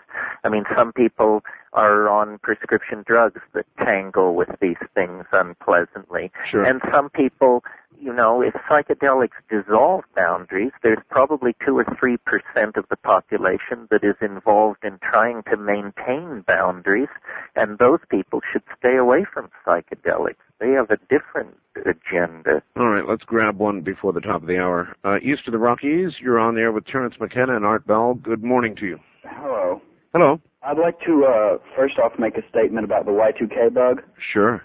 I have a very good friend who, back in the 80s, he claims that he actually helped code it. Code the Y2K bug? Yes. Well, that might just mean he was a programmer doing what they all did. It's going to be bad, according to him. Yes, you're trying to suggest that he was part of some sort of conspiratorial effort to make sure the Y2K bug hit hard? No, it's not conspiratorial as far as I know. But from what he tells me is that it is out there and that he did help write the code for it. Well, a lot of people did that. All right. Anything else, sir? Yes. First, I'd like to, my first question is about the element that you mentioned earlier, element 92. Yes. Where would I find more information about that? At your local library. They'll even teach you how to arrange it so that you can cause a massive explosion with that element. You just have to do a little reading. All right. All right. And my last question would be for Terence. What is the drug that he's used that has given him the most powerful experience? That's a good question. Terence? Well, powerful, I don't know. In terms of life-changing, I mean, certainly psilocybin at one point changed my life, LSD at another point, DMT all along the way. It seems to be this small family of tryptamines, and then, of course, LSD isn't a tryptamine, but at high doses, and these safe but high doses, all of these things have had life-changing impact on me and the people that I'm aware of. Every time I have you on there, I have to quickly ask this question. Where, Terence, are Timothy's 25,000 hits? Where are they buried? Well, didn't I tell you last time? Do you have a little map with an X on it or something? Somewhere out there in the deserts east of Tonopah. South of Truth or Consequences. All right, stay right there. Terence McKenna, as we can get him. This is one strange night, folks. I'm telling you, I have never, ever seen this many power bumps and failures in one night of broadcast in my entire life. Really weird stuff going on. kind of synchronistic timing, wouldn't you say? This is Coast to Coast AM.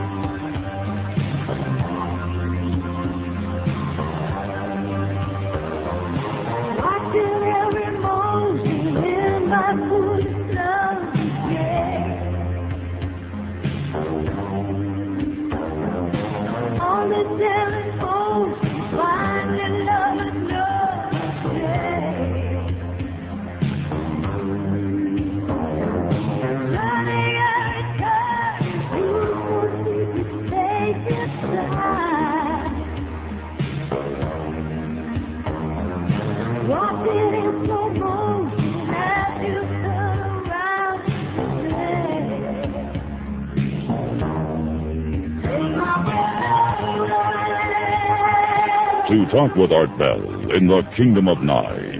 From east of the Rockies, dial 1-800-825-5033. West of the Rockies, including Montana, Wyoming, Colorado, and New Mexico, 1-800-618-8255. First-time callers may reach Art at area code 702-727-1222. And you may call Art on the wildcard line at area code 702-727-1295.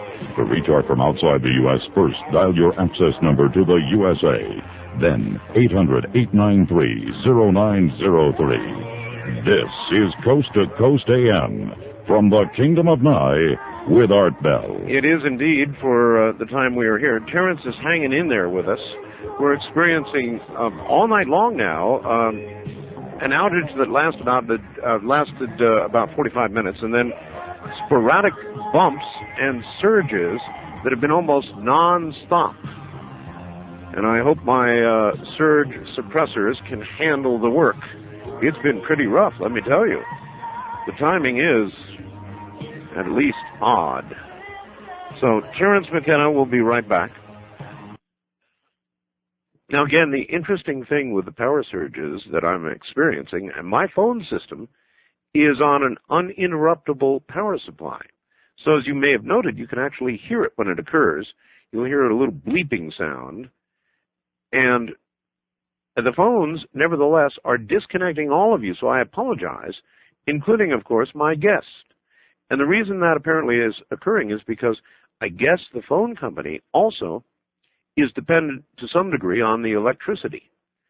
And it may be that when, where I am at least, when there's a problem, it just instantaneously glitches the phone lines, and I lose everybody here. It's amazing. It's absolutely amazing. Terence, welcome back.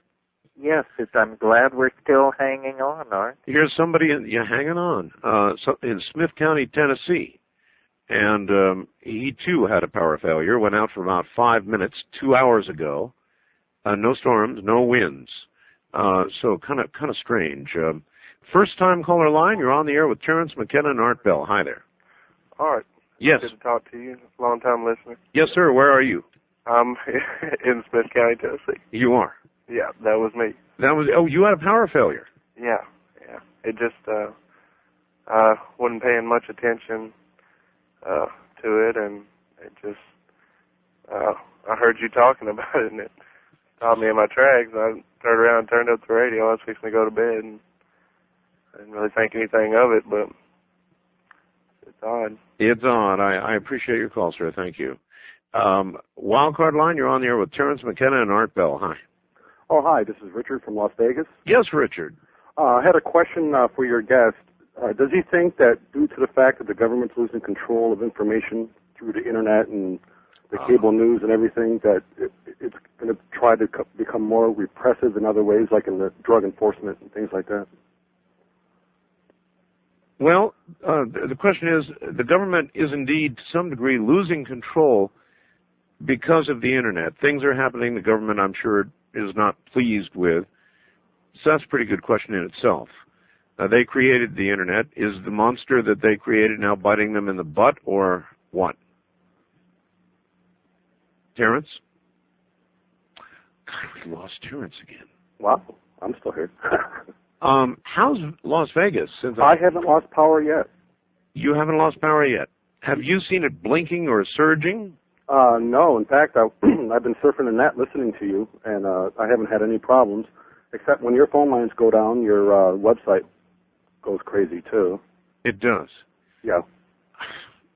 All right, sir. I appreciate the call. Thank you. Well, thank you. Take care. I'm going to have to try and get Terence back. Now, I have no idea why we lost Terence this time, because this time we didn't have a power failure. Every other time we have. Let me see if we can get him back here.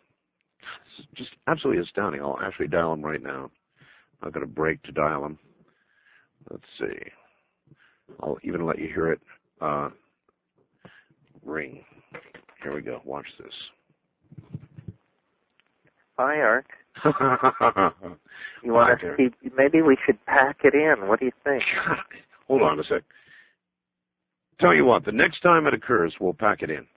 Okay, But I'm this, game. You know, this time, the power didn't fail. You just went away. I don't know. On this end, it sounded just like all the others. Now we appear to have not such a hot phone connection either. Do you hear that? And it's the same for me. You want to call back and try again? Let's bear with it for a few minutes and see how it does. Boy, Y2K, here we go. Yeah, if this is general, I mean, it's 2:30 in the morning where you are. The load on the system is very low. It shouldn't be happening now. That's exactly right. East of the Rockies, you're on the air with Terence McKenna, I hope. Good morning. Good morning. Where are you? This is Mike from Cleveland. Yes, sir. I just called to tell you that this morning, around 3 o'clock at our time, we had a couple of flashes, and about 5, our power went out.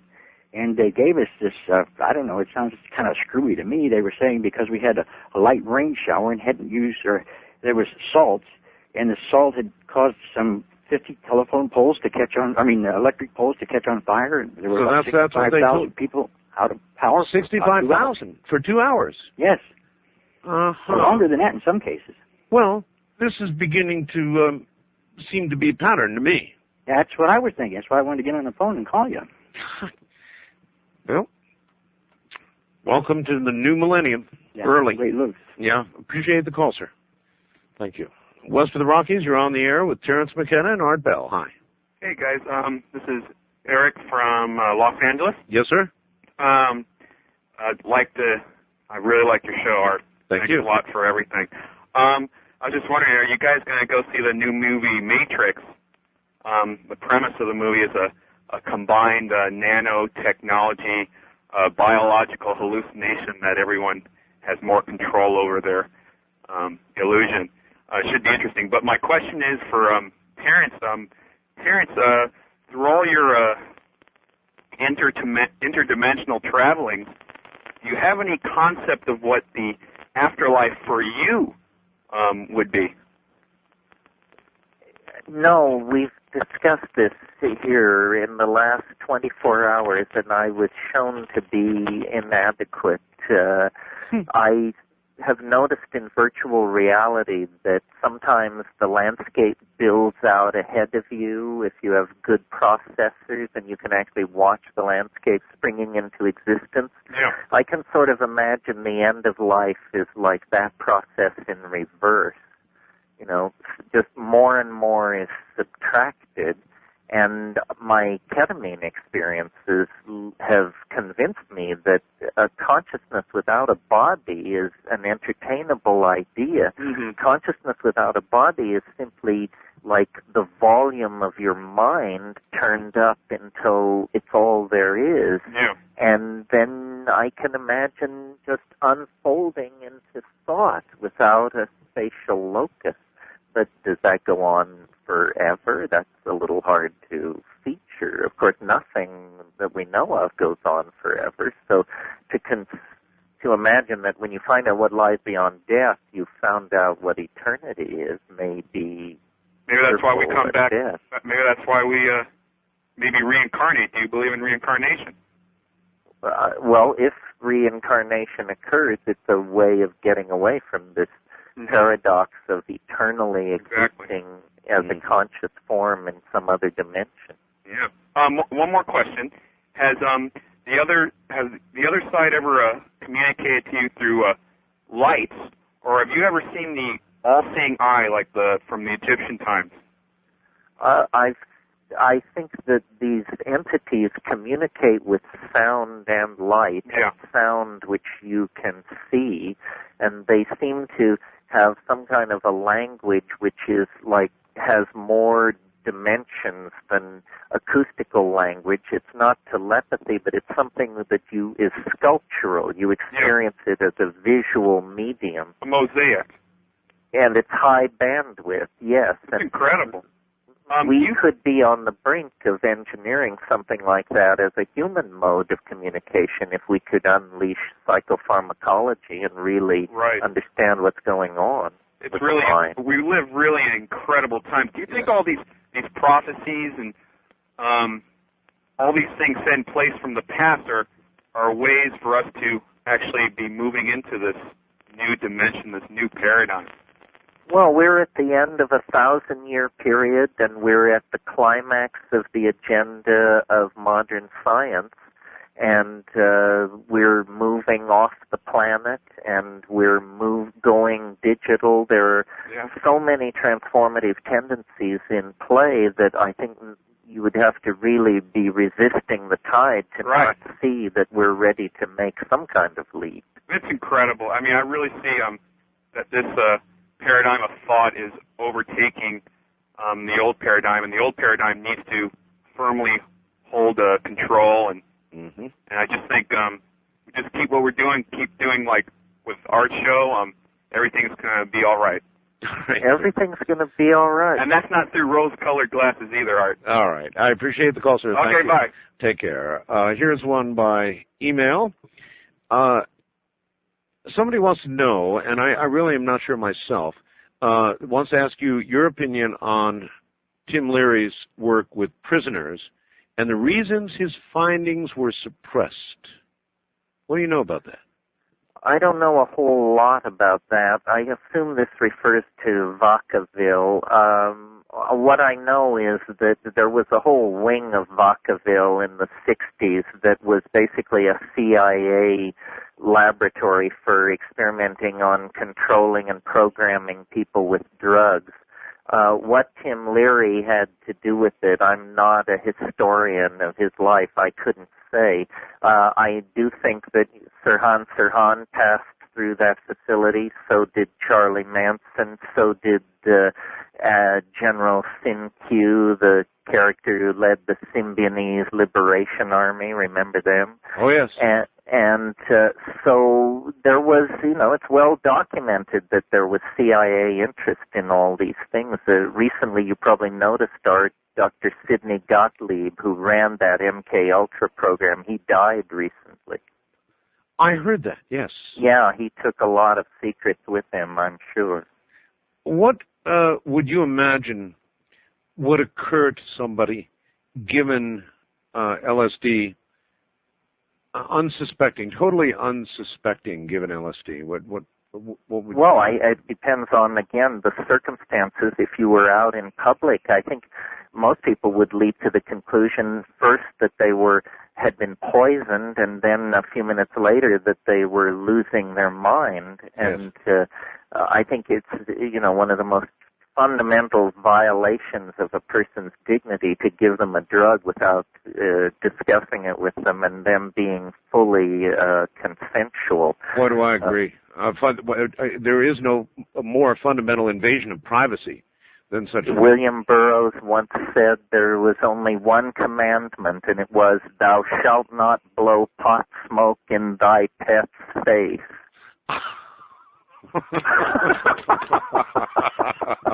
I'm going to remember that one, Terence. Thanks.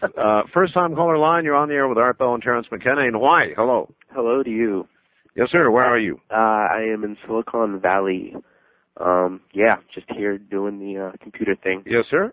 What I would like to ask is, a few of us are going to take a trip down to Mexico, and we're going to be doing the Mayan thing down there, and I was wondering if I can get any direction on which way to go.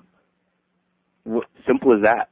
Which way to go? Well, the Mayan ruin of Palenque in the state of Chiapas overlaps mushroom territory. It's a little late, but there still may be mushrooms there this time of year.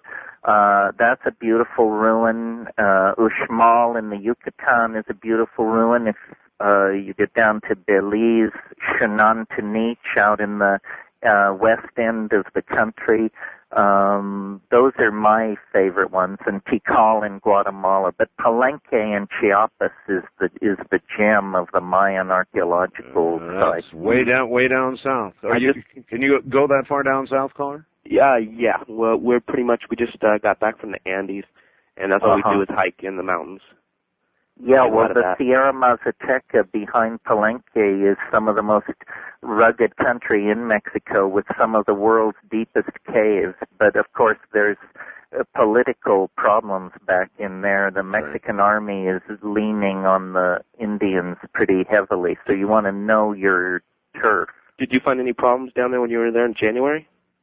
Not at the ruin, but in the mountains, which begin immediately behind the ruin, all bets are off.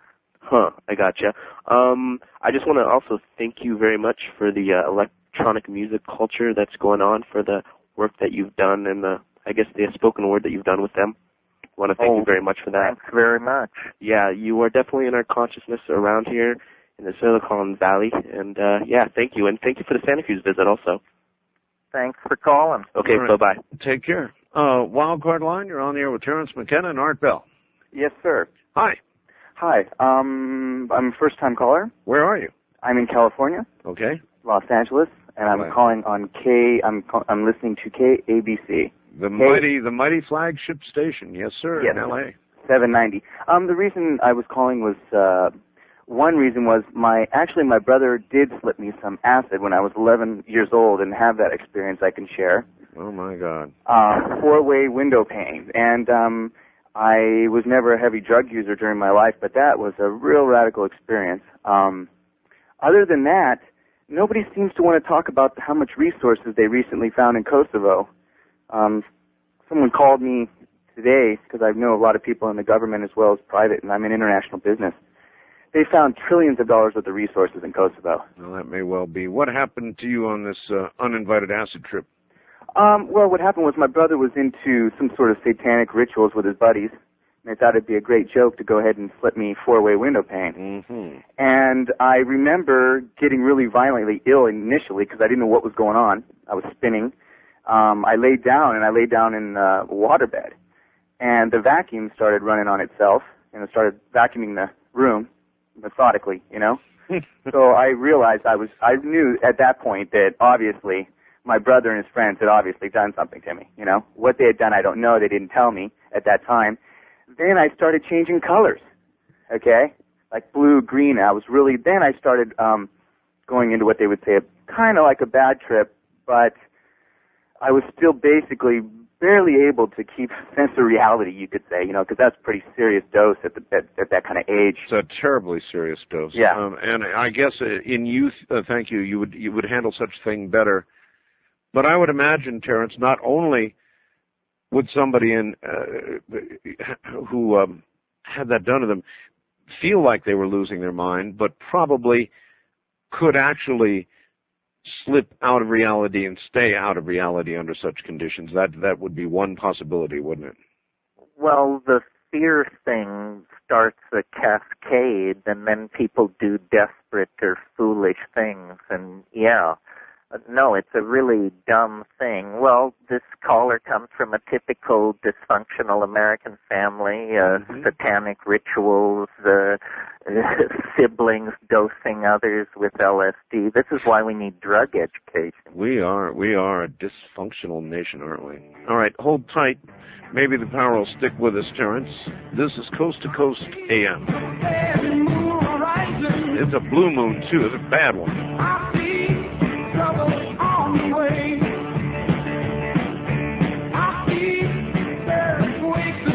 Here's some emails, surges, power surges, serious ones, in Oklahoma about 2 hours ago. That'd be about the right time. Don't go around tonight, but it's bound to take your time.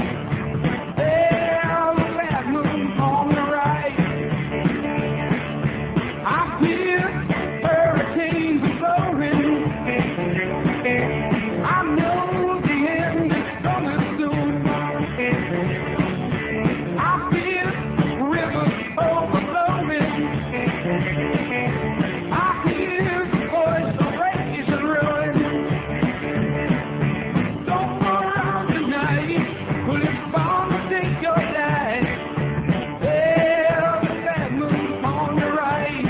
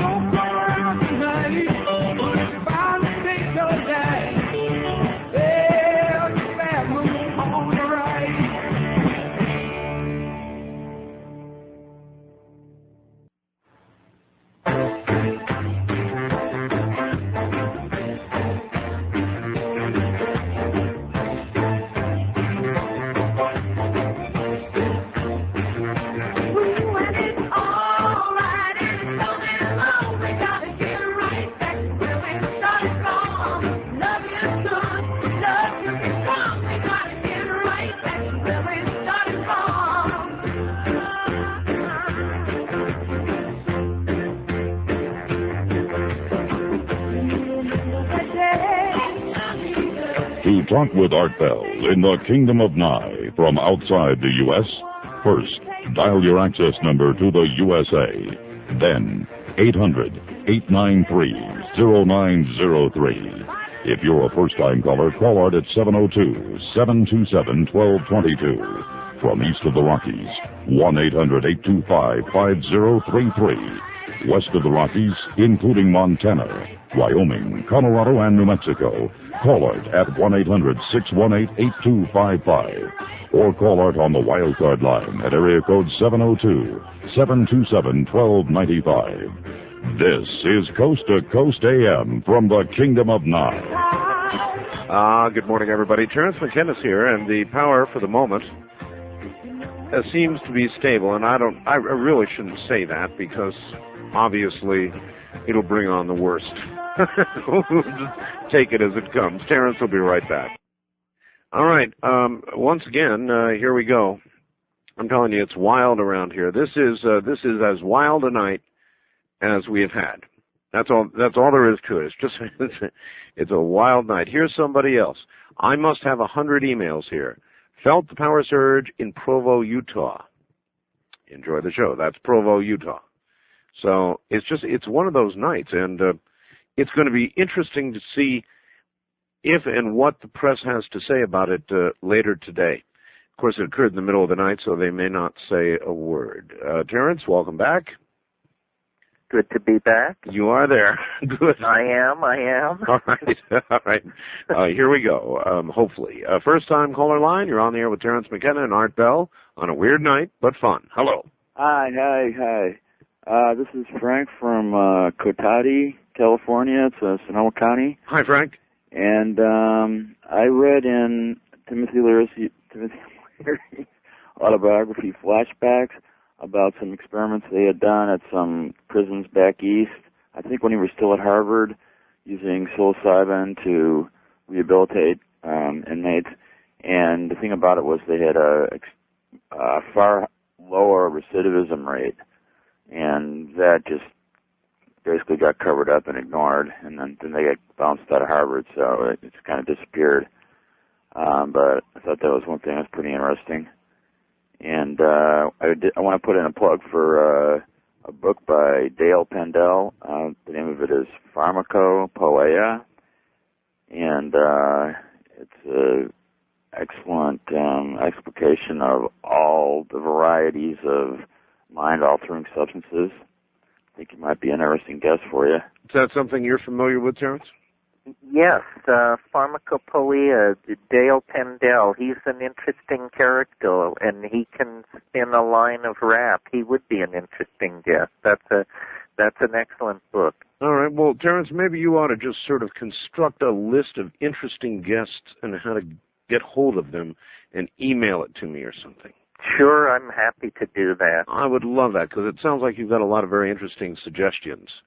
Now, here's an email from Boulder City, right outside of Las Vegas, and he says, I live just outside of Boulder City, and I'm looking across Boulder City right now, and all the lights are out. Now, that's where Boulder Dam is. So that's kind of interesting, too. Wildcard line, you're on the air with Terence McKenna. Hi. Great, I made it. This is John in Las Vegas, 105.1. Hi, John. Talk FM. How you doing? Hi. I talked to you guys last year on March 19th. I called and related the experience about the dream and the geometry book. And I wrote a short story about it called Times Square. I sent it out on March 13th, Saturday. Sent you a copy, Art. Yes, sir. Did you get it? I got it. Oh, okay. All right. Terence, if you would care to receive a copy, I'd love to send you one. If you yeah, go to my website at levity.com, and my email button is right there on the Terence McKenna page. Well, I'm not really wired, or I don't have a computer. Go to a library. Right, but this involves 11 pages with color scans and stuff. I don't know if I can send that out that way. Well, actually, if you go to that website, my P.O. box is great. there, too. Okay. All right. Okay. I'm not computer literate. All right. Well, listen, I'll tell you what. We'll even do you another favor. Why don't you give out your P.O. box, Terence? Sure. It's POB 677, and the name of the town is Honau, Hawaii 96726. So that's Honau, Honau, Hawaii 96726, and I'm POB 677. Post Office Box 677. Spell that town one more time. Honau. Nau. That's a weird name. And you pronounce that? Honau. It must have taken a while after you moved there to get that down. Oh, well. Or did you name the town? I mean, is it... No, it's a lifetime struggle for the poor Howley to be able to pronounce Hawaiian even closely to correct. Yes. East of the Rockies, you're on there with Terence McKenna and Art Bell. Morning. Good morning, Terence, and good morning, Art. Yes, sir. I went through Vacaville and another state mental institution in California. They have used those mental institutions not only for programming, but to destroy any political prisoner that they deem a threat to quote-unquote society.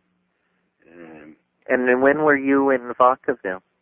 I was in from 91 until 94. So that was well after all these things that were charged about the 60s. But I'm sure, all this work goes on. I mean, these, as Art said, these black budget agencies wouldn't be fulfilling the taxpayers' mandate if they weren't pursuing all these horrifying technologies and possibilities. This is always the argument. Yes, they continually do their little tricks and tricks of the trade. I was very aware of it due to some connections that I had prior to going in, and that's one of the reasons that I was in. And they, in fact, held me 6.5 years illegally without due process of law.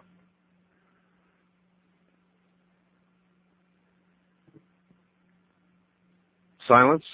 Are you there? Well, I'm just wondering how much of this goes on that we don't hear about, I mean, we have a tendency, you and I mentioned it earlier, to expose the sins of 25 years ago, but what's going on tonight? You know what, Terence? I wish that I believed that we had had some great transformation, that we are now this moral, ethical government that we thought we had years ago and now have found out, of course, we didn't have. But I don't think anything's changed. I think the players have changed, and I think 25 or 30 years or 50 years from now, we'll find out all the crap we're doing now. I'm sure that's true. I mean, I think it's a very cynical game. Anybody who thinks we emerged into the light with Watergate or something like that just has bought a very obvious establishment line. Here. West of the Rockies, you're on the air with Terence McKenna. Hello. Hello. Hi. Is that me? That's you? Oh, hi. Hi. Where are you? I'm in beautiful Vancouver, BC. Vancouver. All right. Yeah. Wow, I can't believe I'm on here. Gee, well, it's really a treat to hear you're on the air again there, Terence. Anyway, one of the things I wanted to ask you is about specifically DMT, and I've read most of your books, and they're amazing. The connection, the possible connection, has there been any more, have you looked into, or has there been any more research into the possible connection of the tryptamines being a connection to what was known as soma, or what we know as Soma from writing for the Illusion Mysteries. Continues, I mean, there's endless discussion about what was this fantastic hallucinogen that inspired the writing of the Vedas. Let's see, in a recent issue of Eleusis, Jonathan Ott reviews all theories, including my own, and finds mine inadequate and everybody else's as well. I think it's pretty clear it was psilocybin. Some people want to say it was Amanita muscaria, but Amanita muscaria is an unreliable and sometimes dangerous intoxicant. If it was neither a psilocybin mushroom nor Amanita muscaria, then the candidates are not very promising. So this is an area that needs to be looked at. It was all regarded as settled and that Watson had figured it out, but now we know that there was a lot of evidence that's come to light since he did his work that pushes the argument in new directions. I talk about this in Food of the Gods. There are 2 chapters related to Soma. Yeah, I was asking if there was anything new has come to light since then, or it was. Well, Giorgio Samarini, who studies Iboga cults in Gabon, told me that in the inner mysteries of these Iboga cults, there is mushroom symbolism and the use of the colors red and white. So that's evidence of a possible mushroom cult connected with hallucinogenic substances in Africa. That was a previously missing piece of the puzzle. But no, I wouldn't say this argument has advanced dramatically. I think until Algeria is politically stable enough to permit archaeology in the southern Sahara, the early human use of hallucinogens in Africa and the Middle East is going to remain unclear. I see. Oh. All right. Thank you. Thank you for the call, sir. First-time caller line, you're on the air with Terence McKenna. Hey, Art. How you doing? This is Jim over the hump from you in Vegas. Yes, Jim. Hey, I kind of tuned in late tonight. Yes, sir. But I've understood that there's been a lot of squirrely things going on with power and computers tonight. Yep. I'd just like to relate what went on in my world tonight. What was that? I work at a major hotel here with with production shows. Right. And all the intelligent lighting was just unbelievably whacked out tonight, and everybody was just throwing up their hands, couldn't figure it out. During the big wind we had, did you get wind out there yesterday? Oh, did we get wind? Yeah, I kind of figured. Anyways. Was it like a hurricane? Well, you know, we were experiencing power surges then and fluctuations, and the whole idea was shut it off. So everything was shut down. So that's like what's kind of really weird about it is it's either possibly the power beforehand, but these lighting boards and controllers, which is all high-tech computer-controlled stuff, and everything was just unbelievably out tonight. Nobody held could. Up, huh? Hey, another thing, I just wanted to plug one of your sponsors there. I'm talking to you on that Sanyo 917 right now. You see, folks, all the bad phones you hear, and until he just told you he was on a portable phone, you would not have known it. I can sit in my neighbor's kitchen. I hear you. And actually, you know, I don't have that external antenna or nothing, but I can get about a quarter of a mile away. I know. But, hey... Listen, I appreciate it, sir. I got to scoot, but thank you. And there is no better advertisement than proof here on the air. Anyway, onward. Let's see. Wildcard line, you're on the air with Terence McKenna. Good morning. Hi, my name's Michael, and I'm in California. Hi, Michael. Terence, 30 years ago this month, I was sitting in a coffee shack in below Honau now, making a loincloth, getting ready to go to my draft physical. Well, so you know Honan now. Oh, I do well. Yeah, well, it hasn't changed that much. It's a well-kept secret. With a spelling like that, we figure we're off the map. I love Captain Cook, the whole area. Something additional to the DMT lore, I was thought of the Sleeping Beauty, just the frog, and turned him into a prince. Right. Well, you know the Toad DMT source, right? Well, yeah, this is something we haven't mentioned maybe on the air. I thought maybe you shouldn't. There's not too many toads left. Well, we don't want to deplete the toads, but there are near relatives of DMT in some toads. Let's just put it like that. Yeah. Well, we thought of the turning the woman into, or the frog into the prince. Might have something to do with that. That's right. Okay, good evening. Thank you. East of the Rockies, you're on there with Terence McKenna and Art Bell. Good morning. Where are you? I'm in Wisconsin. Wisconsin. Yep. Now, here's an example of a bad portable phone. Yep. Some of us don't have a lot of money to buy. All right. Yell into your bad phone and ask your question. Some of us don't have a lot of money to buy good. I hear that.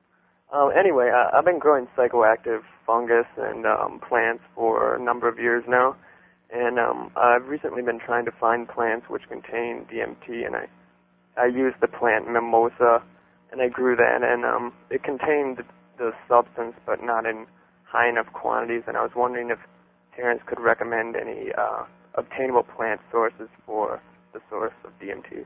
Okay. Well, Psychotria viridis is the preferred source of DMT in the Amazon. I know it's hard to get and hard to grow.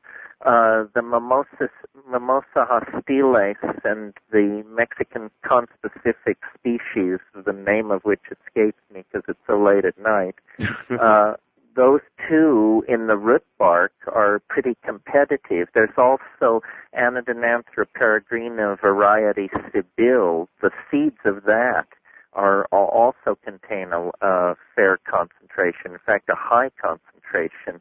Acacia confusa is an eastern, meaning an oriental acacia that has a lot of DMT in it. But Psychotria viridis, if you can get it.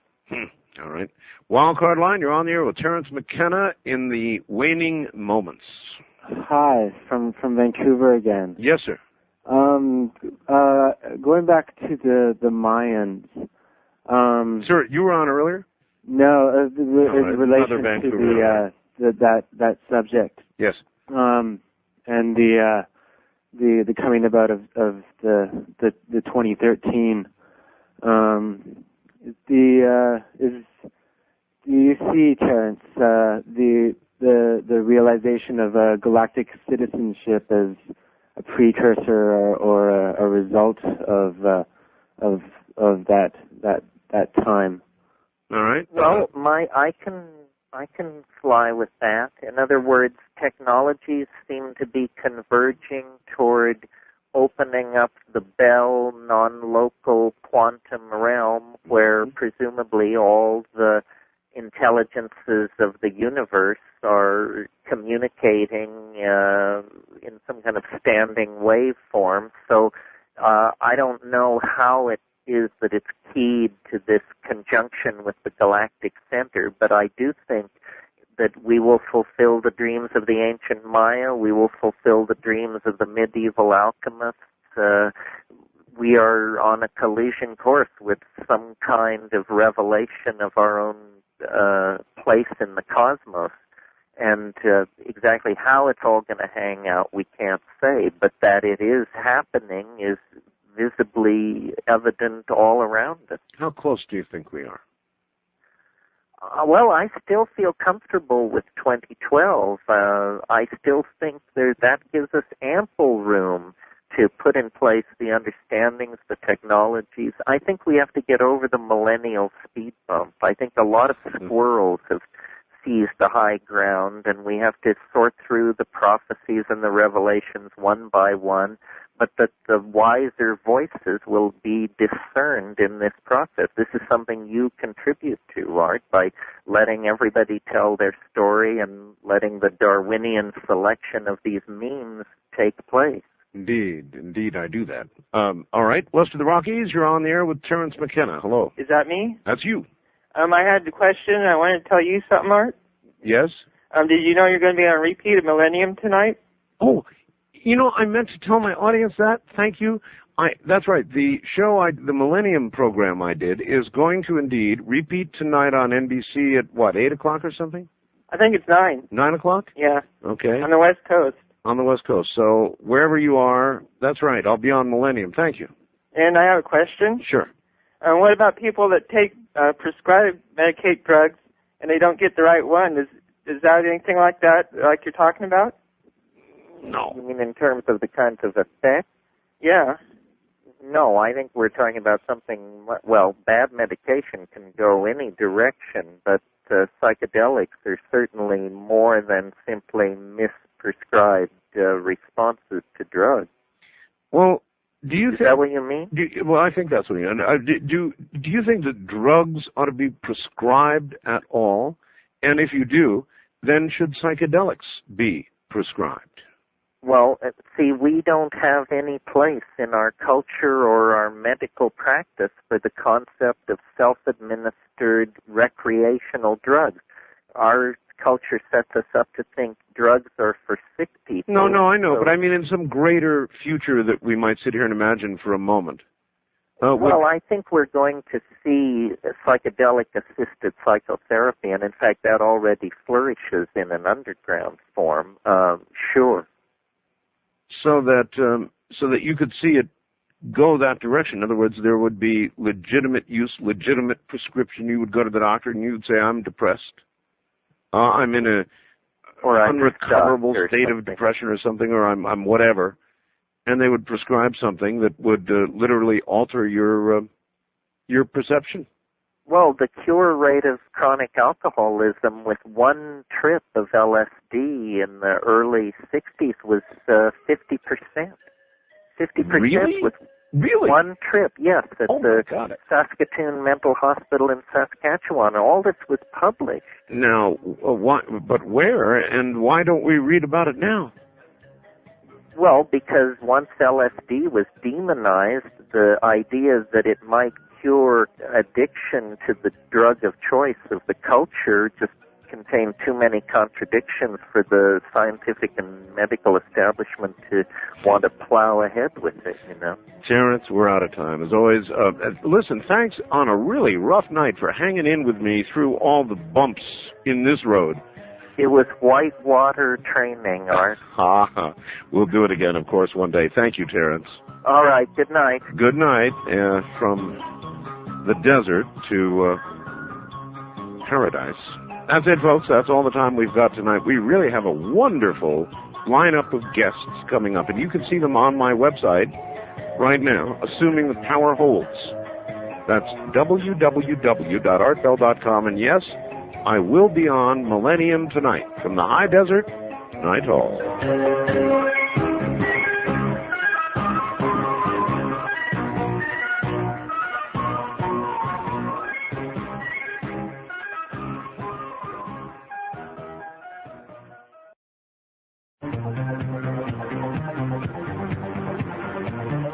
From the high desert and the great American Southwest, I bid you all good evening, or good morning, as the case may be, and welcome to another edition of the best in live overnight talk radio, by far the largest, from the Tahitian and Hawaiian Islands out west, eastward to the Caribbean and the U.S. Virgin Islands, south into South America, north, all the way to Santa Country at the pole, and worldwide on the Internet, thanks to Broadcast.com and the Intel Corporation that devised this wonderful new mathematical genius that allows you to go up to the web, my website, www.artbell.com, download the G2 player, and come back, click on streaming video, and see me, as well as hear me, do the program. For whatever reason you might want to do that. Listen, in a moment, coming up is Terence McKenna, and he'll be with us for the balance of the hour. And Terence has been through some pretty serious tribulations of late. Terence McKenna is, what is Terence? He's a philosopher, I guess. He's probably the man who inherited the mantle from Tim Leary, Dr. Leary. He's in Hawaii, and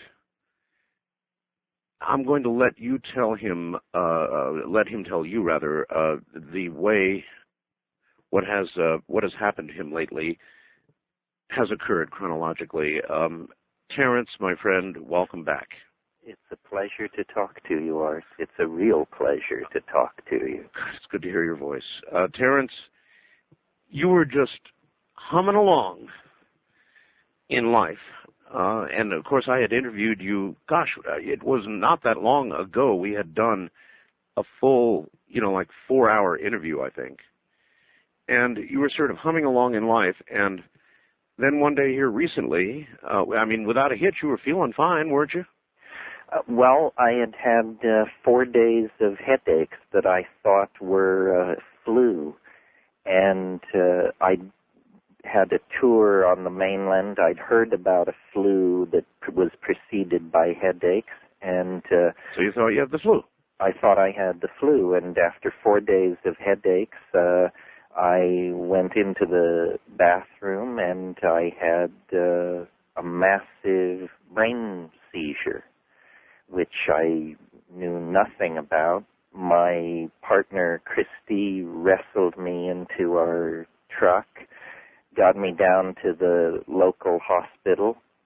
They did a CAT scan. Within 40 minutes, they could see a brain tumor the size of a quail egg on the right side.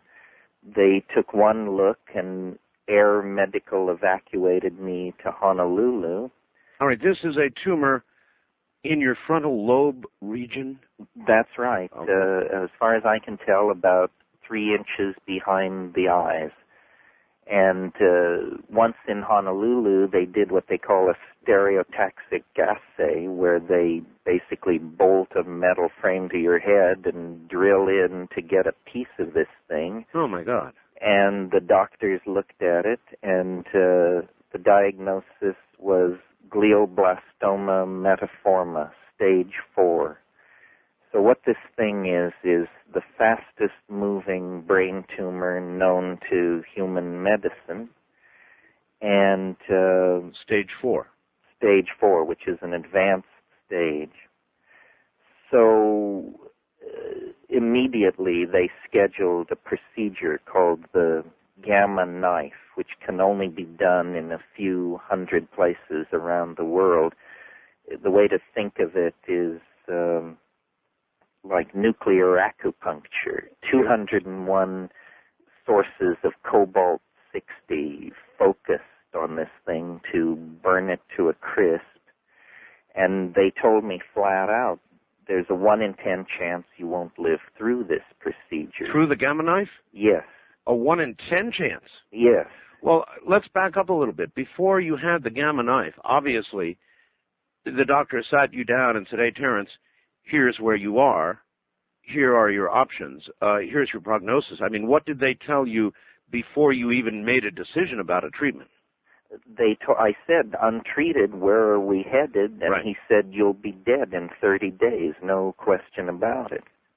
30 days? 30 days. So looking at that, and I had friends who flew in from London. My brother came from Minnesota. Friends came from California. We had enough brain power in the room to, match the Nobel Prize Committee. We all looked at this, and the gamma knife thing seemed to be the way to go. Well, yesterday it was 2 weeks since the gamma knife. They did it, yeah. All right. My understanding is that the gamma knife took about 90% of the tumor and apparently destroyed it or started it toward destruction, or is that about right? That's what they believe, 90 to 95%. The trick is these tumors have fractal boundaries. They have messy boundaries. So without follow-up radiation and chemotherapy, the doctors here said it will return within weeks, and you'll be back where you started from. So we spent a very difficult 10 days looking at every cancer therapy, alternative and otherwise, in the world, trying to sort the real stuff from the surreal stuff. Sure. And basically what we came down to is what scientific medicine can do for you is something like the gamma knife, or a much scarier operation called a craniotomy, where they actually take off the top of your head and go in for this thing with knives, followed by the radiation treatment, and then they pat you on the back and send you home. And well, the other option, the surgical option, what did they tell you about that? I mean, they obviously had to tell you something so you could make an informed choice. They said it was so dangerous and that death was so likely that they didn't want to do it unless there was an absolute crisis. Well, 30 days to live is pretty much of an absolute crisis. Yes, so they hold up the gamma knife as a substitute for the craniotomy. And I must say, I after the gamma knife, I walked out of there. So in other words, it's a walk-in procedure. You lie down, they bombard you with these gamma rays that are so precise that they can go to the area of the tumor, passing through the outside of your head and some portion thereof of your brain or whatever, and doing the cutting or the burning or the destroying just at the tumor site. That's how they see it. That's what they believe. That's incredible. Well, let's hope they know what they're doing. Well, you're talking to me. Well, I told them through it. I said, and they didn't fully anesthetize me. It was local anesthetic, so I was with them all the way. And I said, guys, let's keep the oops factor to down a minimum here.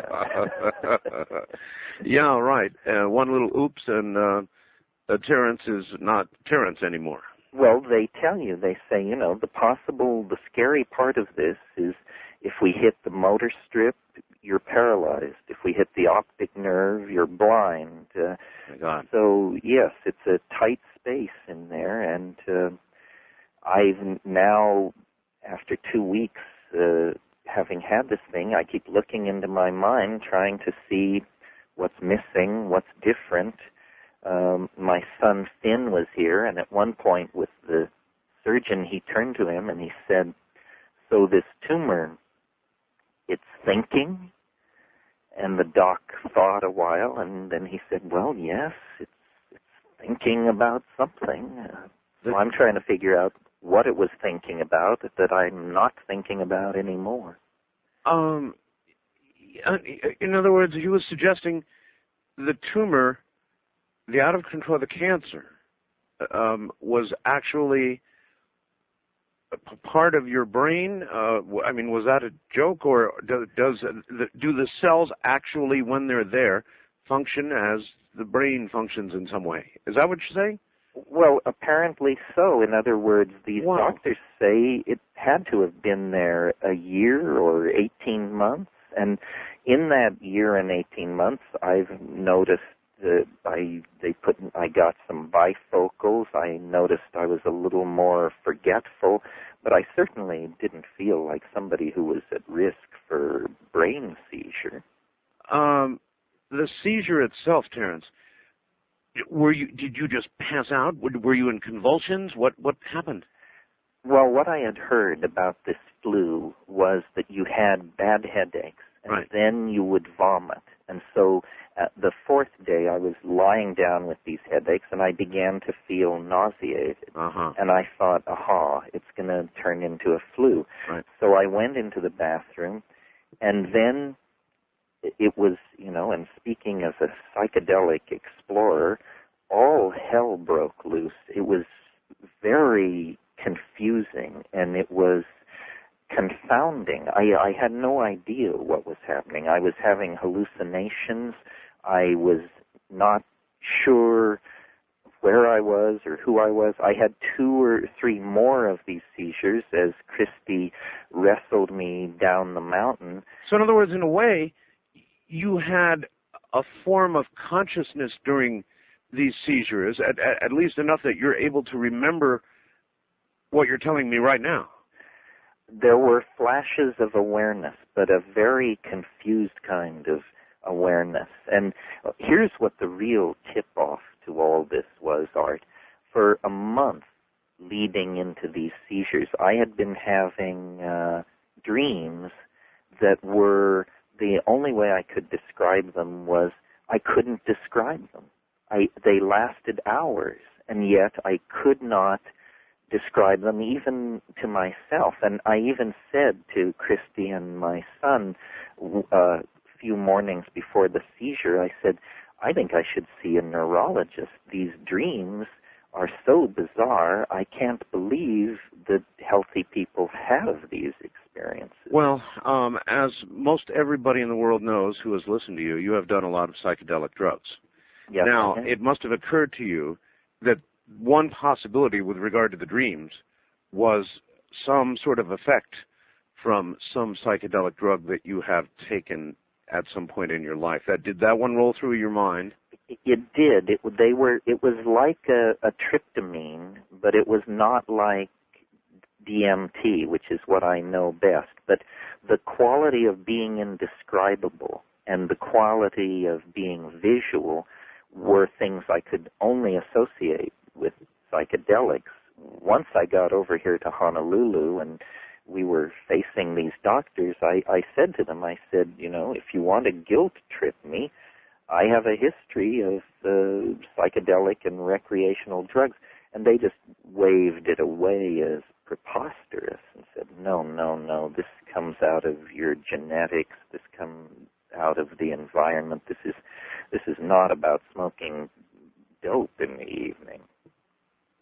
Well, that just tore another question right out of my hands. And so you asked it yourself? Oh, of course, because I knew that anybody hearing this news about me was going to say, remember all the drugs he took? Right. Yeah. See what happened to that guy? Here's a bad example. So now, where are you now? In other words, now the gamma knife procedure is done, some great portion of the tumor has been destroyed, and I guess you've entered a regime, a mainstream regime of radiation or? Yes, soft focus radiation. And what they try to do, the way I visualize the tumor is, it's not smooth. It has spurs and kind of processes on it, and they have to focus on those things, or within weeks, the thing will regrow.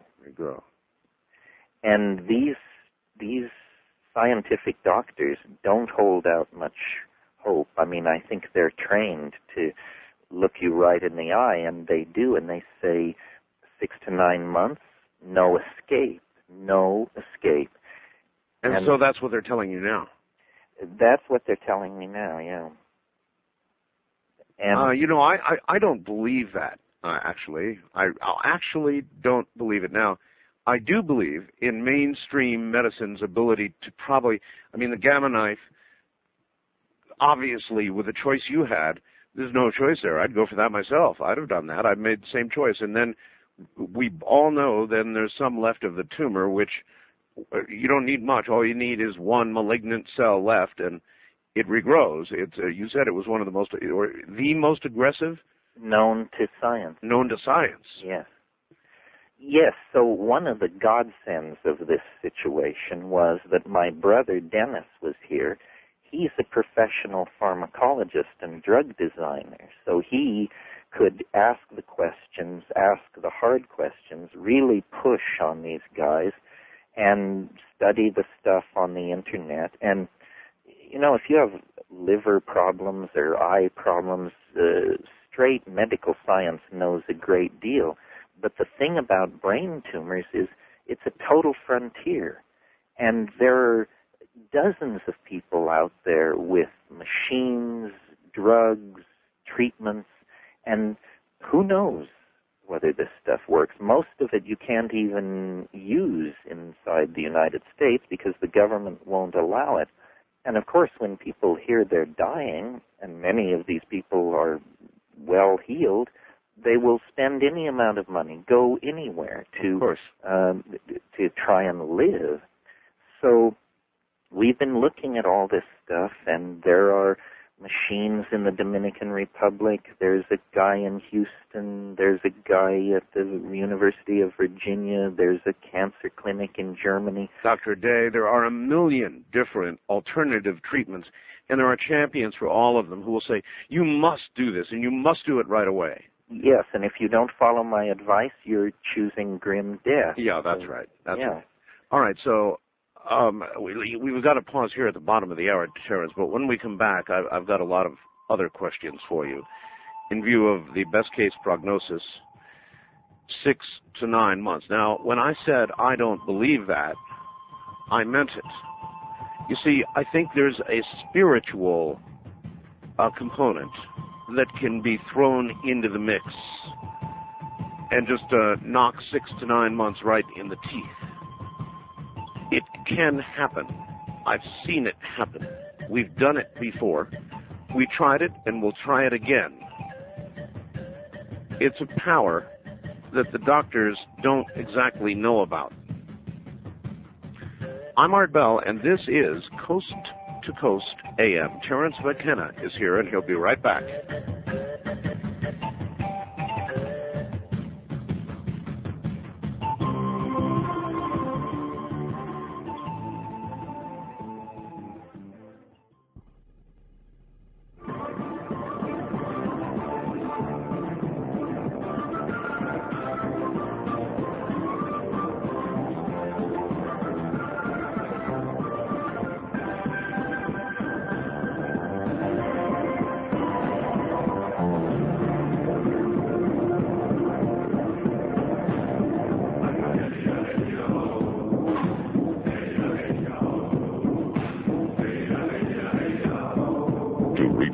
In the Kingdom of Nye, from west of the Rockies, dial 1-800-618-8255. East of the Rockies, 1-800-825-5033. First-time callers may reach Art at 1-775-727-1222. Or use the wildcard line at 1-775-727-1295. To reach Art on the toll-free international line, call your AT&T operator and have them dial 800-893-0903.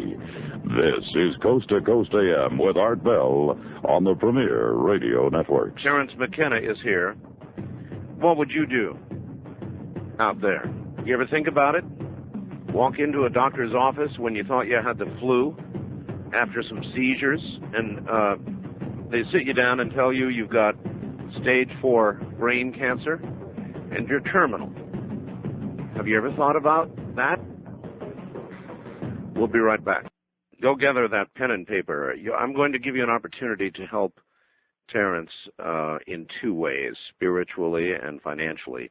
He can use both, believe me.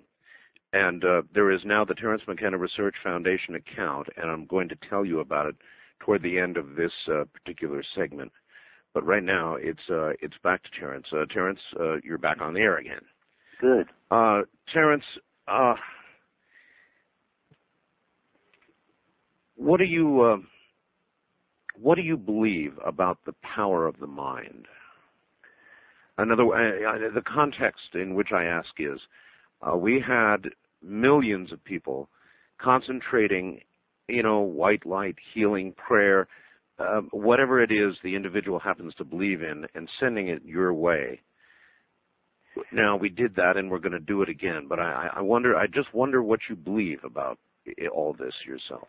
Well, I mentioned community immunity. I think what we're really talking about here, Art, is the power of love.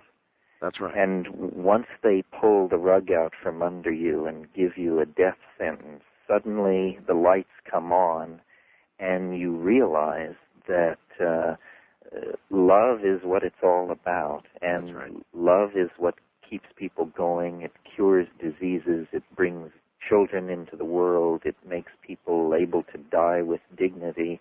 And I think, if anything can change the statistics and turn this into a happy story, it's the community that has supported me and cares about me and affirmed the things that I was into. I was very attentive to the concentrated moment that you organized and sent. And while it was happening, which was just before the gamma knife procedure, yes, I felt that really that's why I lived through it. I mean, That's amazing. You're actually the second person to make a statement like that. The first was Richard Hoagland, who said he could actually feel it while it was going on. I felt I could feel it. Yeah. I felt it as a kind of welling energy coming almost, I would say, out of the earth. But I sat with my eyes closed, and it was pouring in. And then I talked to one of the big, literally the big kahuna on the big island, and he said, when you go into the gamma procedure, tell your body to be strong. And when I did that, I had this same feeling that I had during the group meditation. So it brought home to me the horror of dying alone and unloved. And I really want to say, if you think there are no heroes in this world, go to your local cancer center and look into the eyes of the people sitting in the waiting room. They're not worried about Kosovo or the stock market. They are dealing with stuff so deep and beyond most people's imagining that you just have to genuflect to their nobility. What do you believe about us? I meant to ask you that.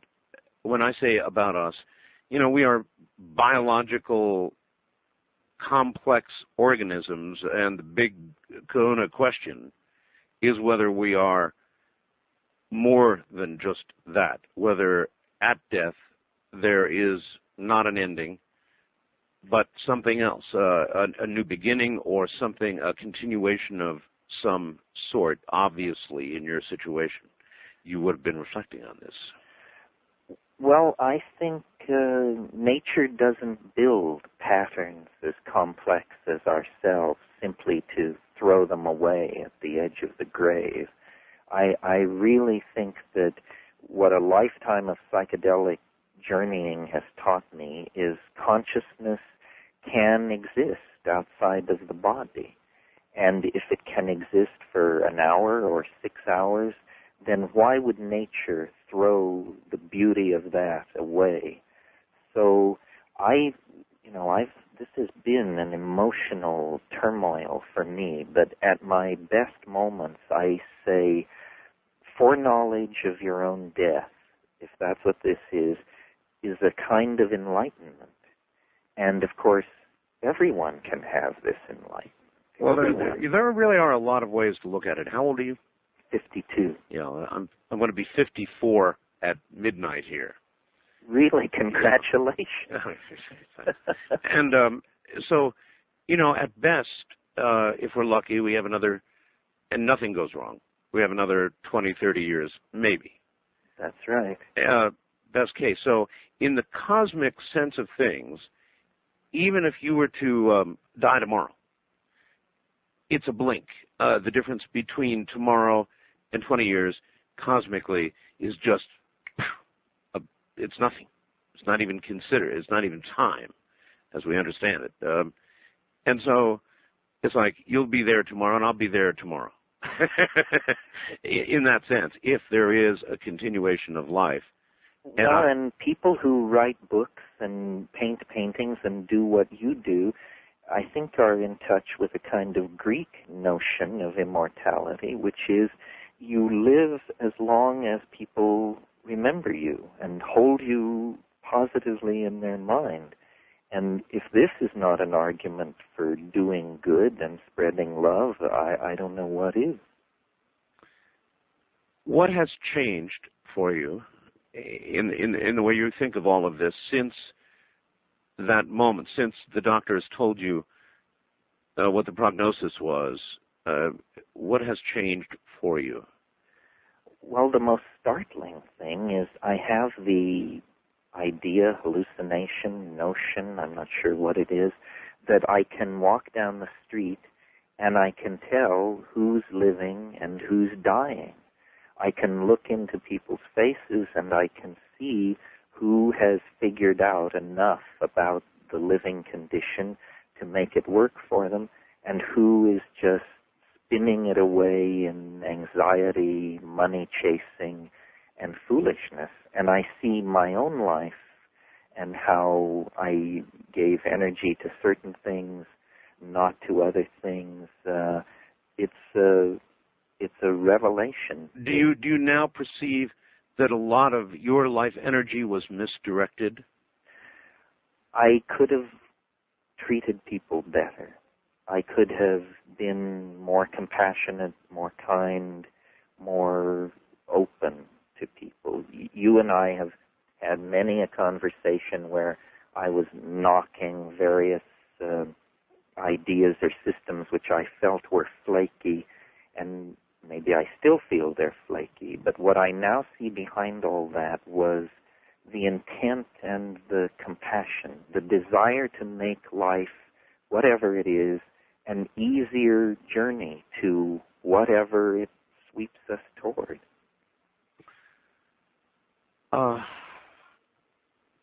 You've got some insurance. Obviously, you're facing medical bills right now that are probably like Mount Fuji. Yes, well, I had medical insurance my whole life. I paid too much, and now I discover it doesn't cover drugs. It doesn't cover the evacuation flight over here. The average bill to an insurance company for a person who dies of cancer is $350,000. Wow. And no alternative medicine is covered, absolutely none. So my friends suggested that there be a research foundation where people could donate. I resisted that. I've always paid my own bills. I've always taken care of myself.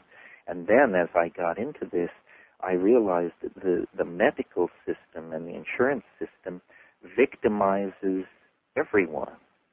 And so many people have sent suggestions and books and machines and names of doctors, and I realized I'm going to need all the help from my friends I can get, and if in fact I'm headed to the great beyond, then whatever is left in this trust fund should be given to promising forms of cancer research, drug research. We don't know enough about cancer, and it's a scandal that because so many of us will come to these places. All right, I have the information on what you just talked about, the Terence McKenna Research Foundation, and my understanding is that the money while you're alive will be used to help offset some of what you just talked about. But should you pass away, as you just said, it will go to cancer research of some sort. It is the Terence McKenna Research Foundation, and you can make out a check to that, the Terence McKenna Research Foundation. And it'll be going to the Washington Mutual Bank. And I actually have several pieces of information here. I have an account number so that you could actually transit money, electronically move money into that account. And that account or transit number is 3222-71627.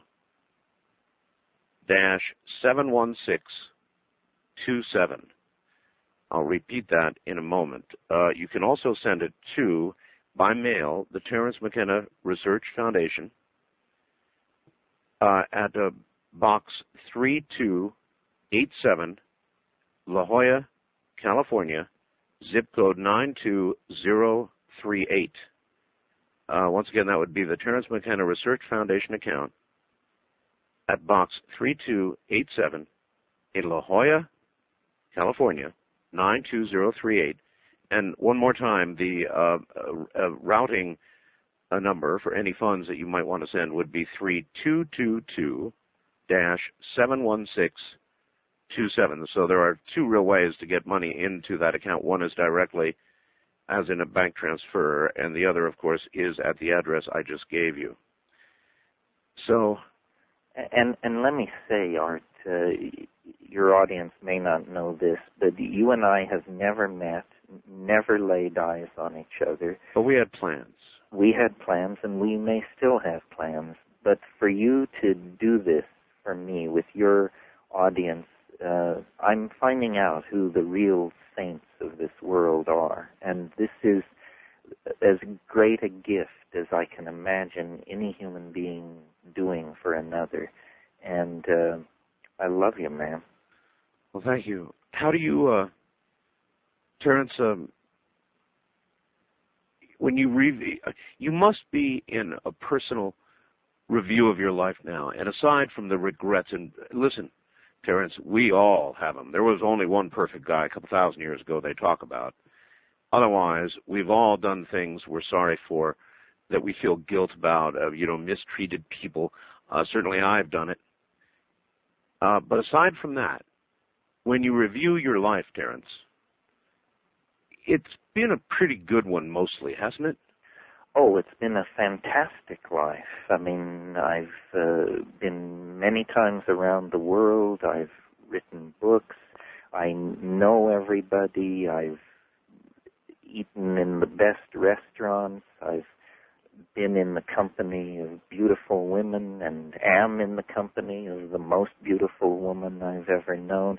I am surprised, Art, at how, I wouldn't say this is easy to take, but if somebody had described this happening to me, I would have assumed that I would just panic and fling my mind away, and instead there's been a wonderful consolidation and appreciation, and I'm ready for whatever comes down the pike. This has been a long, strange trip, and I want to live, but if that's not in the cards, I want to do a good job with the time left to me and learn from this experience. When this occurred, a member of your soulmate's family called and spoke on the air a little bit and attributed a quote to you, which was that when you spoke with the doctors, Terence, you said you would like to opt for quantity of life versus quality of life. And I asked you about that quote. Is there anything to that, or was that just wrong? No, I can't believe that if I'm alive, I can't generate happiness and peace of mind out of myself. And so I don't want extreme chemotherapy. I don't want wild measures to prolong things. I want simply to do a good job with this so that the entirety of my life makes sense, because I think how you die is part of how you will be remembered, and I want my ideas, my values, the books and the ideas about plants to stand the test. And Leary did a good job, and Wasson, and we all are in the same canoe here. I could almost claim a fortunate position because I know now, and that gives me time to clean up my act and review. Now, and you should walk in front. A lot of people tomorrow morning or tomorrow during the day are going to walk in front of a car and be instantly dead without 1 second of thought about anything at all. Yes, that's what I always assumed would happen to me, an unpleasant 15 minutes on the freeway and then the velvet darkness. Yeah, velvet darkness. So at one time you really did think about the other side as a velvet darkness. Well, or at least the velvet curtain. Velvet curtain, huh? So really, aside from the normal regrets we all have, what you have spoken about publicly on my program, what you have written about in your books, you don't feel any change about any of that, do you? No, I don't. I'm amazed that I may not make it to 2012 and that I may not lift a cup to the new millennium, but no regrets. All those books, all those ideas were put forward in deepest sincerity, and nothing has changed. My friend, it's so good to hear from you. And, whatever time you have left, whether it be a couple of months, a month, or years yet, and I hope it's years, we're going to see to it. We're going to try our best to see to it that it's years. And a lot of times, you got to know, Terence, a lot of times what the doctors say turns out to be absolute crap about how much time you've got left. That's true. There's an awful lot of walking around talking examples of that, for sure. So there's always, where there's life, there is hope. and you're obviously alive, and obviously the gamma knife didn't miss because you sound like the same Terence to me. I love talking to you, Art. I love being on your show. I love knowing how many people are listening to me, and as long as I make sense, I'm happy to come on. It's very healing and affirming. You're doing good work. Just keep doing it, buddy. All right, my friend. Thank you, and good night, Terence. Good night. That's Terence McKenna. Folks, that's Terence. Now, again, if you would like to donate to the Terence McKenna Research Foundation, you can do so by making out a check to that Terence McKenna Research Foundation, Box 3287, La Jolla, California, zip code 92038. The Terence McKenna Research Foundation, Box 3287, La Jolla, California, zip code 92038. So that's Terence. We're going to do something more about Terence. Keep listening. I'm Art Bell.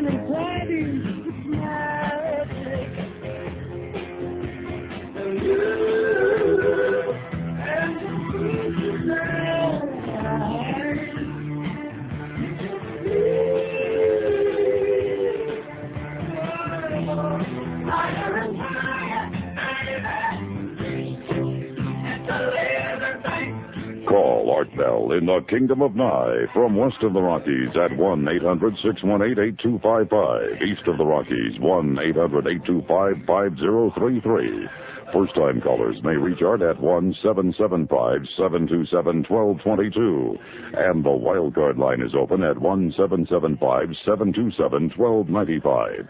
To reach Art on the toll-free international line, call your AT&T operator and have them dial 800-893-0903. This is Coast to Coast AM with Art Bell from the Kingdom of Nye. I bid you good evening or good morning wherever you are. I'm Art Bell. In the last hour, you heard from Terence McKenna. If you listen to the doctors, a terminal Terence McKenna. But we're going to have something to say about that. We're going to have our say.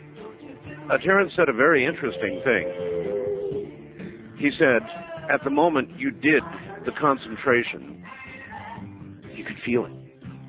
Do you remember Richard Hoagland saying the exact same thing as we tried the experiment? Do you remember that? Do you remember Richard Hoagland saying, I knew it, I could feel it when it was happening, and feel it when it let up? So I believe, even with an intractable brain tumor, that something can be done beyond the gamma knife and radiation and chemotherapy and all that he's going through right now. And we're going to be doing that again shortly. And when I say shortly, I mean in the next few days, so stand by for that. So that was Terence McKenna. Quite a remarkable man by any measure of anybody. Remarkable man.